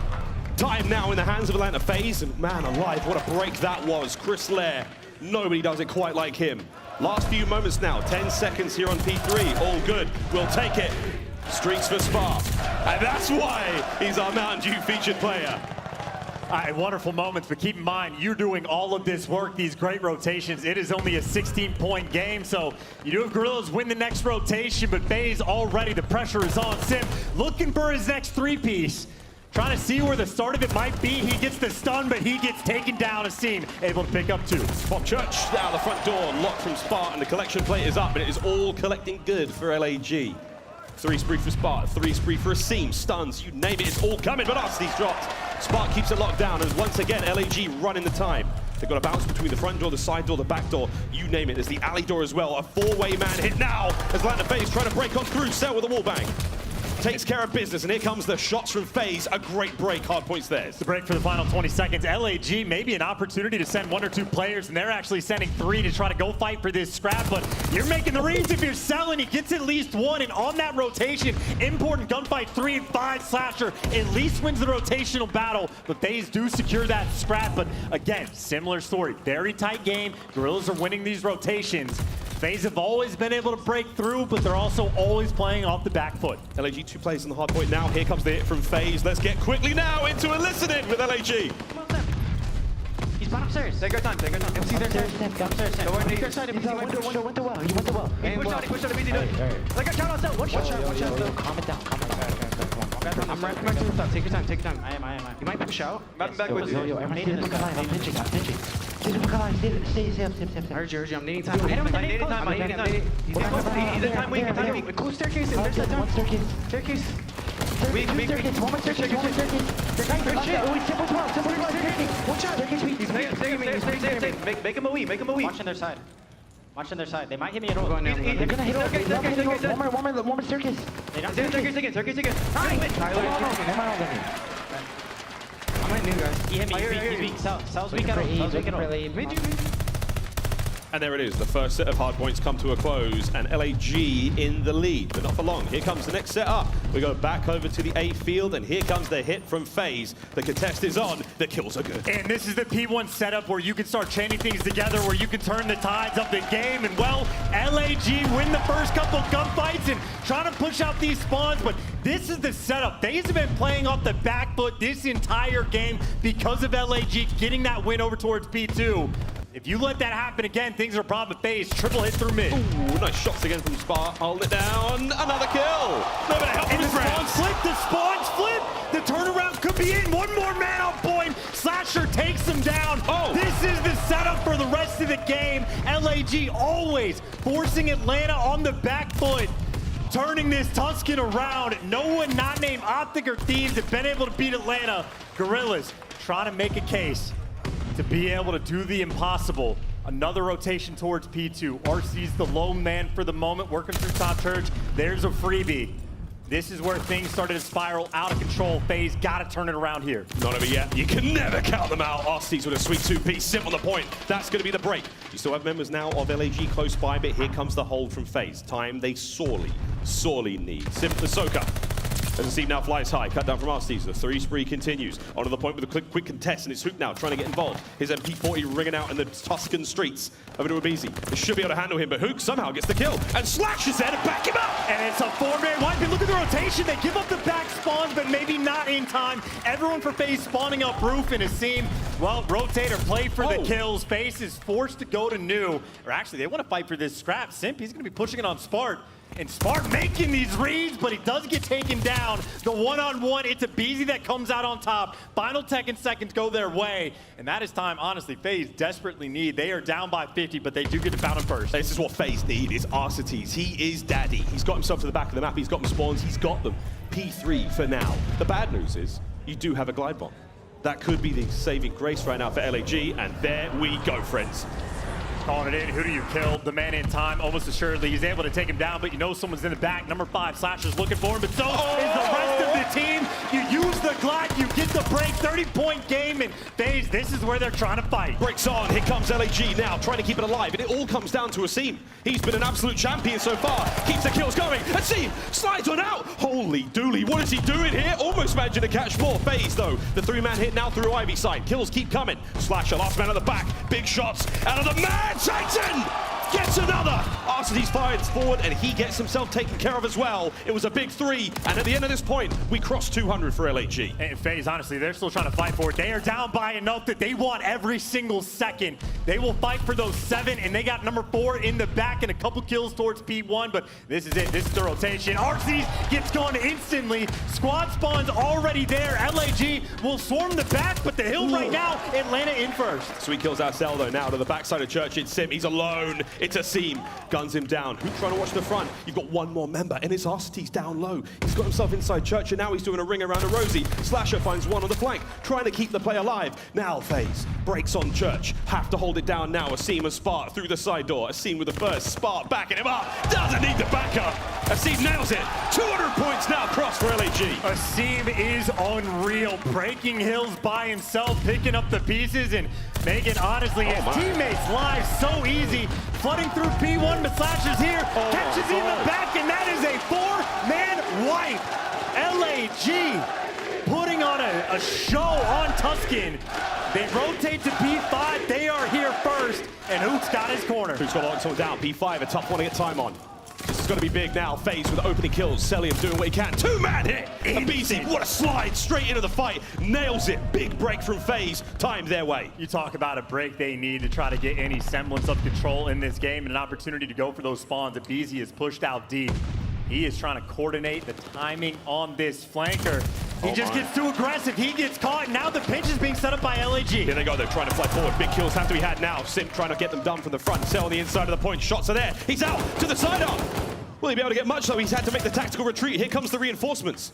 Through the bottom side now at the hard point. Big kills and oh my god! LAG again! Time and time again they get it done. It could be one here on P5. They are going at him. P5, they can win it here. Arcities takes him out of the hill, but maybe an opportunity, Hook, to fight for this scrap. You can trust your teammates to rotate, or maybe because aBeZy's winning the gunfights, that's the call. Back over towards P1. This is not a safe lead. It is number 3, aBeZy. The first one here gets taken down. LAG, they're not here first. It is a scrappy battle for P1. Oh my god, it's a scrappy battle indeed. Third set of hard points up, and definitely the final. It is 6 seconds for the victory here for LAG, and Hook trying to get it going. Cell though, and he and Atlanta FaZe on point, locking this down. They need to soak this time up, friends. It's going to be a big one. And they're trying to go through mid, but they are getting cut across along the way. We might be witnessing a breakdown. Atlanta can win it on this hill. We call them gods for a reason, and that is because they're unbelievable at the game. And here we go, holding the time. 25 for the win now for LAG. A deep breath. Namaste, baby, as we fly to the point. Slasher's getting it done. We're on it. Oh my god. They've gone and done it. They've done the impossible. They've stolen the Tuscan. LAG! If you weren't a believer before, you may be now. I cannot believe my eyes. What are we witnessing from the Los Angeles Guerrillas in this moment? What we need to highlight on that map, first of all, from the Boston series, P2 was the problem. They were on the jump right from the break, taking care of business. One of the only things LAG was doing wrong is they were winning those rotations to P5. Both times FaZe gets the instant break. The first time we heard it on the comms, it seems like, hey, slow it down. Everybody calm down the comms, and they're able to balance that P5 out. Second time around, the exact same thing happened. They get broken on P5, and they slow down the pace. Incredibly patient. Slasher's picking up 2. They go for the pinch. When everyone on FaZe was down low, LAG just pumped the brakes and get the kills. Unbelievable plays. I mean, so many moments where we thought things were going to spiral out of control, but so many moments where the Skywalker and Spart take over. Spart with the Vault, walks in this tournament, uses it. How many different players have we seen pull it out? No one is having success like him. aBeZy mentioned bringing it out, but negative by 10, 12 kills in this game, negative on the Kuavo as well. There are very few players that are having a great deal of success with it in Spart. He truly is that guy. And that's the thing right now for Atlanta FaZe. I mean, we know they're a capable team, but when you start to mix things up, you start to bring a new gun out. I mean, go back to basics. Go back to what you know about. Go back to what got you this far in such a dominant way in this tournament. But now, LAG is starting on them. You got monkeyed again by the LAG. It just so, I mean, pieces from Slasher in the back, so many rotations. One, even these moments over towards Church, we just see Asim, the leading man, picking up 2 by himself, the main slayer in the lobby. Unbelievable performances, no one really making mistakes. Like, you lose that rotation to P1, but they slow down the pace, they take their time, everybody gets through. You let Hook go on these full flanks, and you just coordinate everything so well. You get those 2 kills, and Hook, instead of going for the full flank, just cuts towards the middle of the map. I mean, clinical plays. LAG, again, I cannot believe They now have a 3-1 lead against FaZe in the grand finals. I don't think a single soul walked in this venue outside of maybe Spark's mom, his girlfriend, the family there, and now the fans, they're certainly starting to believe. Atlanta FaZe, honest to God, I mean, we know what they're capable of, we know what they've done in the past. I mean, they're the reigning world champions, second place at the major OpTic Texas the first time round.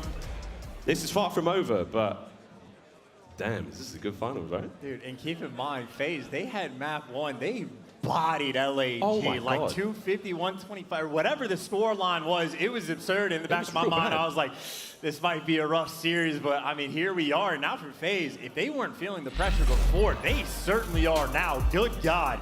And we go into a Desert Siege where if you're thinking about how good of a map this has been for FaZe, absolutely true. Think they have a 5-1 record. You're getting called out on the map no matter where you go. Cellium, this is his wheelhouse. But LAG currently on an 8 search and destroy win streak. That has tied the record in the CDL for most S&D wins in a row. The team that they tied, Atlanta FaZe. Atlanta FaZe did it in Cold War, back when they were incredibly dominant. The year they won, the year they made us all truly fear them. And now, an opportunity for LAG of all teams in the world. And you know what's funny, that when we go back to the Cold War season, you know, Atlanta FaZe are the greatest team out there. No one could bring them down. No one could touch them. Who was the first team to defeat Atlanta FaZe? It was LAG.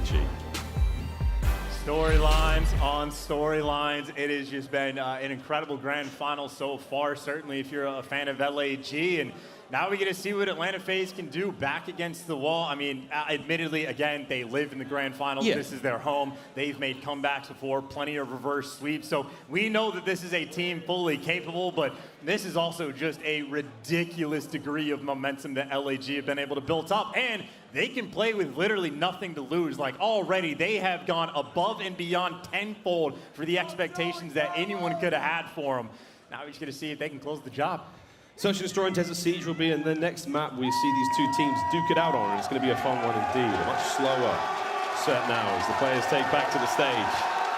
As elation crosses now here in Minnesota. The fans have certainly got behind them. Everyone loves an underdog story, but I think, again, it's the story of, you know, Spark coming into here. It's Gunless watching from home. There's so much going on behind the scenes here. Quite a story. And it was a heartfelt victory and a heartfelt loss. Last night we had to see Mack fall out of play, have to be picked up in a classic coming into the Seattle roster. And it was this team, LAG, that took them down in that game 5. It was the battle of the substitutes. And Spark is somehow still keeping his team going. I mean, so Spart, I would say without question, no matter what happens in the rest of this grand finals, without like the best substitution for a team of all time. I know Enable is absolutely in the conversation, Enable one of the FPS GOATs, but what Spart has done for this team has been unreal. I mean, don't forget the time when in MW when Dashy came on for OGLA playing again. That Piccadilly, and that was some goaty shit, mate. That was some real top tier stuff. But this is an entire tournament. This is a tournament on such short notice where he got absolutely chokeslammed online. It's a wonderful turnaround. I mean, for some players, there's the bat signal. For, I don't know, Spart, what is he? Charming for this Cinderella story. I have absolutely no idea, but of course, for the flip side, for aBeZy, he's been pulling out the Volt, 59 and 85 overall. He has not had success with that gun. Spart has been taking him to task, and, well, we are going into a search and destroy. He has been the first blood king. There are no questions about it. He will play aggressive.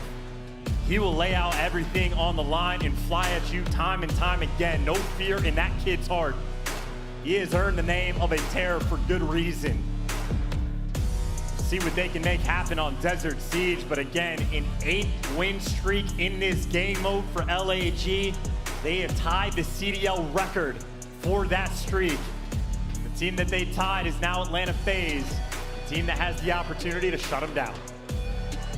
Don't forget, though, friends, this is still Atlanta FaZe. This is still 4 of the most deadly players imaginable.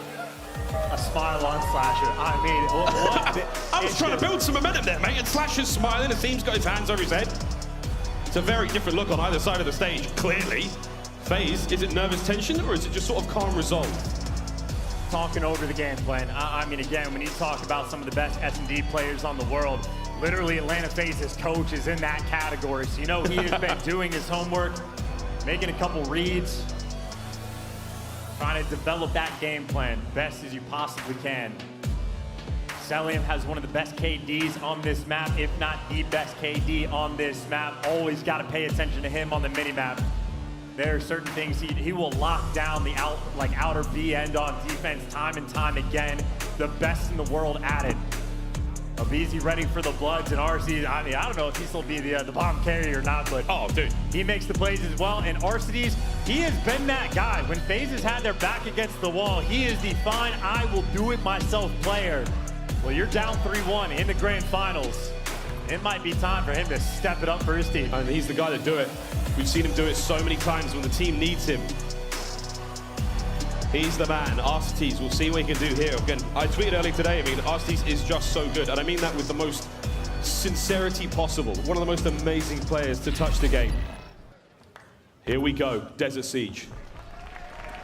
This is a massive moment for LAG, not just in the series, to put themselves on tournament point, but also to set the new record.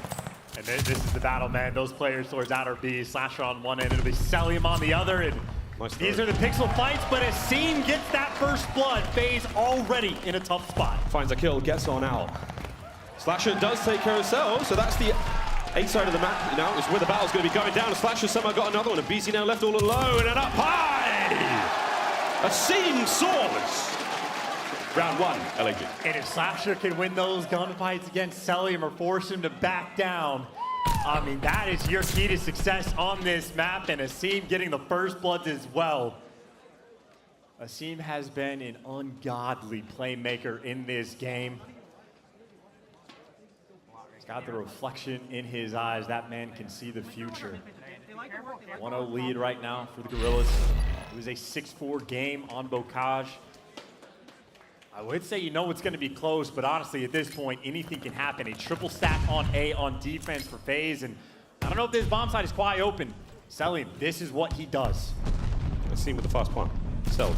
Could definitely see something's up, but it's not going to be enough. That's going to be the damage dealt. Out we go. Nade lands. Oh, and a fast move now from aBeZy. I love this. This is an incredibly bold play. Can anyone see this, though? That's the question. Spot, though. Eyes are up. Shots are in. Arcities with the coverage. Unbelievable. Now, the pressure is on. You have to make a move now if you're LAG. The time is there. Oh, he gets the kill. There's 30 seconds remaining, and that's going to be still the defuse going down. There's plenty of players for FaZe to make it happen, and it has to come down to Hook. Hook's got to go big. Will he be able to time this? Indeed. I don't think he can see Arcities now. He's stacked it up. He's nailed it, and wow, what a round. Arcities has to be that guy, and he absolutely was. Man's on bomb, got to protect your boy, and he delivers. Able to get a couple kills, and that is the one that seals the deal and lets him hop back on the bomb. He saw the idea, right? Sparked the cheeky little angle to try to actually watch it, but wasn't quite perfect enough. That is an instant retake for Atlanta. No success over towards B. Tying this game up. We go again. Once again to the sandy dunes of Desert Siege, our players will stroll. 3 players now through mid now for Atlanta FaZe. They're going to make their way towards A. Heavy tags from Spartan. Opening that is a wonderful start for LAG. That first blood. Wickedly decisive now. Arcities up. And that is a seam. Your boy's been on the spice because he's very prescient right now. Seems to know the plays are going to go down. I feel like that's the Desert Siege special almost. We see all these nades code for the instant challenge. You just double up on that to find the free kill. This is bomb down in a precarious situation. Plenty of time for Atlanta to work with. There it is. But just look at the setup right now that the Guerrillas have. They've got eyes all over that. Cell at range, Spark. Shots there again with the automaton. There's a much-needed quiet now falls across Desert Siege. No one in position to get the bomb right now, but that is all Slasher's job to watch it. Spark hoping for a pick, and just over 30 seconds to get it done. And LAG might not know that they have the bomb down, so I think FaZe really trying to catch someone on rotation, but Spark, the best catcher in the game, apparently grabs Simp, takes him down. 1v3. No. We will see you later. LAG, clean, efficient round. Get the blood to execute. No mistakes made. And again, to sort of silence the players who are like, oh, look, man, he's going to give it the ball. No, no, no. This is the automaton, and that's it. Nails it. And then the next player, again, is Cellium at such range. A great shot to end the round there. Spark having a wonderful run so far. We have already witnessed history throughout this tournament, but tournament it ain't over yet. Job not finished. 2-1 lead for LAG. Spark is on a 3 on the attack. Well, they tried to work the B-bomb side last time. They were able to get it down, but got retaken instantly. Leaning this direction again, but aBeZy looking for his favorite first blood. aBeZy stunned up. They know he's there, but he can hold that. Whoa, okay, he makes the dip out. 8 HP. Oh, wow, so close to being taken care of. It seems still with bomb in hand. 2-man stack over towards the B-bomb site now for FaZe. They've got eyes on it, and I wonder. As Asim now makes his way through mid, he's got to check every corner. 2 players now for FaZe, either side of the map, in the deepest corners, and that's a great open. Spot once again, another first blood. And Asim, by the way, he's making these plays potentially with the bomb in hand, but he breaks in, gets gunned, Simp there to shut him down. You pick the bomb back up, but Simp, he saw that. He's reading this like a book. Oh, Simp now, it seems to be paint by colors. He's going to go for it. Paint by numbers, sorry. Boink. I'll take it back. I'm not sure who messed up more, me or him. Great stuff out of Hook. And look how deep of a corner Cellium has found himself. Too On deep. or off the map, he is so close, but he didn't check this in time. This bomb will get planted. If Hook can get away with his life, that will be massive. But look at the pinch now. You've got such a broad pinch. The disparity at which the FaZe players are from one another could be their death knell right now. They've got to get closer. Cell is not going to check everything. He simply can't. He doesn't have enough of an FOV. And Slasher's going to see him at some point. There you go. Him and Spark with the team shots to take him down. All of a sudden, Arcities by himself, a run off the map. No hope of winning this round. LAG at that 3-1 lead. Wow. It's truly happening, friends. Round by round. Arcities throws himself off the map there to not give anyone on LAG a kill. They're all on a spree now, and what you don't want to do on this map is give your opponents kill streaks. A glide bomb here would really suck for FaZe. And just good trades coming through him. And again, Asim is trying to make plays with the bomb, but Spark, I mean, he's been getting these first bloods. An advantage like that on this map can go a long way. FaZe, though, back on the attack, working from the deficit. Spark is on a 5. They are playing aggressive towards B on defense. At least it's a stack. I take the word aggressive back, but here we go. Oh, there it is. Oh, no way! You seen the opening kill! In and out. And it's a full right back towards A. That's exactly where this bomb is. Oh my goodness, they've read this one so perfectly. Back to front, and the nades are going to obscure the view of Arcities. He probably didn't see a seam there atop the trains. Here comes the nades. 1 minute to play with. Explosions ringing across that turned over train card. Simp there answers back. Finally a sign of life here for Atlanta FaZe. Still making that bomb go towards A, and Spark once again. Bloody Spark! Still Sparks! LAG! The gentle pat of encouragement, but what a play call. A new kid on the block with the boomstick. You make the aggressive play call again. It seemed the mastermind for those first bloods, but here's the highlight reel. Bang. The bait for the blood, and then he just flies in. Team shots on point. You got a glide bomb on Desert Siege. I cannot possibly express how easy it is to use on this map. 4-1. Glide bomb in hand. aBeZy sadly sitting on the donut now, 0-5. Once he gets going, though, it's going to be dangerous signs, and it's a different look now from Atlanta FaZe. They're trying to get inside. They know the glide bomb's on the menu.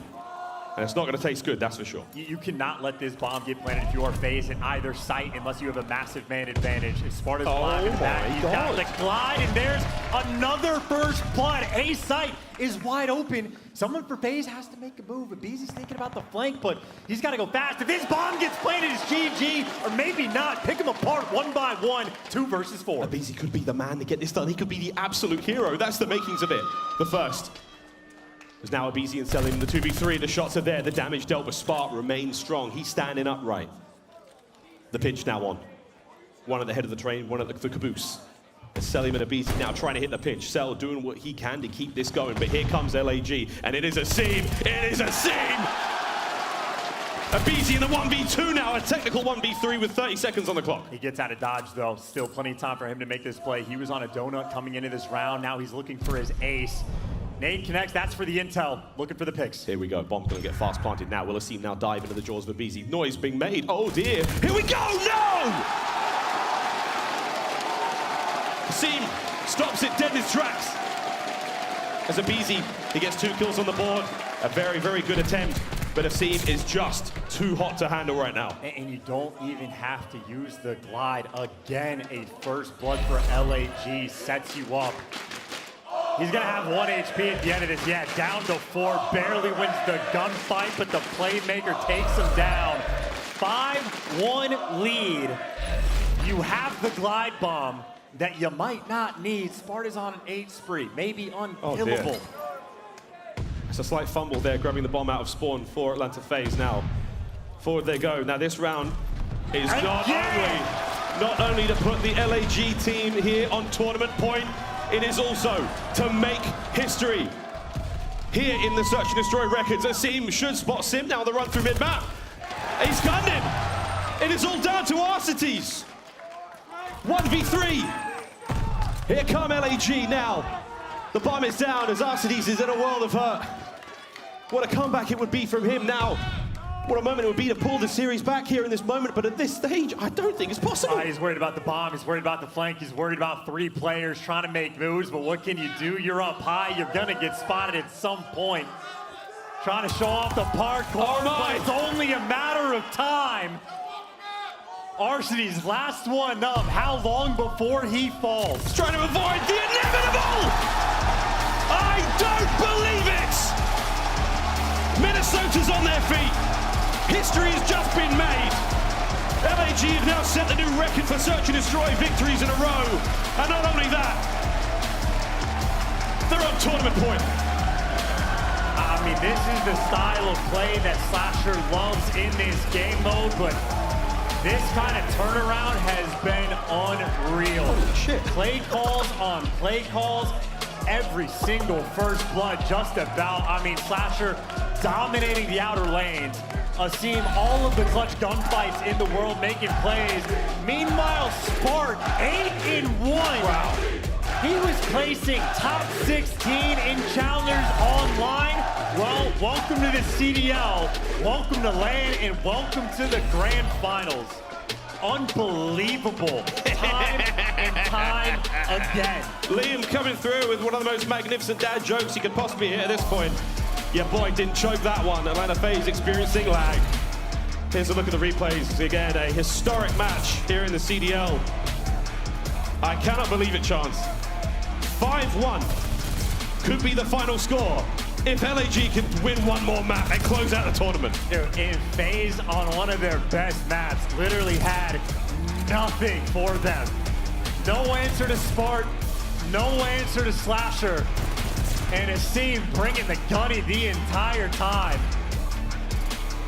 LAG trying to do the unbelievable to complete what, I mean, again, someone else can have this conversation, but without question in the conversation, one of the best runs in a tournament of all time.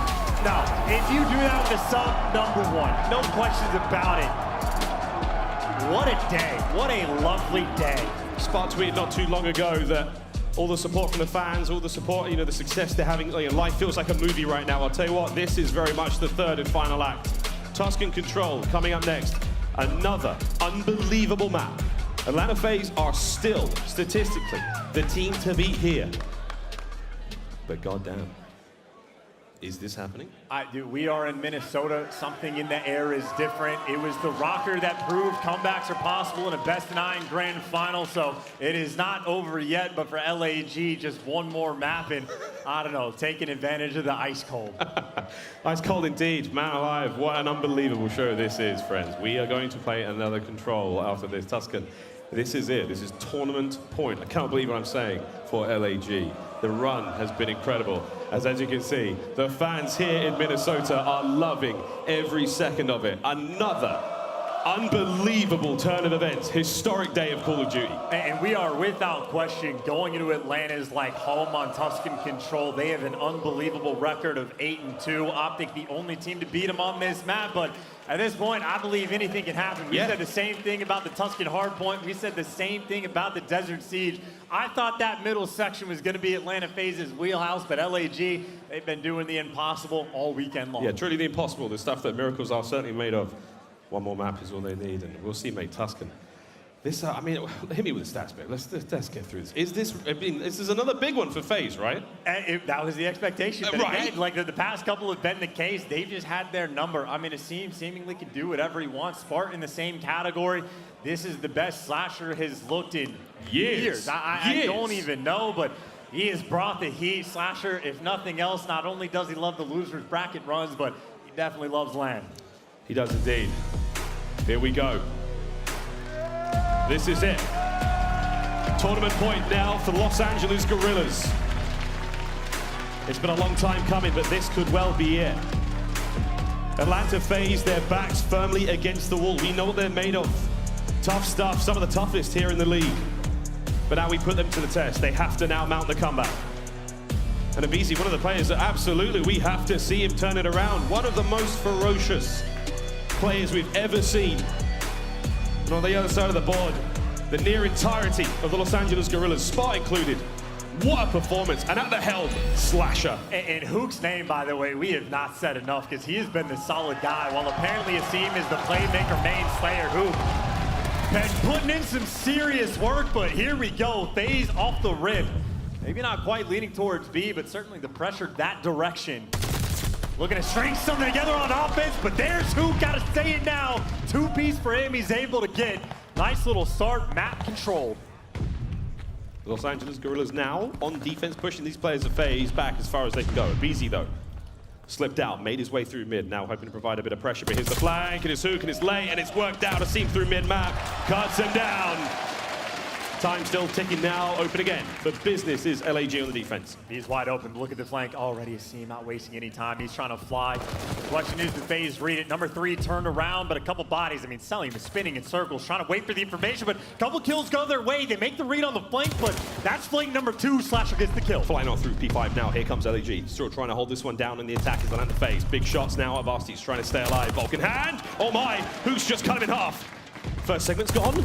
Here comes the hit, and once again, the Skywalker flies high, cuts another one down over by Column. You still managed to get the first segment through. That's huge for FaZe. Asim gets set up, but the stun's on point. FaZe ready for it. And they do get a tick over towards B, so at least a nice little attempt. Now you just make sure you secure this 8 point, buy yourself the extra time, and try to read those flanks. This is 5-0 for Hook, but he gets shut down. Arcities with a massive one-on-one to keep the dream alive. And that's huge. Again, that's proof that FaZe still very much alive and kicking here. They're making the reads. Big wins again from Arcitys, as he has to be the guy. 6-3 so far. Cellium 0-4. He's getting bodied. They do capture A. An additional minute to work with now, and the 3 segments in the bag, plus 1 on B makes 4. Quick maps. Someone's got to rotate too. Hook is quick over towards P5. You see FaZe actually 2 players coming through P5, 2 players coming through the top, so it is a 2-front war. Got to go big on these gunfights. Simp is regenning up in P5. Hook is able to pick up 1 as Simp. They clear out P5. Now you read the pressure, but number 5 and number 7, they are turned. They are ready for this. Slasher's got to make these plays against 2 super ARs. Arcitys wins it. That's an open lane to work with now. 2 players now able to get their way through the back, trying to clear out the church side. Oh, what the hell is that spawn? What the hell was that spawn from Slasher? Hey, that tells you one thing. The COD gods are on their side right now.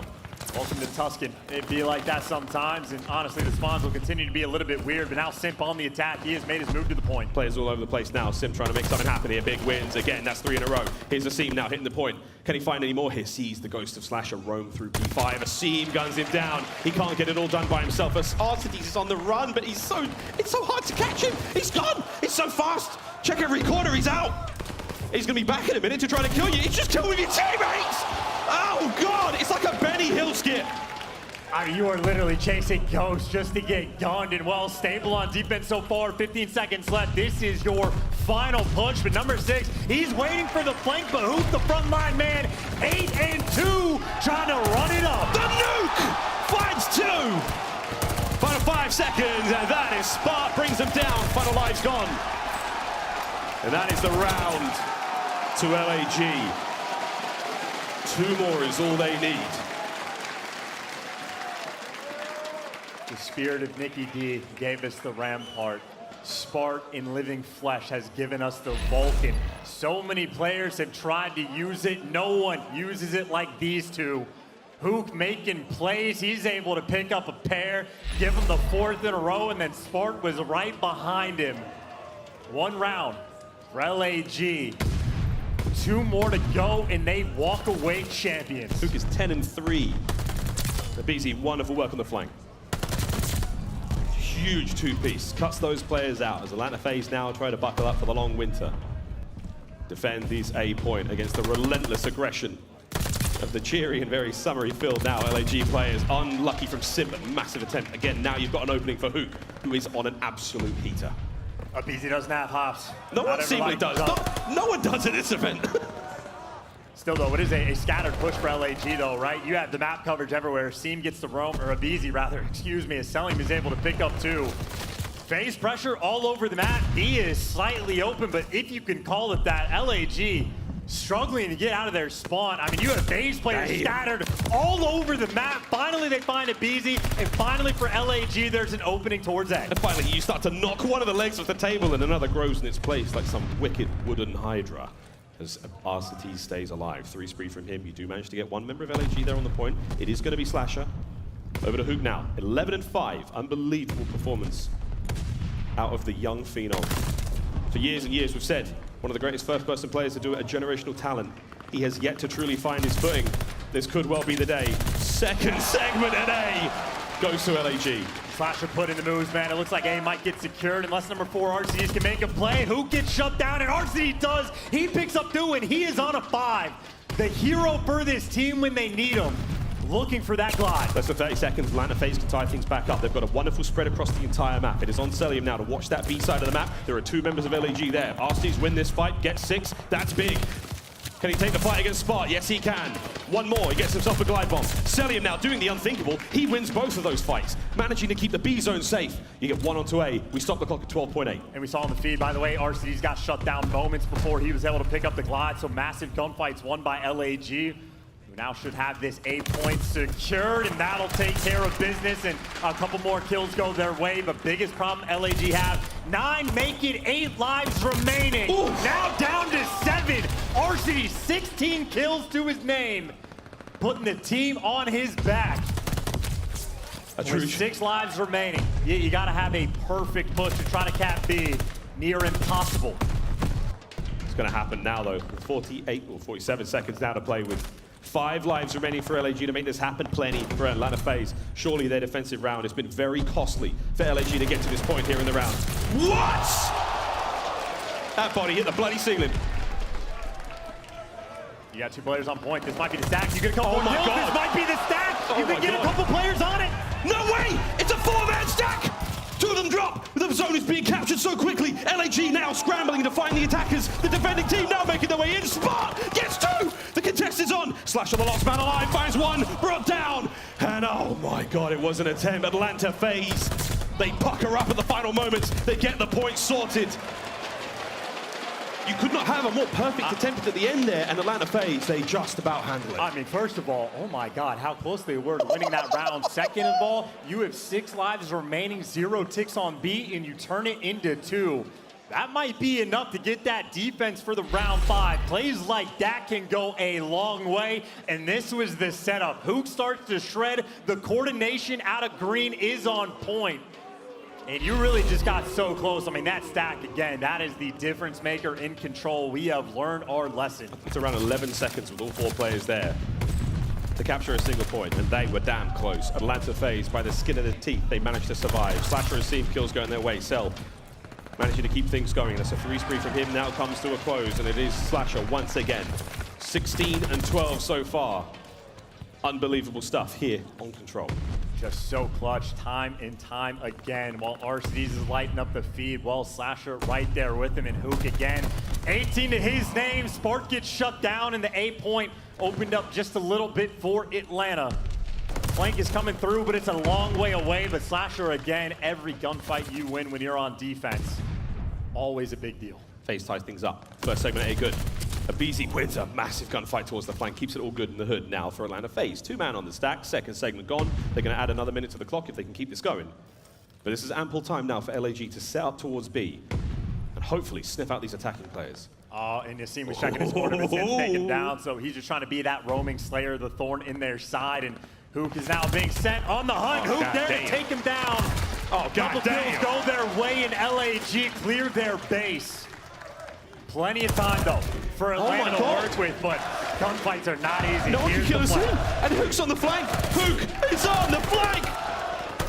Oh, God, he's got another, and now the guns are up. Eyes towards the next set of spawns as he is truly in that flow state, flying around. It's 21 kills to the 12 now, deaths of Hook. And Simp is straight back in spawn. It's a rolling wheel of death. And LAG, this guerrilla tactics, hit and run, constantly on the move. FaZe simply stunned here on attack. And I have heard heaps of criticism from Hook throughout this tournament. That blows my mind. Oh my God. Here he is in the grand finals on what might be the final map, and he has been the fry man. So much map control right now for LAG.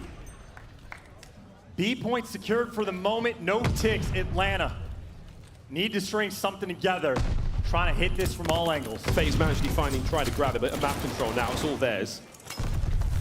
An unfortunate nade there from aBeZy. Tags his teammates up. Still, this is not going to slow down the hit too much. Here come FaZe. Forward they go. Nice crossfire there from LAG. Keeping the play slow and steady now for them. Oh my God! Arcities gets Chris rocked! And now Cell, he's the last man up for his team on this side of the map. This is not a good look with 30 seconds to go. Come out with your hands up. Well, he was surrounded. Slasher gets taken care of on the flank, but defense has been strong. 25 seconds left. Oh! No ticks through, but the laser vision is in. FaZe trying to set this one up. They got the flank coming through as well. That's a player might just spawn into death. FaZe trying to hit it, but now they're getting flanked as well. I see him trying to do what he can. Brings down one. A teammate goes down as well. Now on the flank, once again, it's Hook. Hook once again. Heroics. Cellium was on a 5 spree. Can he get this kill as well? As Hook has been unkillable, but Cell finds the silver bullet for that monster. A 6 spree done. aBeZy can't get on the point in time. And it was a valiant attempt. It was a millisecond away from the contest.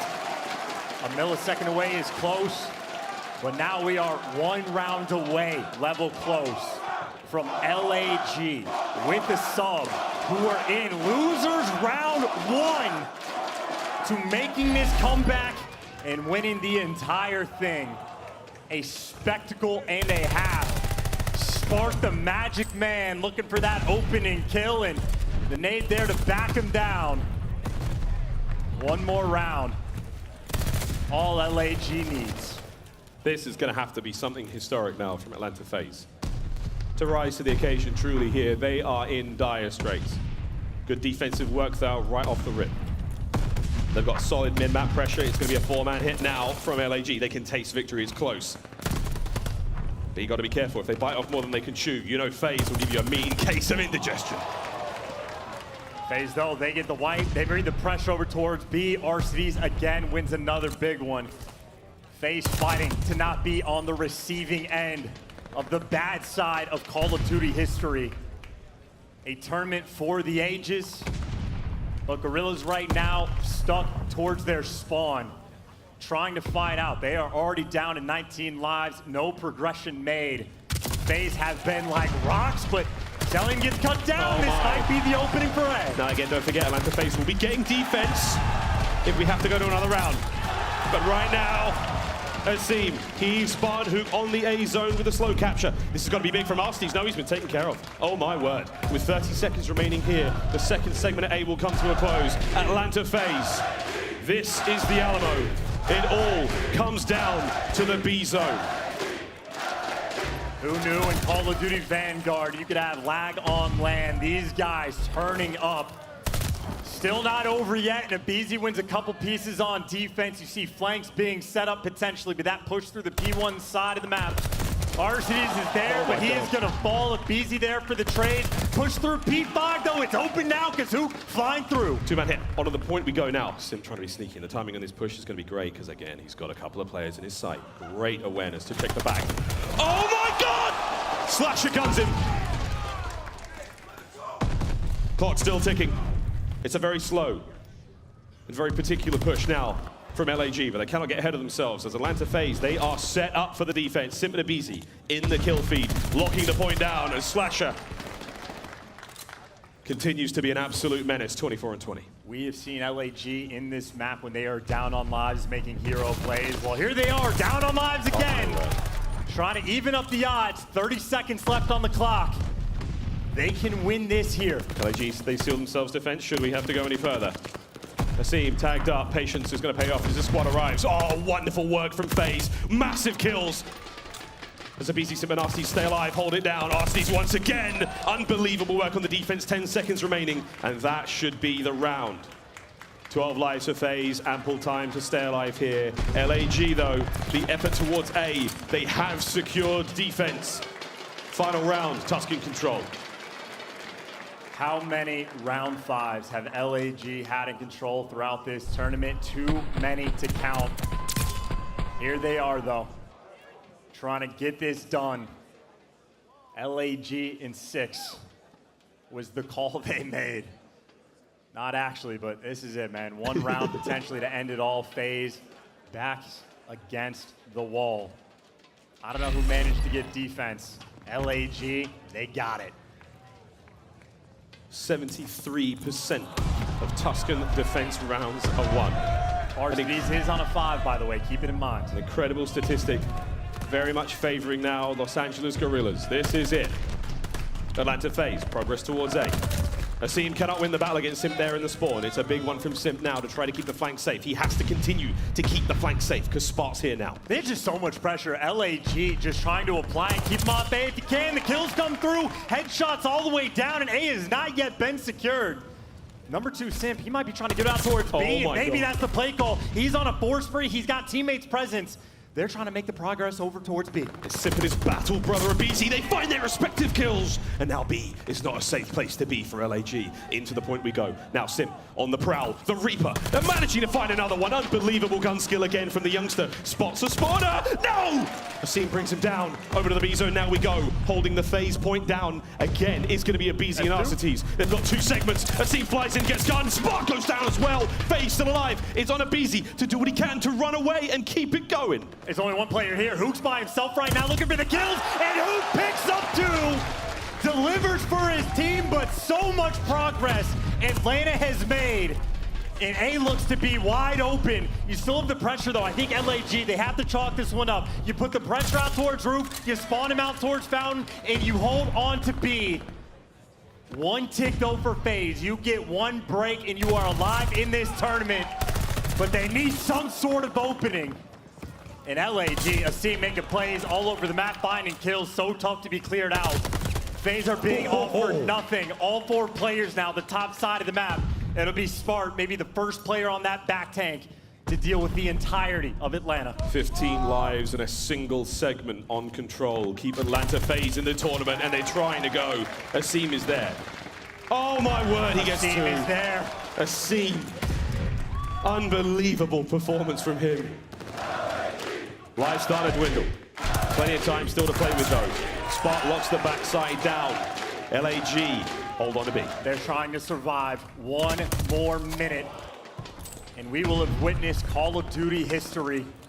Still pressure towards P5. Atlanta trying to gear up for the push. Plenty of players over towards Church, but anytime, any gunfight, LAG win goes a long way. Slasher gets the first. And Arcities has to remain alive in this situation as the team continues to be a bastion of defense now for LAG. Spark, another one. The substitute seemingly sent from heaven to keep them in the tournament and now put them in a position to win it. 35 seconds to get this done. Simp soars to the point. His teammates backing him up, and this could be it. You've managed to get one on. Here comes the second player from FaZe. It's going to be Arcities to try to back him up. You have to go now. The point is being captured. Is anyone there to contest? Who would it be? It's Asim. Oh my God, the kills are there. And the time's still going in favor. Oh my word, aBeZy. The lives dwindling. Cellium now to the point, and this is it. 29.6 on the clock. You've got 1 man on it. It could come down to a 1v1, and Cellium stays alive. And there it is!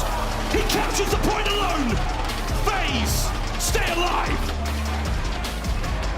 Down but not out. I can feel the stress. The players can feel the stress. Clutch in the final moments. They set up, they get the 1 good break in FaZe. The dream is not dead. More maps to be played, and Cellium with the clutch kills towards the end. Him and Simp make the move, they find those final kills. In unbelievable Tuscan control. We were moments away from LAG being crowned the victor, but Atlanta is there to shut him down. Quick look at the stats. aBeZy, 34 and 36 from him, a wonderful turnaround, but Arcities continues to be the absolute champion for Atlanta FaZe. 34 and 26, breaks the 4,000 damage mark. The only other players in the game that do that were Spark and Hook for LAG. And what an unbelievable run from them. And I must say, it's a shame, because it would have been wonderfully poetic to win a shield as a trophy on a defense round in control. Here are the highlights.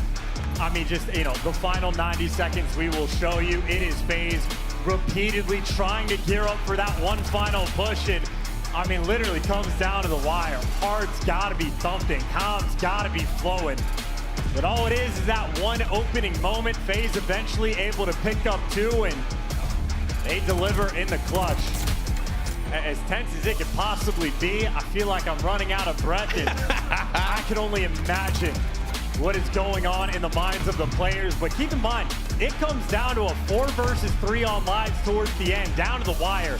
Every gunfight won is so important. The trades on Slasher, I think through Church is where Atlanta got it done.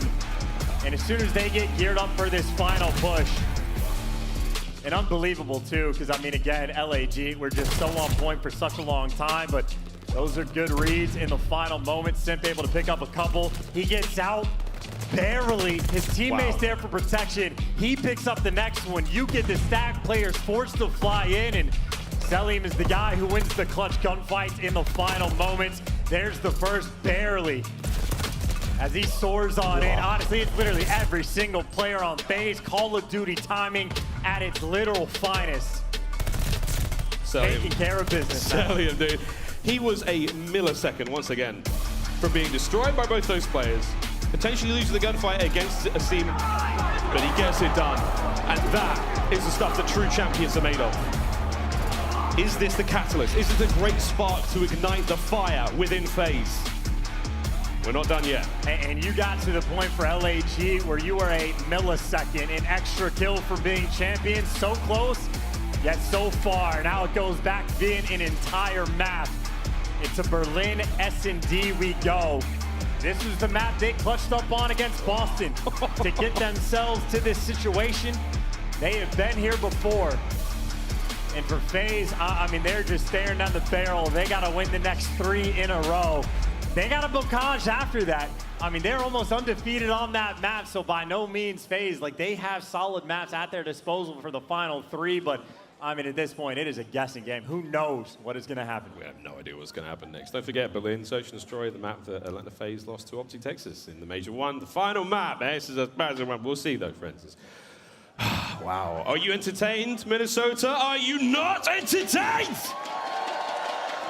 Love that Gladiator quote. What a movie. Russell Crowe, bloody legend. Or is he? Who knows? I honestly have no idea what is about to happen in this grand finals. This has gone way off script. We expected Atlanta FaZe to close this out quite quickly with a dominant performance, but now we find ourselves in a very precarious spot, friends. The comeback could be on, mate. That has to be said. FaZe are a team to get it done. You can never, ever count them out. No, and the question is, who has that Minnesota ice, right? I mean, you have one side for LAG where they've been clutch literally since the second series they've had this tournament. A miraculous tear that they have gone on. And obviously for FaZe, you're in a grand finals. You did not win the first one, uncharacteristically so for the team. You find yourself down 4-1. But for those guys, you know what they're saying behind the stage. It is one map at a time. Until they are down, they are not out. They are not out indeed. Well, Berlin Search and Destroy will be our next map. We remain on tournament point now for LAG. Once again, playing not only for the crown of Major 2 and a whopping, I believe, $100,000 for the team. But again, that shield, center stage, RØKKR provide 200,000. Sorry, man, I've never been good with numbers. That whopping shield again provided by Minnesota RØKKR. For now, Atlanta FaZe, it is a brief respite. Let that adrenaline drop. Let that heart rate sink just a little bit.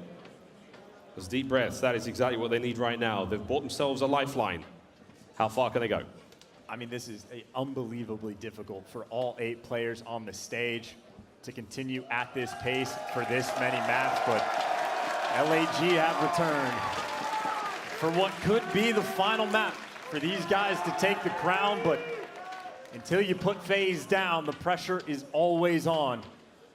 Berlin S&D, I mean, Boston was one of the best teams in the game on this map. LAG had an answer. Atlanta FaZe, one of the best teams in the game. Guerrillas have been on point so far. They are on a 9 streak when it comes to Search and Destroy, the best in the CDL. And this is their path to victory. At least initially, that was my expectation, that the respawns would be difficult. Admittedly, they've gotten 2 of them. But they have still been perfect in Search and Destroy. They teed off on them on Desert Siege, and that just means the coach for FaZe, Tupac, has to readjust. Figure out what the game plan is going to be, listen to the wisdom, and bounce back, because that last Search and Destroy was a masterclass. Every single first blood was going towards the Guerrillas. Slasher was dominating the AR gunfights. Asim, the playmaker, and Spart, I mean, 8-1 getting glide bombs. Who knows what we are about to witness? Again, a historic performance out of LAG as an, just as a team. as an org. This is the... So close. So close they can taste it. But again, as close as they are, it is not over yet. One more map. FaZe now looking to get it done, looking about the comeback, looking to keep this dream alive for them. Last time they tasted victory, it was, of course, the 2022 World Championship, that CDL playoffs. Rings, bomber jackets, you name it, they got all the goodies. They got the kicks, they got it all. They got the glory. They stole it from the entire league, from the whole world, and now they are fighting tooth and nail to remain alive here in the Vanguard season. It's a new year, it's a new look for the league. And it's a spicy one at that. Here we go. In a lobby with a laundry list of world champions all across this stage. FaZe attacking A, straight off the rip. Who tries to strike for the first blood, but he met the Reaper. aBeZy there to take him down, already advantage towards Atlanta. The nade's coming through, but that door is closed, so no access there. Spark though through the wall, able to find a kill, even up the odds. Teammate right behind him providing the covering fire. Slasher with a beautiful bit of overwatch over his shoulder. 3v3 now. With aBeZy dipped out on Hook as well, we are going to see what happens again. The bomb being planted now at A. And this might be a triple flank coming through for LAG. Maybe number 7 rat back, but you see the idea. They got to clear out this spawn. You know the clutch spots for this bomb plant. Asim finds the angle for the next pick, though. The playmaker delivers. Such patience. Tiny as the slither of angles. Now Spot's about to run into a whole load of trouble. Here comes Simp and Arcities. There's one. Guns him. Second one's up. Simp's today. Now 1v2. Do-si-do. Simp wins it. Staying alive. It's a technical 1v3 if you can get Slasher as well. No! Austin Lidigo, nerves of steel, brings him down, gets the first round. Good God, the Bocage S&D opens up with Simp getting a clutch in a 1v2, nearly the 1v3. The slide of death, but that is a round where FaZe uncharacteristically, after getting the first blood, just get picked apart. LAG deliver. And Slasher just getting the call. He is one shot. Go hunt that man down. First round to LAG. Simp, arguably the most mechanically gifted and cerebral player Call of Duty has ever seen. Trying to pull his team through this one. LAG now up. Bomb towards A. 2-2 split on the defense now for FaZe. It's getting real loud in that train station. Still though, that 2-2 split. No pressure being put on. No one making crazy plays. Slasher might be looking for a nice angle to try to get that first blood, but I think with the information game, they're leaning this bomb towards B, but I mean, Simp, you talk about being cerebral. He does get spotted. The nade's coming through, 36 HP, but there is no follow-up. He's able to stay alive, and he picks off the seam. FaZe another first blood. Sensational first blood, and Cellium to boot.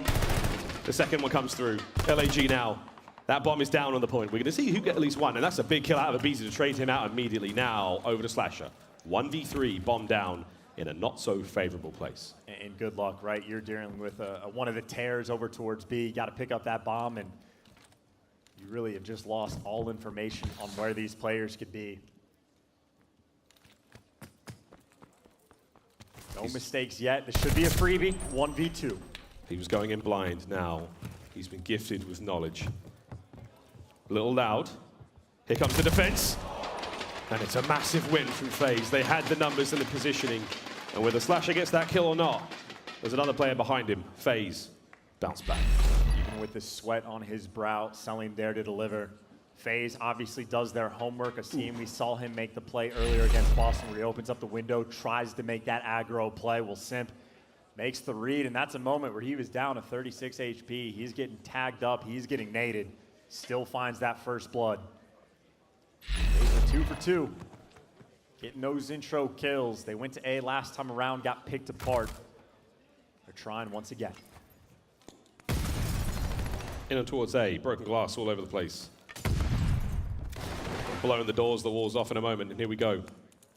Everyone posted up in their usual spots. Standard looks. Spark, very lucky to be alive. Survives the onslaught of grenades, and now here come FaZe, up close and personal. Who felt the pressure? He just gets picked again. Another first blood. That is now 3 in a row, but there's a big flank coming through. Cellium's making that read. Spark looking for more wall bangs that he cannot find. And Cellium on the flank. That might be the gunfight that seals the deal. Bomb planted, clutch spot secured. And aBeZy, I mean, he's just looking for the gunfights. The next one's there, but you got the pinch. Instead of it's 2v2, but Simp, he's just playing this spot, ready for this read, a 1v2 for Slasher. It's a very, very good bit of work from LAG to even survive in this situation. And Slasher might have been gifted the information there. Still 30 seconds, 1v2. Gonna go the long way around. He has just enough time to get this done, but these gunfights have got to be decisive. He doesn't have the time to waste anymore. They're just stacked up inside, they're playing corners. Can Here Slasher he goes. make this read? Here he goes. Bang! Sell with a gunny. Oh, that's so scary, man. Breathe the fire out of your lungs.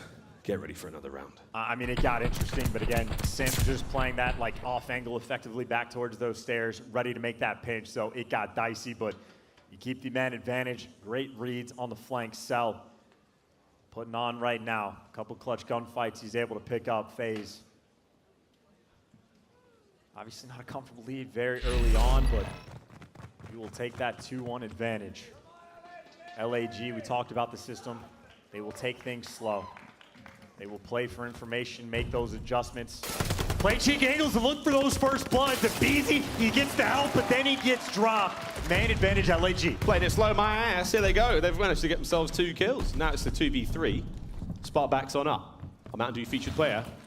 Oh my God, he didn't see him. He sees him this time. Damage is in. Here comes the hit, and here we go. Cell, will he get out? No, he slides into the fight, and Cellium. Oh my God, what a battle this is. Jiminy Crickets! How? Cell stays alive, but it makes it a 1v1, and oh my God, now it's Arcities versus who? Cellium has no right to live that long, but Arcities doesn't either.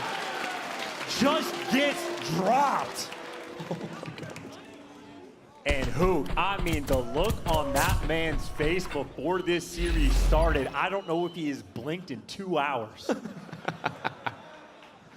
we get some eye drops to the stage, please? Eye drops to the stage. Tied things up. Nice play call as well, right? aBeZy gets aggressive, but the stack is there for the trades. Finally, LAG, I can't even remember if they got the first blood, but after the trades came through, what makes a difference? First time they're not going towards A, so for the moment, aSeam has got to be the lone defender. Seems the lone man. All the stuns come through, but again, his teammates are nowhere to be found. aSeam's doing it all alone. He's Gets dead. picked. Yeah, he's got picked. The plot's in. And that should be the round, in all honesty. You get the bomb down, LAG. No one there for the response. You're going to have to find picks, but you have to gun so many players to try to clutch this round. 1 kill at a time. That's what you're going to need to see now for LAG. First up, Arcities. Or maybe it's going to be it's aBeZy, and he's going to get it going. There's one. Hook's now on the flank. Could he spot aBeZy there on the bomb site? 30 seconds now to work with. Slasher's trying to get involved. Oh, the flank as well. Has to take care of a few more. Cellium does win a fight. Over there, that is it. FaZe, start to finish. Perfect execution. All that is just a nice play call from Atlanta. They show the bait, they go away a couple times, and then they just aggro over towards B.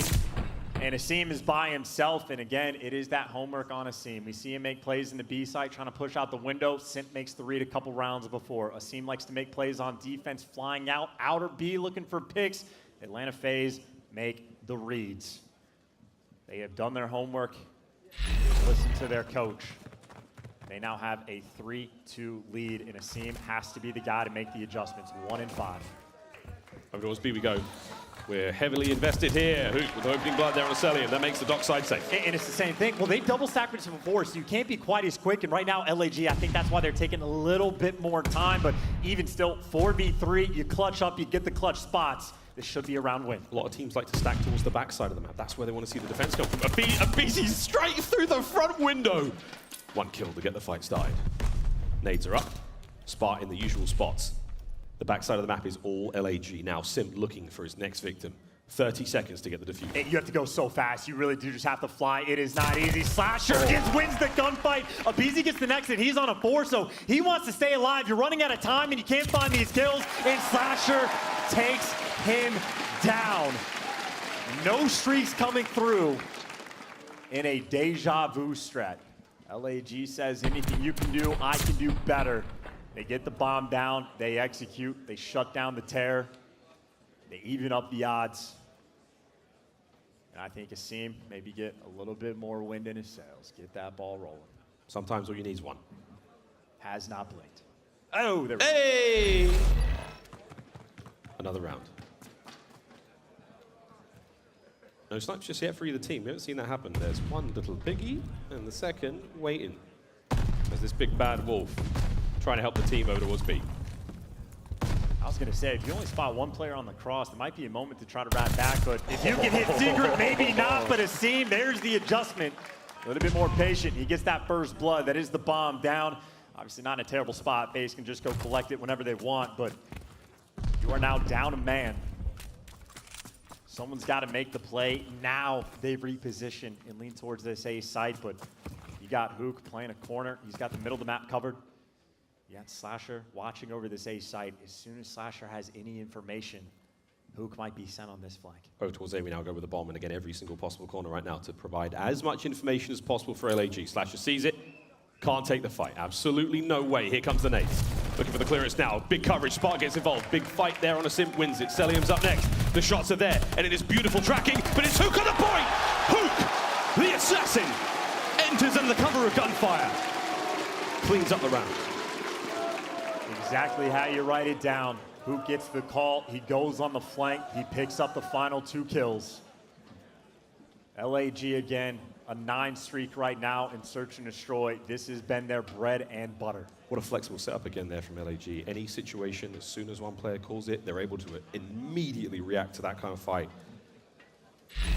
And keep in mind, it was a scene that was 1-6 that gets that blood that puts your team in a good position. Now you have Hook 9-4 playing out of his mind in these grand finals. Looking for the first blood. He got it last time against Cellium. Cellium, though, doesn't give it to him this time.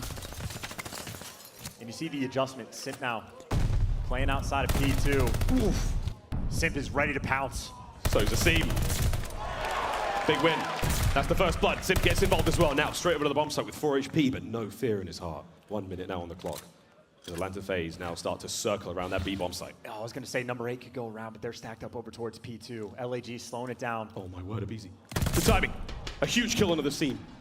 That was the bomb carry as well, so now you know that one's down. Massive advantage to FaZe. It's got to be Hook. It's got to be Hook to try to make this play. He spots Arcities, but now his position is known. He tries to readjust. 38 seconds to work with. There's a bit of time, but FaZe right now, they are stacked up. He's trying to stack up with Spark, though. Will they make the play together? Atop the tank, he now goes. Spots a Simp, gets a Simp. Now over to the next 2. 29 seconds on the clock. Can Hook get this done? 5 spree.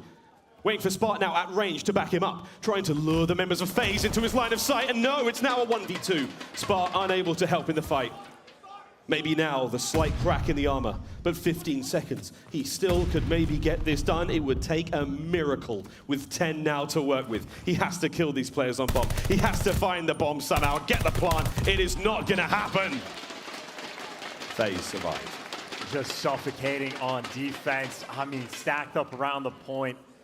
The amount of stress these players must be feeling in those moments. I can't imagine, but FaZe able to clutch up. It was such a difficult situation. Simp, by the way, I mean, aggressive play call just to hit out past P2. He gets out with his life with 1 HP. You got to see him winning gunfights out or docks. I mean, a wild round of S&D. The FaZe deliver. Tied up 4-4.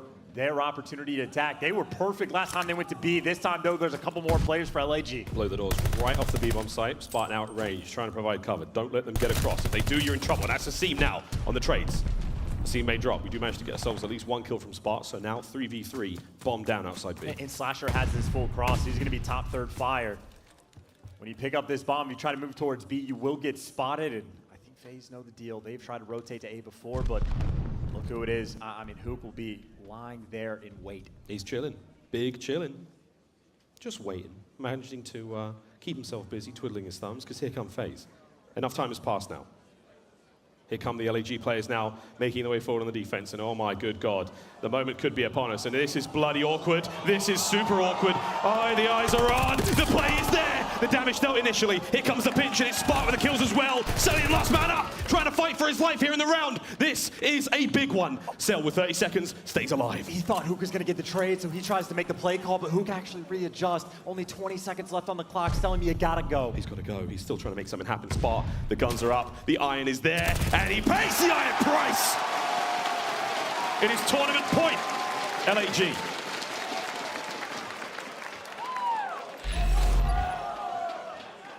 Look at this. Who could have honestly caught all of them?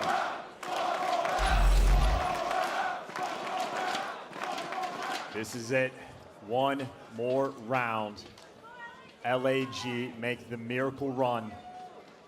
with a substitute player potentially crowned champions against a team that has reigned terror throughout the CDL, and it's an A hit. 2 members of FaZe here. The nades are out. It's an explosive opening. Arcitys is already in. He's safe and sound for now. The shattered glass now as the pressure mounting. LAG can taste it. Forward they go. aBeZy with the first blood once again. Arcitys desperately trying now to get involved. Here comes Shook once again with the kills. 2v4. aBeZy, he's done it. It is now all down to Cellium. It's history in the making, one way or another.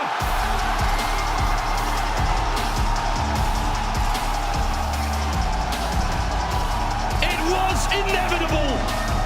The clock has struck 12. We cannot believe it. It is truly a miracle in Minnesota as the Los Angeles Guerrillas. They've bested FaZe. And they've won a lot more than hearts and minds. They've won the bloody major. The best losers bracket run of all time. Slasher is a part of all of them, but that man Spark earns that shield. I don't know what kind of magic they have up their sleeves. I don't know what kind of pep talks they were given. Unbelievable performances across the board. And that guy right there. I don't care what you say, I don't care what you say about the folk, I don't care. That was absolutely unbelievable from Spark. Gunners is back home watching this, could not be prouder of the team, but I cannot believe that a team with a substitute has rocked up here at a major with such formidable opponents, and they have shocked the world. And so much credit, pick your poison for a player. I mean, hoop that final game, 12, 13, 14 kills, whatever it was, unbelievable. aBeZy, the mastermind playmaker, Slasher back on lane, the inevitability. And Smart as a sub. How the hell has he not been in the league? Absolutely unbelievable. I truly wondered how we were going to top Major 1. But there it is, a substitute making all the difference here. And LAG playing the finest Call of Duty they've played in years. For the Org, again, a historic victory. It's unbelievable. The crowd is speechless. The elation in the air. Clint, what's going on stage? Is this thing on? This is something, man. I'm gonna say what everyone's thinking. What the fuck, man?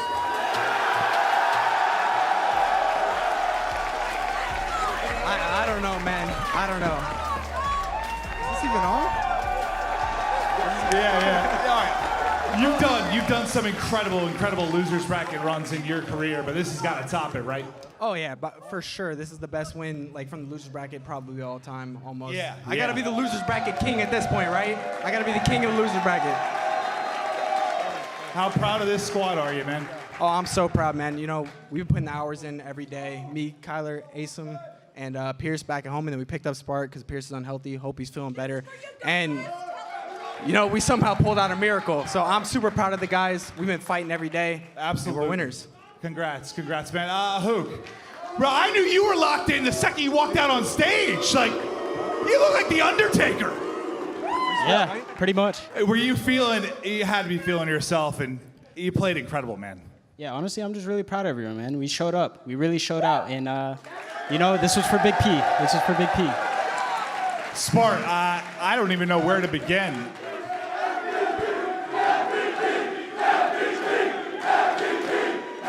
I got no idea what the fuck to say right now. Oh, just so you know, fuck. You're the new guy, so you're paying my fine too. Bro, I just made my salary this week. Well, I made also, my salary this week. Hey, just to let you know, you won MVP as well, pal. I appreciate it. Thank you guys. I'm fucking mind blown. Hey, I just want to say thank you to my girlfriend and my mom for coming out here. It means the world to me. I appreciate y'all, for real. I appreciate all these guys for having faith in me too. I appreciate everybody, for real. This is crazy. It was special. Now, Asim, I know whether it was personal life last year, you had stuff going on with family. I know it was an up and down year for you. Maybe a slow start to this year. But how you feeling? This is special. I'm feeling on top of the world, man. This is just a feeling that I've never had before in my entire life. Dude, I've been trying for 3 whole years to win a championship, and to win it in front of Minnesota, oh my God, man. Oh my God. Wait, hang on. I got my first ever league dub this week. I just wanted to say that though. No. My first ever dub in the league. I was like also wanna say 0-14 one or some shit. Shout I out don't to know. FaZe. They were great opponents. Shout out to the coaches, Crowder and RJ. They put me in this position. They helped me get into competitive Call of Duty. If it wasn't for those two, I wouldn't be sitting here right now. So shout out to them. You're a class act. You're a class act. Boys, congrats one more time for the Los Angeles Guerrillas. They are your champs.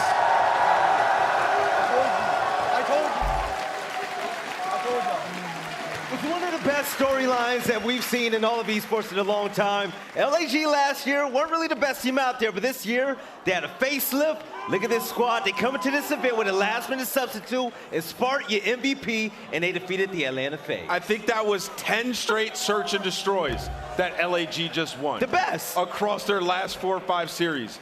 What is going on? this makes no sense, but what the hell is going on? That was the most tippable performance I have ever seen. Starting from the losers bracket with a substitute player to come in, have strats like that, and to beat Atlanta FaZe 5-2. Call of Duty's fucking crazy, isn't it? Let's go. They can't fire us all. No, I'm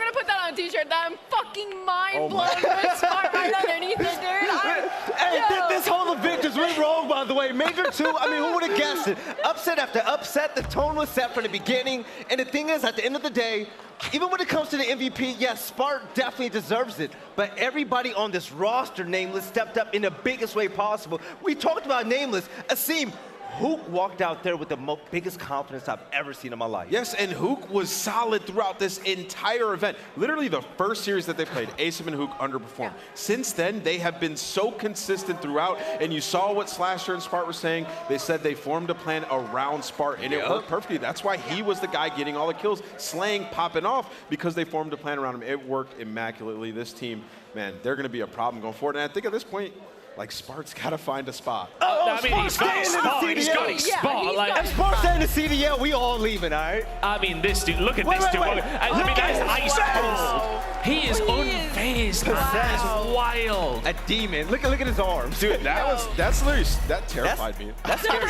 shit. I was shook. But like, what I was going to say there is that, like, Spart was, like, typical performance to bring that in there. Yeah. But we were arguing in the green room because we didn't know who we could possibly give MVP to. Yeah. A scene, for me, I said a scene, but I mean Spart because of the story has to be it, hasn't it?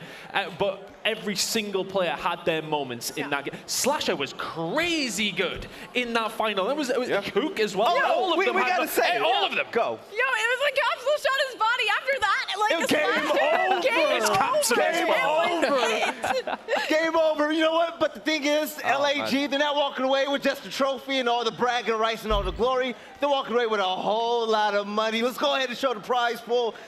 Can you think of it? Spark just said, I just got my salary this week. Yeah, he was getting the league min, right? And he just doubled that up, baby, with a win right here. And on top of that, he got the MVP as well. 200K. That's a lot of cash, man. Congratulations to the LAG. I mean, this is an organization from the start of the CDL that has been just basically down bad. They haven't been playing great whatsoever. And then they make this new roster coming into this year. They spent some money on it, and they were still underperforming. But then Spark comes in, and he was the spark that they need because, man, they dominated. All right, now let's go ahead and check out the Scump play of the day, and it's all about Hook going crazy.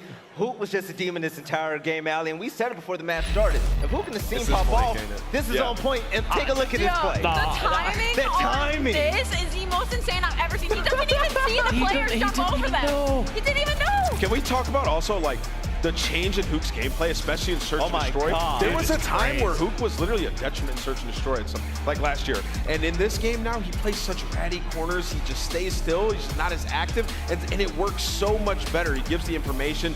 Remember in that one round where the player was wrapping back and Hook catches him from that ready corner he was playing on Berlin? Spark catches him, kills him with the pistol. Those are the things that you need out of a player like Hook. When he can get pushed up into a favorable position to relay information, to make plays like that. That is annoying, and it gets in the opponent's heads, and that's why FaZe was playing so shook in Search and Destroy. Yeah, right. And even seeing him on Kavutu with an AR, Hook is just built different. But you know who else is, aLLeY? It's going to be the MVP Spark.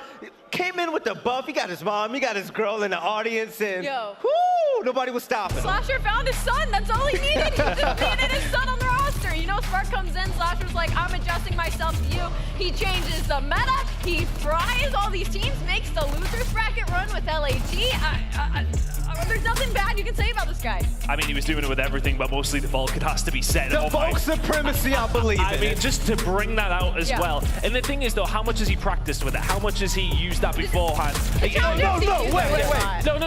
What I was going to say is that he's done that, and maybe he's brought that in, and that's brought into a different level. Everybody else is like, oh, God, I would probably should start using this, and maybe don't know exactly what they should be using on it, what the situational is for these. He seemed to know the exact times to using that weapon. And I mean, yeah, he was pulling it out the right times and he was firing with it, but even with the auto, it didn't matter what map he was in, what game mode he was in.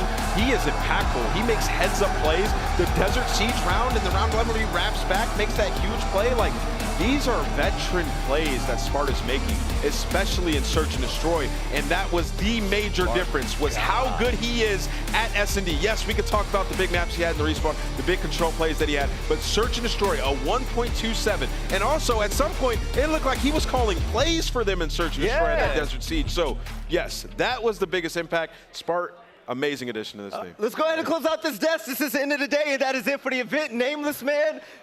This is the wildest land I have ever been to. No doubt. I've been to like 8 esports, man. I ain't seen shit like this in my life. So, what are your thoughts about this event? I think that this was an incredible event. It's great for Call of Duty that now all these teams are competing. We had so many new organizations get into that top 3. I cannot wait till Major 3 qualifiers. This is going to be epic. aLLeY, what are your thoughts? I'm mind blown. There's nothing else I can say. I'm Right. mind blown. I need a drink, Billy. Todd, you had a good time? I've had a good time, but I know if I'm on anybody's blackjack table tonight at Slashers, that dude is going to be frying. There's no chance he's not. What an event, man. You got that right. Ladies and gentlemen, first things first, I got to give a shout out to everybody a part of the Minnesota RØKKR organization. You all threw the craziest event I've ever been a part of in my life. But most importantly, we got to give a shout out to all of the competitors, and the championship team is going to be all about the Los Angeles Guerrillas with the biggest upset you have ever seen in your life, beating the Atlanta FaZe. And my question is, how far can this team go exactly? But you already know the deal. We got the qualifiers coming up for stage 3, and then we're going to Toronto for Major 3. You do not want to miss it. Let's see if Toronto Ultra can turn up, or if we can see more upset stories in the future. I can't wait. And listen, at the end of the day, we love Call of Duty. This is what we live for. I had a fantastic time. To all you viewers out there, we are nothing without you. Thank you for tuning in. We love you. You have a good night, and we'll catch you next time for some more CDL action.